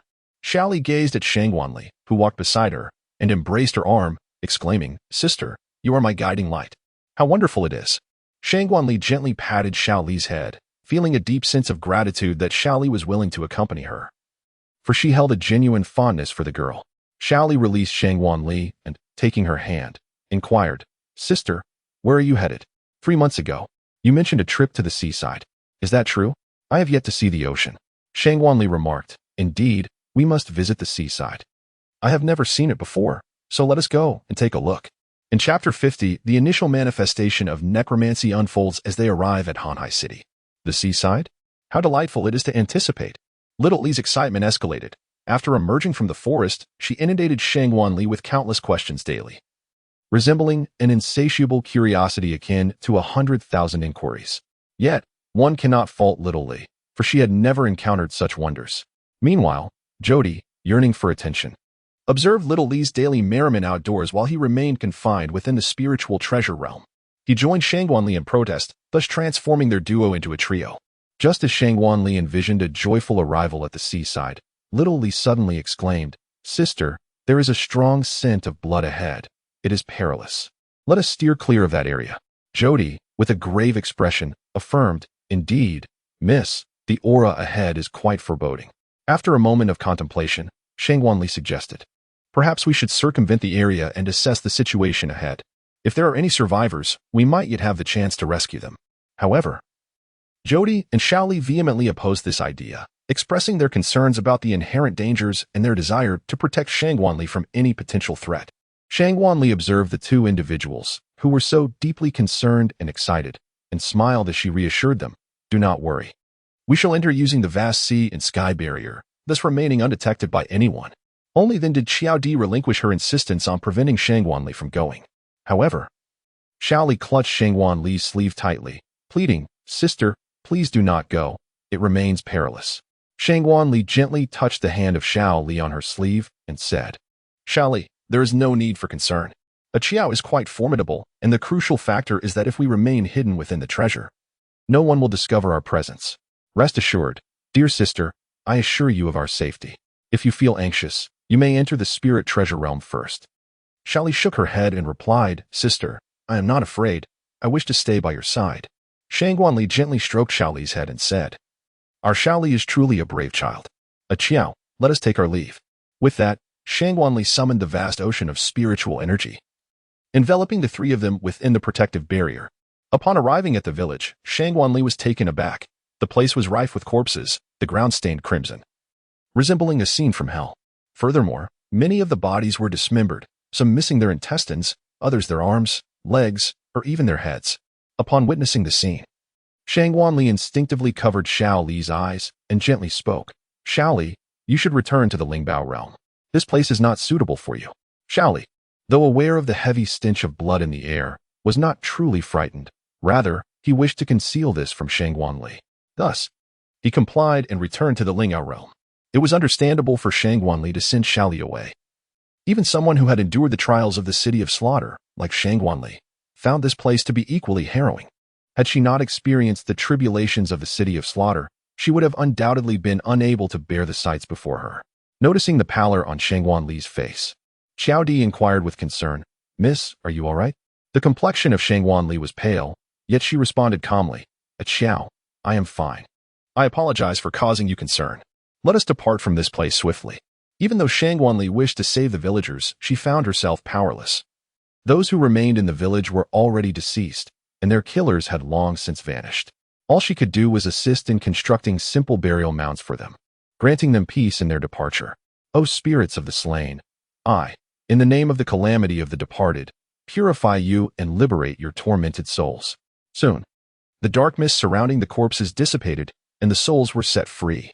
The spirits of the villagers expressed their gratitude towards Qianrenxue before transforming into twinkling stars and vanishing, presumably embarking on their journey of reincarnation. This spectacle was witnessed by Qiao Di and the other spirits. It was their first encounter with a method capable of purifying souls. Ilix expressed his satisfaction, saying, "Ali, you wielded that magic splendidly." The deities of destruction and life in the divine realm were equally astonished, for even within the divine domain, there existed no means to purify souls.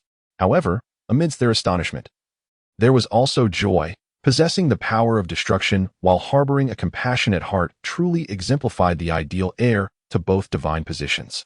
Had Qianrenxue left without any action, they would have still considered passing their divine authority to her, albeit with less enthusiasm. Subsequently, Qianrenxue summoned the brown butterfly from her bracelet. This marked her first use of the bracelet's abilities beyond communication. Qiao Di, who had intended to assist, paused upon witnessing her command of the bracelet, for he understood the immense power it possessed, capable of swiftly accomplishing Qianrenxue's intentions. In no time, the bracelet emitted a warm brown light, which transformed into brown butterflies that fluttered about. As the butterflies danced around, the earth was illuminated with brown flecks of light. These luminous specks rapidly concealed the clustered corpses, and when the glow subsided, the bodies had been interred beneath the soil, with the simple burial mounds now complete. Qianrenxue was taken aback, astonished by the formidable power of the bracelet. However, she realized that the manipulation of elements could not be sustained for too long. Gazing at the blood-soaked ground, Qianrenxue summoned the water element butterfly once more. Soon, a torrential rain began to pour over the village, washing away the blood from the earth. Qianrenxue stood before the graves in the village, offering his solemn tribute, uttering that this was all he could do for them. He expressed a fervent hope that they would fare better in their next lives. After a moment of silence lasting 3 minutes, he turned to the side and addressed Qiao Di. "Do you think they will find happiness in their next life?" Without looking at Qianrenxue, Qiao Di gazed up at the sky and replied, "They certainly will." Only after the two had distanced themselves from the village did they allow Xiaoli to emerge. Upon her arrival, her first sight fell upon Qianrenxue, and she inquired with concern, "Sister, are you all right?" Qianrenxue gently remarked, "Sister, I am perfectly fine. I did not mean to worry you." 3 days later, the trio arrived at Hanhai City. On the surface, Hanhai City bore no distinction from Tiando City, save for the greater number of merchants bustling about. Upon reaching their destination, Qiao Di quickly approached Qianrenxue and expressed, "Miss, I wish to explore the local ingredients and also inspect the vessels. Would you mind accompanying Xiaoli for a while?" Qianrenxue remarked, "Ah Qiao, you may go. It is of no consequence to me. There is nothing here that poses a threat to my safety. Should I find myself in peril, I can always summon you. And besides, I have Xiaoli by my side." Xiaoli then assured Qiao Di, "Rest assured, brother Qiao, I shall remain steadfastly by my sister's side to protect her." With Xiaoli's promise, Qiao Di departed from Qianrenxue's presence with a sense of relief. Xiaoli inquired, "Sister, where shall we wander today?" Qianrenxue remarked, "Perhaps we should explore the local specialties, for this marks our inaugural visit to the seaside, and neglecting to discover the local delicacies would indeed be a missed opportunity." The two wandered through the streets of Hanhai City, marveling at an array of exquisite pearl products and distinctive shells. Engrossed in their exploration, they lost track of time, only realizing it was evening when Jordi returned to summon them. At that moment, Jordi led them to their temporary lodging. Upon entering the room, Qianrenxue exclaimed, "As expected of you, Qiao, your preparations are thorough." Jordi had prepared a sumptuous dinner, and it was then that Qianrenxue noticed a dish resembling sashimi from a previous life. "Qiao, did you make this?" she inquired. Jordi replied, "Indeed, Mississippi. This dish was suggested by the locals. Do you not enjoy raw fish? I tried it, and it is quite delightful." Qianrenxue shook her head, expressing that it was not a matter of disliking the dish, but rather that she had never encountered such cuisine before. She was somewhat taken aback to hear it referred to as a dish from a past life. After finishing her meal, Qianrenxue inquired, "Qiao, what is the status of the ships?" Qiao Di replied, "These vessels show signs of piracy. They are not entirely untrustworthy, but we must apply a bit of pressure." Qianrenxue remarked, "If a mere threat can prove credible, it wouldn't be so bad. However, we must prepare for any eventuality and procure our own vessel. Perhaps we should visit the auction house or the shops tomorrow. Jody responded, Miss, I can go tomorrow. You and Xiao Li should continue to enjoy your time in Hanhai City. Shangwan Li sternly rejected Jody's words, asserting that this was a matter of her own experience and that she could not always leave everything to him. Jody, with a resigned expression, replied, As you wish, Mississippi. The following day, the trio divided into two groups, heading to the auction house and the ship market respectively. Chapter 51, The Maritime Routine of the Whale Sea. Shangwan Li and Xiao Li swiftly arrived at the auction venue, where the items for bidding had been displayed. Next on the auction block is a spirit guiding device, utilized in maritime realms, known as the Longyuan boat. Upon catching sight of the Longyuan boat, Shangwan Li experienced a peculiar sense of familiarity, as if he had heard of it before yet could not quite place it. After a brief listen to the auctioneer's introduction, he discerned that it was an essential item for sea voyages and resolved to participate in the bidding. When the auctioneer quoted a price of 10,000 gold soul coins, astonishingly, no one else in the auction hall placed a bid. The soul masters present deemed the soul guide device to be of little significance, leaving Shangwan Li as the sole bidder, thus securing the Longyuan boat with ease. Once the auction concluded, Shangwan Li and Xiao Li wandered through Hanhai City, eventually discovering the Hanhai Great Soul Arena. Recognizing the necessity to understand the combat strategies of sea soul masters, the two proceeded to the arena to observe the battles. After watching several soul duels, Shangwan Li found the experience rather dull and opted to continue his exploration of the city. By evening, the trio returned to their temporary lodgings. Shangwan Li inquired, Qiao, how are things on your end? Jody slowly recounted, After parting ways with the young lady, I proceeded to the market, only to find it lacking in any significant goods, utterly useless for our maritime journey. Subsequently, I made my way to the harbor, where I learned about numerous vessels and eventually discovered one with which I was somewhat familiar. However, it turned out to be a pirate ship. Once we embark on the sea, I shall not be able to accompany the young lady. Rest assured, I have already dealt with that individual. Tomorrow, I shall take you aboard that ship. As Shangwan Li gazed upon the impeccably organized Jody, she smiled and remarked, Jiao, thank you for your efforts. Let us take a break today and enjoy a meal together, just the three of us. However, Jody interjected, Miss, allow me to prepare dinner this evening. After all, if you are to visit the Isle of the Sea God, I shall be unable to cook for you for quite some time. Shangwan Li couldn't shake the sensation that there was a hint of playfulness in Jody's tone. The following day, Jody escorted Shangwan Li to the ship, then turned to the captain with a somewhat threatening demeanor, saying, Captain, you are aware, aren't you? The captain responded in a timid voice, Rest assured, sir. We shall take excellent care of the young lady. Taking Shangwan Li's hand, Jody expressed her concerns, saying, You must take good care of yourself while I am gone. Eat well, do not become overly absorbed in your training, and ensure you rest adequately. Shangwan Li, with a furrowed brow, remarked, Qiao, I am no longer a child. I certainly would not compromise my own well-being. However, before Qiaoti's incessant chatter could conclude, the time for departure approached, compelling Shangwan Li to forcibly usher Qiaoti into the realm of spiritual treasures. Shangwan Li has boarded the Whale Sea. A crew member swiftly approached her, saying, Miss, your room is this way. Please follow me. Shangwan Li inquired, Do you know where my destination lies? Although she felt reassured by Qiaoti's arrangements, she still posed the question. The crew member responded, Of course we know.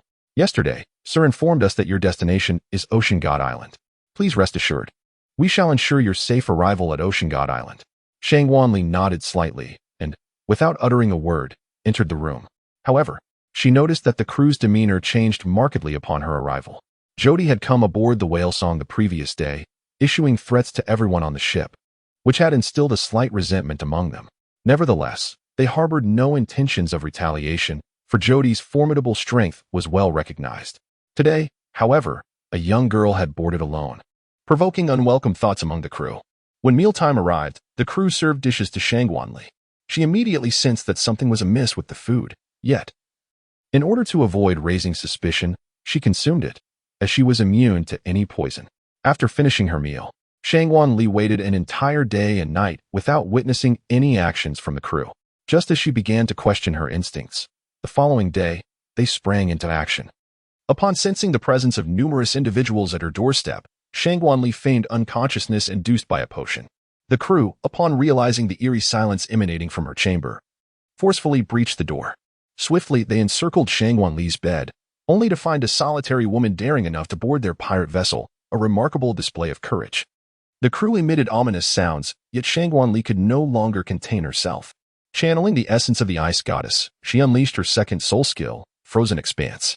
In an instant, the surrounding crew members were encased in ice. Upon reaching the deck, Shangguanli observed that only one individual was at the helm. She approached the captain steering the ship and said, "The other crew members are frozen in ice. If you wish for their survival, you must navigate us towards Ocean God Island. Otherwise," the captain, visibly terrified, had turned pale, his face tinged with shades of purple. "Please, miss, rest assured. I shall steer the ship diligently." Following this threatening incident, the Whale Sea vessel encountered little in the way of peril. On this day, Shangguanli remained vigilant against any potential treachery from the crew, neglecting to appreciate the breathtaking maritime scenery.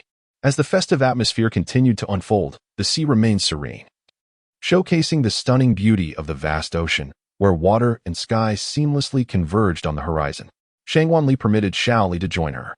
In a bid to safeguard Xiaoli, Shangguanli had already placed her into the Lingbao realm the night before their embarkation, ensuring her safety. Now, as promised, Shangguanli allowed Xiaoli to behold the enchanting vistas of the vast ocean. Upon witnessing the boundless sea, the little fox was filled with exuberance, scampering about the ship throughout the day. Their recent lunches had primarily consisted of marine delicacies, which had begun to weary Shangguanli. "Upon our return, I shall procure some fresh seafood for grandfather and my parents," she mused. Even before reaching the island of the sea god, she had already devised plans for their homecoming. Despite the assumption that all would proceed smoothly, the ship's captain at the helm remarked, "Miss, in half a day we shall arrive at the active region of the sea soul beasts. I hope you can thaw the crew, allowing us to journey safely to the island of the sea god together."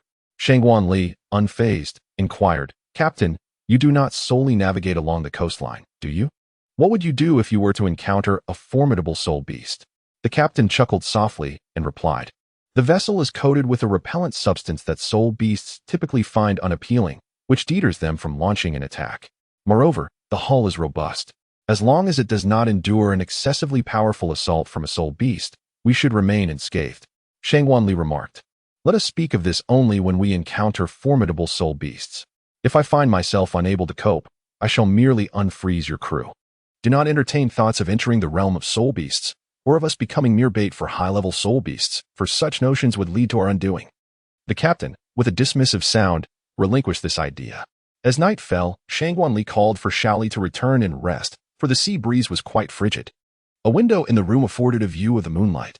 Shangguanli felt no chill, not solely due to the extreme ice wielded by her martial soul, the ice snow goddess, but also because Xiaoli lay peacefully sleeping in her embrace. Chapter 52, The Soul Ring Delivered to Our Doorstep? Arrival at Sea God Island. Shangguanli felt the resonance from the vast Sea Qianrenxue shield growing stronger, soon realizing that the island of the sea god was nearby. She turned to Xiaoli and said, "Xiaoli, once you enter the spirit treasure realm, please diligently cultivate the techniques that your elder sister has taught you alongside Xiao Di and the souls. Wait for me to summon you again, all right?" After Xiaoli became Shangguanli's contract beast, Shangguanli imparted both the concealment technique and the Earth Sovereign meditation method to her, perhaps due to bloodline reasons. Xiaoli found remarkable ease in mastering the Earth Sovereign meditation method, her power surpassing that of Shangguanli herself by a significant margin. Understanding her sister's words, Xiaoli nodded and replied, "Sister, I understand. Please take care of yourself as well." Shangguanli assured Xiaoli, "I will return safely, do not worry." Thus, Xiaoli found herself once again in the spirit treasure realm, yet Shangguanli did not anticipate encountering it before reaching Ocean God Island. Before the Jingai ship loomed a sea spirit beast, measuring approximately 23 meters in length, its body a shade of dark gray, and its malevolent crimson eyes radiating an aura of ferocity. The creature possessed a robust physique, its teeth sharp and formidable. Surrounding it were many similar spirit beasts, suggesting that they thrived in a social grouping. At that moment, the voice of the Snow Emperor resonated from the sea of consciousness. "Ali, these spirit beasts are the evil demonic orcus." Shangguanli was well aware of the malevolent soul beasts known as the evil spirit orcus, whose leader, the formidable king of the evil spirit orcus, commanded a legion of 100,000. Realizing the impending danger, Shangguanli urgently instructed the captain to steer the ship away. However, It was evident that her warning had come too late, as numerous evil spirit orcas were already surging toward the whale ocean. Shangguanli intended to conclude the matter swiftly, summoning the embodiment of the ice goddess. The first soul skill, Rain of Ice Arrows, was unleashed, resulting in an innumerable array of ice arrows soaring towards the direction of the abyssal orca. With the manifestation of the sacred sun moonlight butterfly martial soul, the sixth soul skill, Solar Fire Sword Array, was activated, conjuring tens of thousands of blazing swords that plunged directly towards the abyssal orca below. Under the combined assault of these formidable soul skills, the surface of the sea was soon stained crimson with the blood of several abyssal orcas. These creatures, known for their gregarious nature, incited the wrath of their kin, heralding the imminent arrival of the abyssal orca pod. Before the pod could converge, Shangguanli freed the crew of the Whale Sea from their icy confinement. Addressing the captain, he urged, "You must depart at once. A horde of soul beasts is on the way, and you will not be able to withstand them. Leave immediately." As anticipated by Shangguanli, the crew of the Whale Sea wasted no time. After breaking free from their icy imprisonment, they swiftly maneuvered the ship away from the perilous waters. Shangguanli activated her spiritual sensing technique and discerned that the number of malevolent tiger whales was not substantial. However, one in particular stood out with an aura far surpassing that of all the others. Shangguanli surmised that this must be the malevolent tiger whale king. At present, Shangguanli is employing her third soul skill, the Dark Moon Aura, which allows her to remain undetected by the demonic orca king. The accompanying demonic orcas have surfaced in this maritime expanse, resonating with furious roars. Infuriated, the demonic orca king commands its kin to exert every effort in locating and eliminating the assailants who have injured their brethren. Soon, the surrounding demonic orcas disperse, and before long, the area around the demonic orca king is devoid of any other soul beasts. It is at this opportune moment that Shangguanli seizes her chance. She swiftly transitions to her martial soul, the destructive Demon Scythe, stealthily positioning herself near the demonic orca king. Utilizing her second soul skill, the Dark Demon God Slash, an ability derived from the Dark Demon God Tiger. Imbued with spatial power capable of severing the fabric of space, she combines it with her sixth soul skill, the Venomous Demon Scythe, unleashing a lethal toxin alongside a realm of destruction. Despite the demonic orca king's formidable prowess, it struggles to withstand the onslaught of several 30,000-year soul skills. Shangguanli executed the Mountain Strike technique, landing a powerful blow to the abdomen of the malevolent tiger whale king. Despite the immense force of the strike, the tiger whale, a formidable entity, remained resilient. Even a minor hit could not diminish its formidable combat prowess in the short term. The fifth soul skill, Demon Scythe Chains, was unleashed, conjuring numerous chains that ensnared the impending self-destructing tiger whale king. Shangguanli unhesitatingly ended the life of the bound evil orca king. He released the vast sea universe shield, employing its protective skill to envelop both himself and the malevolent orca king within its confines. Upon the embodiment of the ice and snow goddess, Shangguanli effortlessly drew forth the soul ring of the malevolent tiger whale king. In but a day, the fifth soul ring of the ice and snow goddess was fully absorbed. The soul bone of the tiger whale king, specifically the left leg bone, possessed formidable skills, namely the malevolent tiger whale axe and the whale tooth shatter, both of which were commendable offensive soul techniques. Regrettably, Shangguanli had already acquired a left leg bone. Thus, Shangguanli now possessed two unabsorbed 10,000-year soul bones, one being the left leg bone of the malevolent tiger whale king, and the other the right leg bone of the blue silver emperor. Shangguanli contemplated bestowing these soul bones upon Yunming and Yuli. However, both had already acquired their own soul bones and declined to absorb them. Consequently, these soul bones were entrusted to Shangguanli, who secured them within the realm of spiritual treasures. Shangguanli never anticipated that these soul bones would be forged into a divine artifact by Ilex and Yunming, marking the creation of her very first unique divine weapon.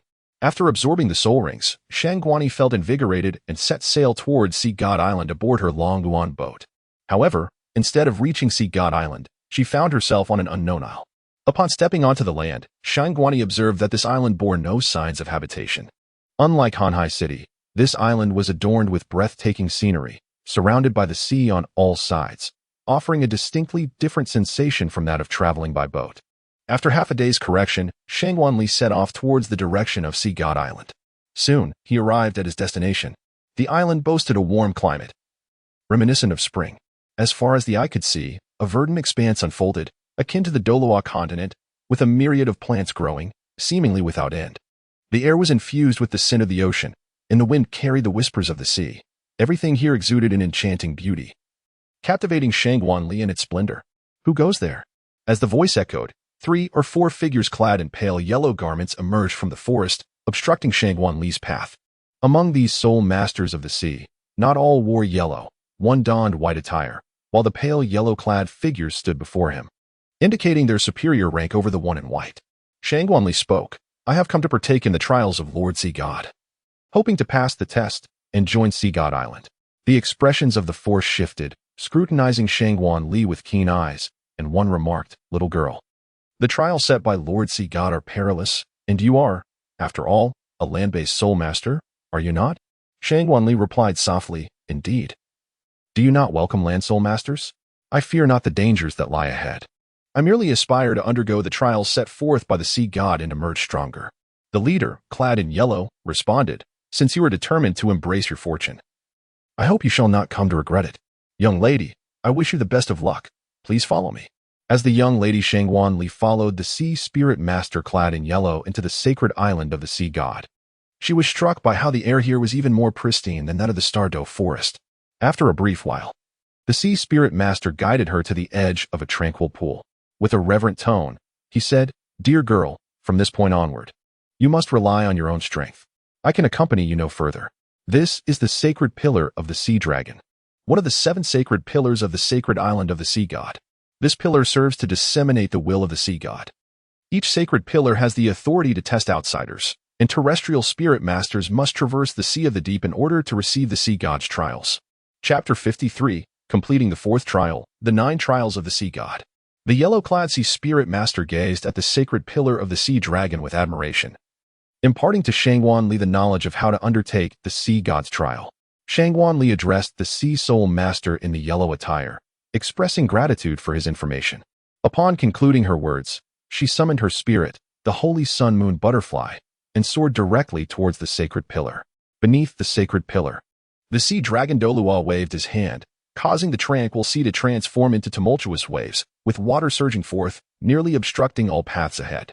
With her second soul skill, the holy butterfly celestial dance, numerous golden-hued holy sun-moon butterflies emerged, resembling gleaming blades as they flew towards the turbulent waters. In the fleeting moment when the butterflies descended, the watery barrier was shattered, allowing Qianrenxue to reach the sea dragon's sacred pillar. The sea dragon Douluo, visibly astonished, remarked, "A top-tier spirit. To breach the barrier solely with your second soul skill is impressive. Young lady, you indeed possess the strength to undertake the trials set forth by Lord Sea God. However, I still have a lingering question." Qianrenxue humbly replied, "I am grateful for your praise, Your Highness Hailong. I am merely an ordinary soul master. Might I inquire if you have any questions?"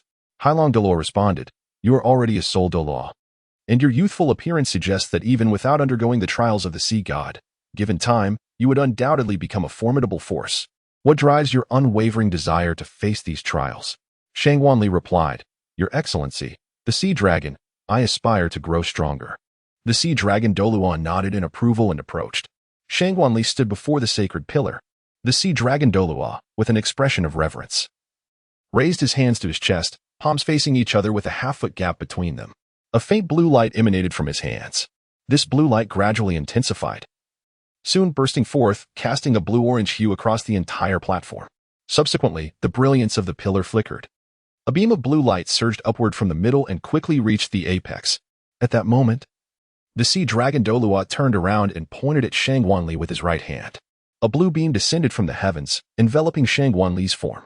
The color of the light paused at blue for a brief moment before swiftly transforming. Blue to white, white to yellow, yellow to purple, purple to black, and black to red, each transition occurring with scarcely a pause. The red assessment is the pinnacle of trials on Sea God Island. Yet the Sea Dragon Douluo felt no surprise. After all, Qianrenxue was remarkably young and possessed considerable strength, indicating exceptional talent, making the red level assessment seem entirely justified. However, the transformation of the sacred pillar did not conclude there. A blood-red light shot into the sky, accompanied by 6 beams of light, while a blue-golden radiance cascaded down, rendering the entirety of Sea God Island seemingly frozen in time. A torrent of information flooded Shangguan Li's mind, and a trident mark appeared on his forehead. The fourth trial of destruction of life was completed, with a reward of destruction, life, affinity 10, totaling 40. The fifth trial of destruction of life, breakthrough to title de law. Time limit, 2 years. Although Shangguan Li was aware of the nature of the assessment, he still inquired of the Sea Dragon Douluo, esteemed elder. What does the red signify in terms of the highest level of evaluation, and what about the gold? The Sea Dragon Douluo, having never encountered such a trial, candidly replied, I am also uncertain. Among the multitude of soul masters participating in the trials of Lord Sea God, a golden assessment has never before manifested. Before the Sea Dragon Douluo could elaborate further, a melodious voice drifted from afar, enchanting and ethereal, akin to that of a celestial being. I am unaware of the nature of this trial, from the moment I became the High Priestess of Sea God Island until now. This is the first occurrence of such a test. Your trial is the 9 trials of the Sea God. As the voice faded, a figure materialized before the Sea Dragon's pillar, and Shangguan Li discerned that this individual was none other than the High Priestess Poseidon, donned in a crimson robe. Her azure hair cascaded down her back. Though she had surpassed a century in age, she appeared no older than 30. What was even more remarkable was her demeanor, noble, elegant, and imbued with the gentle essence of the ocean. If one were to simply gaze upon her exterior, they might mistake her for a mere young girl. Yet the depth in her gaze belied her true age. Salutations, great offering, the Sea Dragon Douluo bowed slightly. Poseidon did not press him further, offering a gentle smile. Yet that smile stirred the very waters surrounding them. Young one, I have awaited your arrival for quite some time. Might you enlighten me regarding your origins? Poseidon fixated on the mark upon Shangguan Li's forehead as she spoke. Junior Shangguan Li is but an ordinary soul master, unaffiliated with any faction, he responded. Opting for a slight bow rather than a grand gesture of respect, Poseidon made a subtle motion, indicating that she did not accept Shangguan Li's formality. Young man, I implore you to speak truthfully. Do not attempt to deceive me. Clearly, Poseidon did not believe Shangguan Li's assertion of being unaffiliated with any power. Questioning how one so young could possess such formidable strength and numerous soul rings aged over 100,000 years, Shangguan Li stated, regardless of whether you believe this. I have not allied myself with any faction, nor will I in the future. I do not relish being constrained. I yearn for freedom. Poseidon, observing Shangguan Li, replied, Whether your words are truthful or false, I shall choose to trust you for now. He then spoke with a grave tone from this moment forth. No one on Sea God Island shall endure your formalities, myself included. Turning to the Sea Dragon, Poseidon commanded, Sea Dragon, relay my orders. This young lady shall henceforth be regarded as a distinguished guest of our island. Aside from refraining from assisting in the examination, fulfill her requests to the best of your ability. Convene the 7 sacred pillars for a council tomorrow. Yes, Sea Dragon Douluo responded with utmost respect. Poseidon's gaze returned to Shangguan Li. Very well. I trust you will surely pass Lord Sea God's trials. Remember, you must accomplish at least 1 assessment each year. Otherwise, you are aware of the consequences. Although Poseidon's tone was calm, Shangguan Li sensed an undercurrent of displeasure and veiled menace. Yet, she understood. For the emergence of a successor to the Sea God heralded the impending conclusion of Poseidon's own existence. Shangguan Li spoke softly, I understand. High Priest, thank you for the reminder. No sooner had the words left her lips than a brilliant red light enveloped her, and in the next moment, Poseidon had vanished from sight. However, Shangguan Li could not shake the sense of Poseidon's formidable power, which filled her with an inexplicable anxiety. While the trials of the Sea God were indeed commendable, the thought of sacrificing Poseidon's life left her with a profound unease. The voice of the Sea Dragon Douluo resonated. Esteemed guest, please follow me. He guided Shangguan Li to the Sea Dragon City and brought her to his lordly residence. Esteemed guest, this shall be your abode from now on. Should you have any requests, please do not hesitate to inform us, so that we may assist you accordingly. Shangguan Li nodded in understanding, then gestured for them to take their leave.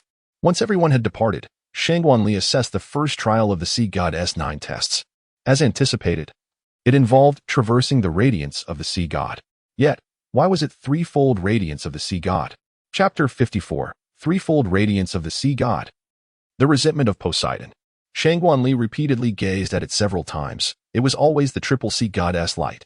The first assessment required traversing the triple Sea God's light.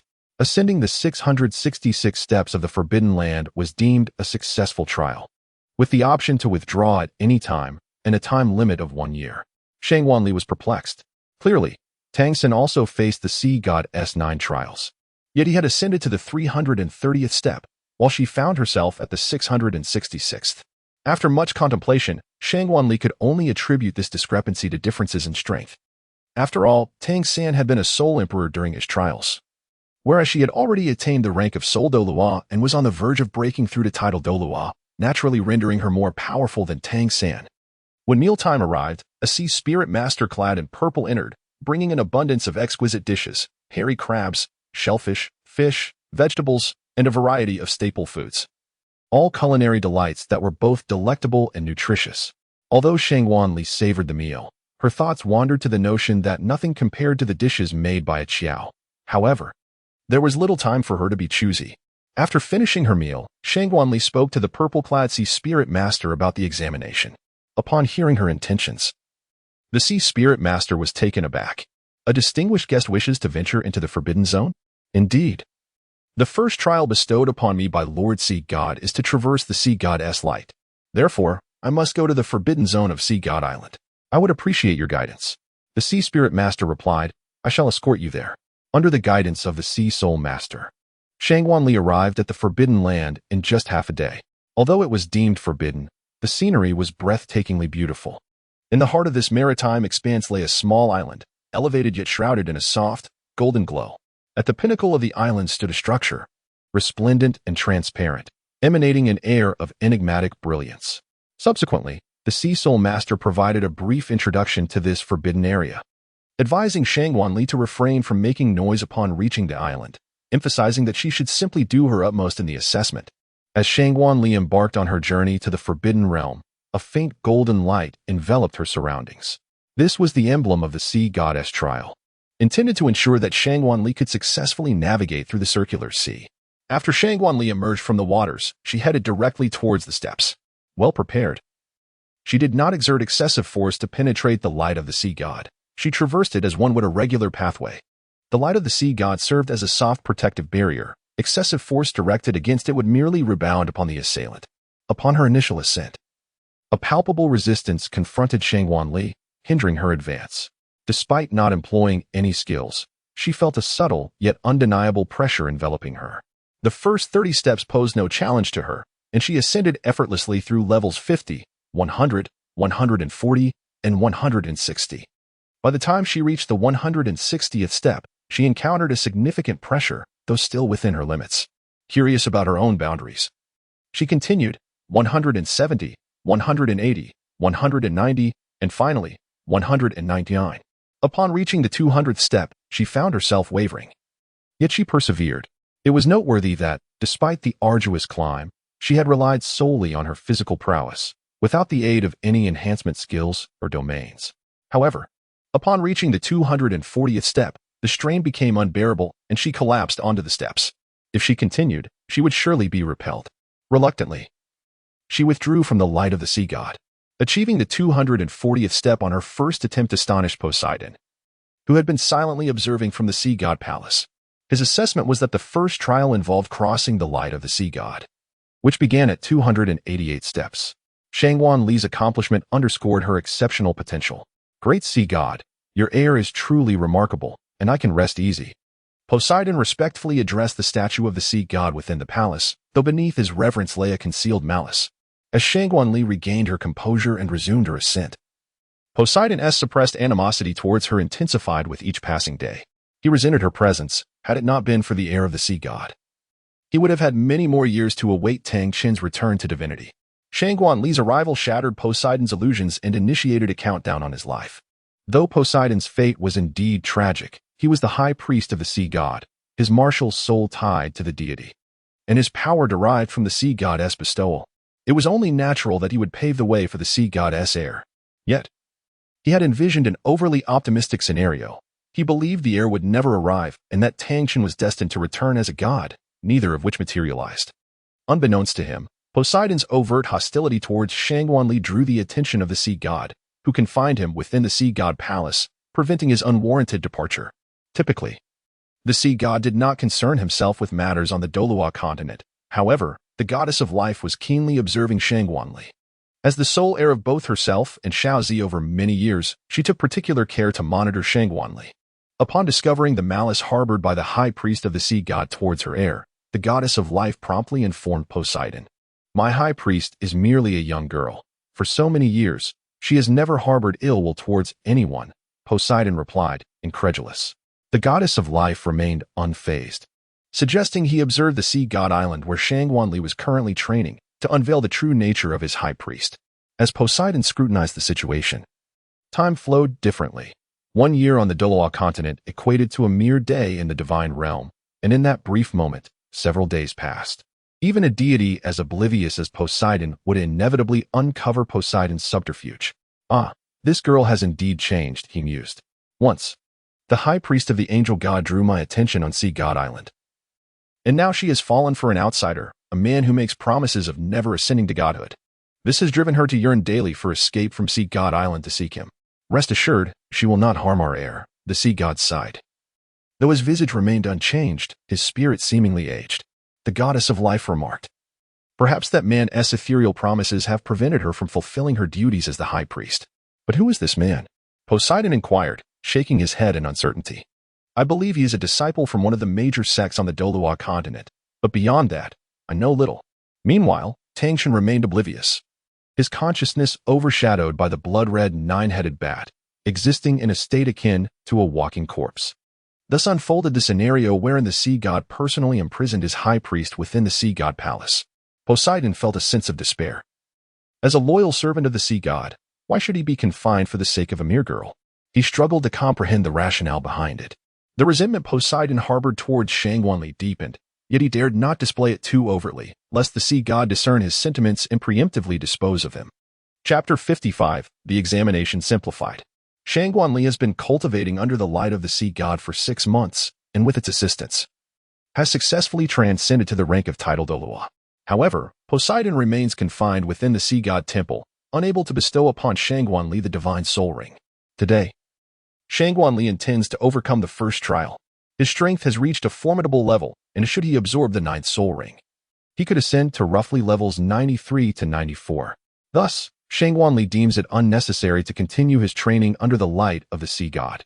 With deliberation, Shangguanli begins his ascent up the steps, passing the first level, the 10th, the 50th, the 100th, the 150th, the 200th, the 300th, the 400th, and the 500th levels with ease.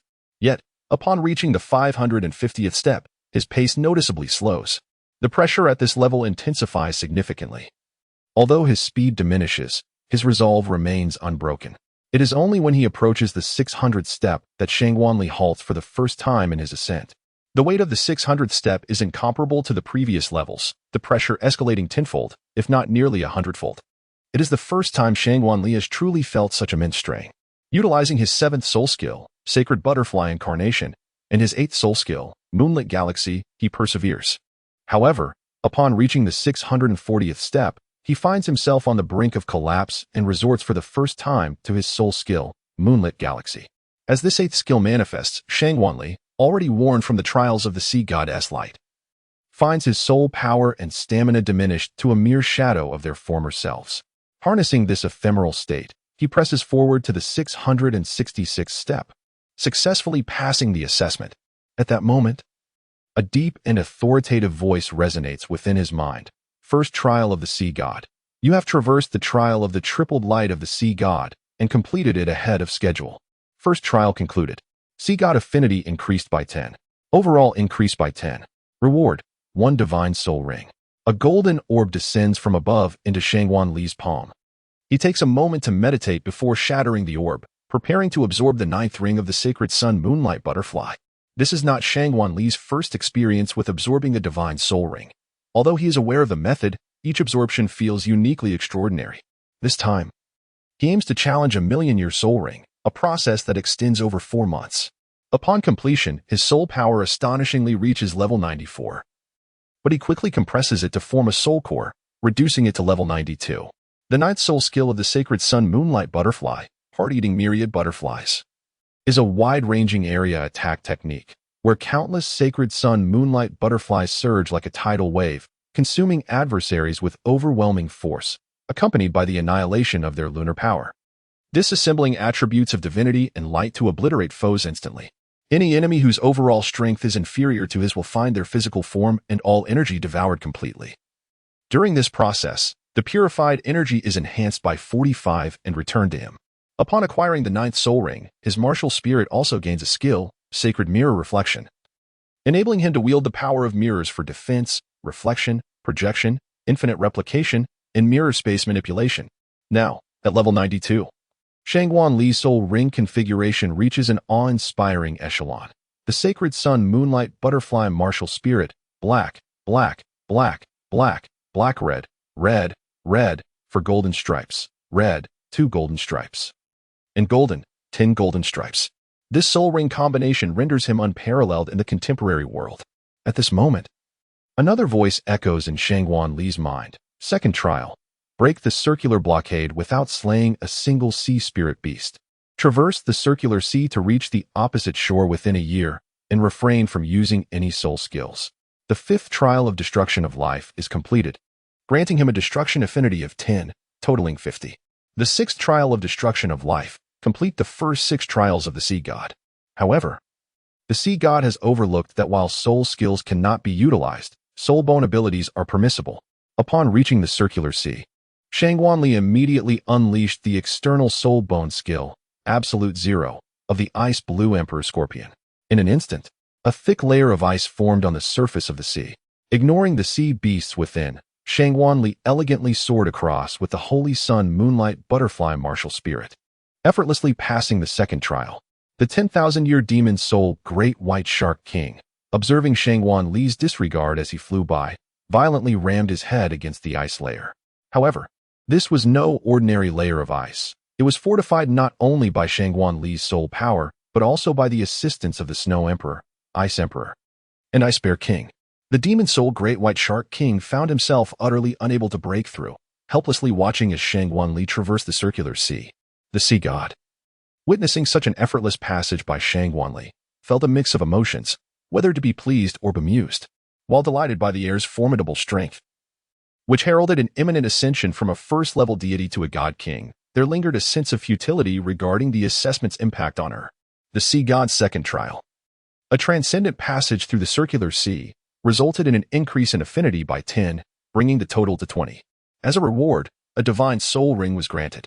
Aware that Shangguan Li possessed 4 martial spirits and that his soul rings were not yet full, the Sea God thoughtfully prepared the divine soul ring. Shangguan Li has absorbed the 7th spirit ring of the Ice and Snow Goddess, dedicating an extensive 2-month period to this endeavor.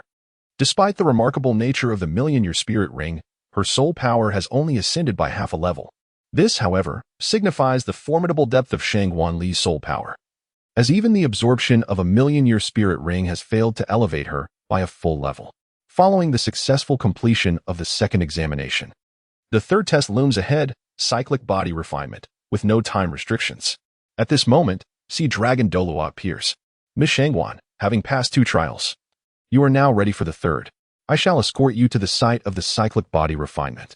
Sea Dragon Douluo, having received instructions from Lord Sea God, feels a sense of bewilderment. Typically, such high-level assessments are managed by the Grand Offerings, yet the Sea God has chosen to approach him directly, indicating a significant motive behind this decision, one that a mere subordinate like himself dares not speculate upon. Before long, Sea Dragon Douluo leads Shangguan Li to the valley known as the Fury of Waves, the designated location for the cyclic body refinement. This valley, resembling a concave formation, is not a product of natural occurrence but rather sculpted by the relentless force of the sea.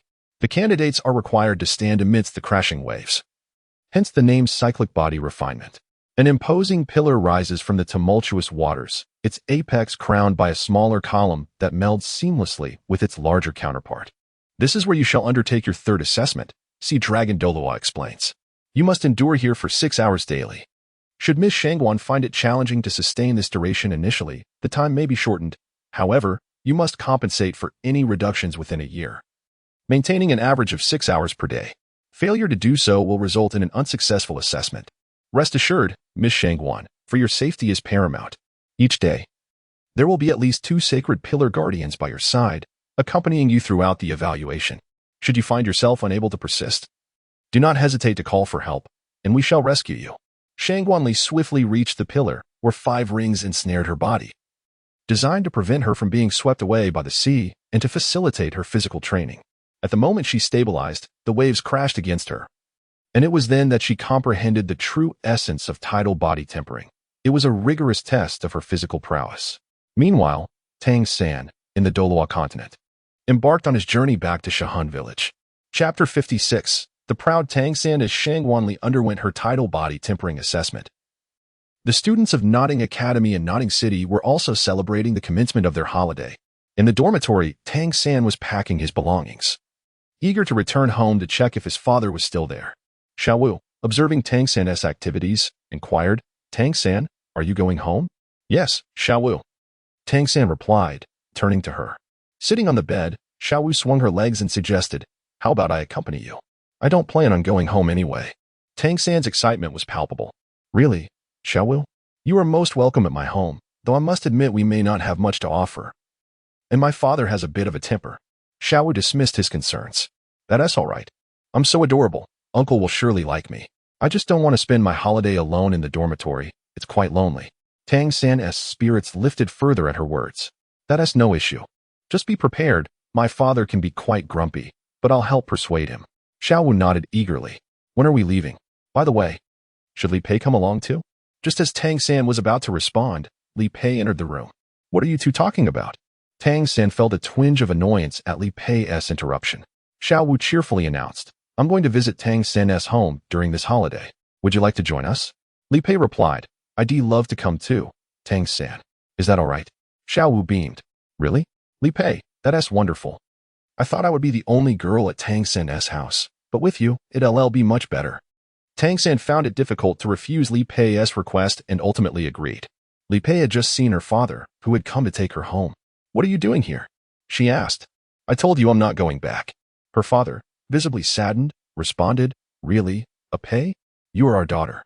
After a year apart, don't you want to see us?" Li Pei displayed her disdain. "I don't have parents like you. I was only nice to you when I needed something. Now that I'm in school, I don't need you anymore. Please leave. In a year, I'll become a soul master. You must be hoping to curry favor with me now, right?" It was undeniable that Li Pei was overthinking. Her father genuinely loved her and, despite knowing she was not his biological daughter, continued to care for her. Tears streamed down his face as he pleaded, "Xiao Pei, I'm truly worried about you. How can you think like this? We've raised you. You shouldn't say such things." Li Pei retorted scornfully, "I'm a great soul master and might even become the wife of a god king. How could I have such ordinary parents like you? Don't come looking for me again." Without a second glance at her father's expression, she turned and left. In that moment, her father collapsed to the ground, overwhelmed with grief. The sorrow lingered long after, but as dusk fell and Li Pei had not returned, her father could only head back to the village. When her mother learned that Li Pei had not come home, she too was heartbroken. Though aware that Li Pei was not their daughter, they could not help but worry for her, shocked by her malicious thoughts. The couple embraced, weeping uncontrollably, knowing that Li Pei would never return to their home. They had to let her go.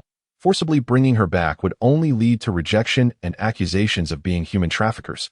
Meanwhile, Tang San, Xiaowu, and Li Pei traveled the road to Shahan village. Along the way, Xiaowu chatted incessantly, with Li Pei chiming in, while Tang San remained silent. He felt that Li Pei was an unnecessary presence. Had she not interfered, he could have spent the holiday alone with Xiaowu. Upon their arrival at Shahan village, the villagers regarded Tang San with unfriendly expressions. Yet, due to Xiaowu and Li Pei's presence, they refrained from any hostile actions. It was only upon reaching home that Tang San discovered the disarray that had befallen his residence. Anger bubbled within him, but with Xiaowu and Li Pei present, he suppressed it and turned to them. "I'm truly sorry. I never expected my home to be in such a state. It seems I cannot properly host you." Li Pei shook her head. "It's all right, Tang San. However, it's too late to return to Notting City now. Let us find somewhere to stay for the night." Xiaowu agreed. "Yes, Tang San, let us find a place to rest first. Then let us ask a villager for a place to stay for the night," Tang San suggested. "Tomorrow, we can set off for Notting City." As they ventured into the village, they found that the villagers, aware of Tang San's return, were mostly keeping their doors closed. Those who did open their doors declined to offer hospitality. At that moment, the owner of the medical clinic spoke up, "Tang San, there's a grass hut ahead. The villagers are a bit financially strained lately, so they can't accommodate you. I'm truly sorry." His tone was somewhat condescending, but Tang San understood. After all, he had stolen from the man's home as a child, and now that he was loathed by the entire village, it was no surprise that no one wished to host him. Reluctantly, Tang San settled into the dilapidated grass hut and began tidying up. I apologize, Xiao Wu, junior sister. I wanted to invite you both to my home, yet here you are, staying in such a shabby place. You'll have to help me clean. Neither Xiao Wu nor Li Pei complained, and instead assisted Tang San in making the hut livable, recognizing it was their shelter for the night. Thank you, Xiao Wu. Junior sister, Tang San expressed. No problem. We are family, they replied in unison. As the three of them lay down to sleep, they each remained awake, particularly Tang San, who reflected on the events of the day. These villagers show me such disrespect. Had it not been for their past assistance, I would have dealt with them harshly for their insolence. They seem to forget that I am now a soul master, the third individual in the world to possess twin martial souls, destined to become an unparalleled powerhouse. Yet, for now, I shall forgive their rudeness, for I am magnanimous. After all, as Tang San reveled in the satisfaction of his magnanimity, Li Pei inwardly cursed the ungrateful villagers. Xiao Wu, however, was overjoyed, for it was the first time the three of them felt such closeness. The following day, the trio set off early to return to Notting Academy, where Yu Xiaojing was also facing complications. In Chapter 57, the hypocritical master and apprentice, darkening Poseidon, Tang Hao, while evading the pursuit of the spirit hall, arrived at Yu Xiaojing's dormitory. Master, we meet again.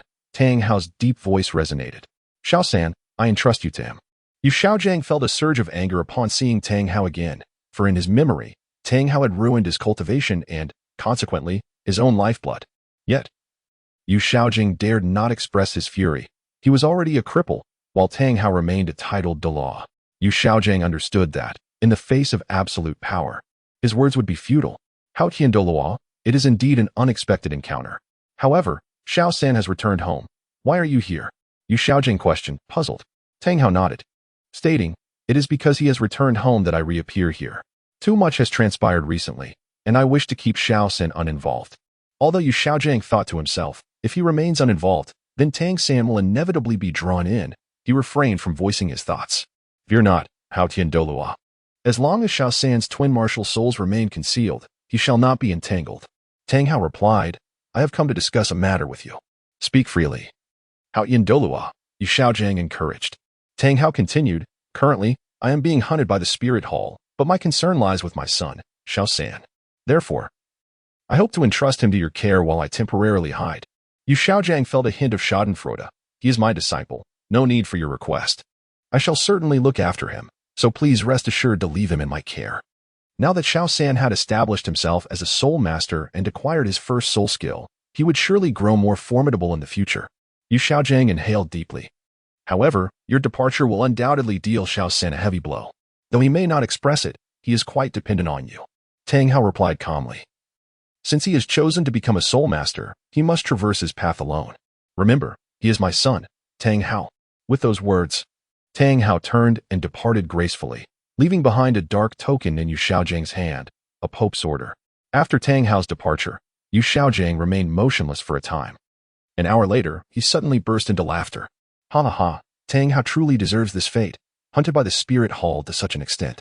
Should I report him to BB Dong? No, that would expose my location and indirectly reveal Xiao San, thwarting my plans for a glorious return to the spirit hall, where I would be revered by all. Yet unbeknownst to Yu Xiaojing, Tang Hao had not yet departed and had overheard his words. Though filled with anger, Tang Hao realized that placing Tang San by Yu Xiaojing's side was the safest option. He could only suppress his rage and leave Notting Academy. After resting for a night in Holy Soul Village, Tang San and his companions departed, returning to Notting City. Tang San hastened to Yu Xiaojing's dormitory, calling out, Teacher, are you there? I am here. Xiao San, please come in. Yu Xiaojing's voice came from behind the door. Yu Xiaojing was puzzled. Even though Tang Hao was not in Holy Soul Village, it was still Tang San's home. How could he return so swiftly? Xiao San, did you not return to the village? Tang San recounted his day in Holy Soul Village with embellishments. Despite his displeasure towards Tang Hao, Yu Xiaojing cherished Tang San, discerning the villagers' treatment of him. How dare these lowly peasants treat my disciple in such a manner? Tang San seemed to sense Yu Xiaojing's anger and calmly replied, Teacher, I am not upset. Although the villagers may not favor me, they did assist me during my time in the village and cared for me as I grew. I cannot harbor anger towards them. Yu Xiaojing felt touched. Xiao San, your kindness is commendable. However, as a powerful soul master, do not be overly benevolent. Have you heard the saying, mercy towards enemies is cruelty towards oneself? Tang San replied, I understand, teacher. Thank you for your guidance. The villagers treated me well. I cannot judge them with a narrow mind. Yu Xiaojing shook his head. Your kindness is indeed your virtue. Since you have returned, have Li Pei and Xiao Wu come back as well? Tang San affirmed. Yes, they both returned. We wish to rest in the school dormitory for a few days before continuing our training. Yu Xiaojing nodded in agreement. Resting well is part of training. So you may return and rest. Tang San bowed. Disciple takes leave. Please ensure you also rest well. After Tang San departed, Yu Xiaojing gazed at his retreating figure, lingering in thought. At that moment, Yu Xiaojing felt a sense of reassurance. Why was he at ease? Because Tang San was so emotionally attached. Once Tang Hao was schemed against to his demise, Yu Xiaojing would become Tang San's only kin, ensuring that Tang San would honor him well. Yet, years later, Tang San indeed honored Yu Xiaojing, though Yu Xiaojing no longer wished for Tang San to honor him. On Sea God Island, within the Sea God Palace, Poseidon gazed at the formidable Shangguan Li with a sense of despair, realizing that with such a powerful heir to the sea god, her own life would inevitably meet an early end. Yet it was this very despair that bred greater resentment within Poseidon. As Shangguan Li undertook the third trial, the sea god watched Poseidon, who was imprisoned within the sea god palace. At this moment, Poseidon could no longer conceal her murderous intent and resentment, glaring at Shangguan Li through the watery veil. Alas, the sea god sighed, reminiscing about the young girl he had watched grow, who had once devoted herself entirely to him and his heir. How had it come to this? Had love truly become the harbinger of evil? The sea god recalled the day Poseidon had suddenly changed. On that day, two outsiders arrived on Sea God Island, a seemingly trivial occurrence. Yet one bore the essence of an angel, capturing the sea god's attention. Initially believing that Poseidon would drive them away, the sea god thought the matter settled.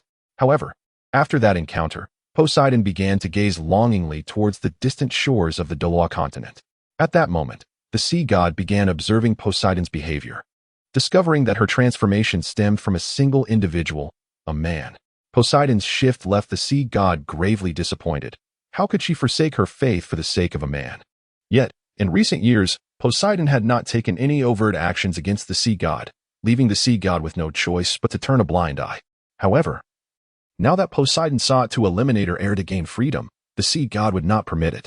Observing Poseidon filled with resentment and murderous intent, the sea god was at a loss.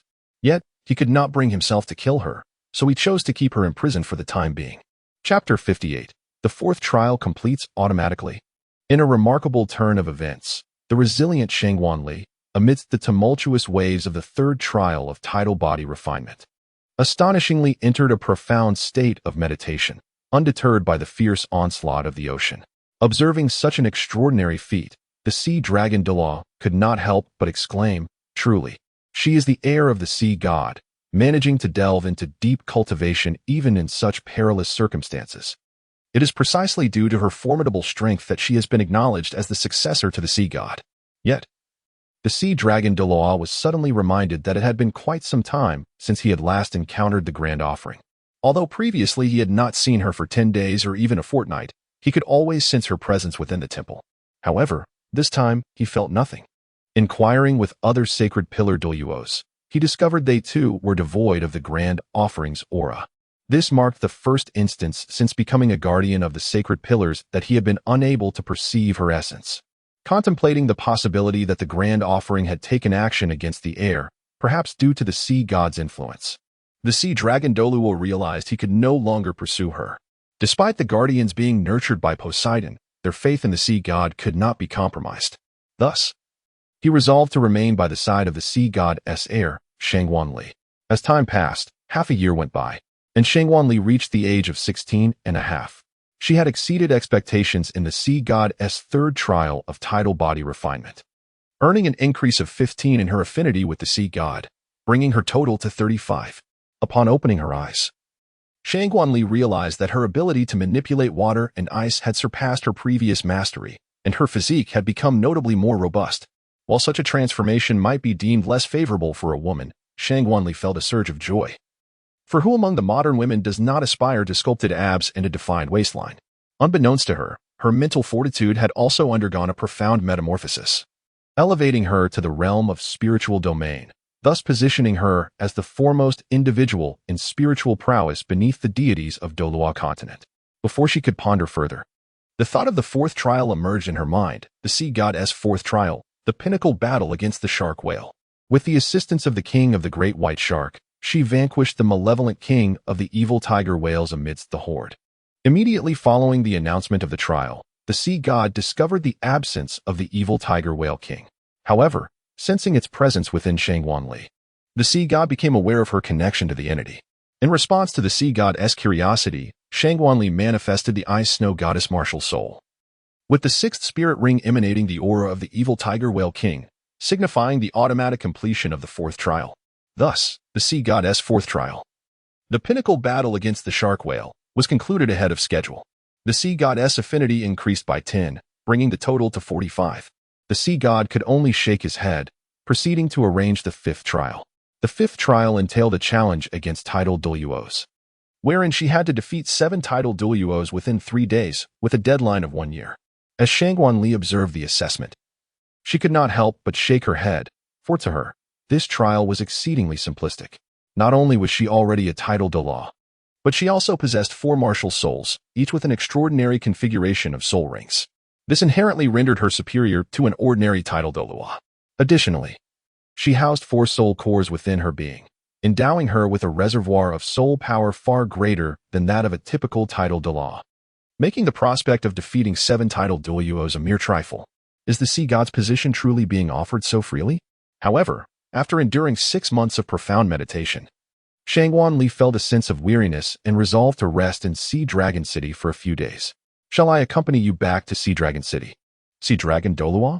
Qianrenxue inquired. The Sea Dragon Douluo replied with utmost respect, of course, Miss Qianrenxue. After Qianrenxue arrived in Hailong City, he neglected everything and simply laid down in bed for a long, deep slumber.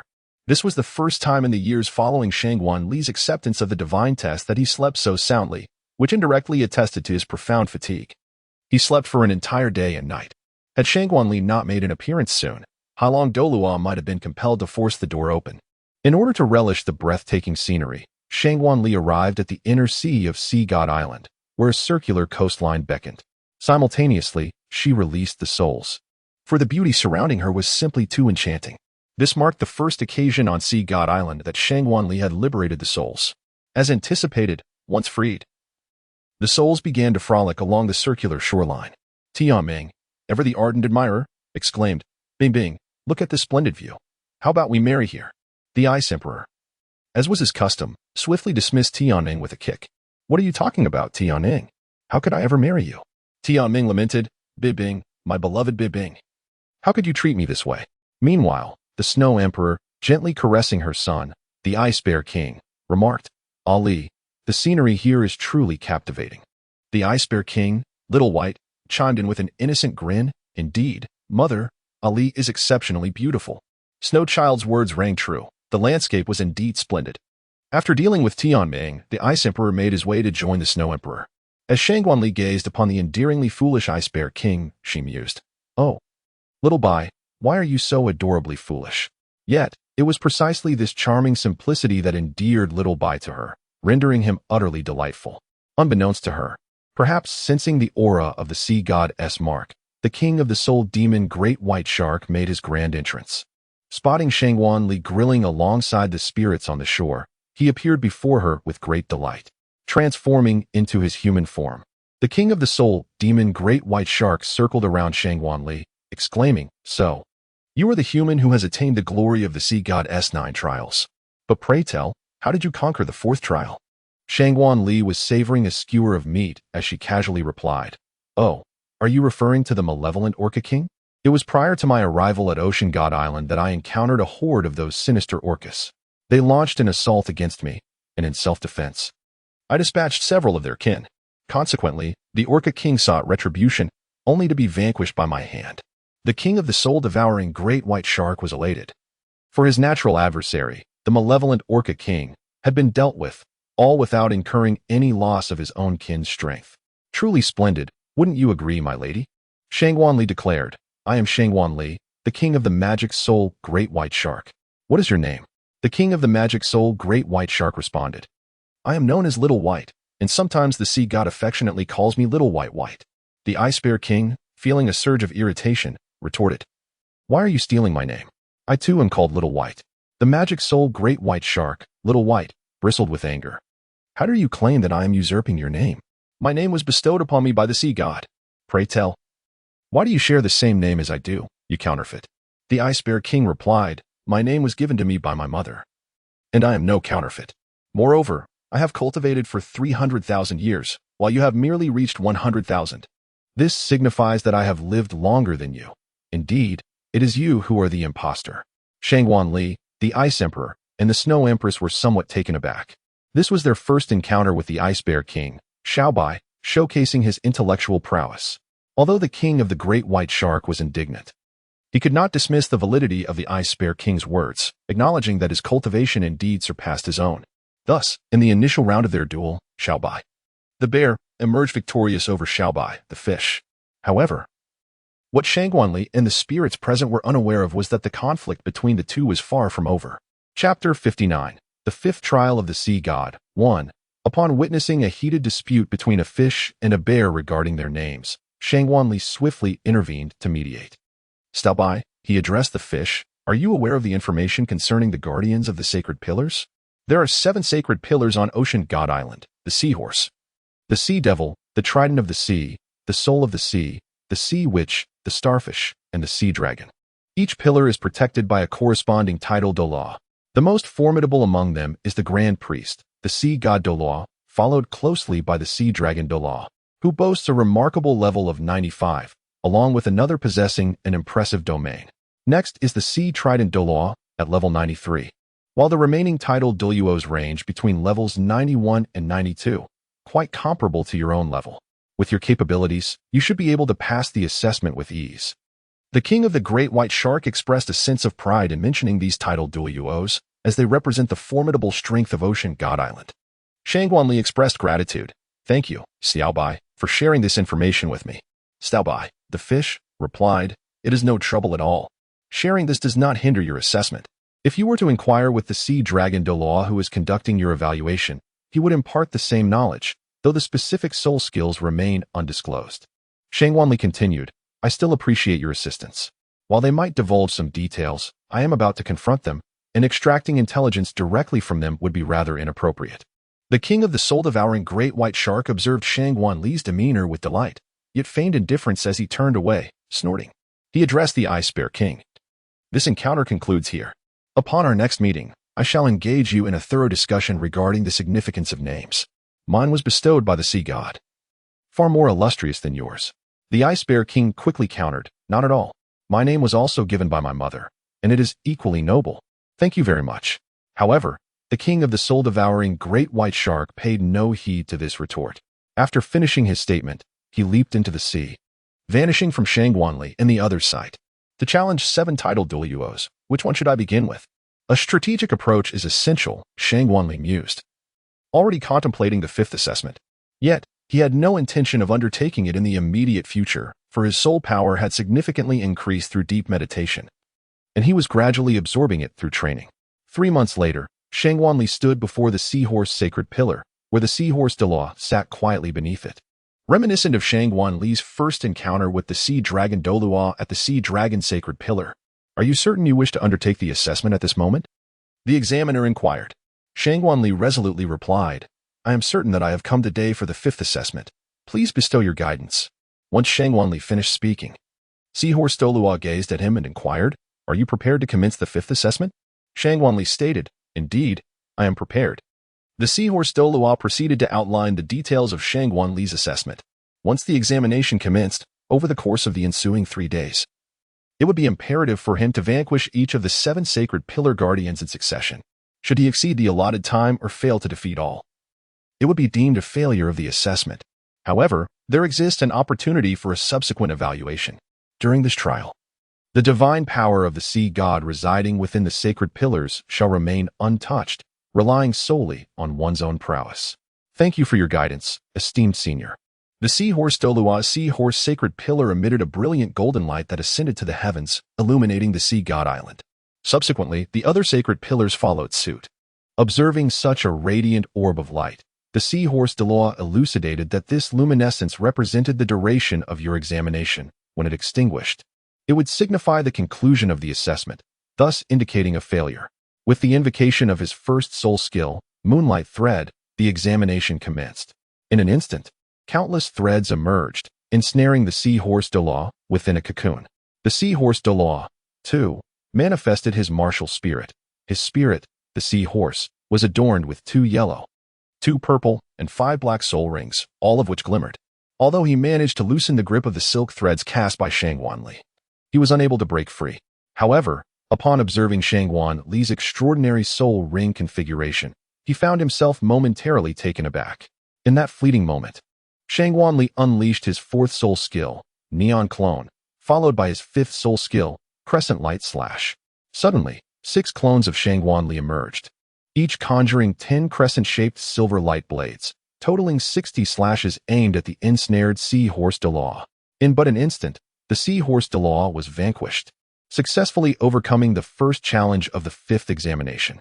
Truly remarkable. Such prowess leaves me in awe, the seahorse Douluo remarked with admiration. You have bested me. You may proceed to the next realm. Qianrenxue nodded and expressed gratitude, saying, Thank you for your guidance, esteemed senior. I shall take my leave now. Subsequently, Qianrenxue arrived at the 2nd sacred pillar, the pillar of the Spear of the Sea. Beneath the pillar of the Spear of the Sea, there sat another individual beside the sacred column. This sea spear Douluo was a strikingly handsome man with long, light golden hair. Qianrenxue remarked, I have offended you, esteemed senior. Subsequently, he employed the 2nd soul skill of the sacred butterfly of the sun and moon, the holy butterfly dance. Instantly, a multitude of sacred sun-moon butterflies appeared around Qianrenxue, soaring directly towards the sea spear Douluo. The path traced by these butterflies shimmered like golden blades of light. The sea spear Douluo evaded, grasping a golden spear in his hand. 2 yellow, 2 purple, and 5 black soul rings illuminated around him. The spear was hurled from the sea spear Douluo's grip, hurtling towards Qianrenxue. The speed of the spear was astonishing, and its force formidable. As he unleashed his 3rd soul skill, the Dark Moon Halo, this skill enhanced his evasion probability and augmented his resistance, while also providing a piercing attack effect. With this soul skill, Qianrenxue swiftly materialized beside the sea spear Douluo. However, he transitioned to a different martial spirit, activating his 2nd soul skill, the Dark Demon Evil God Slash, catching the sea spear Douluo off guard. His 5th soul skill, the Demon Scythe Chain, ensnared the sea spear Douluo directly. Thus, the sea spear Douluo was ultimately vanquished. Qianrenxue proceeded to the next destination, the Pillar of the Sea's illusion. Unlike the other pillars, this one possessed an ethereal quality, aptly named for its illusory nature. As Qianrenxue stepped into the mist, the assessment had already commenced. However, her mental fortitude was unparalleled. The illusions conjured by the sea illusion Douluo proved utterly ineffective against her. Qianrenxue approached the Pillar of the Sea's illusion with unimpeded grace. The sea illusion Douluo gazed in astonishment at Qianrenxue's unaffected arrival before the pillar. There is no need for combat, having transcended my domain. You have already passed the evaluation. However, Qianrenxue declined the goodwill of Sea Fantasy Douluo, stating, Senior, I still wish to engage in battle. Very well. Since that is your desire, replied Sea Fantasy Douluo, as he unleashed his martial soul's true form, with 9 soul rings radiating brilliantly. Qianrenxue employed the Soul Bone skill, Soul Shatter, which directly shattered the true form of Sea Illusion Douluo's martial spirit. You have triumphed. You may proceed to the next sacred pillar. Sea Illusion Douluo conceded with admirable grace. Qianrenxue nodded and expressed gratitude for the senior's guidance. The Sea Ghost Douluo was swiftly defeated, falling within mere moments. As his strength was not lacking. Rather, it was the overwhelming dominance of the Holy Sun Moonlight Butterfly martial soul and its corresponding soul techniques that effectively countered his own, leading to his easy downfall. Chapter 60, The 5th Trial of Sea God 2. Qianrenxue has already triumphed over the 4 titled Douluos, Haima, Haimao, Haihuan, and Haigui, along with 3 additional titled Douluos. Qianrenxue addressed the Sea Star Douluo perched upon the Sea Star's sacred pillar, saying, Predecessor, I am here to participate in the 5th assessment. The sea star Douluo elongated its limbs, transforming them into tentacles, each adorned with suction cups, resembling a starfish. These appendages lashed out, swiftly advancing toward Shangguanli. Shangguanli wielded the devastating Demon Scythe martial soul, invoking the power of the Desolation domain, which significantly diminished the strength of the sea star Douluo. With his second soul skill, the Dark Demon Evil God Slash, Shangguanli cleaved through the fabric of space, effortlessly severing the tentacles of the sea star Douluo that surged towards him. However, the sea star Douluo's gravitational pull remained formidable, compelling it to manifest its true martial soul. Under this true form, the sea star Douluo's tentacles grew even more powerful, yet they could not overwhelm Shangguanli. With his 7th soul skill, the true form of the Demon Scythe, Shangguanli unleashed the full potential of his devastating martial soul for the first time. Following this, he employed his 3rd soul skill, the Annihilation Thunderblade. This 3rd skill, derived from the 10,000-year-old thunderous hellish vine, summoned countless thunderblades to assail the sea star Douluo. In an instant, the surface of the sea star Douluo was engulfed in lightning, and under the relentless barrage, it fell. After defeating the sea star Douluo, Shangguanli departed directly towards the sea witch's sacred pillar. To his astonishment, seated beside the sacred pillar was a mermaid. Upon noticing Shangguanli's arrival, her gaze shifted towards him. "Are you here to challenge me?" she inquired. Truly, she was a mermaid of legendary lore, endowed with enchanting powers. Her voice was melodious, evoking no semblance of hostility in those who heard it. Shangguanli nodded and said, "Indeed." The sea sorceress smiled and remarked, "You must be weary from the previous battles. Shall we not compare our prowess in combat?" Shangguanli felt a twinge of confusion. Although she did not feel particularly fatigued, she certainly lacked the desire to engage in battle. How could she be aware of this? The sea sorceress circled around Shangguanli and remarked, "While I possess the ability to read minds, you, a human adorned with the glory of the sea god's 9 trials, remain inscrutable to me. Yet, having participated in multiple skirmishes, it is only natural for you to grow weary. Why not allow me to serenade you? If you endure through this melody, I shall consider your trial passed." Shangguanli nodded, acknowledging the situation. The sea spirit Douluo held a black magic flute, her grand fishtail resting atop the sacred pillar, elegantly suspended above the sea. Soon, the black magic flute resonated with the haunting melody of the sea guardian's song, a composition both melodious and imbued with formidable power. In a short while, the piece concluded. Shangguanli remained largely unaffected, her mental fortitude vastly surpassing that of the sea spirit Douluo. Observing Shangguanli's unchanged demeanor, the sea spirit Douluo had no choice but to concede defeat. With the defeat of the sea spirit Douluo, only one challenge remained in the quest against the 7 sacred pillars, the sea dragon Douluo, the strongest among them, wielding an impressive soul power of level 95. "Miss Shangguan, you have returned to the sea dragon sacred pillar once more." The voice of the sea dragon Douluo was calm and deep. Shangguanli remarked, "Indeed, senior." Hailong Douluo then inquired, "Miss Shangguan, are you aware that your 5th examination entails accepting the challenge of the 7 sacred pillars?" Shangguanli expressed her confusion, saying, "I am uncertain, but all of this is orchestrated by Lord Sea God." The sea dragon Douluo nodded in agreement. "Indeed, it is the will of Lord Sea God. You have performed admirably in the assessments thus far. I am the final examiner. Let us commence. Please, senior." In her battle against the sea dragon Douluo, Shangguanli dared not be negligent and immediately unleashed the true form of her martial soul, the Holy Sun Moon Butterfly, Holy Mirror Image. Employing the power of reflection, she aimed to counter the sea dragon Douluo's soul skills. "Shangguanli, allow me to inform you that I possess a domain known as Demonic Break.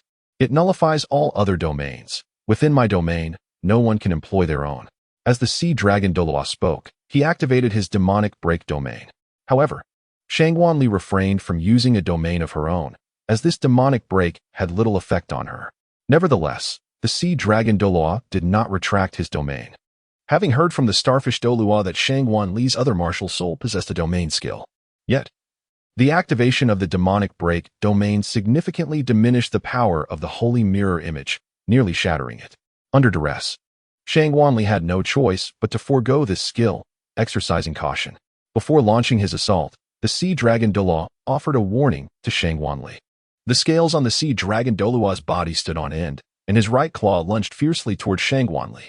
With the activation of his 3rd soul skill, Dark Moon Halo. Shangguanli sensed the formidable nature of the sea dragon Douluo's attack and opted for evasion.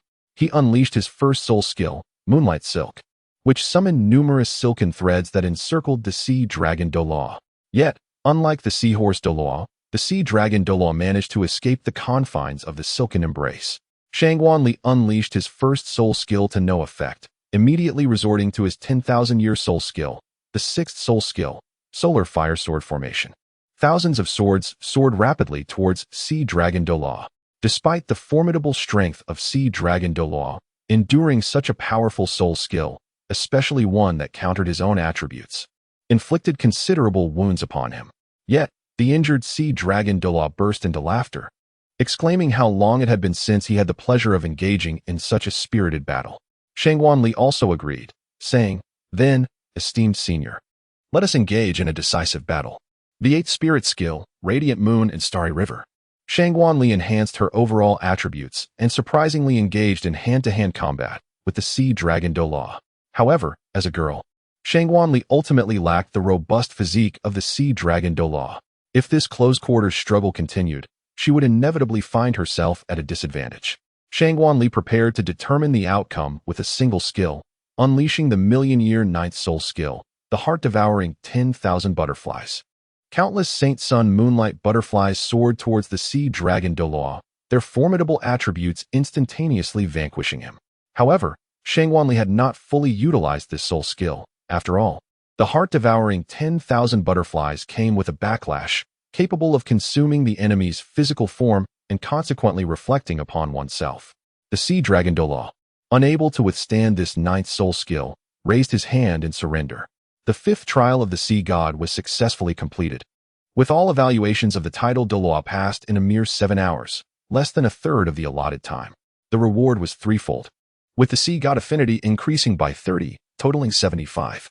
At that moment, the 7 sacred pillars emitted beams of light that descended from the heavens, entering Shangguanli's body.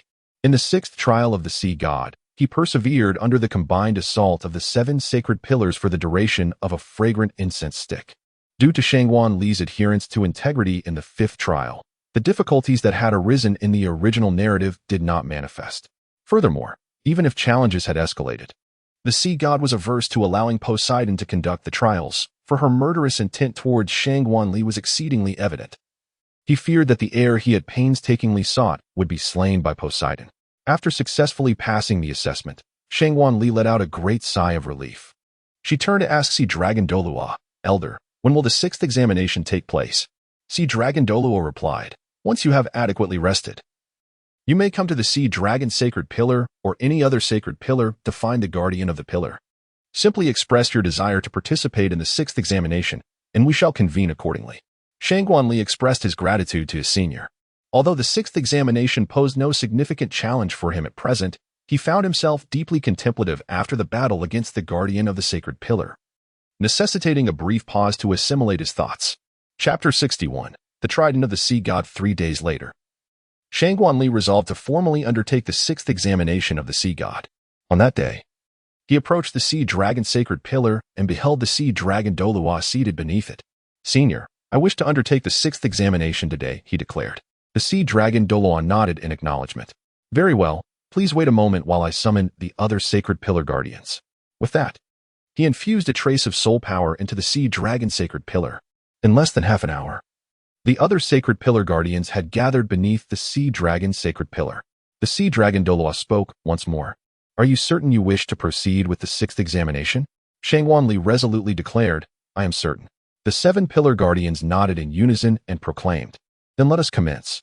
As Shangguanli, the embodiment of the ice and snow goddess, unleashed her first soul skill, the Crystal Sword Rain, the Sea Dragon Douluo, aware of the formidable domain possessed by this spirit, promptly activated his own domain, the demon-breaking domain. Yet, the potency of this spirit extended far beyond its domain. Its soul skills and their might were truly remarkable, as indicated by its divine nature.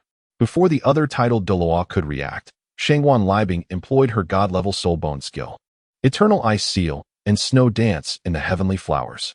The simultaneous use of these 2 skills astonishingly encased all 7 Douluo present in blocks of ice.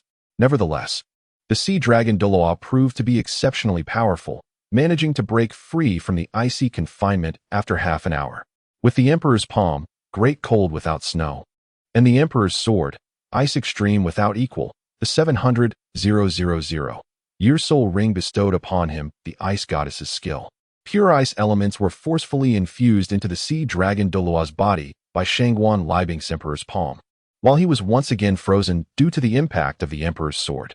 Shangguan Li gently advised, Elder Hailong, please concede. I have infused ice elements into your body.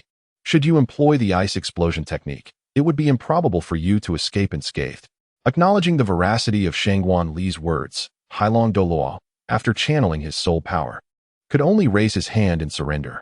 In the sixth trial of the sea god, he persevered for the duration of an incense stick under the relentless assault of the 7 sacred pillars, thereby exceeding the requirements of the sixth trial, which resulted in a 15-point increase in his affinity with the sea god, totaling 90 points. The seventh trial of the sea god required the extraction of the divine artifact, the sea god trident. In the sixth trial of destruction, having successfully completed the first 6 trials, he passed the assessment, earning an additional 10 points in destruction, bringing his total to 60. The seventh trial of destruction involved comprehending the essence of annihilation and gaining the acknowledgement of the staff of destruction, with no time constraints imposed. In the seventh trial of life, he was to grasp the profound truths of existence, nurturing the seed of life within the sea of spirit into the tree of life, also with no time limit. As Shangguan Li completed the sixth trial of the sea god, the information regarding the next divine trial appeared in her mind. As anticipated, the trial of the sea god involved acquiring a divine artifact. The deities of destruction and life were to be assessed separately for the first time following Shangguan Li's evaluation. However, grasping the essence posed a certain level of difficulty, setting aside the challenge of comprehending the essence. Shangguan Li was uncertain of the whereabouts of the staff of destruction and how to gain its approval. Yet, it seemed that the god of destruction was aware of her thoughts. At that moment, a voice resonated in her mind. The staff of destruction resides within your sea of spirit. Should you wish to undergo the assessment, simply utilize your spiritual power to invoke the mark. Observing the contemplative Shangguan Li, Hailong Douluo approached her and remarked, Miss Shangguan, the seventh trial can be undertaken once you have sufficiently recuperated. The trident mentioned in the seventh trial is located within the Sea God Palace. Once you are ready, you may proceed directly to the Sea God Palace for your assessment. Shangguan Li nodded in acknowledgement and said, Thank you for the reminder, Sea Dragon Douluo. I shall proceed with the assessment tomorrow. Although Sea Dragon Douluo wished to persuade Shangguan Li to rest for a few more days, he could not deny that she effortlessly faced several title Douluos. He could only marvel at how remarkably capable the younger generation has become. On the following day, Shangguan Li arrived before the Sea God Hall. The 7 sacred pillars of the Sea God stood guard, awaiting her arrival. Sea Dragon Douluo positioned himself in the center, flanked by the other 6 guardians on either side.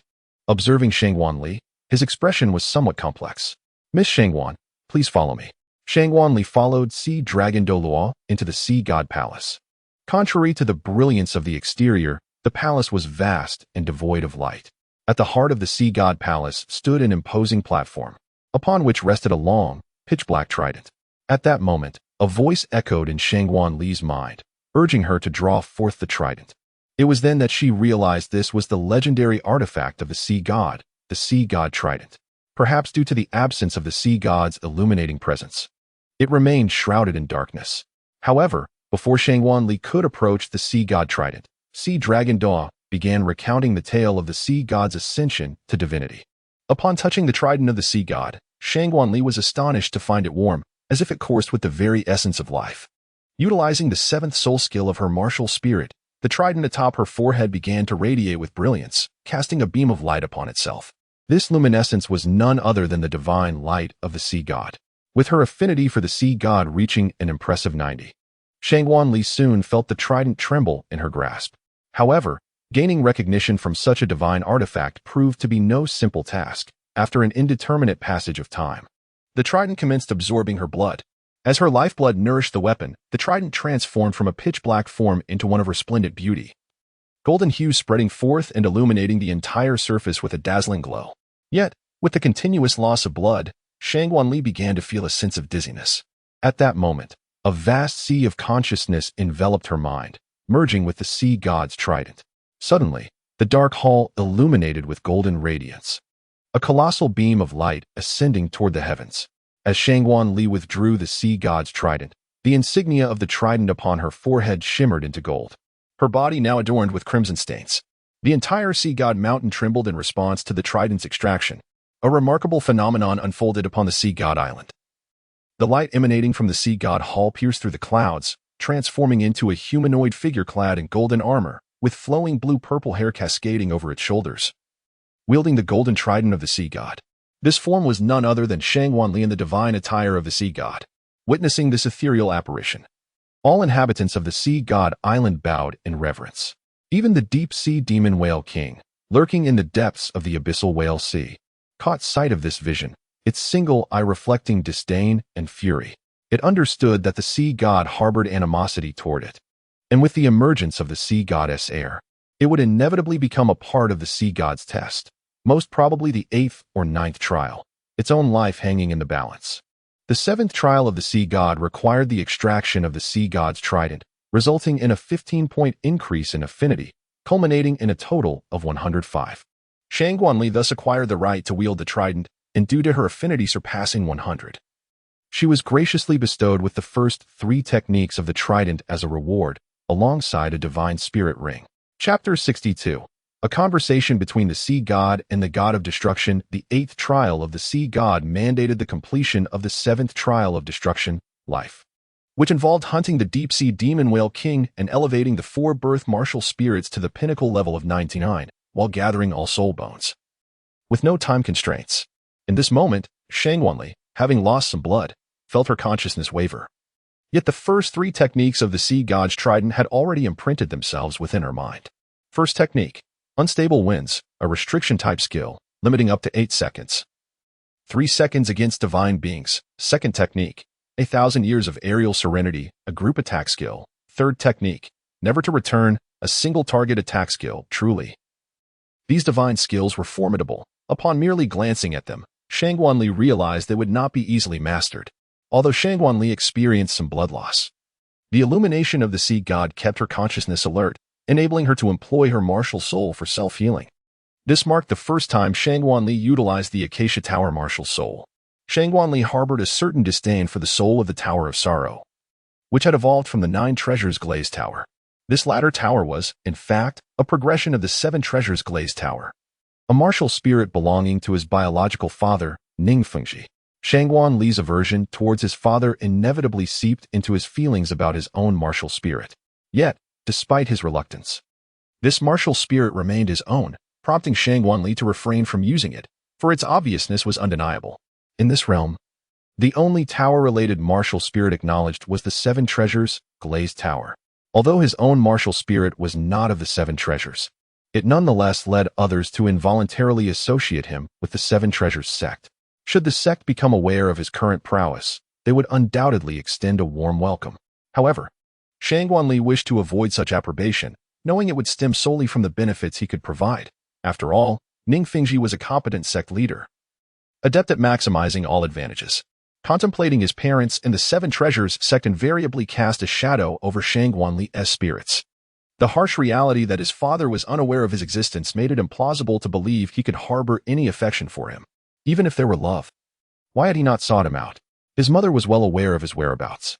His first soul skill, miraculous healing, combined with his second, spirit reunification, provided him with formidable recuperative abilities. The former restored his physical stamina, while the latter replenished his soul power. Alas, his mental fortitude remained irretrievable.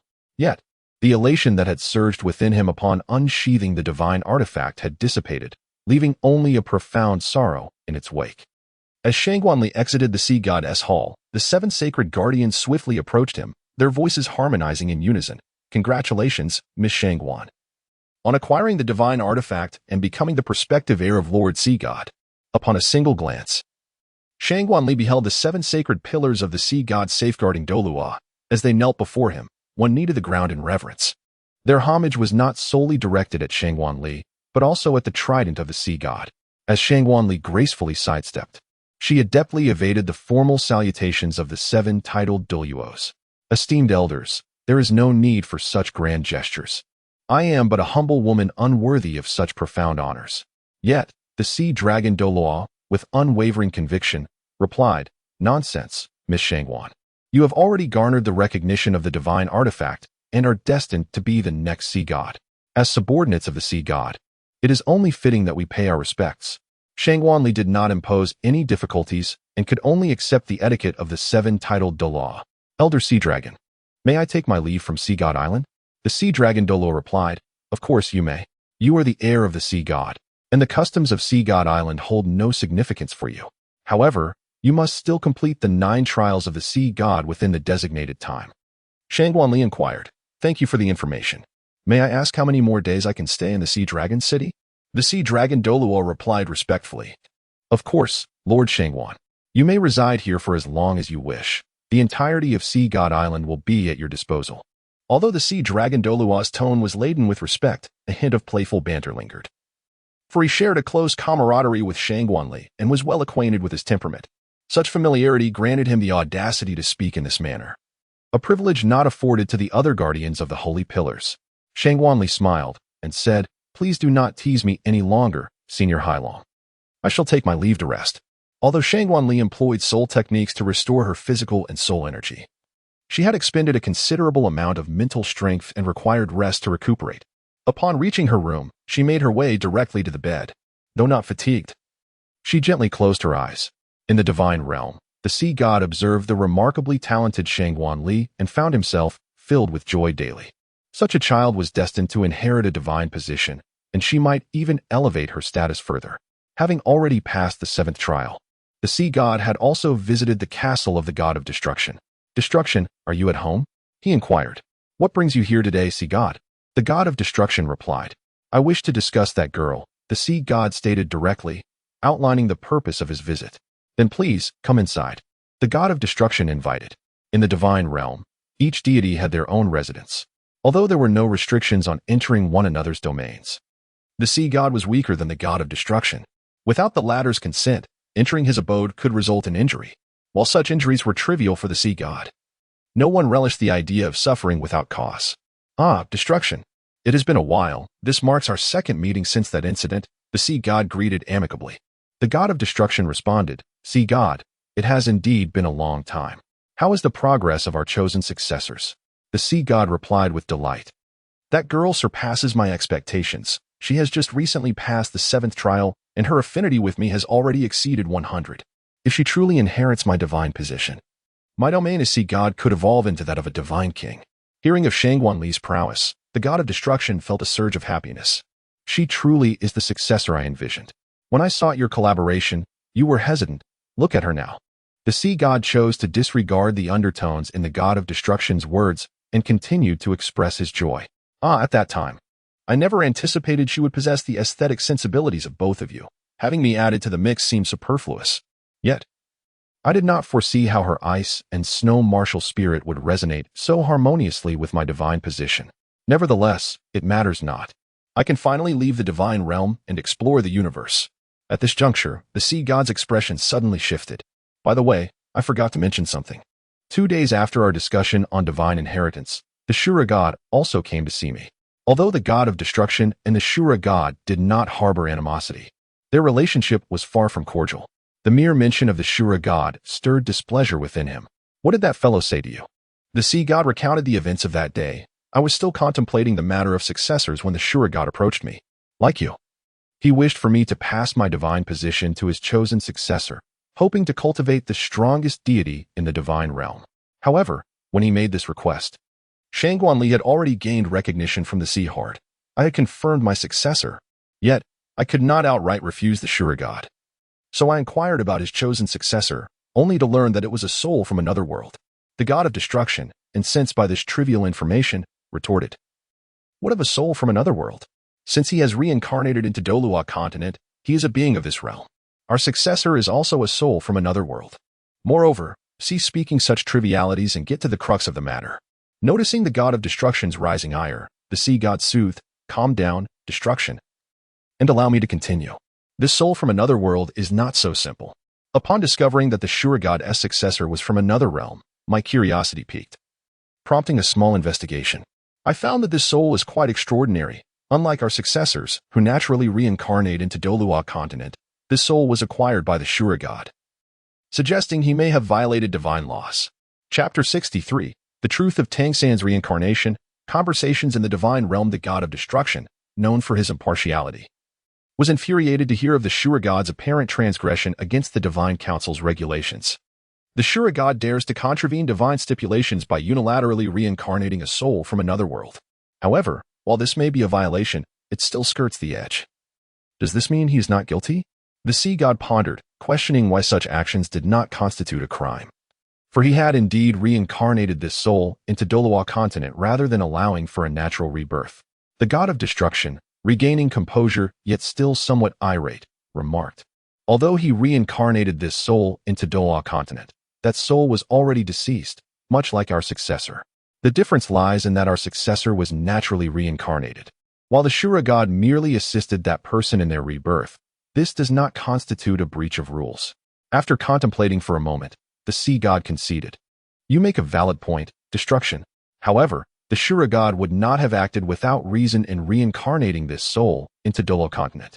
Especially if he intends for it to be his successor, this soul must possess something unique. You are correct, sea god. This soul's reincarnation undoubtedly serves the Shura's purpose. Perhaps he is desperately seeking a successor, yet finds none suitable within Douluo Continent. The god of destruction conceded, uncertain of the Shura's true intentions. Nevertheless, the sea god remained skeptical. Destruction, while your reasoning holds some merit, I still sense that the Shura god's chosen successor is not to be trifled with. I must keep a watchful eye on this soul from another world. The god of destruction agreed with the sea god's assessment, recognizing the importance of monitoring this otherworldly soul to ensure it does not jeopardize the successor they had painstakingly sought. Do you know who this individual is? At that moment, the goddess of life arrived at the god of destruction's abode. I believe I have some recollection of the soul you mentioned from another realm. What? Little green. You know? What? You know, goddess of life? The sea god and the god of destruction exclaimed in unison. The goddess of life smiled briefly, her expression turning serious. Since we identified our successor, I have periodically monitored her circumstances in Douluo Continent. I discovered that she has been associating with a particularly intriguing individual. Initially, I thought he was merely an exceptionally mature child, but his soul possesses some unique qualities, an essence of Shura's power. The god of destruction replied coolly, that soul is in contact with our successor. What is his condition? The goddess of life spoke with a hint of fondness. It appears our successor does not favor that child. She has repeatedly outsmarted him, seizing his soul bones and slightly diminishing his talents. However, suddenly, her demeanor shifted to one of gravity. It seems the Shura has concentrated the fortune of Douluo Continent onto that otherworldly soul, even elevating that child to the status of a chosen one. Such a figure will not be easily eliminated. And he poses a threat not only from the Shura but also from himself, a future adversary of our successor. The god of destruction remained unfazed, proclaiming, enemies are not a concern, little green. See god, this chosen one could serve as a formidable opponent for our successor to hone her skills against. Both the goddess of life and the sea god nodded in agreement with the god of destruction's suggestion. However, after the sea god departed, the goddess of life confided in the god of destruction, Little Purple, I still harbor some reservations. Perhaps we should discreetly investigate the Shura god and the circumstances surrounding that soul. The god of destruction nodded, saying, Little Green, if you are still uncertain, feel free to investigate. However, it is of little consequence. I have faith that our heir will undoubtedly resolve the matter flawlessly.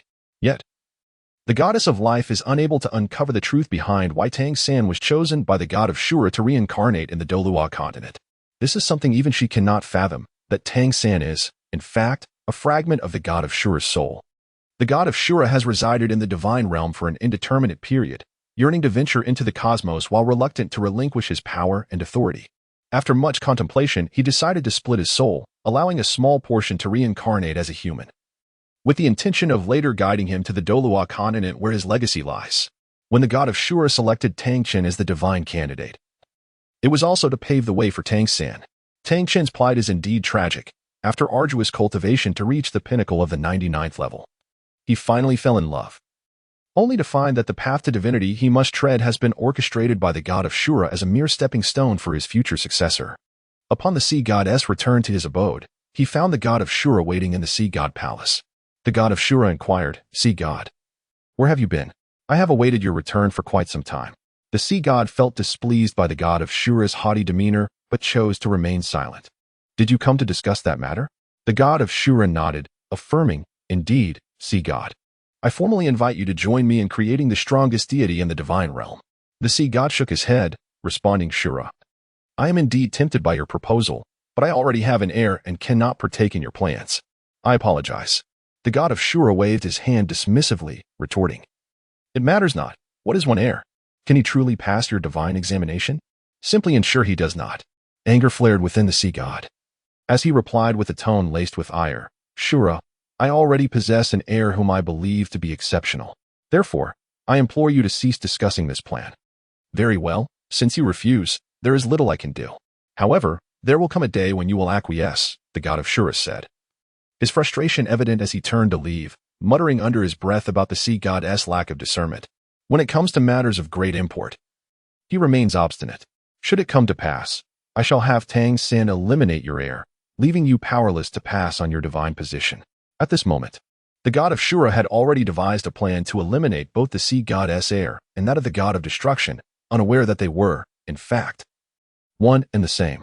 The sea god, no fool himself, sensed the god of Shura's potential intentions regarding Qianrenxue. He swiftly sent word to the god of destruction and the goddess of life, alerting them to the unusual visit from the god of Shura.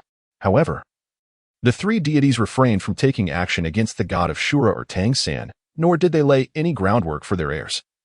Knowing well that their successor was formidable enough to navigate the god of Shura's trials unaided, should the god of Shura contravene the regulations of the divine council, the god of destruction would undoubtedly bring him to justice. Yet, as the god of Shura had not yet committed any egregious acts, and Qianrenxue had yet to reach maturity, the matter remained unresolved. Chapter 64. Qianrenxue's Reflection, the Scepter of Destruction on Sea God Island. Qianrenxue was engaged in spiritual cultivation, preparing for the seventh trial of destruction. Since announcing the seventh trial of life, he discovered a seed implanted in his sea of consciousness, a mere sprout with no leaves. This must be the seed of life, he mused. The ancient tree of life is the embodiment of the goddess of life, an extraordinary artifact. However, it bears the flaw of being unusable by the next deity. Hence, the goddess of life intends for Qianrenxue to nurture his own tree of life while comprehending the essence of life itself. This is the true purpose of the seventh trial. At this juncture, Ilex appeared within Qianrenxue's sea of consciousness. Ali, this seed possesses immense energy, an abundant vitality emanating from it. Qianrenxue inquired, Master, do you know how to nurture this seed? Ilex shook his head. I am unaware of the specific cultivation methods for this seed. However, I believe it is essential to comprehend the essence and significance of life itself to expedite the seed's growth. Merely infusing it with soul power will not suffice for its development. The goddess of life entrusted this seed to you, likely in the hope that you would cultivate an artifact that embodies your own unique deity of life. This indicates a profound truth. While it is commendable for the seed to grow methodically into an ancient tree of life, embracing innovation will yield even greater results. Qianrenxue felt a twinge of confusion. Innovation? How to innovate? The life ancient tree was already quite remarkable. Electrolux remarked, as for how to innovate, the life ancient tree possesses only the energy of life. But what might it become if infused with other extraordinary energies? I can only offer you these hints. The rest is up to your own contemplation. Qianrenxue remarked, I understand, teacher. Thank you for your reminder. Electra smiled and replied, Ali, do not rush. Take your time to ponder. There is no urgency in this matter. You have already advanced further than many on this continent, with some individuals spending their entire lives without reaching the heights you have achieved. Therefore, I urge you to remain patient. The deities of the divine realm have not imposed a time limit on your assessment, indicating that they too wish for you to avoid haste. Your rapid progress in cultivation has left you unaware of its challenges. The gods wish for you to recognize this truth, which is why they have delayed your evaluation. Qianrenxue was also ensnared in contemplation due to Ilex's words. Indeed, her cultivation speed was remarkably swift, yet she was unaware of the true difficulties of her practice. However, Ilex's voice broke through her reverie. Elite, your strength is already among the elite on the Douluo Continent. No matter how diligently you train, significant progress in a short time is unattainable. Perhaps it would be wiser to pause your cultivation for now. Master, why should I halt my training? Strength is paramount. Qianrenxue countered, her disagreement evident. Ilex sighed, while strength is undeniably important, my suggestion to pause cultivation does not imply complete cessation, rather. It advocates for a reduction in training time. Although your previous training has been well measured, you have never allowed yourself a moment's respite. You continuously push yourself too hard, fixated solely on enhancing your power, neglecting the cultivation of your inner peace. Consequently, while your soul force and mental acuity have reached formidable levels, your temperament remains immature. A true practitioner must first cultivate the heart. As if struck by a moment of enlightenment, Shang Wanli exclaimed, "Teacher, I understand now." "That is well," replied the teacher. "It is precisely because of your extraordinary talent that I wish to guide you away from the path of folly." Nevertheless, Shang Wanli remained resolute in his desire to first gain the recognition of the Staff of Destruction and to hunt the deep-sea demon whale king. The deep-sea demon whale king possessed formidable power. Though Shang Wanli's strength was profound and unfathomable, he was not entirely confident in confronting the whale. Thus he planned to send a message to Yun Ming and Ye Li for assistance. Since his conversation with Ilex, Shang Wanli had scarcely practiced in recent days. Where he once devoted at least 10 hours daily to cultivation, he now practiced only 2 to 3 hours.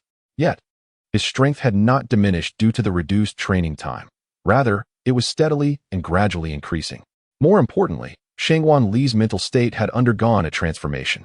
Today, he intended to undertake the 7th trial of destruction, seeking the staff's acknowledgement. Consequently, he traveled to a desolate area on Sea God Island. For the Staff of Destruction was a supreme artifact of the God of Destruction, exuding immense destructive power. In contrast, the Sea God wielded the forces of purification and light, which stood in stark opposition to the powers of the God of Destruction, prompting the selection of this barren locale for the trial. Upon releasing the artifact, the air was immediately thick with an overwhelming aura of destruction. The staff, a deep purple-black, radiated with a fierce violet light, taking the form of a lightning bolt imbued with terrifying destructive intent. Strikingly, despite the desolation, flora surrounded the area, all of which had withered upon the staff's emergence. As Shang Wanli drew closer, he felt a tingling sensation coursing through his body, akin to being struck by lightning. The God of Destruction's most celebrated power was the essence of destruction, manifesting in the form of lightning, which was why Shang Wanli experienced this unusual sensation. Before he could grasp the staff, the power of lightning intensified around him. However, by invoking the destruction domain of the Destruction Scythe, the numbness subsided significantly, though it did not vanish entirely. At that moment, he seized the Staff of Destruction, which responded to his touch, unleashing an even greater force that stirred the guardians of the Sea God's 7 sacred pillars. While Shang Wanli focused intently on the power emanating from the staff, the 7 titled Douluos had unknowingly approached him. Yet, the overwhelming aura of destruction prevented them from drawing near, leaving them to observe from a distance. Shocked, they recognized the artifact as a divine instrument. At that moment, Shang Wanli had not only attained the Sea Goddess artifact, but also another divine relic. The Sea Maiden Douluo, typically a playful girl, spoke with grave seriousness. Could it be that this heir of the Sea God possesses another divine status? What of the High Priest? Indeed, since Shang Wanli had passed the 7th trial of the Sea God, the Guardians were aware of Poseidon's fate. They were reluctant to see Poseidon meet her end, yet the Sea God had already determined her destiny, and they were compelled to obey. However, upon witnessing Shang Wanli's acquisition of another divine status, they speculated whether Poseidon's fate might change, perhaps sparing her life from the sacrificial demands. The Guardians pondered simply that if Poseidon were to dutifully serve as the High Priest, she might ultimately avoid the sacrifice of her life. After all, with Shang Wanli possessing another divine status, he could potentially open the gates of the divine realm without the High Priest's aid, relying instead on his own power. Yet, Poseidon harbored thoughts of eliminating the Sea God's heir, and the moment such thoughts arose, the Sea God decreed that she could not continue to exist in this world. Even if she were to survive, her powers would be stripped away.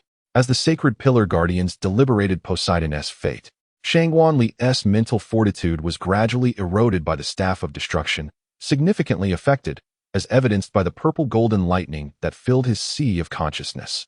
Although Shang Wanli's consciousness was gradually fading, his grip on the Staff of Destruction remained unyielding. Just as his awareness was on the brink of complete oblivion, waves of vibrant green light emanated from the sea of consciousness, the essence of the seed of life, awakening Shang Wanli's consciousness. With the aid of the seed of life, he regained his senses. In a bid to halt the erosion of his mind, Shang Wanli summoned the power of his martial soul, the Destruction Scythe, invoking his 7th soul skill, the true body of the scythe. The destruction scythe harbored divine power capable of slightly counteracting the annihilating intent radiating from the staff of destruction. Initially, Shangguan underestimated this destructive intent, believing his mental fortitude was sufficient to withstand it. However, the results nearly led to the obliteration of his psyche. His eighth soul skill, the Radiant Moon and Starry River, an auxiliary ability of the Holy Sun Moon Butterfly, could restore physical anomalies and enhance his attributes. Shangguan employed this skill to rejuvenate his mental energy. The trial presented by the Staff of Destruction tested the will, as the might of the God of Destruction was overwhelmingly tyrannical and bore a significant dark attribute. Should one's resolve falter, they would be unable to endure the oppressive divine power. Thus, Shangguan confronted the Staff of Destruction for nearly an entire day. Initially, he utilized soul skills to recuperate his strength, yet after several attempts, the effects were minimal, leaving him to rely solely on his willpower. Unlike the blood-drenched state he found himself in after extracting the sea goddess trident, Shangguan appeared as he normally would. To an ordinary observer, he seemed to be meditating, though beads of sweat streamed down his forehead. In reality, his sea of consciousness was nearing depletion. As the sun set, Shangguan finally earned the Staff of Destruction's acknowledgement. He had completed half of the 7th trial. Upon hearing the voice resonate within his mind, he could no longer withstand the drain on his mental energy and collapsed in this desolate expanse. Witnessing his fainting, the Sea Dragon Douluo instructed the others to disperse and carried Shangguan back to Sea Dragon City. The Staff of Destruction absorbed a significant portion of Shangguan's mental energy, nearly exhausting his vast sea of consciousness. Perhaps due to the presence of the seed of life within his mind, his mental energy began to replenish swiftly, recovering most of it within half a day. However, to return to peak condition would require no less than 2 weeks. It seemed the abrupt loss of mental energy had plunged Shangguan into a deep slumber, rendering him unconscious for 3 days without awakening. The Sea Dragon Douluo, concerned for Shangguan's well-being, sought the expertise of a Sea Maiden Douluo skilled in mental energy to examine him. Yet, the Sea Maiden Douluo's mental prowess paled in comparison to Shangguan's, rendering her incapable of conducting a thorough examination. The High Priestess could not leave the Sea God's temple, leaving them to await Shangguan's self-recovery. After 5 days of unconsciousness, Shangguan finally awakened.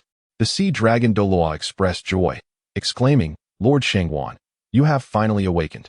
If you had not, we would have." With a hint of remorse, Shangguan said, "I apologize, Senior Hailong, for the considerable drain on my mental energy. If you could kindly bring me some food. I have not eaten in days and feel rather famished."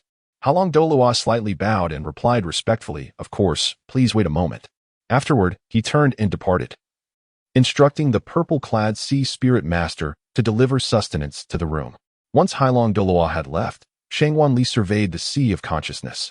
A lightning-shaped purple scepter stood vigilantly beside the seed of life, an astonishing juxtaposition of opposing attributes coexisting peacefully. The information regarding the Scepter of Destruction materialized in Shangguan's mind, revealing its ability to unleash destructive intent and thunderous annihilation. With the current prowess of Shangguan's destructive intent, he could influence soul masters below the 95th level, perfectly complementing his method of mental assault. Although Shangguan's weapon spirit, the Destruction Demon Scythe, possessed a mental attribute, it only bore a first soul ring associated with that quality. While the soul skills of the demise silkworm were commendable, they primarily served supportive functions. Although offensive soul skills like Mental Blade and Soul Shatter existed, they posed a risk of mental backlash when compared to his superior mental strength. However, the destructive intent alleviated such concerns, eliminating the danger of backlash for Shangguan. At this juncture, I should focus on cultivating and gradually restoring my mental energy on Sea God Island. Once I regain my strength, I will summon my parents to join me in hunting the deep-sea demon whale king. Shangguan harbored considerable uncertainty regarding the hunt for the deep-sea demon whale king. Consequently, he had resolved to send word to Yun Ming and Yali, instructing them to rendezvous with him at the designated location in the Demon Whale Sea. Meanwhile, he intended to take the next half-month to recuperate, all the while seeking to glean information about the deep-sea demon whale king from the king of the demon soul great white shark. After a period of 3 days devoted to his recovery, Shangguan arrived at the circular sea. Yet, before he could summon the king of the demon soul great white shark, the majestic creature manifested before him of its own accord. Shangguan expressed some surprise, "Xiaobai, How did you arrive so swiftly? I have not summoned you yet. The tone of the king of the magic soul great white shark was no longer casual as before. Instead, it was filled with reverence as he replied, My lord Shangguan, you have already acquired the divine artifact of the sea god and are now the prospective heir. Upon your arrival at the circular sea, I naturally sensed it. Shangguanli, feeling quite speechless, remarked, Xiaobai, there is no need for such formality. Yet, the king of the demonic soul great white shark remained resolute in his beliefs, stating, My esteemed Shangguan, it is not permissible. I cannot be so casual. May I inquire what matters pertain to you, esteemed Shangguan? It was at this moment that Shangguanli recalled that she was indeed seeking out Xiaobai. Ah, Xiaobai. I wish to inquire about one aspect of my 8th examination, the hunting of the Abyssal Leviathan. Do you possess any information regarding the Abyssal Leviathan? The king of the soul great white shark was taken aback. My lord, you intend to hunt the Abyssal Leviathan? It is an immensely formidable creature, on the verge of transcending to the realm of dragon transformation. Shangguanli, filled with confusion, inquired, What is the transformation into a dragon? The king of the soul beast. The great white shark elucidated, the transformation into a dragon signifies ascension to divinity, representing a soul beast of 1,000,000 years. The deep sea demon whale king has only existed for approximately 300,000 years. However, due to its devouring prowess, it has cultivated its power to the equivalent of 990,000 years. Now, should it successfully endure another lightning tribulation, it shall attain the status of a 1,000,000-year soul beast. Furthermore, it possesses a unique domain, though I am uncertain of the specific nature of its power. What I do know is that its strength is formidable, far surpassing my own. Lord Shangguan, you must exercise caution in dealing with it. The deep sea demon whale king harbors deep-seated animosity towards the sea god, having lost one of its eyes to him. As the heir to the sea god, you may also incur its wrath. However, if you truly wish to hunt it down, you could potentially harness the light of the sea god to suppress the power of the deep sea demon whale king, which may grant you the opportunity to vanquish it. Shangguanli, filled with confusion, inquired, How can the light of the sea god suppress the power of the deep sea demon whale king?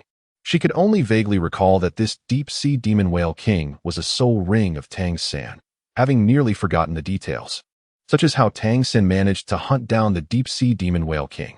In chapter 66, titled The Moon Shines Brightly Amidst Sparse Stars, Shangguanli sought the support of votes. The king of the great white shark proudly proclaimed, The blind eye of the deep sea demon whale king harbors the power of the sea god, once illuminated by the light of the sea god. This divine power shall awaken, thereby countering the strength of the deep sea demon whale king. With your might, esteemed Shangguan, I firmly believe you shall achieve success. Shangguanli nodded, expressing gratitude. Thank you for sharing this with me, Xiaobai. The king of the soul magic great white shark humbly responded, It was nothing, Lord Shangguan. I could only offer this small assistance. Then, he inquired, By the way, Lord Shangguan, a few days ago, there was an ominous aura emanating from a location on Sea God Island. Is this related to you? The soul magic great white shark, Xiaobai, voiced her concern. It is indeed connected to me, but I cannot disclose further details. Xiaobai demonstrated understanding. It seems you have not yet rested well, Lord Shangguan. Perhaps you could return to admire the scenery of the circular sea once you have recuperated. My kin have summoned me for an urgent matter, so I must take my leave. Shangguanli waved her hand in gratitude, thanking you, Xiaobai. As she watched the distant magical soul, the great white shark Xiaobai, drift away from the circular sea, Shangguanli also departed from the ringed waters. Upon returning to her chamber, Shangguanli activated the communication power of her bracelet, a device shared by Yunming, Yali, Shangguanli, and Jodi. Ever since Xiaoli forged a pact with Shangguanli, Yunming had prepared a similar bracelet for Xiaoli. Shangguanli infused the bracelet with soul power, and it immediately emanated a gentle white light. This light was not dazzling but rather soothing, quickly transforming into a single point. From this luminous point, a voice emerged, Yali's voice. Ali, how are you? Since Shangguanli entered the Sea God Island, he has not been in contact with Yunming and Yali, which has caused them considerable concern. Had they not been assured of her safety, they might have rushed directly to the Sea God Island. It has been a long time since Shangguanli last heard Yali's voice, and her eyes were slightly red. Mom, it's been ages since we last met. I have been preoccupied with assessments this past year, and I apologize for not reaching out. Yali said with a hint of tears in her voice. It's all right, as long as you are alive, that is all that matters. By the way, have you already attained the rank of title Douluo? Shangguanli remarked, Indeed, I have reached the rank of title Douluo, currently at level 92. Mother, why do you inquire about this? Yali responded with a cheerful tone. Of course, it is to present you with a gift. By the way, what is the name of your title? It was only then that Qianrenxue recalled that having ascended to the rank of title Douluo, she had yet to contemplate the significance of her title. Mother, I have not yet considered what my title should be. Perhaps you could assist me in choosing one. Let it be Mingxi, she suggested, signifying the bright morning light, a title that suited you perfectly. Yali expressed her delight at the title. And when Qianrenxue's gaze was averted, she exchanged a knowing glance with Yunming, who nodded in agreement with Yali's sentiment. Qianrenxue also cherished this title dearly. Thank you, Mother. However, I still wish to know what gift you have bestowed upon me. Yali replied playfully, that cannot be revealed. I must keep it a secret.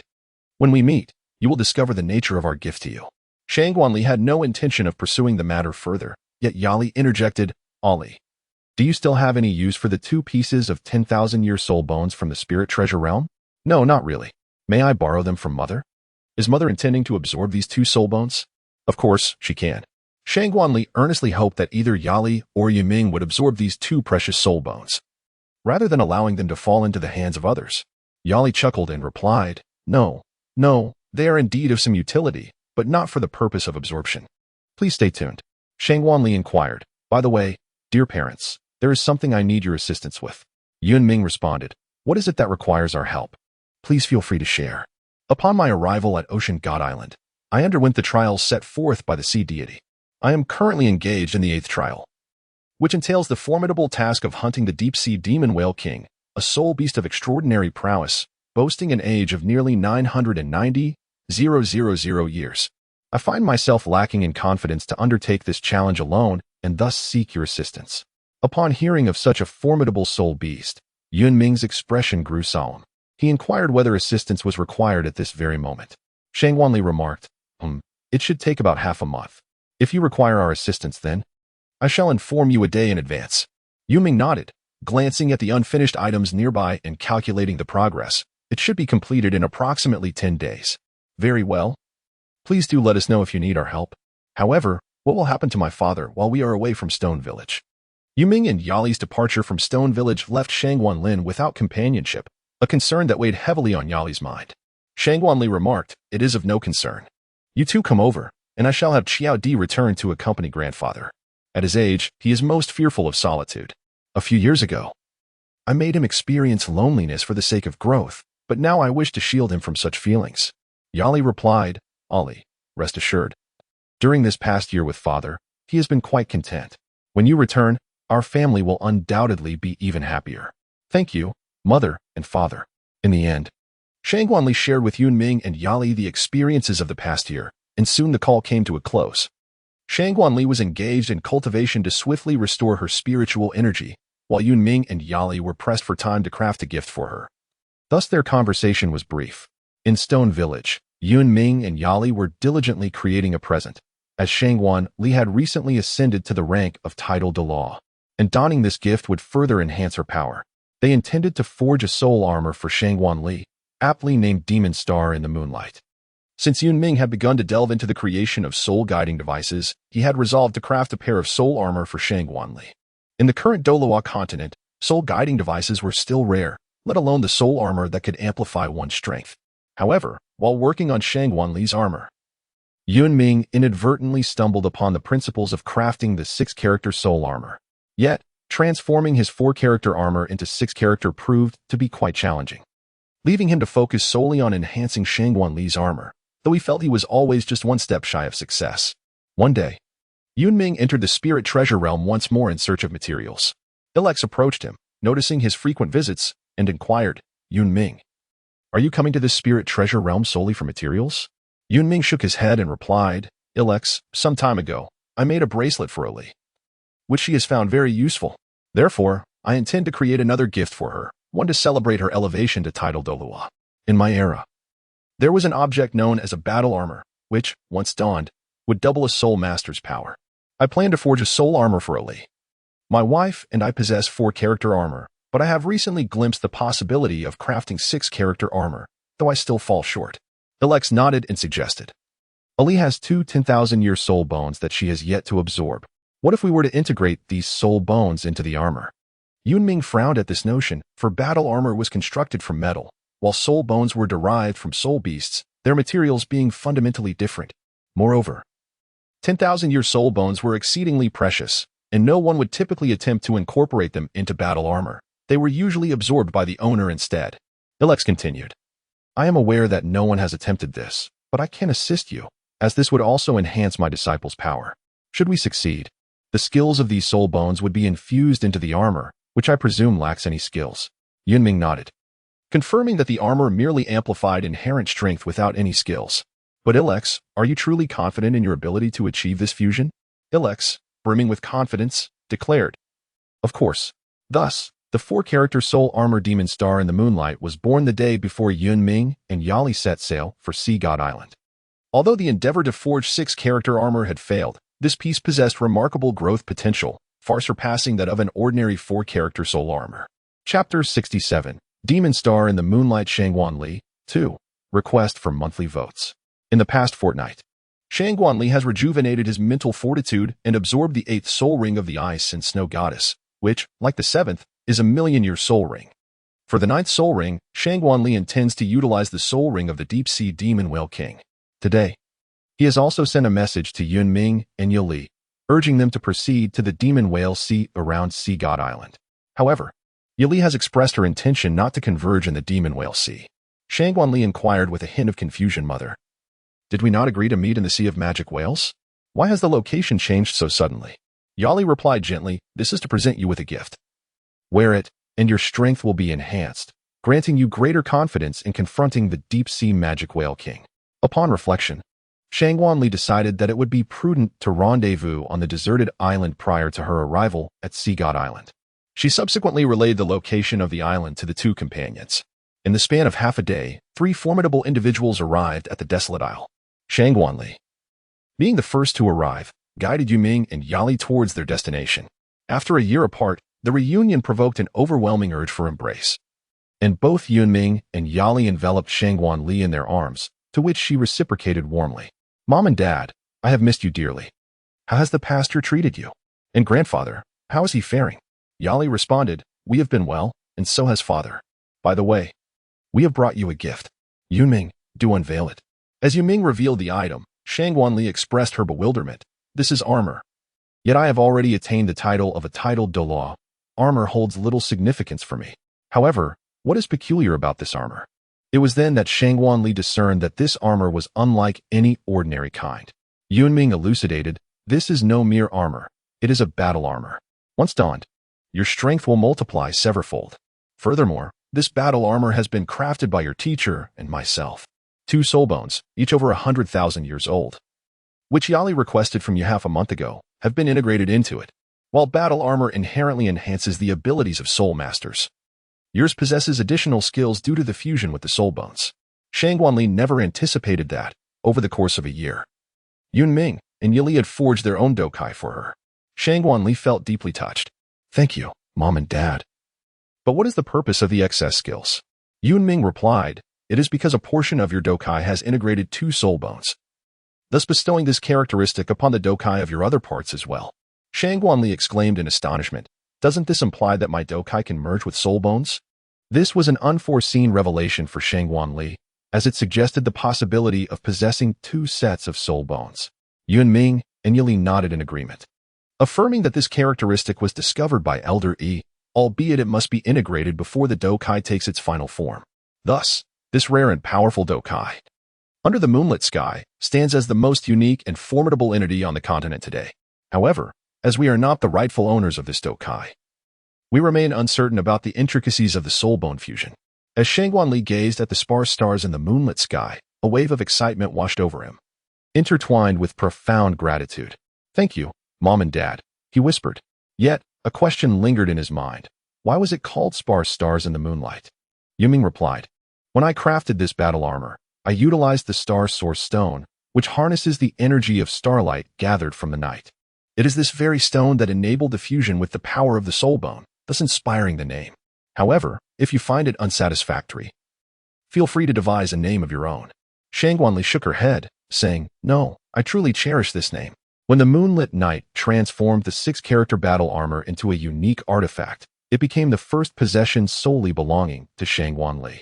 Unlike the trident of the sea god or the staff of destruction, or even the seed of life bestowed upon her by the god of life, which were all divine artifacts granted to her, this battle armor was an emblem of her own power. Yali joyfully remarked, "There is no need for formality. We are here to enhance your strength. We have heard from your teacher that you have not engaged in extensive training these past few years. Have you contemplated what you wish to pursue in the coming years?" Shangwanli shook her head, expressing her uncertainty about what to do. Living with her grandfather. It seemed inevitable that she would eventually take him to Tiando City. Remaining in the village was not an optimal choice. Yunming nodded in agreement, acknowledging that his father had always preferred the simplicity of village life.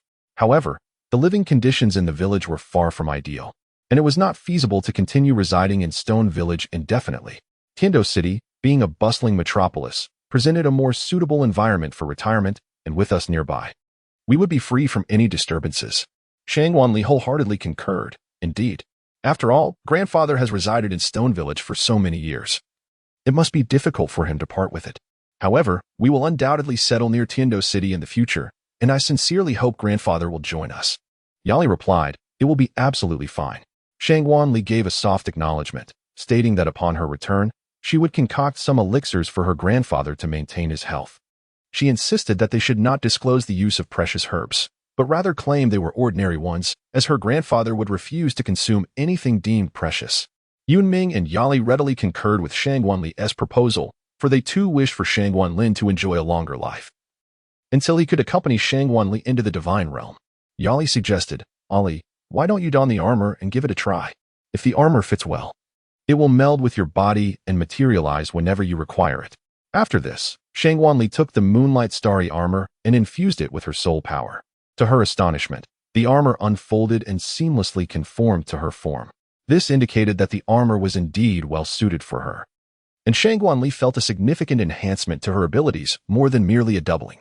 Moreover, as Yunming had indicated, it possessed the skills of flight and the regenerative ability reminiscent of the blue-silver emperor's right leg bone, along with the formidable techniques of the evil demon Orca King's left leg bone, including the Orca Axe and the Orca Tooth Shatter.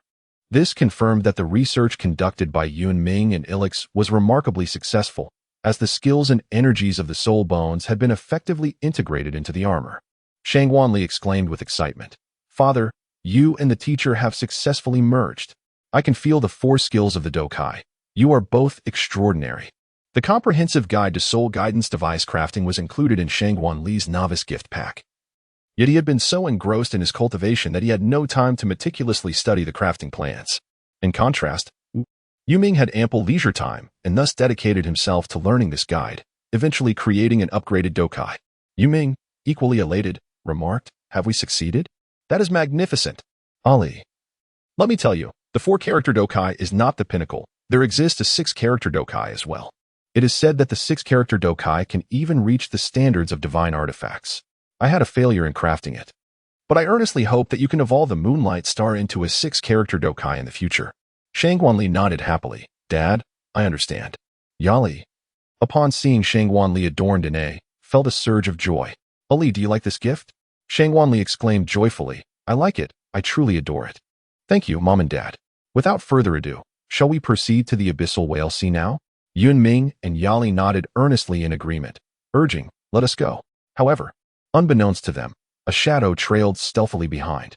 Chapter 68, Fierce Battle. The deep-sea demon Whale King seeks votes. The trio moved with remarkable speed. A day later, Shangwanli, accompanied by Yunming and Yali, arrived at the vicinity of the Abyssal Whale Sea. Meanwhile, the king of the demon soul Great White Shark believed he was stealthily following Shangwanli, yet he had already been detected by the trio. Initially, Shangwanli had no intention of interfering with the little white shark. However, as they were on the verge of entering the Abyssal Whale Sea, he realized that if the little shark did not depart soon, it would be in peril. Thus, Shangwanli hastened to position himself before the little shark and urged, "Little White, we are about to enter the Abyssal Whale Sea. You must leave at once, or you will face danger." The little shark replied, "Master Shangwan, I have come to assist you in completing the 8th trial. I hope you will not disdain me." Shangwanli remarked, "The demon whale sea is fraught with peril. Have you not ventured here before?" Are you not afraid of losing your life in this treacherous place? Xiaobai shook her head. I fear not. My sole desire is to assist Lord Shangguan. Shangguan nodded and said, in that case, let us proceed together. Rest assured, I have also invited my parents, this time. Success is assured.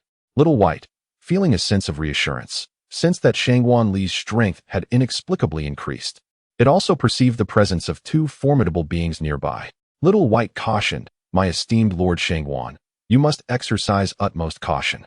The deep-sea demon whale king possesses remarkable speed and harbors a deep-seated hatred for those who revere the sea god. You will undoubtedly become a primary target of its wrath. Shangguan Li confidently declared, rest assured, Xiaobai, we shall undoubtedly succeed. Upon entering the realm of the magic whale, Shangguan Li immediately donned the moonlit starry armor. Once clad in the armor, she radiated a resplendent golden glow. This brilliance did not emanate from the armor itself, but rather from within Shangguan Li, having achieved a divine affinity exceeding 100 during the 7th trial of the sea god. Had it not been for her own strength not yet reaching its pinnacle, she would truly embody the essence of a deity. In order to entice the deep-sea demon whale king, Shangguan Li fervently unleashed the light of the sea god, which, piercing through the ocean's depths, conveyed a bold message. I am the heir of the sea god. Dares the deep-sea demon whale king to engage in combat?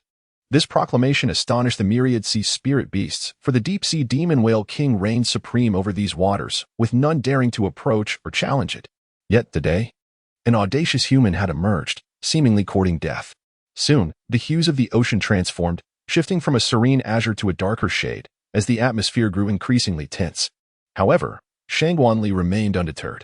The sacred sun moonlight butterfly enveloped him, and an extraordinary configuration of soul rings manifested around him, his right hand gripping the sea god's trident. Countless crescent-shaped blades of light surged towards the center of this transformation, a manifestation of Shangguan Li's 5th soul skill, the crescent light slash. At that moment, a blue beam of light erupted from the sea with astonishing speed, piercing through the surface and reaching beneath Shangguan Li. The attack of the deep-sea demon whale king instilled a flicker of fear within him, for this was the first time he had encountered such formidable power. Yet, Shangguan Li did not falter. He brandished the sea god's trident and charged towards the beam, shattering the assault. The heir of the sea god dares to be so brazen as to challenge me? Since you have come, do not expect to leave unscathed. Should I consume you? I shall meticulously execute my final plan. The voice of the deep-sea demon king dripped with disdain for Shangguan Li, recognizing that, with only a level 92 soul power, he was no match for such a formidable adversary. After a disdainful snort from Shangguan Li, he declared a challenge to see who would ultimately triumph over whom. With that, he grasped the trident of the sea god and fixed his gaze intently upon the deep-sea demon whale king. The deep-sea demon gold king, growing somewhat impatient, swung its massive tail from the depths of the ocean towards Shangguan Li. As the tail lashed through the water, a tremendous flash of lightning erupted in the surrounding sea. Without a trace of trepidation, Shangguan Li brandished the trident of the sea god, wielding its tail while the luminous essence of the sea god flowed ceaselessly into the trident. Remarkably, this strike left not a single mark behind. As the deep-sea demon whale king appeared poised to evade this assault, Shangguan Li transitioned to another martial spirit, embodying the goddess of ice and snow, invoking her 7th soul skill, true body of martial spirit.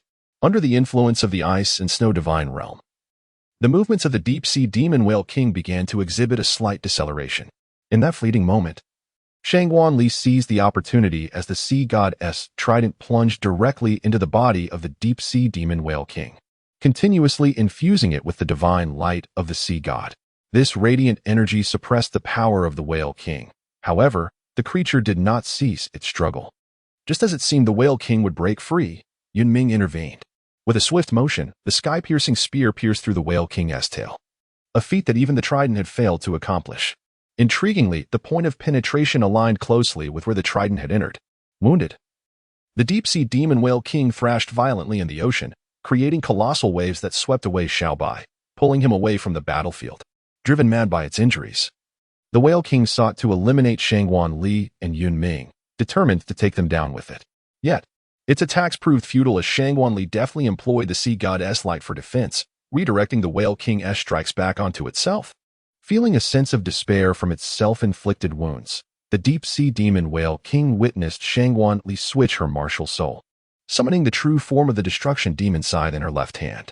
With her 6th soul skill, the venomous scythe, a formidable technique drawn from a 350,000-year-old spirit ring. She unleashed a devastating blow alongside a sword technique known as the Fierce Dragon's Remorse. A massive dragon surged forth from the scythe, hurtling towards the Whale King's injury. In a reckless bid for mutual destruction, the Whale King charged despite its weakened state. But the effects of the ice and snow divine domain intensified. The surrounding waters froze over, and no matter how swiftly the Whale King moved, it found itself trapped in the icy grip of the ocean. Its domain vanished, and the surrounding purple lightning began to dissipate. Just when Li believed the Whale King had surrendered, the creature vanished, only to be replaced by a man. He possessed long, deep blue hair and was clad in armor that offered him formidable protection. Yet his exposed skin bore a layer of fish scales. This was the human form of the deep-sea demon Whale King. Die was the first utterance from the Whale King in this guise, filled with venomous hatred for Li and Yun Ming. However, he overlooked the presence of Yali nearby. As the angel of prayer martial soul manifested, both Li and Yun Ming felt their wounds and fatigue vanish, returning to peak condition, a testament to the prowess of a demigod healer. At this moment, the deep-sea demon Whale King finally noticed Yali hovering above.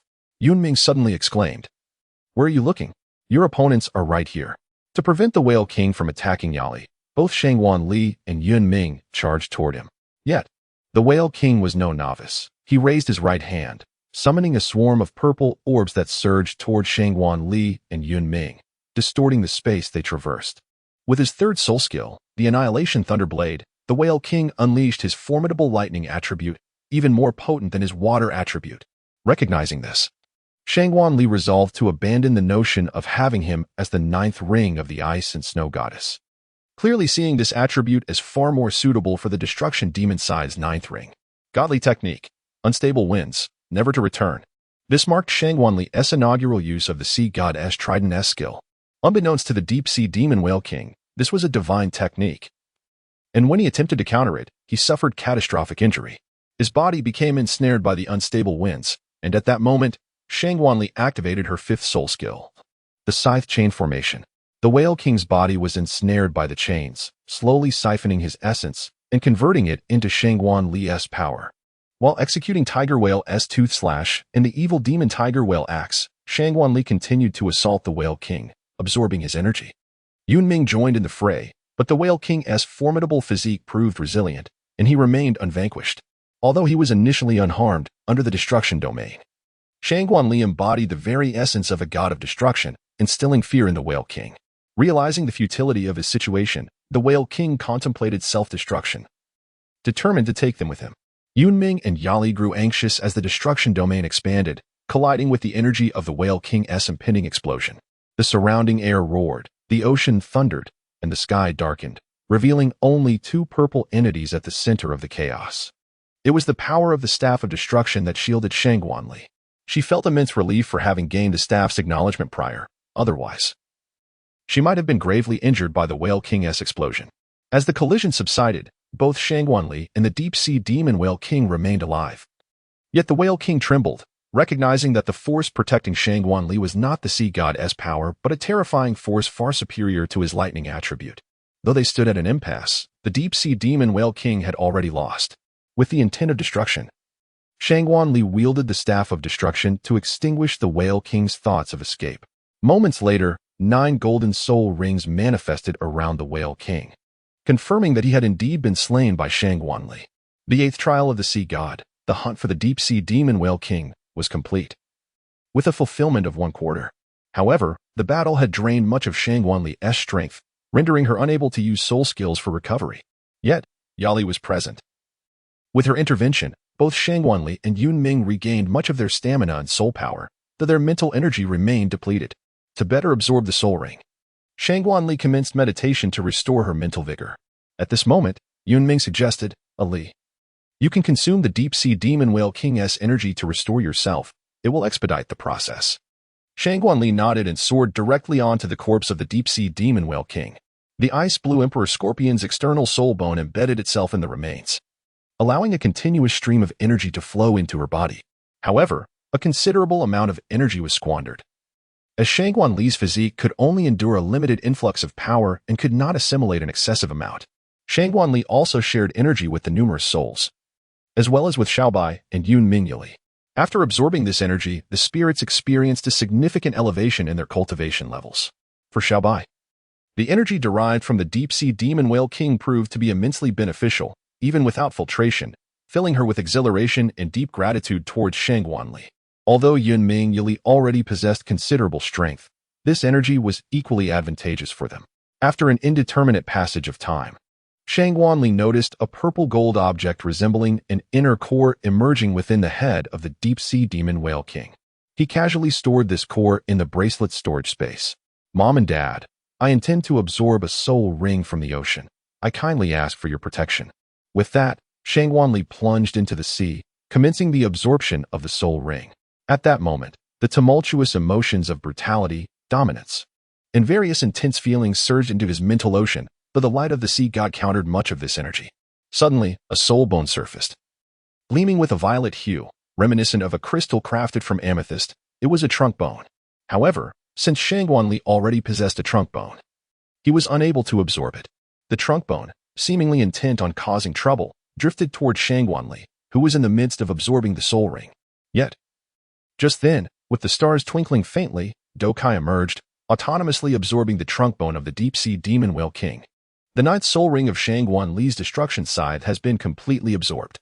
A trace of divine power from destruction has allowed the soul ring of the deep-sea demon whale king to evolve into a million-year soul ring, elevating his soul power to the pinnacle of level 93. The ninth soul skill of the destruction scythe comprises two abilities, Annihilation Tide and Divine Light of Destruction. Annihilation Tide releases a black sludge imbued with destructive force, devouring everything in its path, whereas the Divine Light of Destruction embodies the power of the god of destruction, though it can only be utilized once a month. In truth, the intent of destruction surpasses the divine light, yet as long as Shangguanli has not ascended to divinity, the intent of destruction remains inferior to the divine light. Observing Shangguanli, who has just completed the absorption of his soul rings, Yun Mingyuli and Xiaobai hurriedly gathered around him. "Ali, Lord Shangguan, how are you?" Seeing their anxious expressions, Shangguanli quickly reassured them, "I am fine. I apologize for worrying you." Yun Ming inquired, "Ali, what about the soul bone of the deep-sea demon whale king? Shouldn't you have obtained it?" Shangguanli remarked, "Father, this skeletal structure has seamlessly integrated into the starry night. I never anticipated it would merge on its own. I thought my guidance was necessary for such a fusion." Yuming proudly responded, "This is my finest masterpiece, and of course, it will be flawless." As their discussion concluded, Xiaobai swiftly swam to Shangguanli, exclaiming, "My lord, you have truly succeeded." Shangguanli gazed at the excited Xiaobai and said, "Xiaobai, you and your kin shall share the remains of the deep-sea demon whale king." Xiaobai, brimming with enthusiasm, responded, "Thank you, Lord Shangguan. I will summon my clan at once." Yili then suggested, "Ali, now that we have accomplished this objective, it is time for us to set sail as well. Let us return together to Stone Village." Shangguanli nodded with delight. "All right, Mom and Dad, let us return home together." At that moment, the sea god and the goddess of life observed Shangguanli's battle, astonished by the formidable strength displayed by Yunming and Yali. After all, it had been quite some time since such powerful beings had emerged in the Douluo Continent. The goddess of life inquired, "Sea god, what is your opinion of these two?" The sea god responded, "Their abilities are commendable. Should they undergo assessment, they could ascend to the rank of first-level deity. Perhaps we could appoint them as direct deities under our girl?" Chapter 70. Shangguanlin, with a heart set on death, the goddess of life, nodded in agreement. Noting that the positions of the god of healing and the god of destruction were aptly suited for the two, "I shall discuss the matter of divine inheritance with them shortly, though I wonder if they will consent." The sea god concurred, expressing confidence in their agreement, for they had long been confined within the confines of the divine realm, eager to break free. The goddess of life added, however, "The position of the god of destruction is managed by Xiaozi. The inheritance of this title will require her consultation."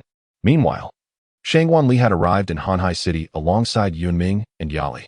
Upon reaching the city, Xiaoli emerged from the spirit treasure realm, and Jodi also joined Shangguanli through that realm. Xiaoli embraced Shangguanli and exclaimed, "Sister, it has been over a year since we last met. I have missed you dearly." Shangguanli gently stroked the fluffy head of Xiaoli, expressing her fondness for the little one. "Xiaoli, are you being good?" Xiaoli replied in a sweet tone, "Yes, Xiaoli is very well behaved." Ever since Yunming and Yali encountered Xiaoli in the spiritual treasure realm, they have developed a deep affection for her, even equipping her with a soul-guiding bracelet. Throughout the past year in the spiritual treasure realm, Jody has not been idle. He harbors a profound disdain for his identity, which makes him a target for the divine realm, thus he has diligently practiced the art of concealment. Now, his skills in stealth surpass those of everyone present, and if he truly wished to remain hidden, not even the gods would be able to detect him. With concern, Jody remarked, "Miss, we were not by your side, and you have been reckless again. Nevertheless, it is a relief that you are unharmed." Shangwanli, filled with remorse, said, "I am truly sorry, dear parents, Qiao and Shaoli, for causing you such concern." The four of them shook their heads in unison, expressing, "As long as Li, Miss, sister, is safe, that is all that matters." Shangwanli suddenly suggested, "Why don't we purchase some fresh seafood to bring back for grandfather? He has likely never tasted such delicacies. Moreover, the sashimi that Qiao prepared last time was also exquisite." Jody, ever so courteous, replied, "If it pleases you, miss, then it would be my delight to prepare that dish again this evening." Shangwanli remarked, "We can no longer linger here. We must hasten back home. Otherwise, how lonely it would be for grandfather to be alone." Yali nodded in agreement, saying, "Then let us swiftly procure what we need. After completing our shopping, we shall swiftly return. Given our pace, we should be able to make it back within a day." Shangwanli and Yunming nodded in agreement. And thus the five embarked on their shopping expedition, particularly Yunming and Xiaodi, who procured an abundance of items. Xiaodi focused on food ingredients, while Yunming sought rare treasures not found in the inland, such as magnificent pearls. Once their purchases were complete, the quintet departed from Hanhai City without delay, soaring directly towards Stone Village. Upon seeing the long-lost home, Shangwanli exclaimed, "Grandfather, I have returned." Shangwanlin was also quite pleased. "Ali, you have returned. It has been such a long time since we last met. I hope you have not sustained any injuries." Shangwanli shook her head gently. "Grandfather, I am perfectly fine. I apologize for causing you worry. By the way, grandfather, this child is Shaoli. He has no family left. May we take him in? I also brought you a gift." Shaoli obediently chimed in, "Hello, grandfather." Once Shaoli finished speaking, Shangwanli produced a medicinal pill. "This elixir is one I crafted by chance. Please accept it, grandfather, and consume it." Shangwanlin gazed at the adorable little pair and smiled, saying, "Of course, it's possible." However, upon seeing the elixir, he shook his head, adding, "This kind of precious pill is better suited for you. It would be of little use to an old man like me. It is best kept for you." Shangwanli also declined Shangwanlin's proposal. "Grandfather, I have already consumed this elixir, and it no longer holds any efficacy for me. My parents have partaken of it as well, leaving you as the only one in our family who has yet to do so. I sincerely hope you will take it now." Shangwanlin glanced at Yunming and Yili, both of whom nodded in agreement. "Since you no longer require it, this old man shall graciously accept the elixir." Shangwanli said, "Grandfather, please take it now. We shall safeguard you." Although Shangwanlin intended to consume the elixir, he did not heed Shangwanli's words. Instead, he spoke to himself, "As an old man, I have never had many desires in life, and both my son and daughter-in-law perished on the battlefield. They left no offspring. So I had resolved to drift through my remaining days in a state of oblivion. However, one day, I stumbled upon Ali. While nurturing Ali, I felt a sense of vitality returning to me. Ever since I encountered Ali, I have noticed a marked transformation in my demeanor, becoming much more cheerful. Yet, despite this newfound brightness, I have no intention of prolonging my life excessively, as my dear companion awaits me below. Nevertheless, with you all by my side, may I allow myself a small indulgence and wish to linger a while longer? My beloved, forgive me. Can you wait for me a little longer?" Shangwanlin's heartfelt confession marked the first time Shangwanli perceived an aura of despair surrounding him. "Grandfather, grandmother will surely forgive you. She will wait for you. So, please, do not leave me just yet, will you?" Shangwanlin shook his head, resigning himself to the inevitability of his fate. He mused that even if he were to endure for another decade or so, it would ultimately come to an end. Initially, he harbored concerns for you, pondering how you would fare in my absence, given your profound attachment to familial bonds. However, upon seeing Xiao Yun and Xiao Yi by your side, a sense of solace enveloped him, for he understood that even in his departure, you would not be alone. Without granting the three any moment of respite, Shangwanlin consumed the elixir, commencing the absorption of its potency. Although the room was steeped in an eerie tranquility, it was laden with sorrow. They had never contemplated that Shangwanlin had already resigned himself to death. Xiao Di had prepared the meal, yet none felt inclined to partake. As the atmosphere in the room grew increasingly oppressive, perhaps due to Shangguan Lin's advanced age, the absorption of the elixir proceeded at a sluggish pace, and by dusk, he had yet to complete the process. It was not until the following morning that Shangguan Lin finally regained consciousness. Observing the worried faces surrounding him, he offered a gentle smile. Shangguan Lindao, Shaoan, Xiaya, Xiaoli, Ali, and a Qiao, I extend my heartfelt gratitude for your protective presence. There is no need for you to worry excessively about my well-being. It would not be surprising for me, an old man, to pass away at any moment. However, I sincerely hope that after my departure, you will continue to support Ali with utmost care. Shangguan Li wept, saying, Grandfather, you will not die. Yali's voice also quivered with emotion as she implored, Father, please do not speak such disheartening words. Our family has finally reunited after a year.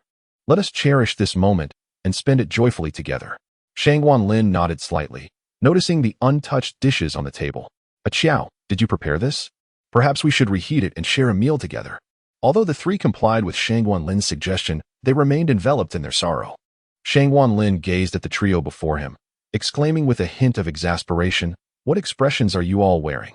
I am still very much alive, you know. Are you casting a curse upon my longevity? Yali shook her head. Oh no, Father, that is not our intention at all. We sincerely wish for you to live for many more years. Shangguan Lindao, I understand your sentiments, yet I too possess my own desires. My dear companion, alone on the path to the afterlife, must surely feel isolated. I shall strive to extend my years to remain by your side. But when the time of my passing arrives, I ask that you do not grieve excessively. With tears streaming down her face, Shangguan Li spoke, Grandfather, I understand. The courage it took for her to utter these words was immense, for her grandfather harbored a resolute acceptance of death, and she felt no justification to dissuade him. All she could do was pray fervently for his longevity. Chapter 71. The Sage Tang San after returning to Shirtu village. Shangguan Li spent several days grappling with her sorrow before deciding to visit Tang San and the traveler to inquire how they had fared during her year-long absence.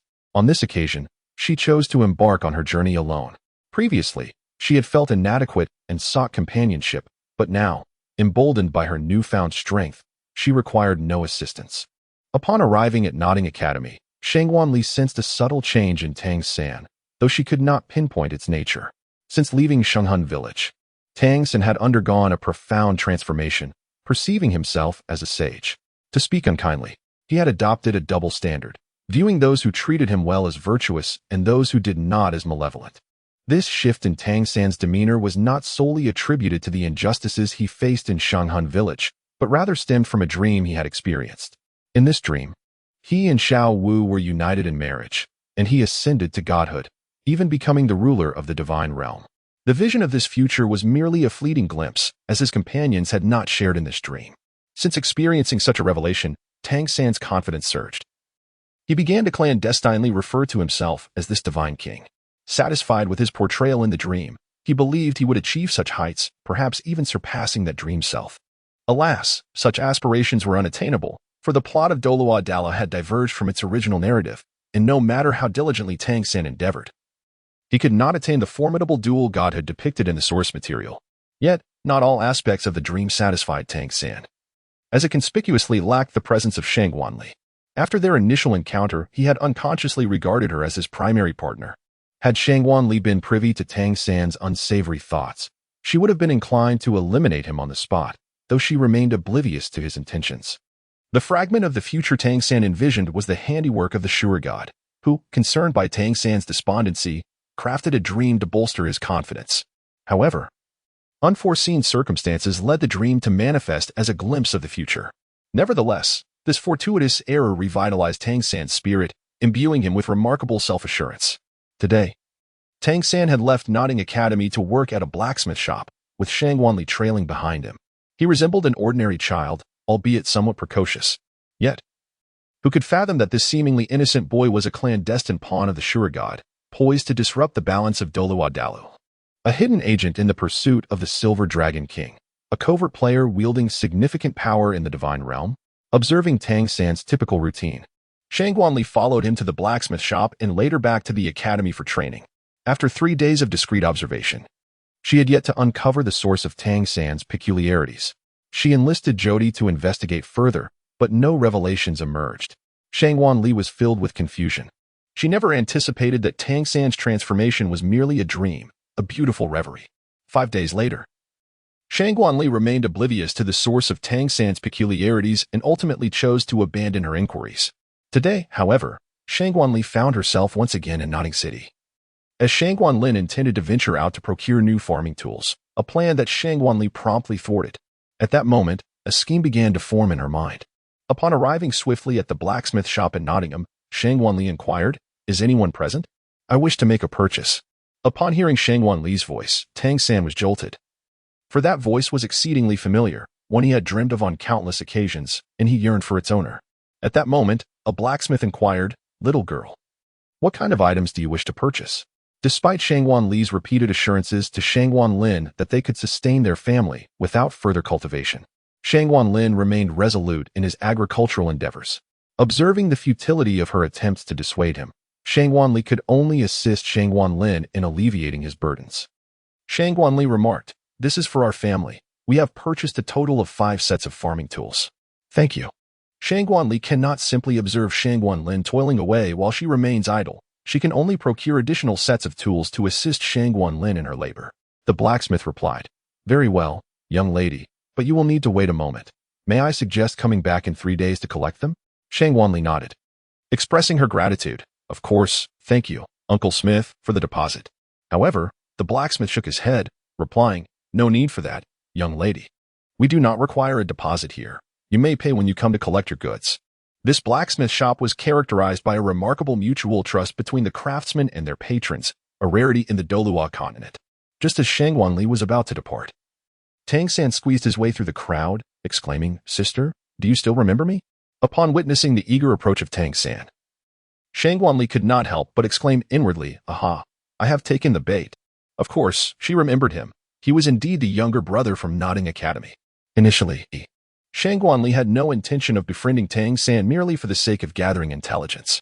However, having a legitimate reason to procure farming tools for Shangguanlin, coupled with the subpar quality of implements from the blacksmiths in the small town of Yun City, brought her to Notting City.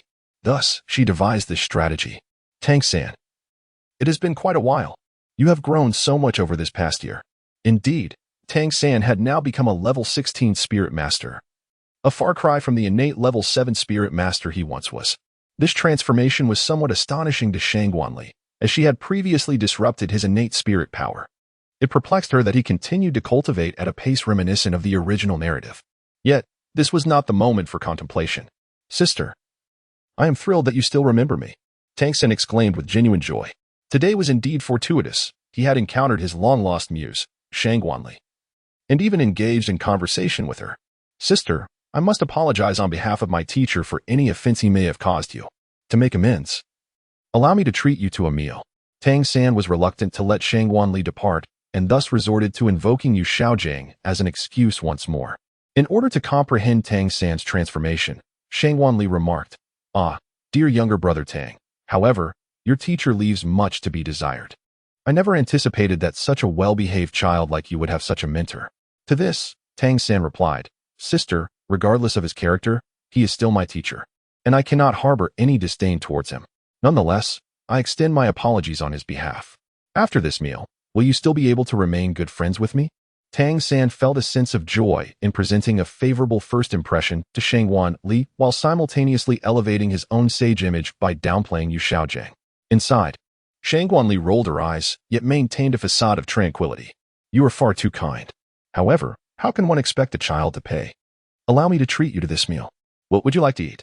Ever since she tasted Jodi's culinary creations, Shangguanli found the dishes at restaurants rather uninspiring.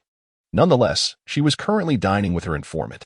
"Brother Tang, it has only been a year, yet I perceive a significant transformation in you. What accounts for this?" Shangguanli directly posed her inquiry. Chapter 72.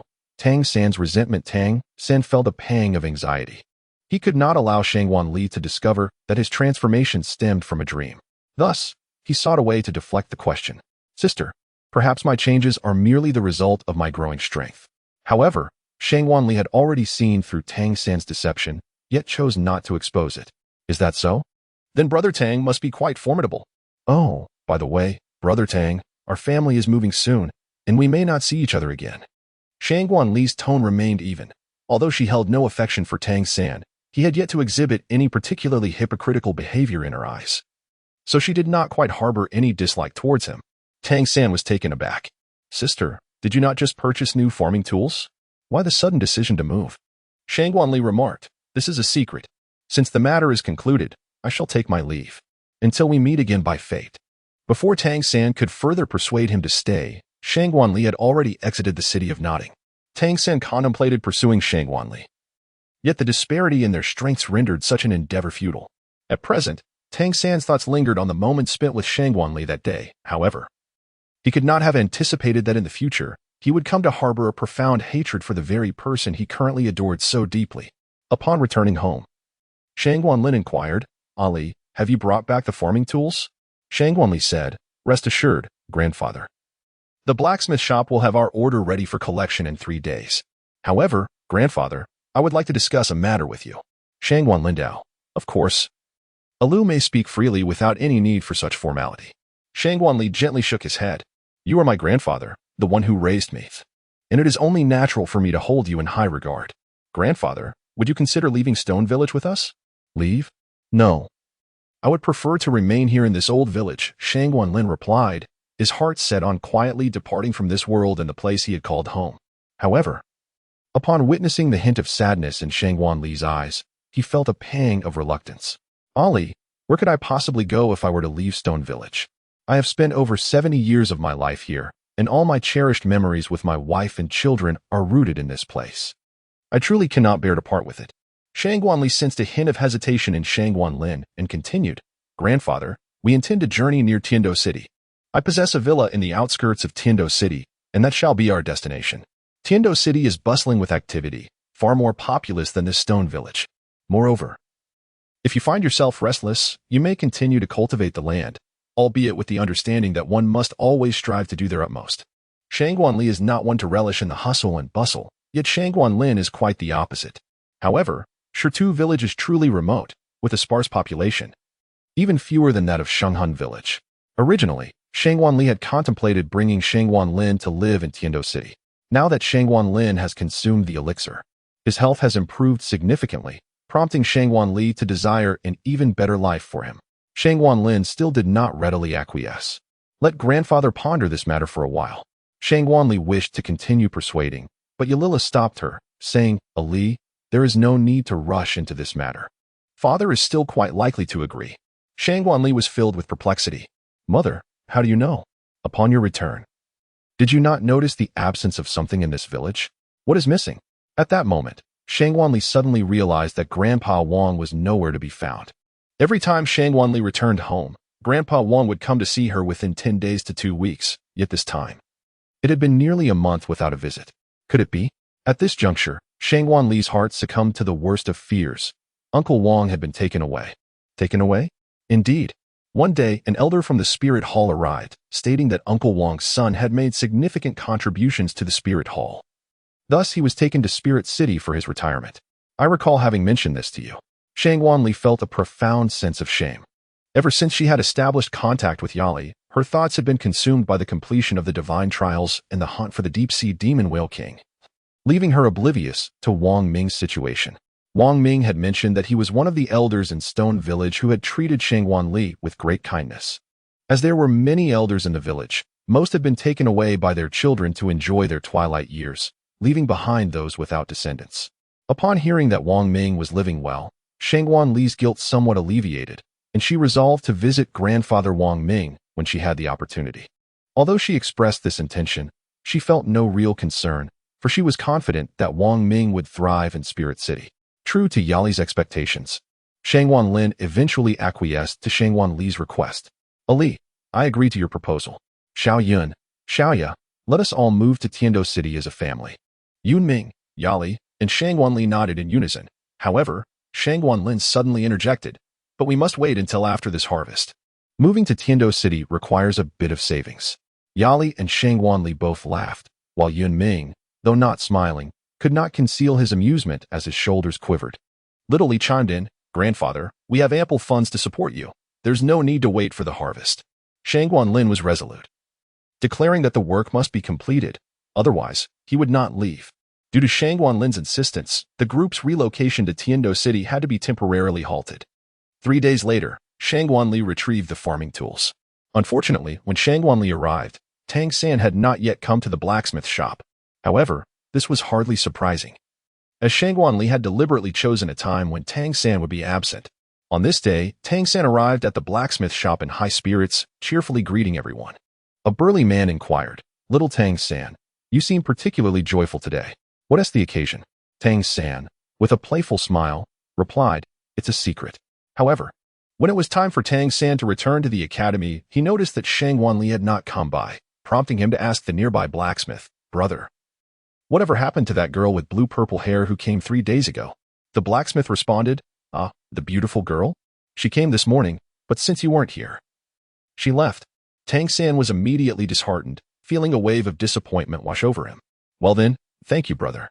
I shall take my leave for today." Observing Tang San's despondency, the blacksmith expressed his concern. "Tang San, are you all right?" Tang San replied nonchalantly, "I'm fine. Thank you for your concern."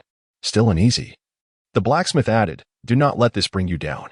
Given your current training aptitude, you are destined to become an extraordinary warrior. You will surely meet that girl again." Tang San appeared to awaken to this notion, expressing his gratitude. "Thank you for your encouragement, brother."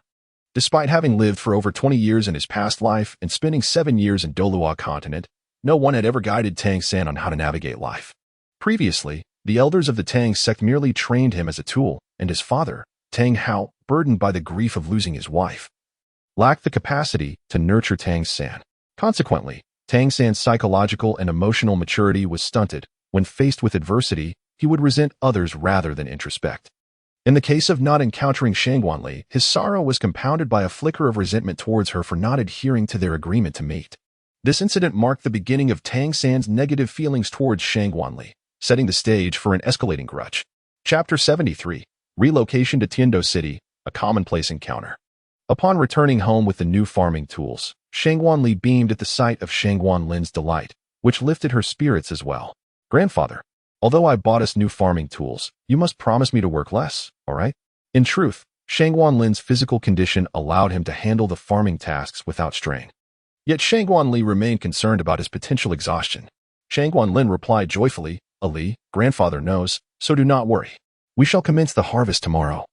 And once it is complete, we will relocate." Thus, the Shangguan family embarked on the autumn harvest season.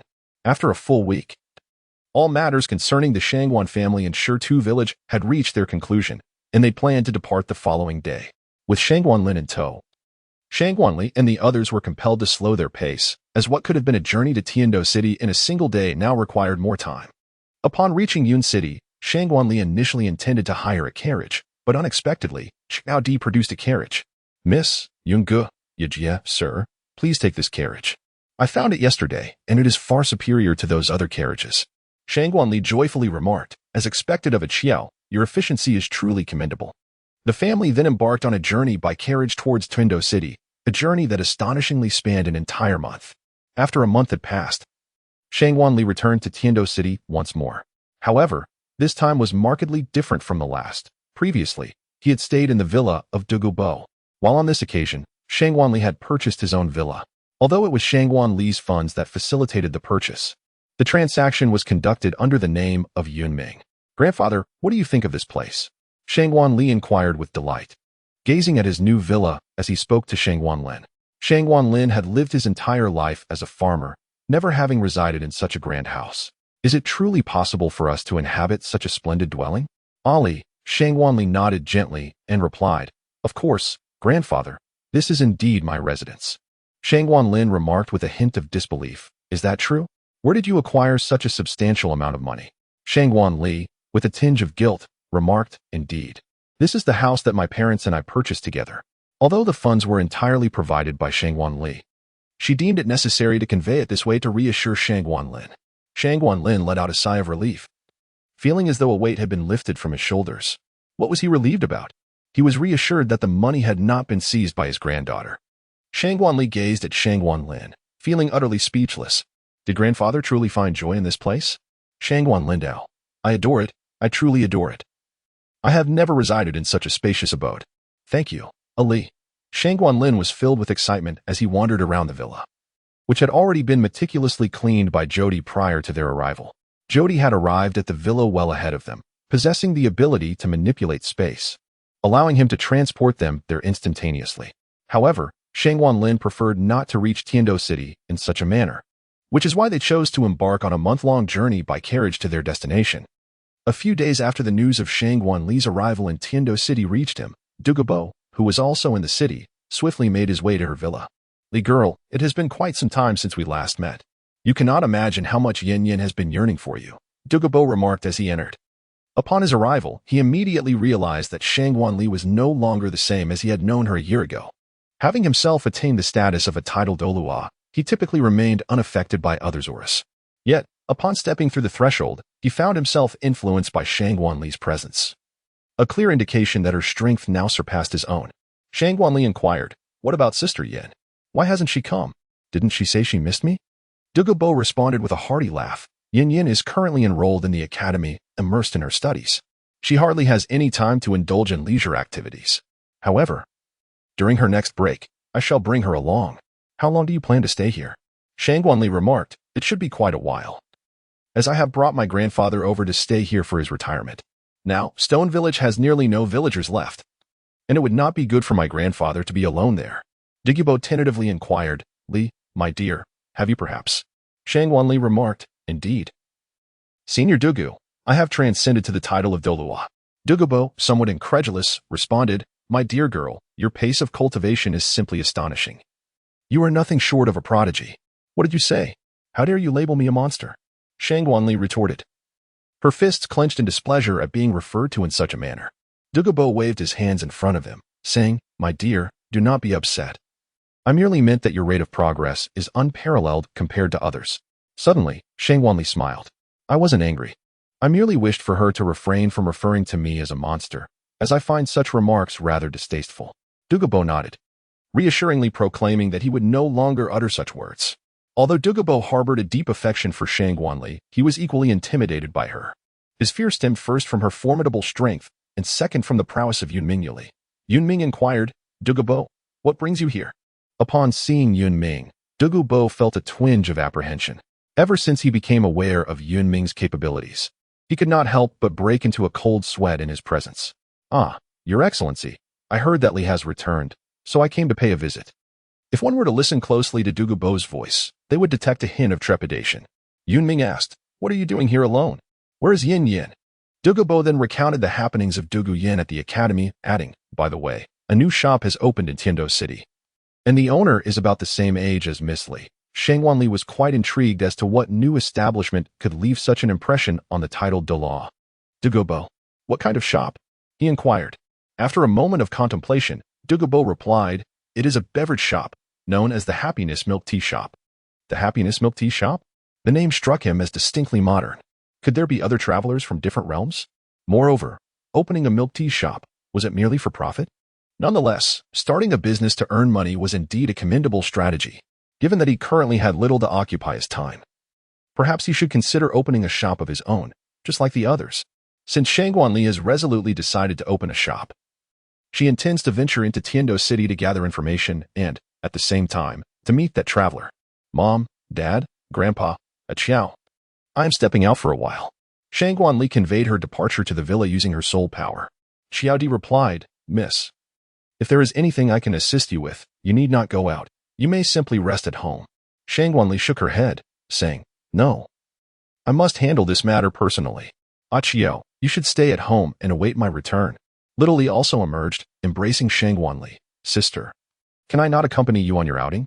Shang Wanli gently patted Xiao Li's head and said, "Xiao Li, will you stay at home obediently? Sister will bring you gifts." Xiao Li's fox ears drooped. "Sister, please come back early." Shang Wanli nodded, affirming the agreement with Xiao Li to return home promptly. Jody remarked, "Miss, please be cautious as you step outside." As Shang Wanli approached the city of Tiando, a melodious song suddenly echoed in the air. "I have a little donkey. I never ride it." This cheerful tune resonated deeply with Shang Wanli, reminiscent of a beloved nursery rhyme from a past life. Driven by the desire to locate the third traveler, Shang Wanli followed the enchanting melody to a quaint wooden cottage. This humble abode was surrounded by fields lush with crops. Shang Wanli called out loudly, "Is anyone here?" A feminine voice responded, Yes, I am here. May I ask who you are? The woman possessed long, waist-length hair of a delicate pink hue, yet it was tied back in a ponytail cascading down her back. Her brown eyes met Shangguanli's gaze, exuding a softness in her appearance, while her aura radiated a sense of remarkable confidence. Shangguanli tentatively inquired, "Is it true that odd changes while even remains constant? The symbols reveal their quadrants. The secret code aligns perfectly. Could it be that you two are one of us? What is your name?" "My name is Xiaohua," replied the pink-haired maiden. "I am Shangguanli. Could it be that you two have traversed through time?" Shangguanli expressed his astonishment at the existence of another time traveler, aside from the one he already knew. Who might that individual be?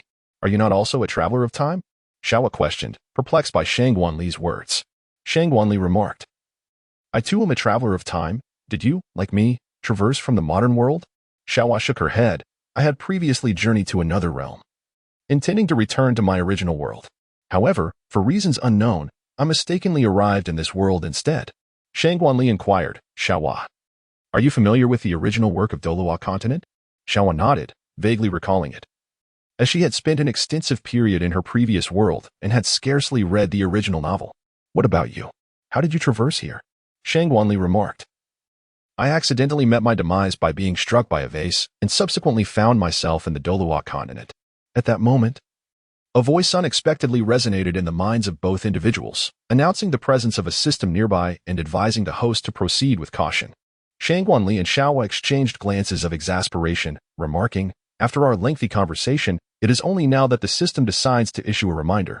Shangguanli and Xiaohua spoke in unison. "Could it be that you possess it as well?" Shangguanli inquired, "What system do you possess?" To which she replied, "Mine is a lottery system." In an effort to gain the other's trust, Shangguanli divulged her own system to Xiaohua. Xiaohua responded, "I am endowed with the chef god system, which essentially revolves around culinary arts and running a restaurant. The more popular I become, the stronger my abilities grow." Shangguanli, with an air of nonchalance, remarked, "So, the newly opened Happy Milk Tea Shop in Do City is also your venture?" Xiaohua nodded affirmatively. "Indeed, it is my establishment." Shangguanli asked, "I would like to inquire about something, Xiaohua. Which faction do you belong to?" At that moment, Shangguanli began to contemplate the possibility that if this traveler were aligned with the protagonists, it could spell trouble. Xiaohua, with a hint of disdain, remarked, "I am not particularly fond of Tang San, that hypocrite, nor do I think highly of you Xiaojing, Dai Mubai, Ma Hongjun, or Oscar. How about you?" In truth, Xiaohua felt a twinge of anxiety. He too feared that Shangguanli might be a supporter of the protagonists. However, upon hearing the question posed by Shangguanli, he was reassured that he was certainly not aligned with them. Shangguanli nodded in agreement, as heroes often share similar perspectives. Xiaohua embraced Shangguanli and joyfully declared, "From this day forth, you shall be my sister." Shangguanli was filled with joy, for this marked the first occasion since arriving in the Douluo Continent that she encountered someone with whom she could share her innermost thoughts. Although she had met many cherished individuals, such as Shangguanlin, Yunming, Yali, Qiaodi, and Shaoli, she was unable to confide in them about her secret of being a traveler from another world or the events of the original narrative. However, with Xiaohua, she felt at ease to share, and this brought her immense happiness. At this moment, Shangguanli clasped her hands together, her tone tinged with a hint of desperation as she implored, "Since you have established the Bliss Milk Tea Shop, could you extend your assistance to me? Considering we are both travelers from another realm?" Xiaohua inquired, "What is it that you require? If it is not too arduous, I will certainly lend my aid." Shangguanli remarked, "Recently, I find myself with some leisure time, and I am contemplating the idea of opening a shop. It appears that we share a harmonious rapport. How about we collaborate?" Xiaohua pondered for a moment, responding, "That sounds agreeable, especially since my time here has been brief, and I find myself lacking in funds." "Lacking funds? How short has your time here been?" Shangguanli exclaimed, astonished. This was the first instance he had encountered a time traveler in financial distress. Xiaohua, feeling a bit embarrassed, confessed, "I have only been here for a month, after all. Naturally, I am without money." "A month? What do you mean by that? You do not appear particularly youthful," Shangguanli observed. Xiaohua explained, "Not exactly. It's complicated. I was living a peaceful life in my previous world when I received a fast travel mission, which subsequently led me to this realm. After completing the task, I was meant to return home, but somehow, I ended up here. The system that assigned me the mission stated that this was compensation for my demise in my original world, which is why I was sent here." along with a new system. Following its guidance, I arrived in Tiando City and opened a delightful milk tea shop. She briefly recounted her experiences over the past month in Douluo Continent, to which Qianrenxue responded, I see. Since we are both travelers of time, I shall assist you. How about moving into my residence? I happen to own a splendid villa, Qianrenxue declared with pride. At that moment, Qianrenxue experienced a sudden epiphany. Oh, there's something I haven't mentioned to you yet. In addition to the two of us, there is another traveler from another realm. Xiaohua inquired, another traveler? That makes 3 of us. Is it truly so common to encounter these travelers as if they were cabbages? Does this traveler, like us, harbor a dislike for Tang San? Qianrenxue remarked, no, this traveler seems quite fond of Tang San. When I went to see Tang San, this individual was right by his side, seemingly having supplanted Xiaowu's position. Xiaohua responded, in a vast forest, one can encounter all kinds of birds. Many are enamored with Tang San. However, does she know that you are a traveler? Qianrenxue shook her head, expressing her uncertainty. I am not sure either. I only caught a distant glimpse of her once before. If it weren't for the system informing me, I would not have even noticed her. What kind of person is she? A green tea bitch, a white lotus. These 2 terms perfectly encapsulate Li Pei's character. Xiaohua harbors a strong aversion towards such women. Her personality is truly distasteful. By the way, have you decided on what kind of shop to open, Little Qianrenxue? Little Qianrenxue? What nonsense is that? Please, use a different address. What shall I call you then? Ali, perhaps? Xiaohua inquired. Qianrenxue nodded, affirming that in her family, she was not the only Qianrenxue. Her grandfather also bore the same name. At that moment, Xiaohua recalled something and said, oh, by the way, Ali, there is something I haven't mentioned to you. Please don't be upset. Qianrenxue graciously inquired, what is the matter? I assure you, I shall not be angered. Xiaohua replied, in truth, I am a man. In my previous transmigrations, I was also a man. It was only upon my arrival in the Douluo Continent that I transformed into a woman. Qianrenxue appeared flustered, exclaiming, wait, are you a man? Xiaohua nodded and replied, indeed, although this body is that of a woman, my soul is undeniably that of a true man. Qianrenxue cautiously inquired, you wouldn't engage in any perverse activities, would you? Of course not, came the reply. Honestly, I am now a woman, and without a martial soul. I stand no chance against you. Chapter 75. A conversation among close friends. Qianrenxue was astonished. This was the Douluo Continent. How could there be no martial soul? Xiaohua shook her head. I am uncertain as well. Perhaps this body does not belong to the Douluo Continent, which is why there is no martial soul. Qianrenxue furrowed her brow and remarked, without a martial soul, you possess no power. In the Douluo Continent, strength reigns supreme. Without it, how can you establish your place? Do not worry, for I possess this, Xiaohua declared, revealing a blade. This sword, a Japanese katana, emanated an extraordinary aura. It is the Zanpakuto named Shallow Strike. Qianrenxue was quite puzzled. Qianda? What is that? Hey, don't tell me you've never seen it before. I have been in the Douluo Continent for over a decade now, and I have nearly forgotten the memories of my past life. If it weren't for my existence in the Douluo Continent, I might have forgotten the storyline entirely. Xiaohua smiled, explaining that Qianda is a formidable Zanpakuto, which the system has also helped me to transform, allowing it to possess various forms. In any case, it is incredibly powerful, but my explanation may not do it justice. Qianrenxue remarked, since you possess the ability to protect yourself, that is splendid. Now that you are at home, what about your shop?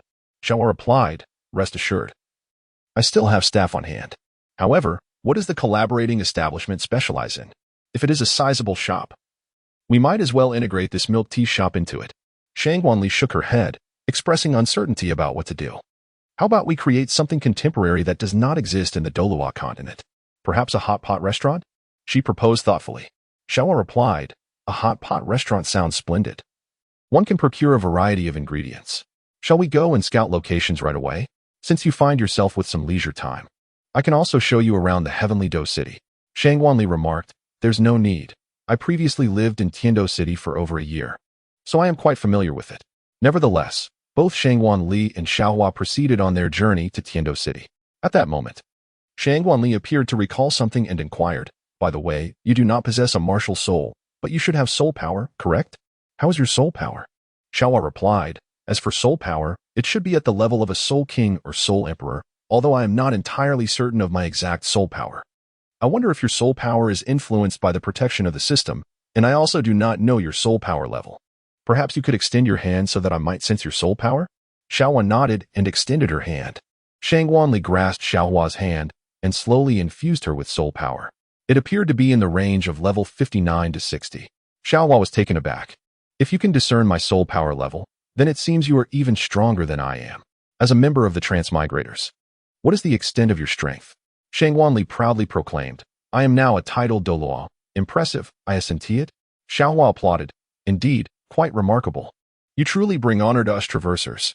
Shangguanli remarked with admiration, you are quite impressive, achieving level 60 soul power in merely a month. It is not merely a month, I replied. Upon my arrival in this realm, the powers I cultivated in my previous life accompanied me, albeit partially sealed. I am merely in the process of unsealing them. Shangguanli stated, you must have been an extraordinary person in your previous life, haven't you? Xiaohua proudly replied, indeed. I cannot let down our army of traversers. I must dominate the protagonist. Shangguanli and Xiaohua became increasingly engrossed in their conversation, completely forgetting about their plans to scout locations for their shop, and as a result, an entire day slipped away. Shangguanli remarked, Ahua, why don't you accompany me home? There is someone cooking at my place. This statement subtly conveyed to Xiaohua that Shangguanli's household was not solely inhabited by her.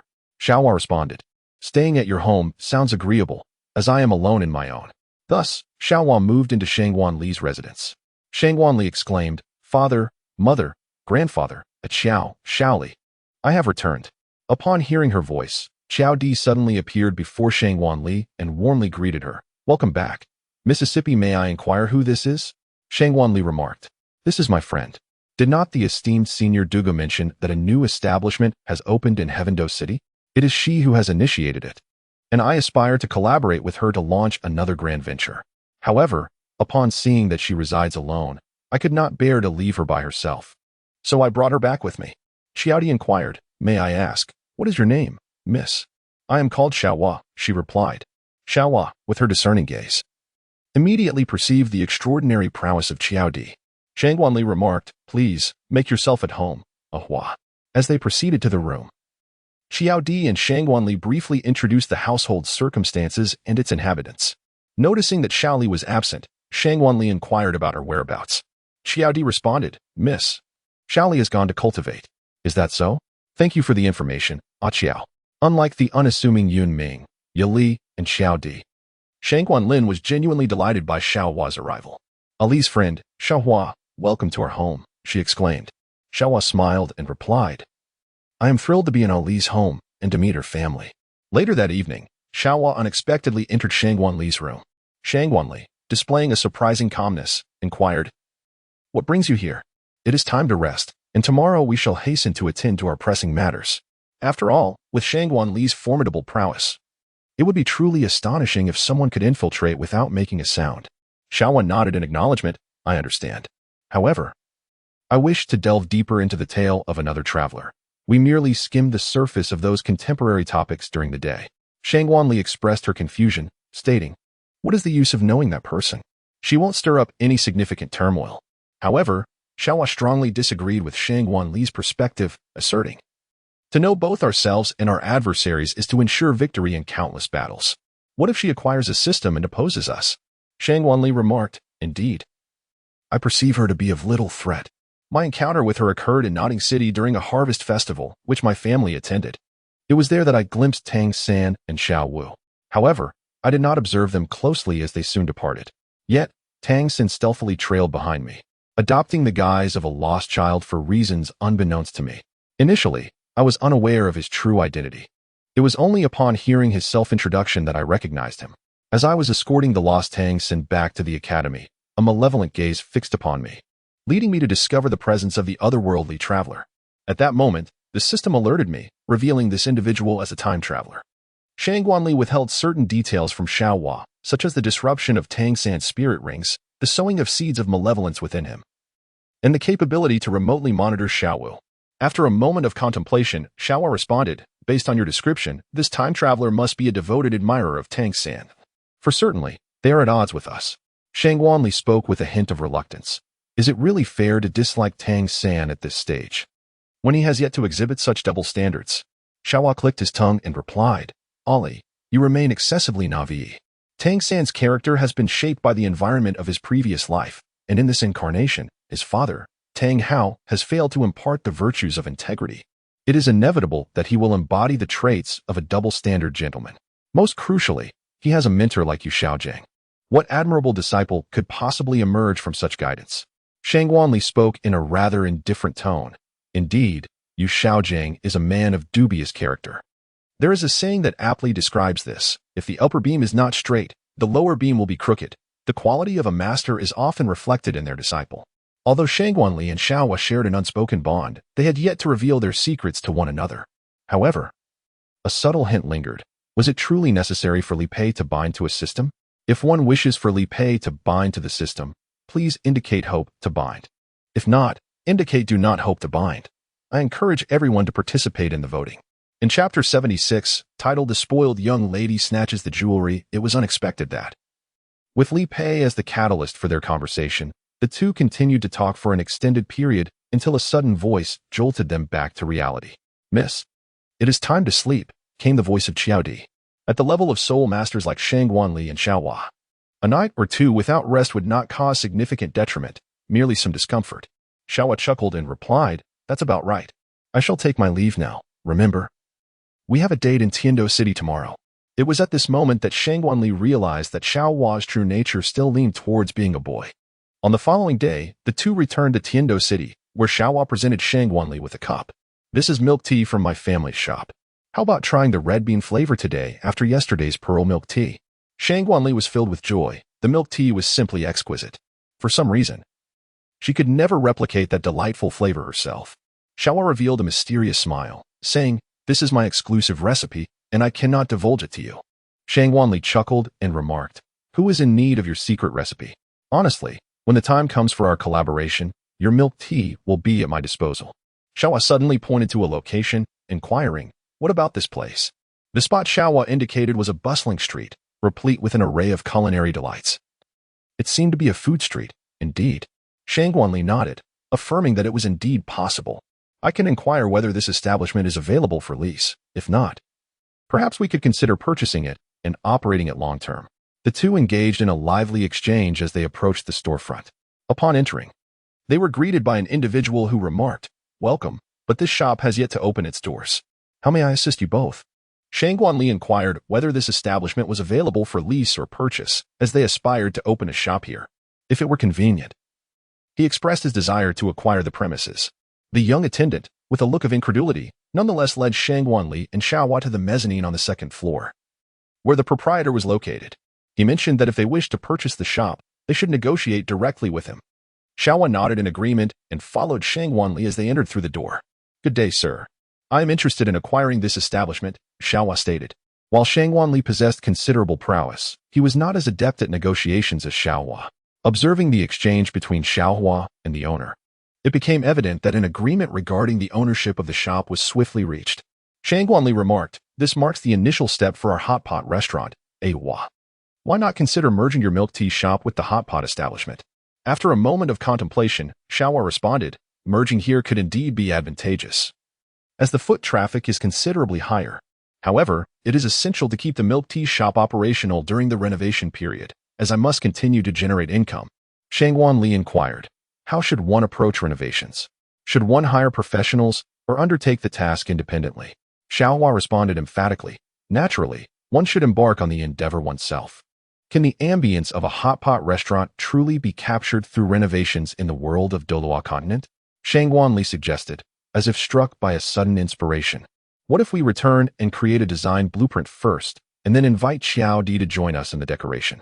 Xiaohua replied, that is indeed one approach. However, it may not be necessary to draw it out. Shang Wanli was filled with perplexity.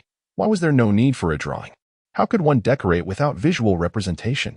Xiaohua produced a rectangular object, roughly the size of a hand, complete with a screen that could be tapped. Was this not a mobile phone? Shang Wanli exclaimed in astonishment. You actually have a mobile phone. How did you manage to create one? Xiaohua replied playfully, well, that's certainly a secret. However, if Ali desires, I could craft one for you as well. Shang Wanli nodded eagerly, yearning with an intensity that was almost palpable. How long had it been since she last held a mobile phone? Xiaohua cheerfully remarked, don't worry, in a few days, I shall have it ready for you. For now, let us return home and present the design to them. Before Shangwanli and the other person arrived home, they called out to Qiao Di, Qiao, please come to my room. By the time they reached Shangwanli's room, Qiao Di was already waiting outside the door. Miss, is there something you need to discuss with me? Shangwanli said, Qiao, please come in. Once Qiao Di entered, Shangwanli continued, Qiao, Ahua and I have prepared to open a shop. The premises have already been acquired. We are merely awaiting renovations. The design blueprint is right here. And I hope you can assist us with the decorating. Qiao Di replied, I shall naturally aid Miss in alleviating her troubles. Xiaohua then took out her phone to show Qiao Di the design. The blueprint depicted a shop infused with ancient charm, reminiscent of a Chinese imperial palace. Predominantly adorned in red. The first floor is designed as a common space, while the second floor features elegant private rooms for the nobility. The most significant aspect is the third floor, known as the Heavenly Room. Although there are refined rooms on the second floor, the Heavenly Room serves as the VIP chamber. Access to the Heavenly Room is not solely determined by wealth. One must accumulate a certain level of patronage and obtain the manager's approval to acquire a supreme card, which grants the privilege of entry. This concept was established by Xiaohua. Initially, Shangwanli believed that the first and second floors sufficed. But Xiaohua insisted on including a third floor, asserting that there would undoubtedly be individuals eager to showcase their status by spending extravagantly. After reviewing the design blueprint, Qiao Di swiftly transitioned into work mode. With 3 individuals engaged in the renovations, and Yuming occasionally lending a hand, the foundational structure of the hot pot restaurant was soon established. Shangwanli could not help but express her sentiments. What if we cannot accommodate enough guests in such a large establishment? She had not entertained the notion of incurring losses. In response, Xiaohua confidently remarked, it is indeed possible, yet our establishment offers a unique experience that has yet to be savored by anyone on the continent. Curiosity will surely draw people in. Word will spread, from 1 person to 10, and from 10 to 100. Just as my milk tea shop flourished. I have an unwavering belief that this venture will undoubtedly yield profit. Shangwanli brimmed with confidence, and I too believed that this Happiness Hot Pot restaurant would undoubtedly thrive. Before the grand opening of the Happiness Hot Pot establishment, a significant event transpired in Tiando City. A prominent family was annihilated overnight. This incident occurred half a month after Shangwanli and Xiaohua had commenced their renovations. One day, a figure appeared on the street, a child, approximately 7 years of age. Donned in green attire with short hair grazing her ears, exuding a refreshing innocence. This child was Ning Rongrong, who had stealthily escaped from the 7 Treasure Glazed Tile School. And she happened to be Shangwan Li's biological sister. However, Shangwan Li had never encountered Ning Rongrong, and thus remained unaware that she was the young lady who evoked a tinge of jealousy in her. Ning Rongrong was a prodigy, possessing innate soul power at the 9th level, and was regarded as a genius within the 7 Treasure Glazed Tile School. Consequently, her father, Ning Fengji, harbored great expectations for her, constantly urging her to pursue her cultivation. Yet, Ning Rongrong possessed a vivacious spirit and despised the rigidity of training. Seizing an opportunity when her father was preoccupied, she slipped away, unbeknownst to her that a sword Douluo was trailing her. Ning Rongrong harbored a fondness for all things sparkling. And upon arriving in Tiando City, she promptly made her way to a jewelry store, as was her custom. On this occasion, a particular pendant captured her attention, a star-shaped ornament crafted from amethyst, shimmering brilliantly under the sun's rays. How much is this pendant? She inquired of the shopkeeper. At that moment, another voice echoed her query, and upon turning, Ning Rongrong beheld a young girl with white hair. With a haughty demeanor, Ning Rongrong remarked, "Are you trying to snatch it from me? Do you know who I am?" The white-haired girl scoffed, "Who are you?" "I truly do not know. But do you know who I am?" Ning Rongrong, fearless and defiant, retorted, "Who are you?" "I don't recognize you." The white-haired girl confidently proclaimed, "I am Bai Jiaojiao, the eldest daughter of the Bai family. Of course, someone from your insignificant background would know me." Ning Rongrong pondered for a moment and admitted, "I haven't heard of Bai Jiaojiao, but surely you've heard of my esteemed name, Ning Rongrong?" Bai Jiaojiao disdainfully replied, "Ning Rongrong, the daughter of some family? I've never heard of you." Their mutual ignorance stemmed from their differing backgrounds. Ning Rongrong hailed from a soul master sect, while Bai Jiaojiao belonged to a commercial family. Bai Jiaojiao, unfazed, suggested, "Since we both desire it, let us see who is willing to pay more to acquire it." Ning Rongrong, however, was not pleased. "Why should I let you take what I have set my sights on? You cannot snatch it from me." The argument escalated, with both girls refusing to yield, causing the price of the pendant, originally worth 10 gold soul coins, to soar to 300. Ultimately, Bai Jiaojiao emerged victorious, as Ning Rongrong had sneaked out without much money. Upon witnessing her cherished item being taken away by Bai Jiaojiao, Ning Rongrong sank to the ground, weeping uncontrollably while vowing, "Bai Jiaojiao, I will remember you. One day, you shall regret taking what I love." Bai Jiaojiao, with a teasing tone, responded, "Oh, I'm so scared." Haha. In that moment, an inexplicable smile flickered across Ning Rongrong's face, only to be swiftly replaced by fear. She hurried back to her sect, sobbing as she entered. "Father, Grandpa Jian, Grandpa Gu, someone is bullying me." Ning Fingji, upon hearing this, was immediately displeased. "How could anyone dare to bully my precious daughter?" "Rongrong, tell your father who has wronged you." Grandpa Gu, enraged, declared, "Who dares to bully my beloved granddaughter? Do they wish to live?" With tears in her eyes, Ning Rongrong exaggerated her tale, recounting how Bai Jiaojiao had taken the item she sought and even shoved her. Ning Fingji, maintaining his composure, reassured her, "Do not worry. My dear, no one will bully you. Return to your room and keep your mother company. When you awaken, you shall find the item you desire." Instantly, Ning Rongrong's demeanor shifted, and she smiled, saying, "Thank you, Father, Grandpa Jin, Grandpa Gu. I shall return now." After Ning Rongrong departed, Ning Fingji turned to Sword Douluo. "Jian, what truly transpired?" As the leader of the sect, he could not solely rely on Ning Rongrong's account. Yet, Sword Douluo leaned toward Ning Rongrong's perspective, acknowledging, "Indeed. What she said bears some weight, but Bai Jiaojiao's actions were rather excessive." Grandpa Gu, filled with indignation, exclaimed, "Old Jian, why did you not intervene when that Bai Jiaojiao confronted her?" Sword Douluo sighed, "I had no choice. Rongrong slipped out unnoticed, and had I followed her, she would have returned to vent her anger at us." Ning Fingji and the two titled Douluos exchanged glances, sighing. Since her birth, Ning Rongrong had been lavished with affection by her family, especially after awakening her innate 9th-level soul power, which further elevated her status. Sword Douluo proposed, "What if we discreetly infiltrate Bai Jiaojiao's family and retrieve that item?" Ning Fengji interjected, "Jian, Gu, it would be unwise to handle this matter in such a manner." Grandpa Gu, in a state of urgency, replied, "Fingji, you assured Rongrong she would see the item by morning. If we do not act tonight, what shall we do?" Ning Fengji replied soothingly, "Merely stealing it is not sufficient. Bai Jiaojiao's attitude towards Rongrong was unacceptable, and she must be taught a lesson." Ning Fengji spoke in the gentlest tone, yet his words held a terrifying implication. The following day, news of the annihilation of the Bai family spread throughout Twendo City. As one of the most prominent commercial families, the sudden erasure of the Bai family drew the attention of Emperor Xueye. During the morning court, Emperor Xueye addressed the matter. "What is your opinion on the massacre of the Bai family, Sect Master Ning?" With a smile, Ning Fengji responded, "The tragedy of the Bai family is indeed unfortunate. I hope to assist your majesty in uncovering the true culprit." Yet, while he spoke such words, he internally chastised Sword Douluo and Grandpa Gu for their excessive actions. What was intended as a demonstration of authority had escalated to an entire family's demise. Emperor Xueye also commanded his officials to investigate the truth behind the Bai family's massacre, but alas, the truth would forever remain elusive. The culprits were right beside them. Yet Ning Fengji would never incriminate himself, and the matter ultimately faded into obscurity. The truth behind the Bai family's annihilation was cleverly shifted onto the spirit hall by Ning Fengji.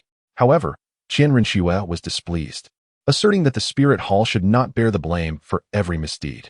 By the time the truth surfaced, the 7 Treasure Glazed Tile School was no longer the same as before. When this news reached Shangwanli, she found it utterly unbelievable. For the Bai family was quite renowned in Tiando City, and yet they had been eradicated overnight. Shangwanli inquired of Qiaodi, a Qiao, "What is your perspective on this matter?" Qiaodi replied, "The truth behind the massacre is undoubtedly more complex than it appears. Do you wish to comprehend it, miss? I can conduct an investigation." Shangwanli shook her head, expressing her reluctance, for there are certain matters best left unknown. At that moment, Xiaohua also arrived at the shop, speaking in a tone laden with intrigue, asserting, "I too believe that this matter is undoubtedly complex. It carries the essence of an incident." Shangwanli remarked, "Some matters are best left unexamined. Let us continue with the renovation of our shop." As Shangwanli, Xiaohua, and Qiaodi diligently worked on their establishment, Ning Rongrong joyfully admired her star-shaped pendant. "Father, thank you," she exclaimed, embracing Ning Fengji, who smiled warmly in return. As long as Rongrong is happy, that's all that matters. Jin Douluo and Gu Douluo, witnessing Ning Rongrong's delight, couldn't help but smile as well. Rongrong, if you like it, just tell grandfather Jin. He will surely obtain it for you, Jin Douluo said cheerfully.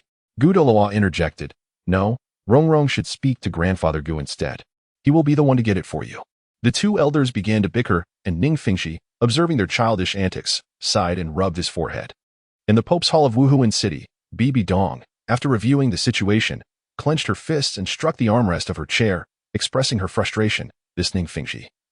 Attributing every misfortune to our Wuhuan Hall. Once the time is ripe, I shall eradicate your sect. Zhu Huaguan suggested, Your Holiness. Why not trouble the 7 Treasure Glazed Tile sect first? Our Wuhuan Hall cannot be bullied by just anyone. However, Bibi Dong dismissed his proposal, stating, No, Elder Zhu. It is inconvenient for us to act, and we lack concrete evidence that this matter is indeed the doing of Ning Fingxi. For the sake of the soul-hunting plan, we must exercise patience. Chapter 78, The Poisoned Ning Rongrong. While Bibi Dong in Wuhuan City remained patient for the sake of her plans, Qianrenxue, undercover in the Tiando Palace, could no longer contain her anger. My esteemed teacher certainly knows how to find scapegoats. Although she was furious, her tone remained remarkably calm. I have already relayed the origin of this incident to Wuhuan Hall, yet His Holiness has taken no action, remarked Ximiao de Law. Hearing this, Qianrenxue was infuriated.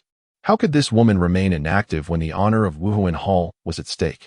If she will not act, then I shall take matters into my own hands. What are your plans, young master? Asked Ci Tun Douluo. I have my methods, Uncle Ci. By the way, the Miss Qianrenxue you were concerned about has returned to Tiando City, accompanied by that pink-haired young lady who runs a milk tea shop, Jiang Imo Douluo informed. Qianrenxue was taken aback. Really? When did Miss Qianrenxue return? Her feelings toward Qianrenxue Li were quite complex, as they both shared the status of divine exam candidates. And her parents were formidable figures. Most importantly, Qianrenxue Li was strikingly beautiful. Miss Qianrenxue returned to Tiando City about a month ago. However, she hasn't been seen much. She seems to be planning to open a shop. Perhaps it would be wise for you, young master, to present a gift when the store opens. Qianrenxue replied nonchalantly. Indeed, it would be prudent to cultivate a favorable relationship with someone supported by 2 extraordinary powerhouses. But what is she to you? Is she not merely an ordinary soul master? Qianrenxue could not divulge other secrets and was uncertain if Qianrenxue Li was truly a divine exam candidate. Nevertheless, she undeniably sensed a familiar power emanating from her.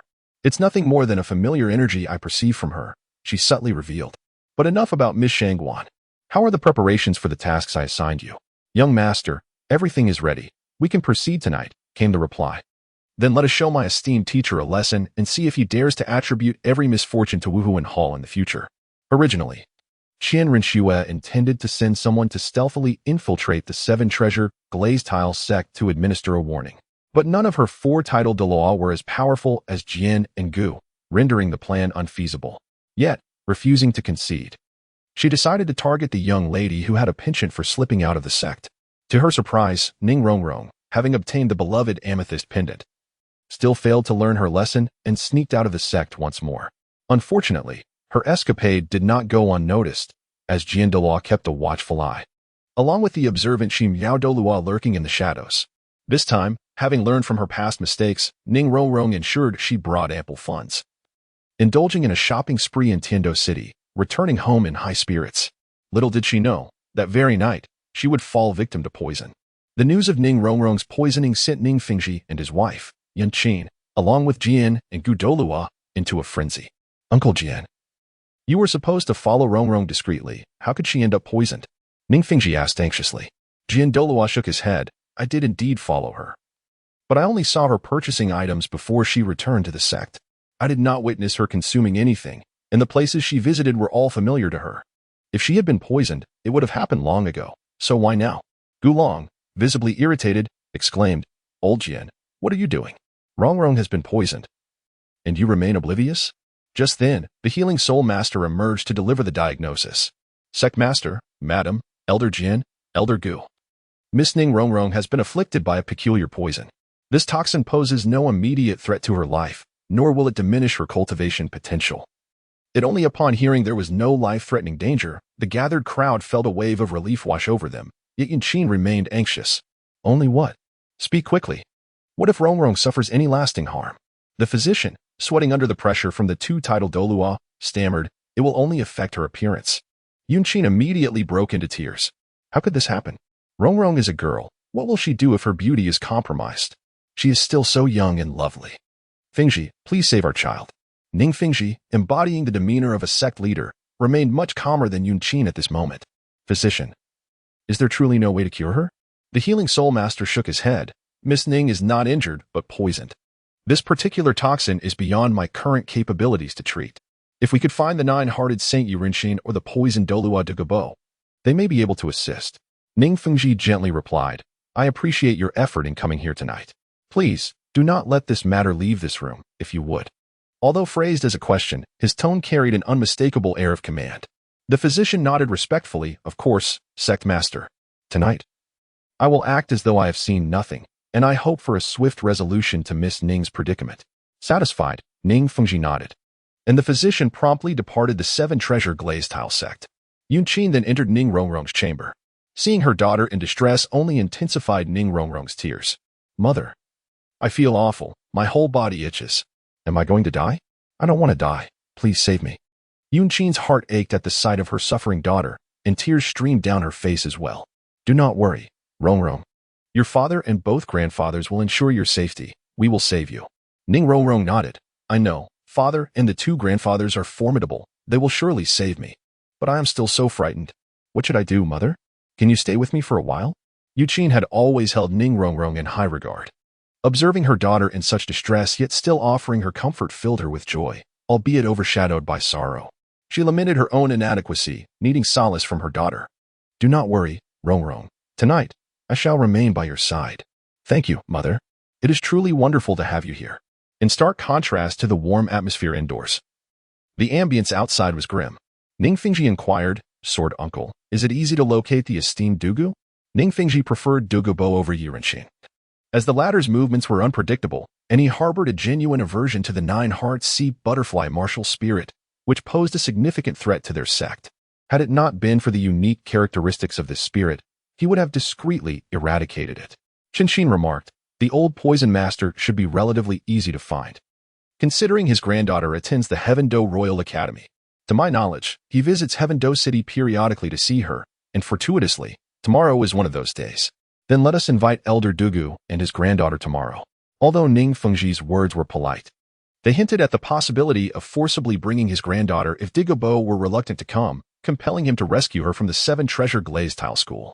Chapter 79. The threatened Dugu Qianrenxue sat by the window, gazing at the starry sky, which invariably reminded her of Shangwan Li's captivating eyes. If one were to inquire what made Shangwan Li so alluring, it would undoubtedly be her mother's enchanting gaze that she had inherited.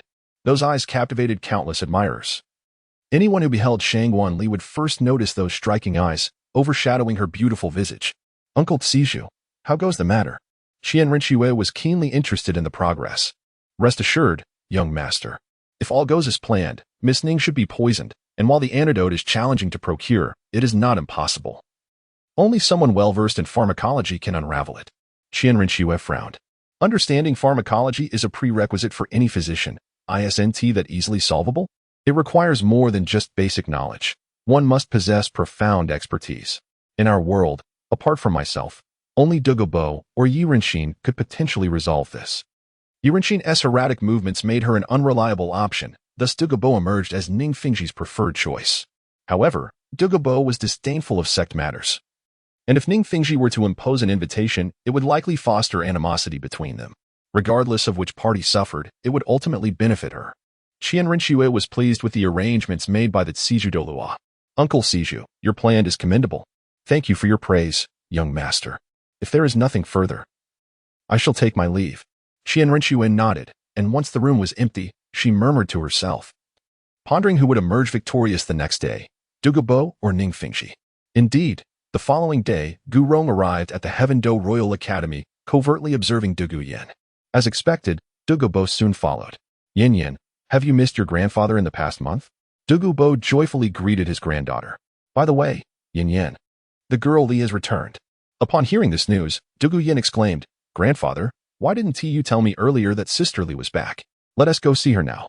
Upon learning of Shangwan Li's return, Dugu Yin could no longer contain herself and excitedly pulled Dugu outside.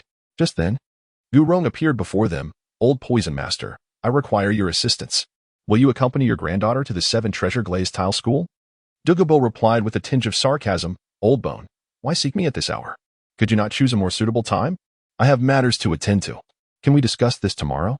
That is not an option. You must come with me now. Gu Rong's tone was quite demanding as he glanced at Dugu Yin.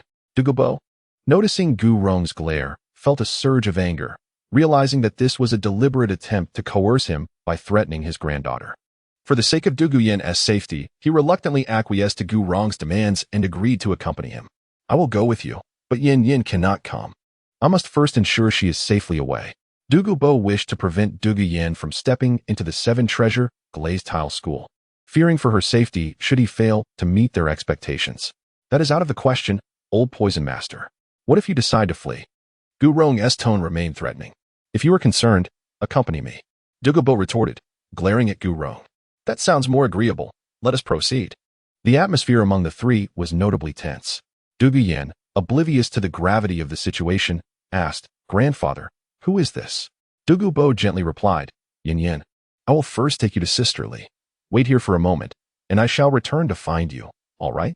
Okay, Grandfather. Please come back quickly. Dugu Yin responded obediently. Dugu guided her to a hot pot restaurant under renovation. This place is impressive. Is Sisterly opening it? Dugu affirmed, indeed. She mentioned she was bored and decided to open a restaurant with her parents and friends. Tonight, she intends to prepare a trial dish. Why not join us to taste it?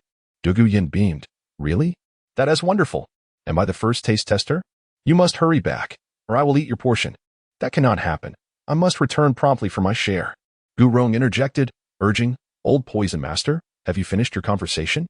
We must leave. Dugu patted Dugu Yin's shoulder, saying, all right, Grandfather must go now. You will see Sisterly as soon as you enter. Dugu Yin waved enthusiastically, calling out, Grandfather, be sure to come back quickly.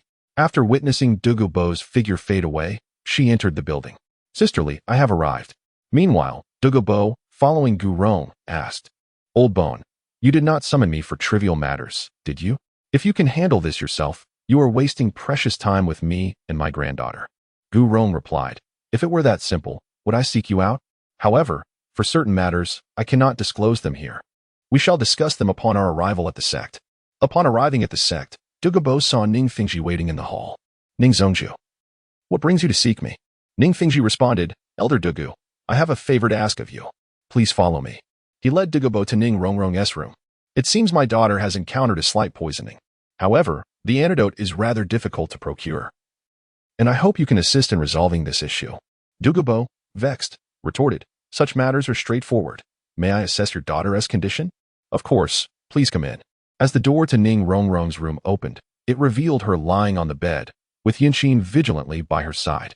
Elder Dugu, I implore you, save Rongrong. Rest assured. Madam, since I have already promised Ning Zongju, I shall exert my utmost efforts to heal your daughter.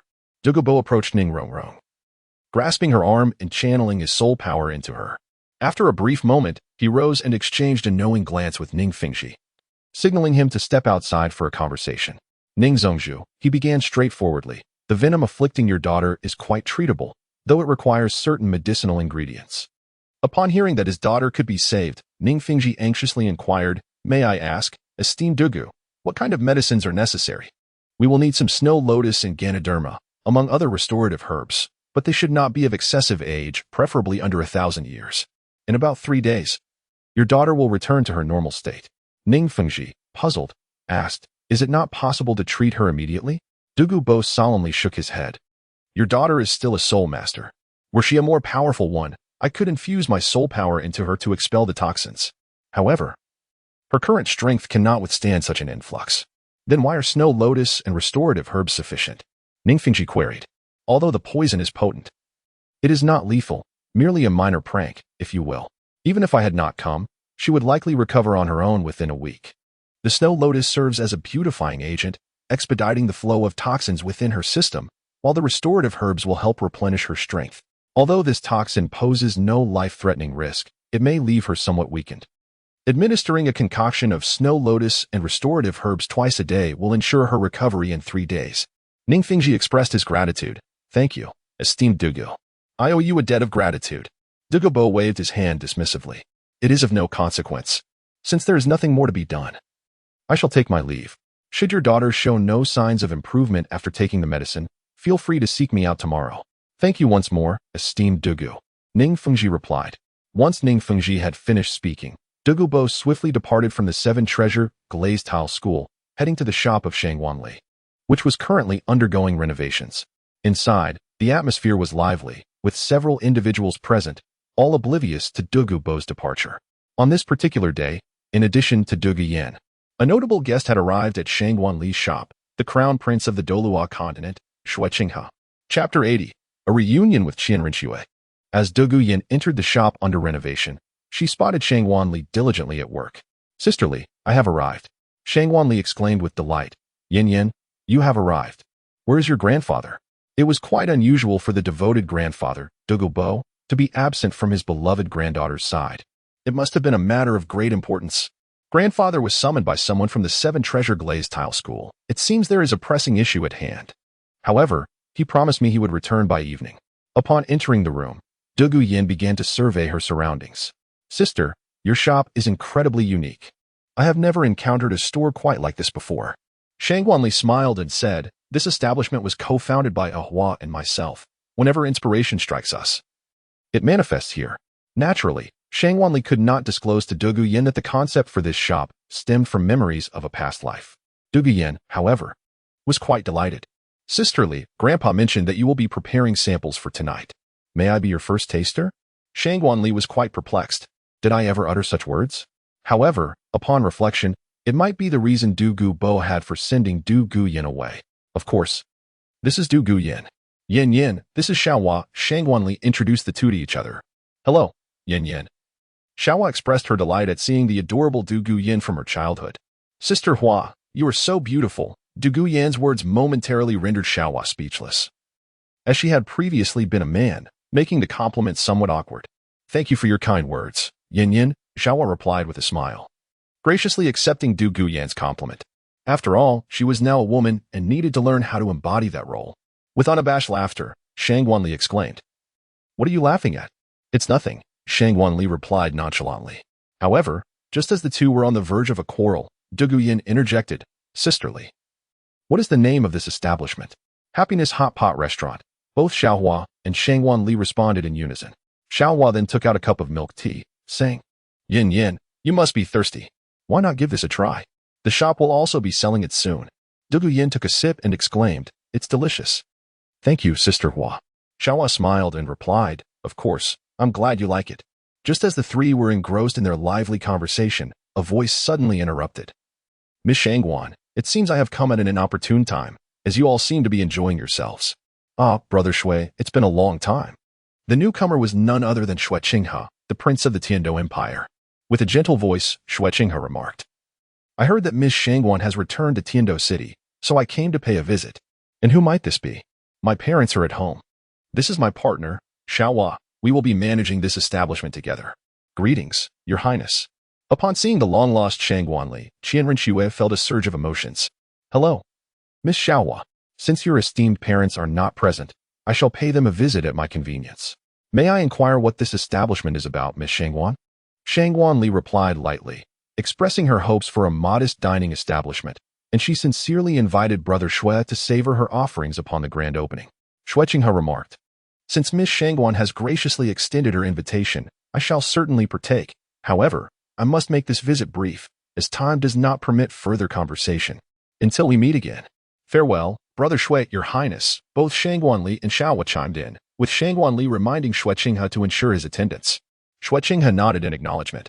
Once Shui Qinghe had departed entirely, Xiaohua disregarded the solitude of the lone goose within the shop and hastened to Shang Wanli, exclaiming, You have actually interacted with Qianrenxue.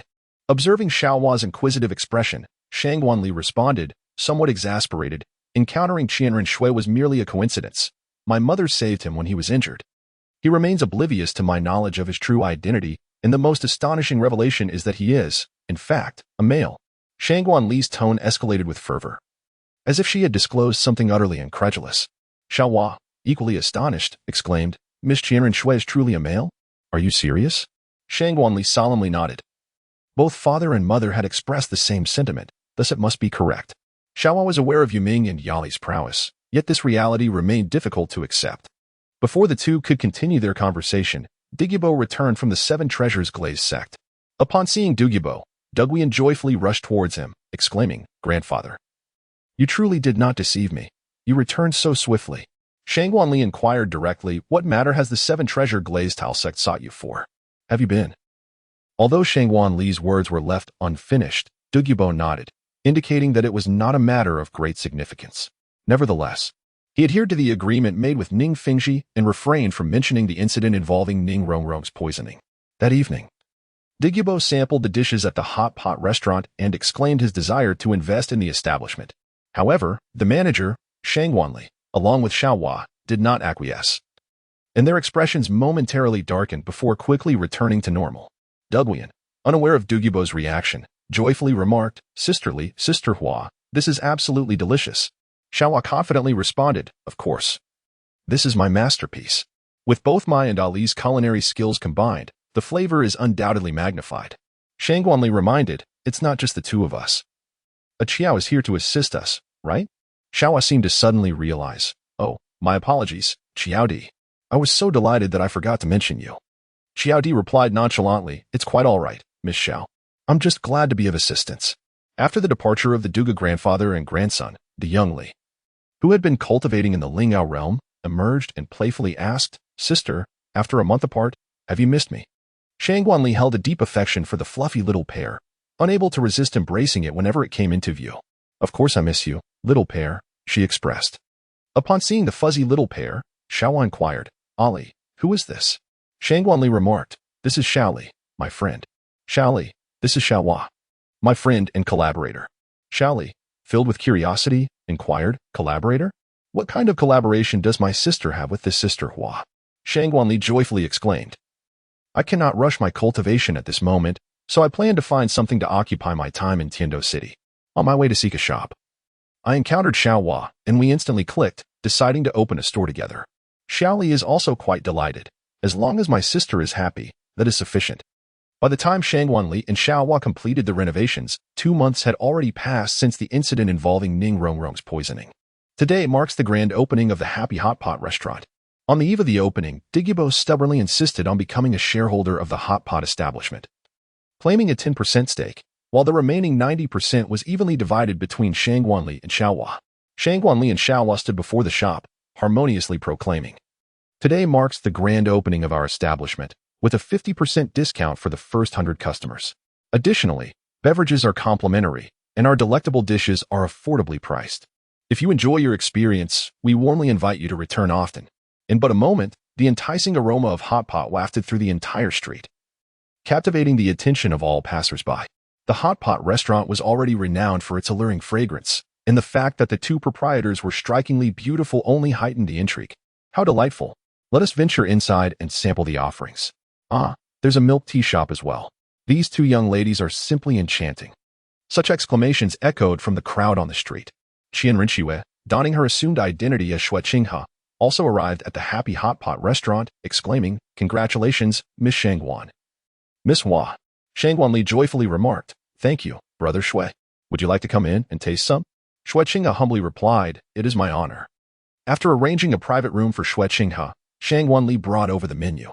"Brother Shui, which dish do you prefer?" Gazing at the exquisite array of options, Shui Qinghe turned to Shang Wanli and said, "I'm not very knowledgeable about these. Perhaps Miss Shangwan could offer me some recommendations." Shang Wanli suggested, "Why not opt for a single-person set meal? This package offers a comprehensive selection of dishes, and the portions are perfectly suited for one. Since it is your first visit, you can indulge in a variety of flavors, and if there are any that do not appeal to you, you can simply avoid them on your next visit."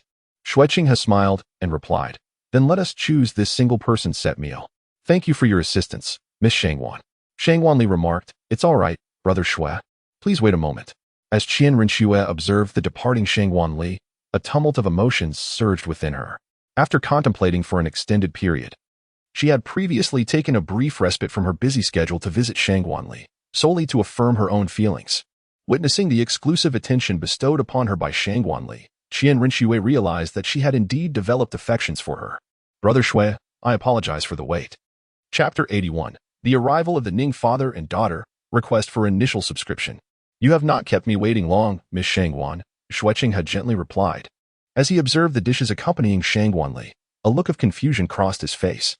Miss Qianrenxue, these dishes are all raw. How shall we consume them? With a smile, Qianrenxue remarked, Brother Shui, our menu here has some introductions. You must not have examined it closely. Noting the slight flush on Shueqing's face, Qianrenxue refrained from further jesting. Since you haven't looked at it, allow me to provide a brief introduction. All these dishes can simply be cooked in this pot until ready to eat. For a more exquisite flavor that can be complemented with our special sauces, I have prepared a sauce for you, Brother Shui, tailored to my taste, as I am unaware of your preferences. Should it not suit your palate? There is a dedicated condiment area in this room where you can select your own. After speaking, Qianrenxue gestured towards a corner of the private room, where a small cabinet was situated, adorned with several small bowls. Shueqing, still gentle and composed, replied, Miss Qianrenxue, you have truly gone to great lengths. Qianrenxue remarked. Brother Shui, you are being too courteous. Please, indulge in the dishes first. Shueqing had gazed at the intriguing apparatus before him, resembling a modern microwave. Miss Qianrenxue, is this device powered by spiritual energy? If so, what happens to those without such energy? Qianrenxue reassured. Brother Shui, rest assured, this indeed utilizes soul power. Yet it can also store soul power in advance. Storing soul power? Shueqing, or rather Qianrenxue, was taken aback. Such a technique was unprecedented across the Douluo Continent. How could Qianrenxue possess such advanced knowledge? Initially, Qianrenxue contemplated using a conventional pot for the hot pot restaurant, intending to create a soul tool as a heating apparatus. However, Xiaohua dismissed Qianrenxue's suggestion, sharing the same concern as Shueqing, if the device operated on soul power. How could ordinary citizens lacking soul power utilize it for dining? At that moment, Yunming's appearance alleviated this dilemma. Ali, Xiaohua, why not create a unique soul tool? He proposed. This soul tool could not only provide heat but also store soul power. Store soul power? Xiaohua and Qianrenxue echoed in unison. Yunming nodded affirmatively, indeed. Storing soul power. Once a certain amount is accumulated, the heating device can be activated simply by pressing a switch. Qianrenxue remarked, Father, your considerations are truly meticulous. Xiaohua retorted with irritation, why do you only praise Uncle Yun? This proposal was clearly my original idea.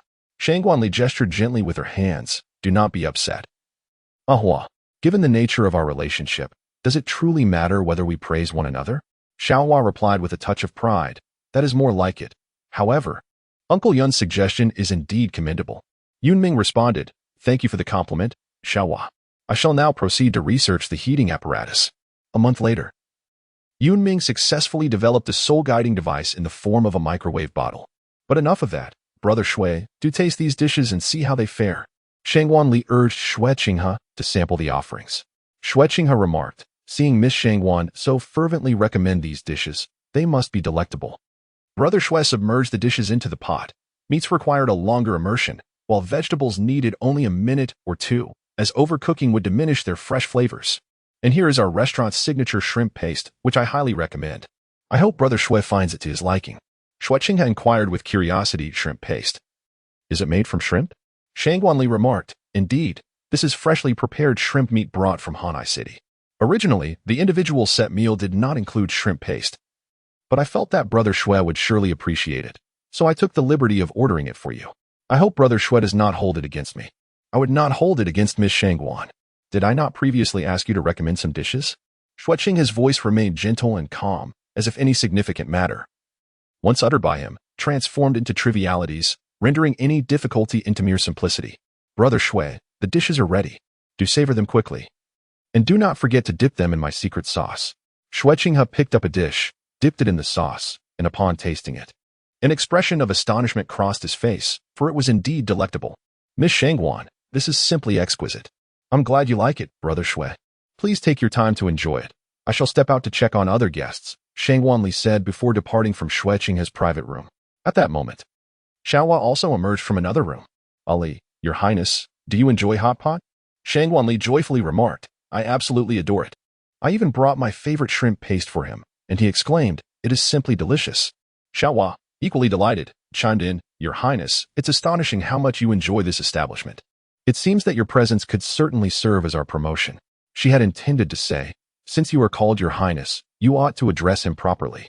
But realizing he was not Shui Qinghe, she felt unable to address him as such. "You may do as you wish, but it is essential to maintain proper address before him." "I understand," she replied. "How are your guests in that room? Do they enjoy hot pot?" "They are immensely popular. Just look at the first floor," Xiaohua responded, pulling Shang Wanli to the corridor where they could see every table on the ground floor from the second floor. "I didn't expect it to be so well received. It seems that becoming a billionaire is just around the corner," Xiaohua exclaimed. "Could it be that we will eventually replace the 7 Treasure Glazed Tile School as the wealthiest establishment in Douluo Continent?" Shang Wanli candidly remarked, "Are you dreaming? The 7 Treasures Glazed sect possesses an incredibly profound heritage. How long must we toil to even approach their wealth?" Xiaohua, though disheartened, resolutely replied, "Indeed. My aspirations were overly optimistic, yet I shall not relinquish my efforts." Shang Wanli remarked, "Then let us wish for our dreams to come true, not just yours." Xiaohua nodded in agreement, acknowledging that the realization of our dreams is a matter for the future. "For now, we must focus on the tasks at hand." Shang Wanli remarked, "It is essential." Since its opening, the Happiness Hot Pot restaurant has flourished remarkably, attributed to 4 key factors. Firstly, the presence of 2 enchanting female managers who have undoubtedly drawn countless patrons to the establishment. Secondly, the diverse array of offerings. Not only does the restaurant serve hot pot, but it also includes milk tea and other beverages, along with stone pot rice for those who may not wish to indulge in hot pot. Additionally, there exists an unprecedented takeaway feature, allowing customers to enjoy their meals at home. Thirdly, the esteemed Crown Prince graced the restaurant on its inaugural day and subsequently recommended it to numerous nobles. Lastly, and perhaps most significantly, is the unforgettable flavor that leaves a lasting impression on all who taste it, prompting them to recommend it to their acquaintances, resulting in an ever-increasing number of return visitors. Thus, the Happiness Hot Pot restaurant has achieved a splendid opening. However, on this day, an extraordinary individual arrived at the establishment. This person, with an elegant visage, exuded a gentle demeanor. Clad in a pristine long robe and appearing to be in his 40s, his flowing black hair cascaded down his back. Even while standing still, he radiated a soothing aura, accompanied by a briskly styled young girl. They were none other than Ning Fengxi, the master of the 7 Treasures Glazed Tile School, and his daughter, Ning Rongrong.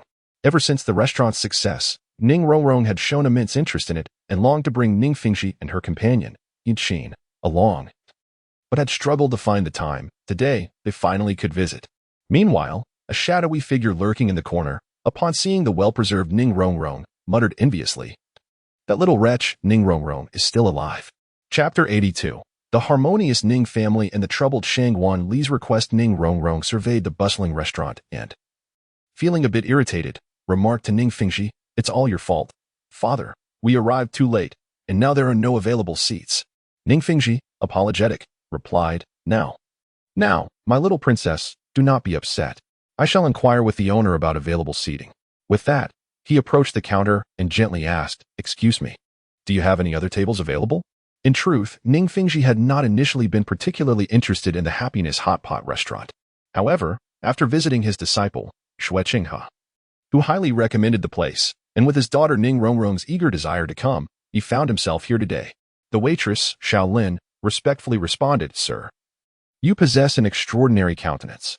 We have rooms available on the 2nd and 3rd floors, although the 3rd floor is currently off limits." Intrigued, Ning Fengxi inquired, "What distinguishes the rooms on the 2nd and 3rd floors? What must one do to access the 3rd floor?" Xiao Lin explained, "The 2nd floor rooms are accessible to anyone with sufficient funds. However, to enter the 3rd floor rooms, one must dine here a certain number of times, with each visit amounting to no less than 500 soul coins, and complete a questionnaire that will be reviewed by the owner. If approved, you may then enter the heavenly room on the 3rd floor." "Very well, let us have a room on the 2nd floor, then." "Thank you," Ning Fengxi replied. "Certainly. The 3rd room on the left on the 2nd floor is yours. You may proceed upstairs," Xiao Lin informed him. Ning Fengxi nodded to Xiao Lin, guiding Ning Rongrong as they ascended to the 2nd floor.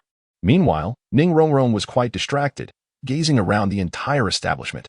"Father, the decor of this hot pot restaurant is so innovative. Shouldn't our sect have a room like this as well?" "Rongrong, that may not be feasible. This design is unique to this establishment, and it is unlikely they would part with the blueprints," Ning Fengxi replied, prompting a frown from Ning Rongrong. "Father, do you no longer love me?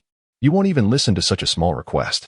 Observing his daughter's displeasure, Ning Fengji tenderly reassured her, "Very well. I shall discuss it with the owner." Shortly after, the father and daughter entered the private room, accompanied by a waitress. "Greetings, sir and miss. I am a server here. And this is our menu." The waitress presented the menu along with 2 small cards, explaining, "These cards, gifted by the manager, detail the secret seasoning and instructions for using the hot pot heating device. Please read them carefully." As Ning Fengji examined the contents of the card, his expression grew serious. Unlike the cheerful Ning Rongrong, he, being the sect master, possessed keener insight and was more concerned with the development of his sect. Quickly recognizing the advanced technology of this hot pot restaurant, feigning casual curiosity, he asked, "Is this heating device the manager's invention?" The waitress nodded and then shook her head. "I apologize, sir. I do not know." Ning Fengji replied gently, "That is quite all right, miss. May I inquire if the manager is present today? I wish to meet him." The waitress respectfully responded, "I am sorry, sir, but the manager is not here today. If you wish to meet him, I can convey your request." "May I have your name, sir?" Ning Fengji replied nonchalantly, "I am Ning Fengji, the master of the 7 Treasures Glazed Tile School." "Ah, Master Ning. I sincerely apologize for the oversight." The waitress's demeanor shifted to one of heightened respect. Ning Fengji was pleased by this change but maintained a composed demeanor, saying, "There is no need for such formality, miss. While I am the master, I am also merely a regular customer." The waitress then inquired, "Have you chosen your dishes?" Looking at the splendid menu, Ning Rongrong boldly declared, "Please serve us one of everything recommended by the manager." "Certainly, miss. Please hold on a moment," the waitress replied. In a mere quarter of an hour, the dishes were served, and the waitress reminded them, "Please use the heating device safely. If you require assistance, simply open the door, and I will be just outside." "Thank you for the reminder, dear sister," Ning Rongrong sweetly said. "Father, let us dig in. I can hardly wait." "Rongrong, do not rush," he replied, and the waitress exited the private room. At that moment, Shangguanli received word from the Happiness Hot Pot restaurant about Ning Fengji's arrival. "He has come. I wonder what brings him here?" Informed the manager, Master Ning has come merely to dine with his daughter. However, upon seeing the heating device, his expression changed. "He wishes to meet you." Shangguanli's countenance was far from pleasant, for she had yet to determine the appropriate expression to present to Ning Fengji. Initially, she had believed that they would never meet again, yet the encounter materialized so unexpectedly.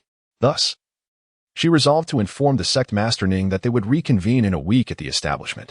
Although she had no desire to meet, evasion was not an option. A compromise of such a moderate duration was the only feasible solution. "Very well, manager, once sect master Ning emerges, I shall convey the message to him." Upon hearing the server's response, Shangguanli seemed to deflate. Despite her formidable prowess on the Douluo Continent, her disposition remained somewhat immature. At that moment, Yali appeared. Her expression laced with concern as she inquired, "Ali, what troubles you? You look rather displeased." Ever since the opening of the Happy Hot Pot restaurant a month ago, Shangguanli had been filled with joy, scarcely finding time for melancholy, as she was preoccupied with the affairs of the establishment, thriving in her bustling endeavors. Shangguanli remarked, "Mother, today Ning Fengji brought Ning Rongrong to the shop and expressed a desire to meet with me."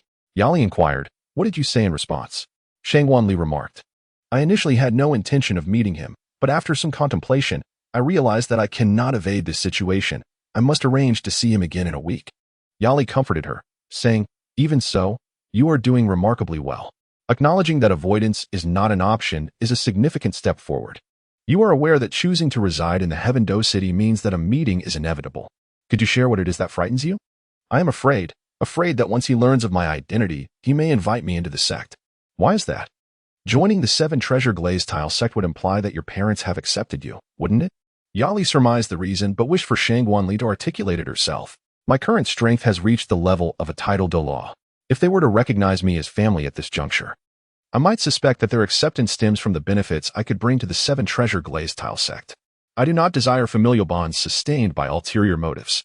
Moreover, if I were to truly join the 7 Treasure Glazed Tile sect, would you not also have to join? If you were to join, you would find yourselves bound by it, and I do not wish for you to be constrained because of my choices." Yali replied, "Ali, you truly are a thoughtful child. However, do not concern yourself with us. If you genuinely wish to reconnect with your biological parents, then you should proceed." Shangguanli shook her head, expressing her reluctance to acknowledge them, for they had long abandoned her. She felt no desire to rekindle any ties. Her biological parents may have once pondered her existence, yet she harbored no intention of reuniting with them. "Mom, do you think I am exceedingly selfish?" she inquired. Yali replied calmly, "It is of no consequence, Ali. Simply be yourself. If you truly wish to avoid meeting Mingfengji, perhaps it would be better for Xiaohua or Brother Yiming to intervene instead." Shangguanli remarked, "No, I still wish to meet my biological father." Yali responded, "Ali, whatever decision you make, our family will wholeheartedly support you. Keep going." Shangguanli smiled and expressed her gratitude, saying, "Thank you, mother, for always comforting me." Meanwhile, Xiaowu became aware of a disturbing truth that filled her with trepidation, reigniting her desire to flee the academy. Chapter 83. Tang San learns of his heritage and seeks initial subscription. This tale begins on the day when Tang San, believing he was to meet Shangguanli, found himself disappointed by her absence. Despite the blacksmith's attempts to console him, Tang San felt no solace. Instead, resentment festered within him. Upon returning to his dormitory, Li Pei noticed Tang San's unusual demeanor and approached him, asking, "Third brother, what troubles you? You seem quite unhappy. Aren't you working at the blacksmith's today?" Tang San replied coolly, "Thank you, junior sister, but I'm fine." He wished to keep any mention of Shangguanli from Li Pei and Xiao Wu, as he had yet to win over Xiao Wu's affections. The thought of her discovering his interest in another would surely extinguish any hope of a relationship with her. Xiao Wu rushed over to comfort him, saying, "It's all right, we are here with you, so don't worry." Looking at the cheerful Xiao Wu lightened Tang San's mood considerably. "Indeed, I still have Xiao Wu by my side. That Shangguanli is utterly ungrateful, failing to meet me as promised. When I ascend to become a god king, she will undoubtedly revere me and beg to be by my side. However, it is unfortunate that Shangguanli's recent behavior has caused me to demote you from your position as my primary partner. Now, Xiao Wu holds that esteemed title." It cannot be denied that Tang San's mindset was gradually shifting towards a perspective reminiscent of Yu Xiaojiang, his mentor. Yet, it was understandable, given that he was trained by Yu Xiaojiang himself, and it would be unreasonable to expect otherwise. Nonetheless, Tang San's bitterness did not diminish with this new thought. Rather, he had learned to conceal his feelings more adeptly, although this concealment was not lost on the astute Yu Xiaojiang. As soon as Yu Xiaojiang laid eyes on Tang San, he sensed something was amiss. "Third San, what troubles you? You seem quite downcast." "Teacher, can you tell?" Tang San was taken aback, believing his disguise to be flawless. Yu Xiaojiang, with a proud expression, replied, "Of course, I am your teacher. If I cannot detect the distress of my disciple, how could I claim to be your mentor?" "Thank you, teacher," Tang San said, feeling touched and unable to suppress his worries. Yu Xiaojiang, understanding, reassured him, "Third San, do not be disheartened by such trivial matters. Given your training speed and innate talent, you will undoubtedly become one of the most formidable powerhouses on the Douluo Continent. What kind of woman could you not easily win over?" "Teacher, I am aware, but I fear that by the time I achieve strength, she may have forgotten me." "Even if she forgets, it matters not. If you grow stronger, you will become a better version of yourself. Should the improved you encounter her, she will surely be captivated by your prowess." Yet, Tang San remained insecure. "Teacher, do you truly believe I am worthy of her?" He recalled their first encounter when she was merely 16, already a spirit master. Such talent must surely belong to a prestigious lineage. While he considered himself an ordinary soul master, Yu Xiaojiang, witnessing Tang San's deepening despondency, reluctantly breached his promise to Tang Hao. "Do not lose heart, for you are a genius in your own right. In terms of background, you may not be inferior to that young lady." Tang San, perplexed, inquired, "Why? I am merely an ordinary villager. Do you know what your second martial spirit is?" Yu Xiaojing posed, avoiding a direct revelation of Tang San's lineage. "The second martial spirit? Isn't it a hammer?" Tang San queried, puzzled by the sudden question. Yu Xiaojing, suddenly serious, insisted, "First, answer my question, Third San." Tang San shook his head, unsure. "Teacher, could you enlighten me on what this martial spirit is?" With pride, Yu Xiaojing explained, "Are you familiar with the three great sects?" "I know of Haotian sect, Seven Treasure Glazed Tile sect, and the Blue Lightning Tyrant Dragon clan." Yu Xiaojiang nodded. "Indeed, these three sects are the mightiest on the Douluo Continent. Their martial spirits, Haotian Hammer, Seven Treasure Glazed Tile Pagoda, and Blue Lightning Tyrant Dragon, are the strongest in their respective categories: weapon, support, and beast martial spirits. Your second martial spirit, the Hammer, is none other than the Haotian Hammer, the strongest weapon martial spirit, indicating your origins lie with the Haotian sect. Thus, your background is not inferior to that young lady's." Then what about the title Douluo from the Haotian sect who was implicated in the destruction of the Spirit Hall's branch? Tang San's sharp mind began to question further. Yu Xiaojang thought, oh no. Third San, I must insist you keep this matter confidential. Stay calm and do not let anger cloud your judgment.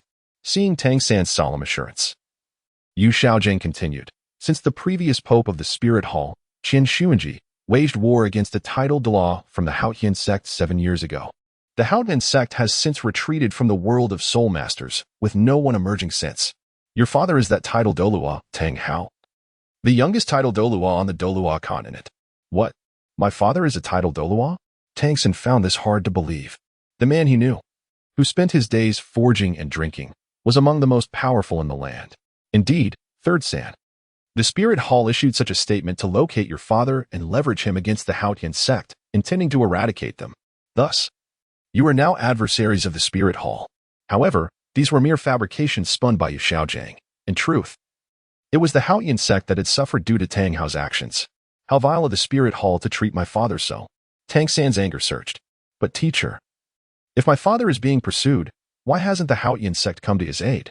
That is beyond my knowledge. However, it is indeed wrong for the Haotian sect to abandon him. In reality, Yu Xiaojang was unaware of the true circumstances but continued to weave tales to gain Tang San's admiration. Observing Tang San's silence, Yu Xiaojang reassured him, rest easy, Third San. Your father is nearby, watching over you. Do not worry excessively. He refrains from disclosing these matters to allow you a peaceful childhood. Understood, teacher. Tang San quietly departed Yu Xiaojang's chamber, unaware that just before he opened the door, Xiaowu stood waiting outside. Concerned by Tang San's lackluster demeanor, Xiaowu returned to the dormitory and inquired among their peers, who informed her of his visit to Yu Xiaojang. Knowing where Yu Xiaojang's room was, she intended to enter but overheard their conversation instead, opting to wait outside. Unbeknownst to her, the dormitory's soundproofing was inadequate, and she inadvertently caught snippets of their discussion. If the topic had been about soul masters and soul beasts, she would not have minded. However, today, they spoke of Tang San's heritage. This revelation piqued her curiosity. How could such a gifted individual be the son of an ordinary blacksmith? The truth was even more shocking. Tang San's father was a title Douluo, secretly safeguarding him. Fear gripped her, and she hurriedly returned to her dormitory without greeting either Tang San or Yu Xiaojang. Why do the Spirit Hall and the Haotian sect treat my father with such cruelty? Cursed Spirit Hall, cursed Haotian sect, when I ascend to become the God King, I shall avenge my father. Tang San silently vowed within himself. In the dormitory, Xiaowu was contemplating whether to leave this place. Chapter 84. The Rift Between San and Wu. Upon returning to her dormitory, Xiaowu was preoccupied with the thought of leaving Nodding City. After all, she was currently in the juvenile phase of a transformed soul beast. If discovered by a title Douluo, she would undoubtedly be captured and turned into a soul ring or soul bone. Yet, she was apprehensive. If Tang San's father was silently protecting him, he must have already discerned her true identity. This led Xiaowu to ponder. If Tang San's father truly recognized my identity, why hasn't he captured me sooner? Why allow me to live here, fearing that I might escape? This notion made her chuckle. After all, could a title Douluo truly fear a mere soul master escaping from his grasp? However, as her thoughts spiraled, a terrifying idea emerged. Could it be that Tang San's father wishes for him to absorb my soul ring and soul bone? And not merely absorb them, but rather hopes for me to be sacrificed? The energy of a soul ring obtained through sacrificial means is fundamentally different from that acquired through typical hunting. Only those soul masters who have experienced a soul beast sacrifice can truly comprehend that if a soul beast willingly becomes one as soul ring, the energy contained within is at least 3 times that of an ordinary soul ring. Regrettably, Xiaowu was overthinking. Tang Hao initially harbored intentions of capturing her. However, observing the close bond between Tang San and Xiaowu, as well as Tang San's affection for her, Tang Hao was reminded of his own love for Ain, and thus refrained from taking action against Xiaowu. Yet, it was understandable that Xiaowu was anxious. The world can be treacherous. An 100,000-year soul ring and soul bone are the aspirations of countless soul masters. Moreover, being merely a soul master of over 10 levels, she was easily vulnerable, amplifying her sense of caution. Upon Tang San's return, he noticed Xiaowu sitting at the edge of her bed and gently inquired, Xiaowu, what troubles you? Xiaowu, who had initially donned a serious expression, instantly brightened upon seeing him. It's nothing, San. I just noticed you seemed a bit down today, and I grew worried. Tang San felt delighted. Xiaowu was concerned for him, and even his tone reflected his joy. I'm fine, Xiao Wu. My teacher has already offered me some counsel, so there's no need for concern. That's wonderful to hear, Xiao Wu replied. By the way, have you seen Li Pei? I haven't seen her, Tang San replied casually. Is she not in the dormitory? Xiao Wu shook her head, indicating that Li Pei was absent. Why don't we go look for her together? After what happened before. I'm worried about her. Unable to refuse Xiao Wu's request, Tang San accompanied her outside to search for Li Pei. As they walked in search of Li Pei, Xiao Wu's mind was racing. Initially, she contemplated leaving Nodding City without a care, but upon further reflection, she realized that such a reckless departure would not evade Tang San's father's grasp. It would be wiser to remain by Tang San's side, feigning a good relationship, thus ensuring that his father would not come after his son's sister, though Xiao Wu was naive. Her cultivation of 100,000-year level granted her intellect on par with any ordinary adult. From that day forward, a slight rift began to form in the relationship between Xiao Wu and Tang San, unbeknownst to him, while she pretended to be oblivious. The pair quickly located Li Pei, and Xiao Wu rushed towards her. Li Pei, where have you been? Why didn't you let me know? Did I not tell you not to go out alone? Li Pei replied, It's all right, Xiao Wu. I saw that you both seemed a bit down today, so I thought I would find something nice for you to enjoy. I'm sorry for making you worry. Li Pei's words were still steeped in warmth. Xiao Wu cheerfully exclaimed, Li Pei, you are indeed my true friend. But please refrain from doing that. I worry too much when you go out alone. Your thoughtfulness is enough for me. Li Pei nodded weakly. San, are you feeling any better? Tang San responded lightly. I'm fine, but Xiao Wu is right. You shouldn't venture out alone next time. If you do, just let either Xiao Wu or me know, and we will accompany you. I understand, San, Xiao Wu. Thank you both. Li Pei beamed with gratitude. Xiao Wu joyfully linked arms with Li Pei as they made their way back to the academy. However, to ensure her own safety, she felt compelled to grow increasingly close to Tang San, albeit only on the surface while harboring a deep-seated disdain for him internally. Conversely, Tang San was oblivious to Xiao Wu's true feelings. After all, he had sensed her indifference towards him in the past few days. And now her growing closeness led him to mistakenly believe that she had developed feelings for him. Thus, whenever he gazed at Xiao Wu, he perceived his own affection reflected in her eyes, though she detested the way he looked at her. At this moment, Xiao Wu viewed Tang San as a potential threat to her soul ring and soul bone. Under his gaze, she could not help but feel that he desired what she possessed. Consequently, whenever Tang San looked at her in that way, a shiver would run down her spine. San, why do I feel like your gaze is a bit strange? Xiao Wu could not help but voice her concern. Tang San, feeling a bit guilty, replied, I'm not. Xiao Wu, it's probably just your imagination. Although he attempted to brush it off, his mind was preoccupied with the thought. I must not let Xiao Wu discover my true intentions. If she does, she will surely sever ties with me. Xiao Wu conceded, then it must be my imagination. By the way, San, Li Pei is about to obtain her first soul ring. We must assist her. Speaking of Li Pei's breakthrough, Xiao Wu felt elated. She regarded Li Pei as her closest confidant. Yet little did she know that Li Pei initially held a strong aversion towards her. Tang San, lacking much to contribute to the conversation, observed Xiao Wu's joy and replied nonchalantly, Of course, Xiao Wu. In a couple of days, we shall venture into the soul-hunting forest to find a soul beast for Li Pei. At that moment, Li Pei returned from Yu Xiaojiang's dormitory and, seeing the two engaged in conversation, asked, San, Xiao Wu, what are you discussing? Upon hearing Li Pei's voice, Xiao Wu rushed to her side. Li Pei, listen. I just told San that you were about to break through to become a soul master and hunt for your soul ring. San agreed to help you. The three of us will go to the soul-hunting forest together in a couple of days. Li Pei's eyes sparkled with delight. Really? San, Xiao Wu, are you both willing to help me? Tang San and Xiao Wu nodded. By the way, San, I just returned from my teacher's dormitory, and he mentioned that he would accompany us on this soul ring hunt. Tang San replied calmly, with our teacher joining us, we can rest assured. After all, his knowledge surpasses mine, and he will surely find a suitable soul beast for you. Tang San was genuinely pleased that Yu Xiaojiang would accompany them, as this meant he could spend time alone with Xiao Wu while the teacher educated Li Pei. Xiao Wu, however, felt apprehensive about Yu Xiaojiang's presence with him around.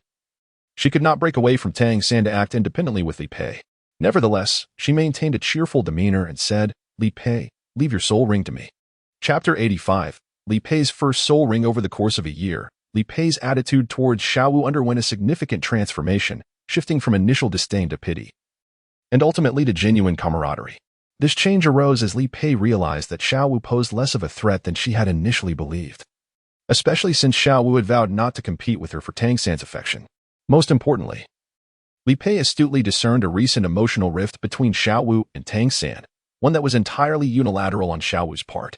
This revelation further solidified Li Pei's conviction that Xiao Wu harbored no romantic feelings for Tang San, and coupled with Xiao Wu's sincere kindness towards her, Li Pei gradually opened her heart, forging a friendship with Xiao Wu. Now, the four of them were en route to the soul-hunting forest. Xiao Wu, what kind of soul beast do you think I should hunt? Li Pei inquired.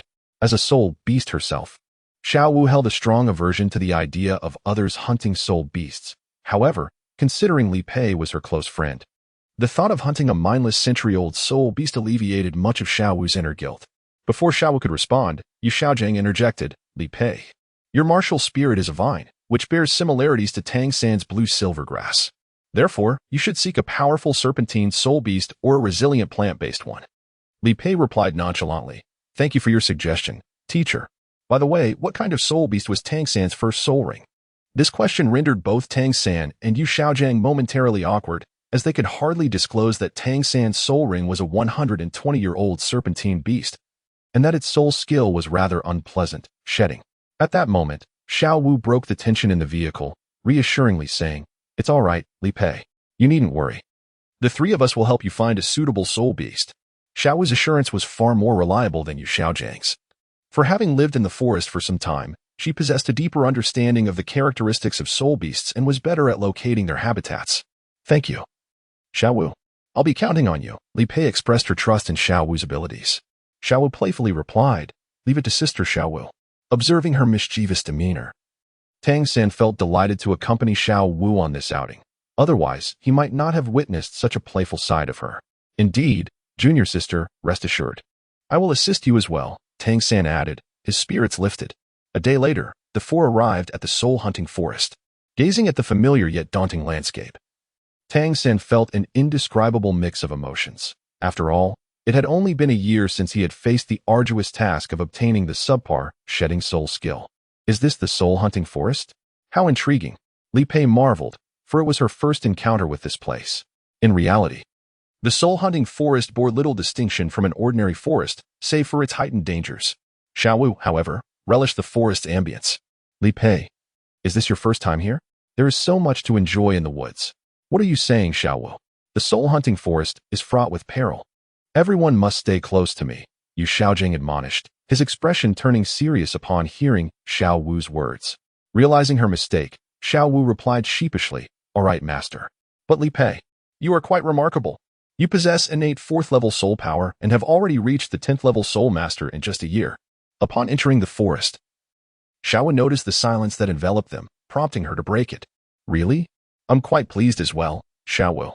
Perhaps this is the fruit of my diligent training. Li Pei replied happily. To match Tang San, Li Pei had dedicated nearly all her time outside of classes to training in her dormitory.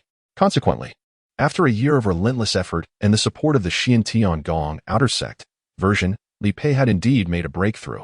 Xiao Wu respectfully remarked. Not at all, Li Pei. You are truly impressive. No need for modesty. Her words reminded Yu Xiaojing that he had reluctantly accepted Li Pei as his disciple. He had never intended to provide her with thorough guidance, yet now witnessing her rapid growth, he felt a sense of fortune.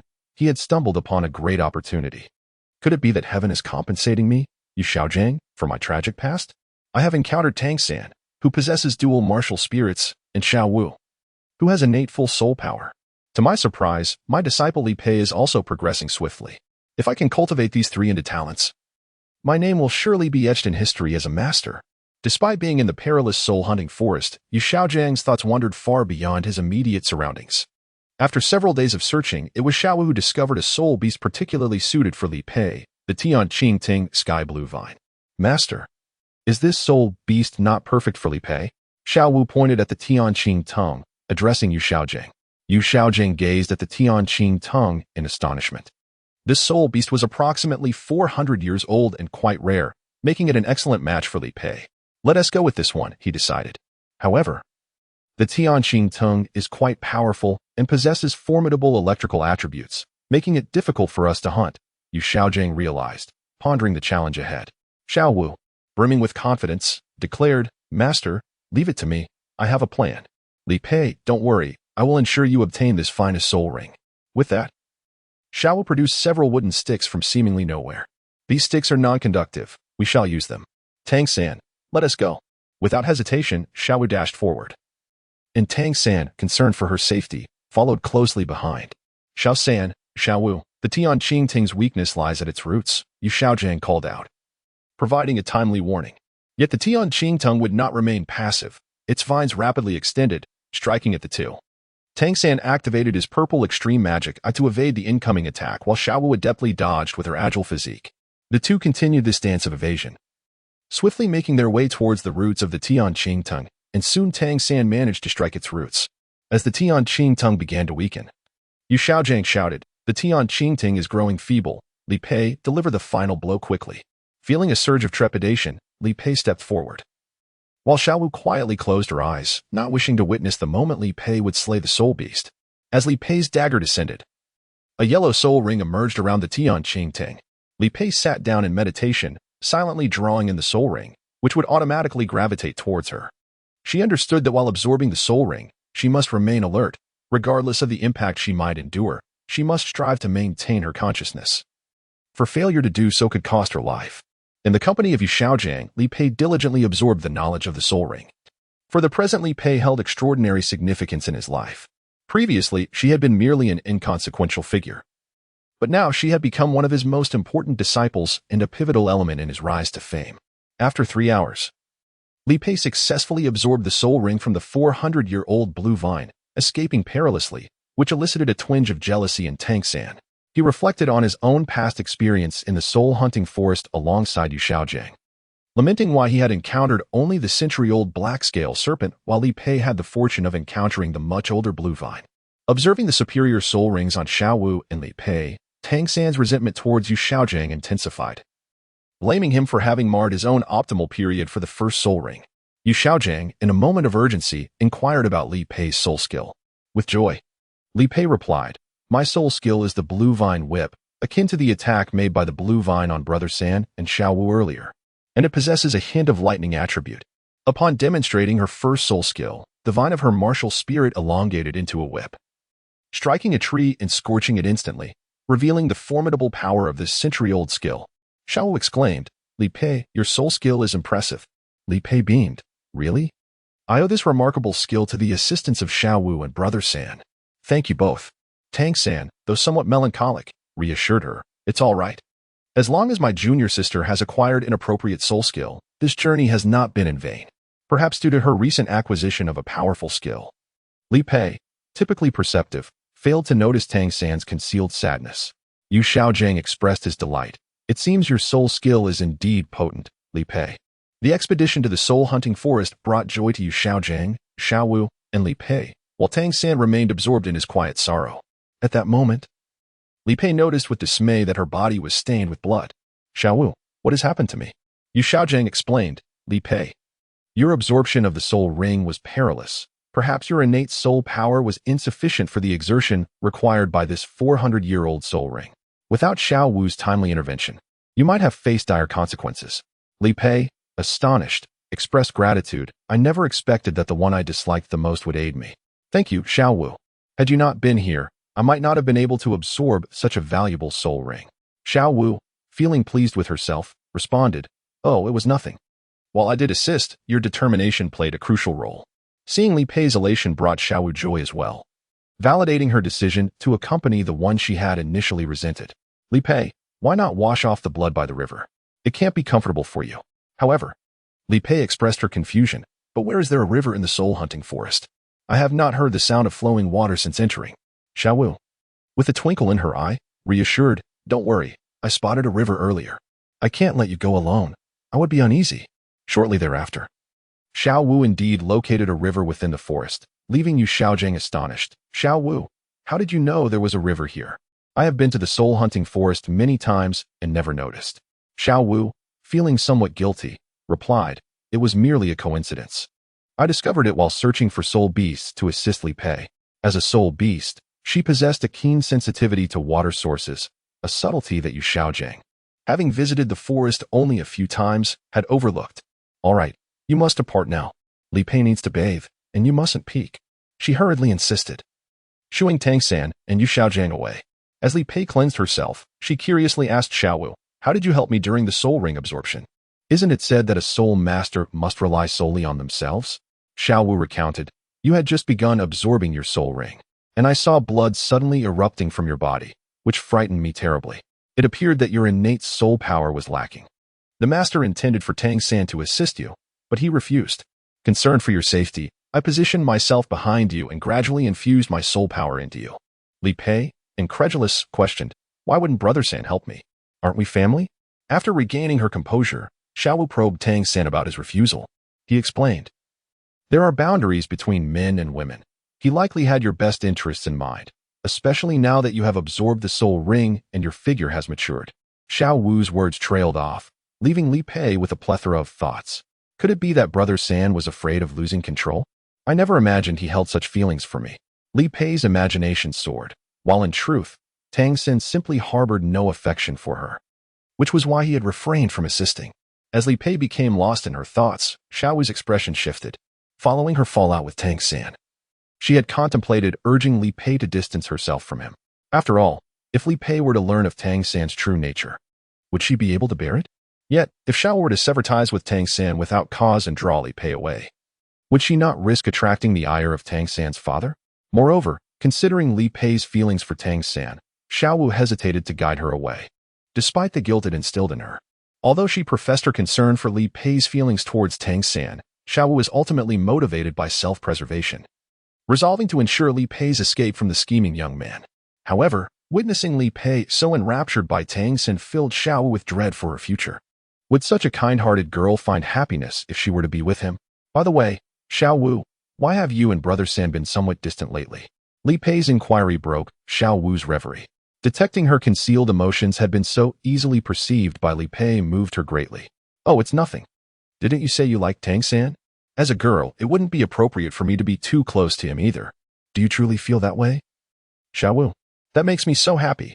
Li Pei's cheerful tone belied her continued wariness towards Xiaowu. "Indeed, you needn't worry, Li Pei. I assure you, I will never develop feelings for Tang San," Xiaowu declared, her usual playful demeanor replaced by an unusual seriousness, prompting Li Pei to take her words to heart. Li Pei smiled, "I understand, Xiaowu. We are good friends." As she scrutinized Xiaowu, she noticed a flicker of disdain in her eyes whenever Tang San's name was mentioned. In that moment, Li Pei felt a wave of relief wash over her, realizing that Xiaowu currently harbored no affection for Tang San. Chapter 87. Li Pei's Fantasies, Rival Ning Rongrong? Li Pei swiftly completed her wash and joyfully took Xiaowu's hand, heading towards Tang San and Yu Xiaojiang, who were not far away. Ever since Li Pei confirmed that Xiaowu harbored a strong aversion towards Tang San, she had begun to open up to Xiaowu, especially since Xiaowu had been particularly kind to her lately. Li Pei had already embraced Xiaowu as a true friend. On their way back, Xiaowu felt despondent due to being in the same space as Tang San. Li Pei, concerned, asked Xiaowu, "Why do you seem unhappy?" "I'm fine. Thank you for your concern, Li Pei," Xiaowu replied, feeling a sense of nostalgia for the forest, having lived there for so long. The abrupt departure left her somewhat melancholic. Li Pei smiled and said, "Cheer up, Xiaowu. Once we return to Notting City, I will buy you some carrot paste." Upon hearing carrot paste, Xiaowu's rabbit ears perked up. "Really, Li Pei? But do you have money?" As soon as money was mentioned, her ears drooped again. Li Pei, brimming with excitement, responded, "Haven't I just become a soul master? When I receive the subsidy from the spirit hall, I will have money." Xiaowu's spirits lifted. "Really? Li Pei, I will wait for your carrot paste." Seeing Xiaowu smile again made Tang San happy as well. Ever since he discovered his true identity, Xiaowu had been somewhat indifferent towards him, growing closer to Li Pei. However, since Li Pei could console Xiaowu's sorrow, Tang San forgave her for seemingly taking Xiaowu away from him. Upon reaching Notting City, Xiaowu eagerly pulled Li Pei out of the stifling carriage, exclaiming, "Li Pei, hurry. Let us go to the spirit shop to collect our soul master subsidies so we can buy carrot cakes." "Slow down, Xiaowu. San Gu and the master haven't finished their matters yet," Li Pei said, her voice a little shaky. Although she had become a soul master, she was still far from Xiaowu, a level 17 beast soul master, making it difficult for her to resist Xiaowu's pull. Desperate to escape being in the same space as Tang San, Xiaowu found an excuse to drag Li Pei out. While Li Pei remained oblivious to Xiaowu's true feelings and continued to think about Tang San. Oh dear. I was just too eager for you to complete your Soul Master certification. Moreover, there were some things we didn't finish discussing in the forest. And I didn't want Tang San and the Master to know, so I pulled you out, Li Pei explained. The mention of the forest instantly invigorated Xiao Wu. Li Pei, what else do you have to say? Xiao Wu glanced around nervously, ensuring no one was watching. Seeing that Tang San had not followed, she let out a sigh of relief and said seriously, Li Pei, you told me before that you really like Tang San, right? Like, very much. Li Pei nodded gravely. I know your feelings for Tang San won't change, but his feelings might. What if he encounters those beautiful ladies in the future and develops affections for them? After all, he doesn't currently have that kind of interest in you. I'm not belittling Tang San, nor am I saying you're not worthy. But the Douluo Continent is not lacking in beautiful women, especially those who are beautiful, come from good backgrounds, and possess great talents. Given Tang San's abilities, he will inevitably meet such girls. Xiao Wu's words made Li Pei think of Ning Rongrong, one of the future members of the Shrek 7 monsters. Ning Rongrong was talented, beautiful, and well-connected, later evolving Tang San's spirit into the Nine Treasures Glazed Pagoda. If, in a few years, Ning Rongrong sought to win Tang San's affections, Li Pei knew she would stand no chance against her. In the original story, Xiao Wu, who was equally exceptional, was able to be with Tang San because Ning Rongrong chose to give up. However, now Xiao Wu did not like Tang San, and Li Pei felt she could not compete with Ning Rongrong, which filled her with dread. What if Ning Rongrong really did take Tang San away? Li Pei felt a surge of anxiety. Xiao Wu, you must help me. At that moment, Xiao Wu was her only ally. Even if Li Pei wasn't particularly fond of her. Xiao Wu sighed and replied, Don't worry, Li Pei. I will definitely help you escape from the clutches of that cunning man, Tang San. Having you as my sister is truly wonderful, Li Pei said, feeling reassured by Xiao Wu as promise. After all, Xiao Wu was naive and would surely keep her word. However, the thought of Tang San's potential infidelity led Li Pei to recall the woman with blue-purple hair she had seen last time. The aura of that woman was captivating, and Li Pei could only imagine how it would affect a man like Tang San. Nevertheless, she reasoned that since the original story had not mentioned this blue-purple-haired woman, she was likely a minor character, so Li Pei continued to regard Ning Rongrong as her primary rival. Moreover, Li Pei not only saw Ning Rongrong as a rival, but also held a grudge against Zhu Zhuqing, citing her alluring figure as a reason. Zhu Zhuqing likely never anticipated being envied for such a reason. To further strengthen her bond with Xiao Wu, Li Pei bought her many delightful treats, prompting Xiao Wu to cheerfully exclaim, Li Pei, you are so kind to me. It's nothing, Xiao Wu. These are merely material possessions. You have helped me find a suitable soul beast and even saved my life during the absorption of the spirit ring. As the saying goes, a favor of life-saving cannot be repaid. I can only strive to make you happier now. Seeing Li Pei's genuine kindness deepened Xiao Wu's sense of guilt, leading her to silently vow to help Li Pei escape the clutches of that deceitful man, Tang San, and to assist her in finding her own happiness. Thus, the two returned to the dormitory, each harboring their own thoughts. Tang San, observing the close bond between Li Pei and Xiao Wu, approached them and asked, Xiao Wu, Junior sister, why did you leave so quickly? The master and I haven't had the chance to remind you of anything. By the way, junior sister, the master asked me to inquire about your current soul power level. Sangu, I am already at level 12, almost 13. Isn't that impressive? Yes, junior sister. That's very impressive. Although Tang San was waiting for Li Pei, his resentment towards Yu Xiaojiang deepened. If it weren't for Yu Xiaojiang ruining his first soul ring, he would also have reached level 12 or 13 by now, rather than remaining at level 1. Xiao Wu, equally excited, chimed in, Yes, that's very impressive. We also bought a lot of delicious food. Oh, Sangu, this is for you. Li Pei took something from Xiao Wu's pile of treats. Tang San forced a smile and said, Thank you, junior sister. The master wants you to visit his dormitory tomorrow. I understand, Sangu. Thank you for letting me know. Li Pei replied nonchalantly. Li Pei had emerged from her initial fantasies about Tang San, but she hadn't completely moved on. She realized that Tang San had little interest in her now, and she could only proceed slowly to win him over while eliminating potential rivals. That was the only way she could hope to be with him. Chapter 88. Finally meeting. Father and daughter as Li Pei in Notting City pondered how to eliminate her rivals. Shangguanli in Tiando City was also undergoing inner turmoil. A week had passed, and today was the day Shangguanli was to meet Ning Fengxi. Xiaohua looked at her with concern and said, Ali, Why don't I go meet Ning Fengxi instead? You seem so uneasy about seeing him. Jody also advised, Indeed, my lady. There is no necessity for you to meet him. I can go in your stead. Understanding the predicament of Shangguan Li, Jody was reluctant to let her go. Shangguan Li's voice trembled slightly. It's all right, Awa and Aqiao. I cannot continue to evade this. One day, I must confront it. Xiaohua remained apprehensive. No, Ali. I cannot allow you to go alone. I will accompany you. After all, I am the manager of the Happiness Hot Pot restaurant. Indeed, miss, let Hua accompany you. I too am uneasy about you going alone, responded Xiao Di. Understanding Shangguan Li's background, he was aware of her unease, yet this did not diminish his concern for her. Observing the resolute expressions of the two, Shangguan Li ultimately relented. Very well, then you both may accompany me. Hearing Shangguan Li's concession, Xiaohua felt a sense of relief. Ali, that Ning Fengxi must have his eyes set on the heating apparatus of this hot pot restaurant. This is a business I can manage, so I must join you for the negotiations. Shangguan Li initially intended to express that she could also attend, but upon seeing Xiaohua's resolute expression, her words transformed into a request for Xiaohua's assistance. Aqiao, you may also accompany us, after all.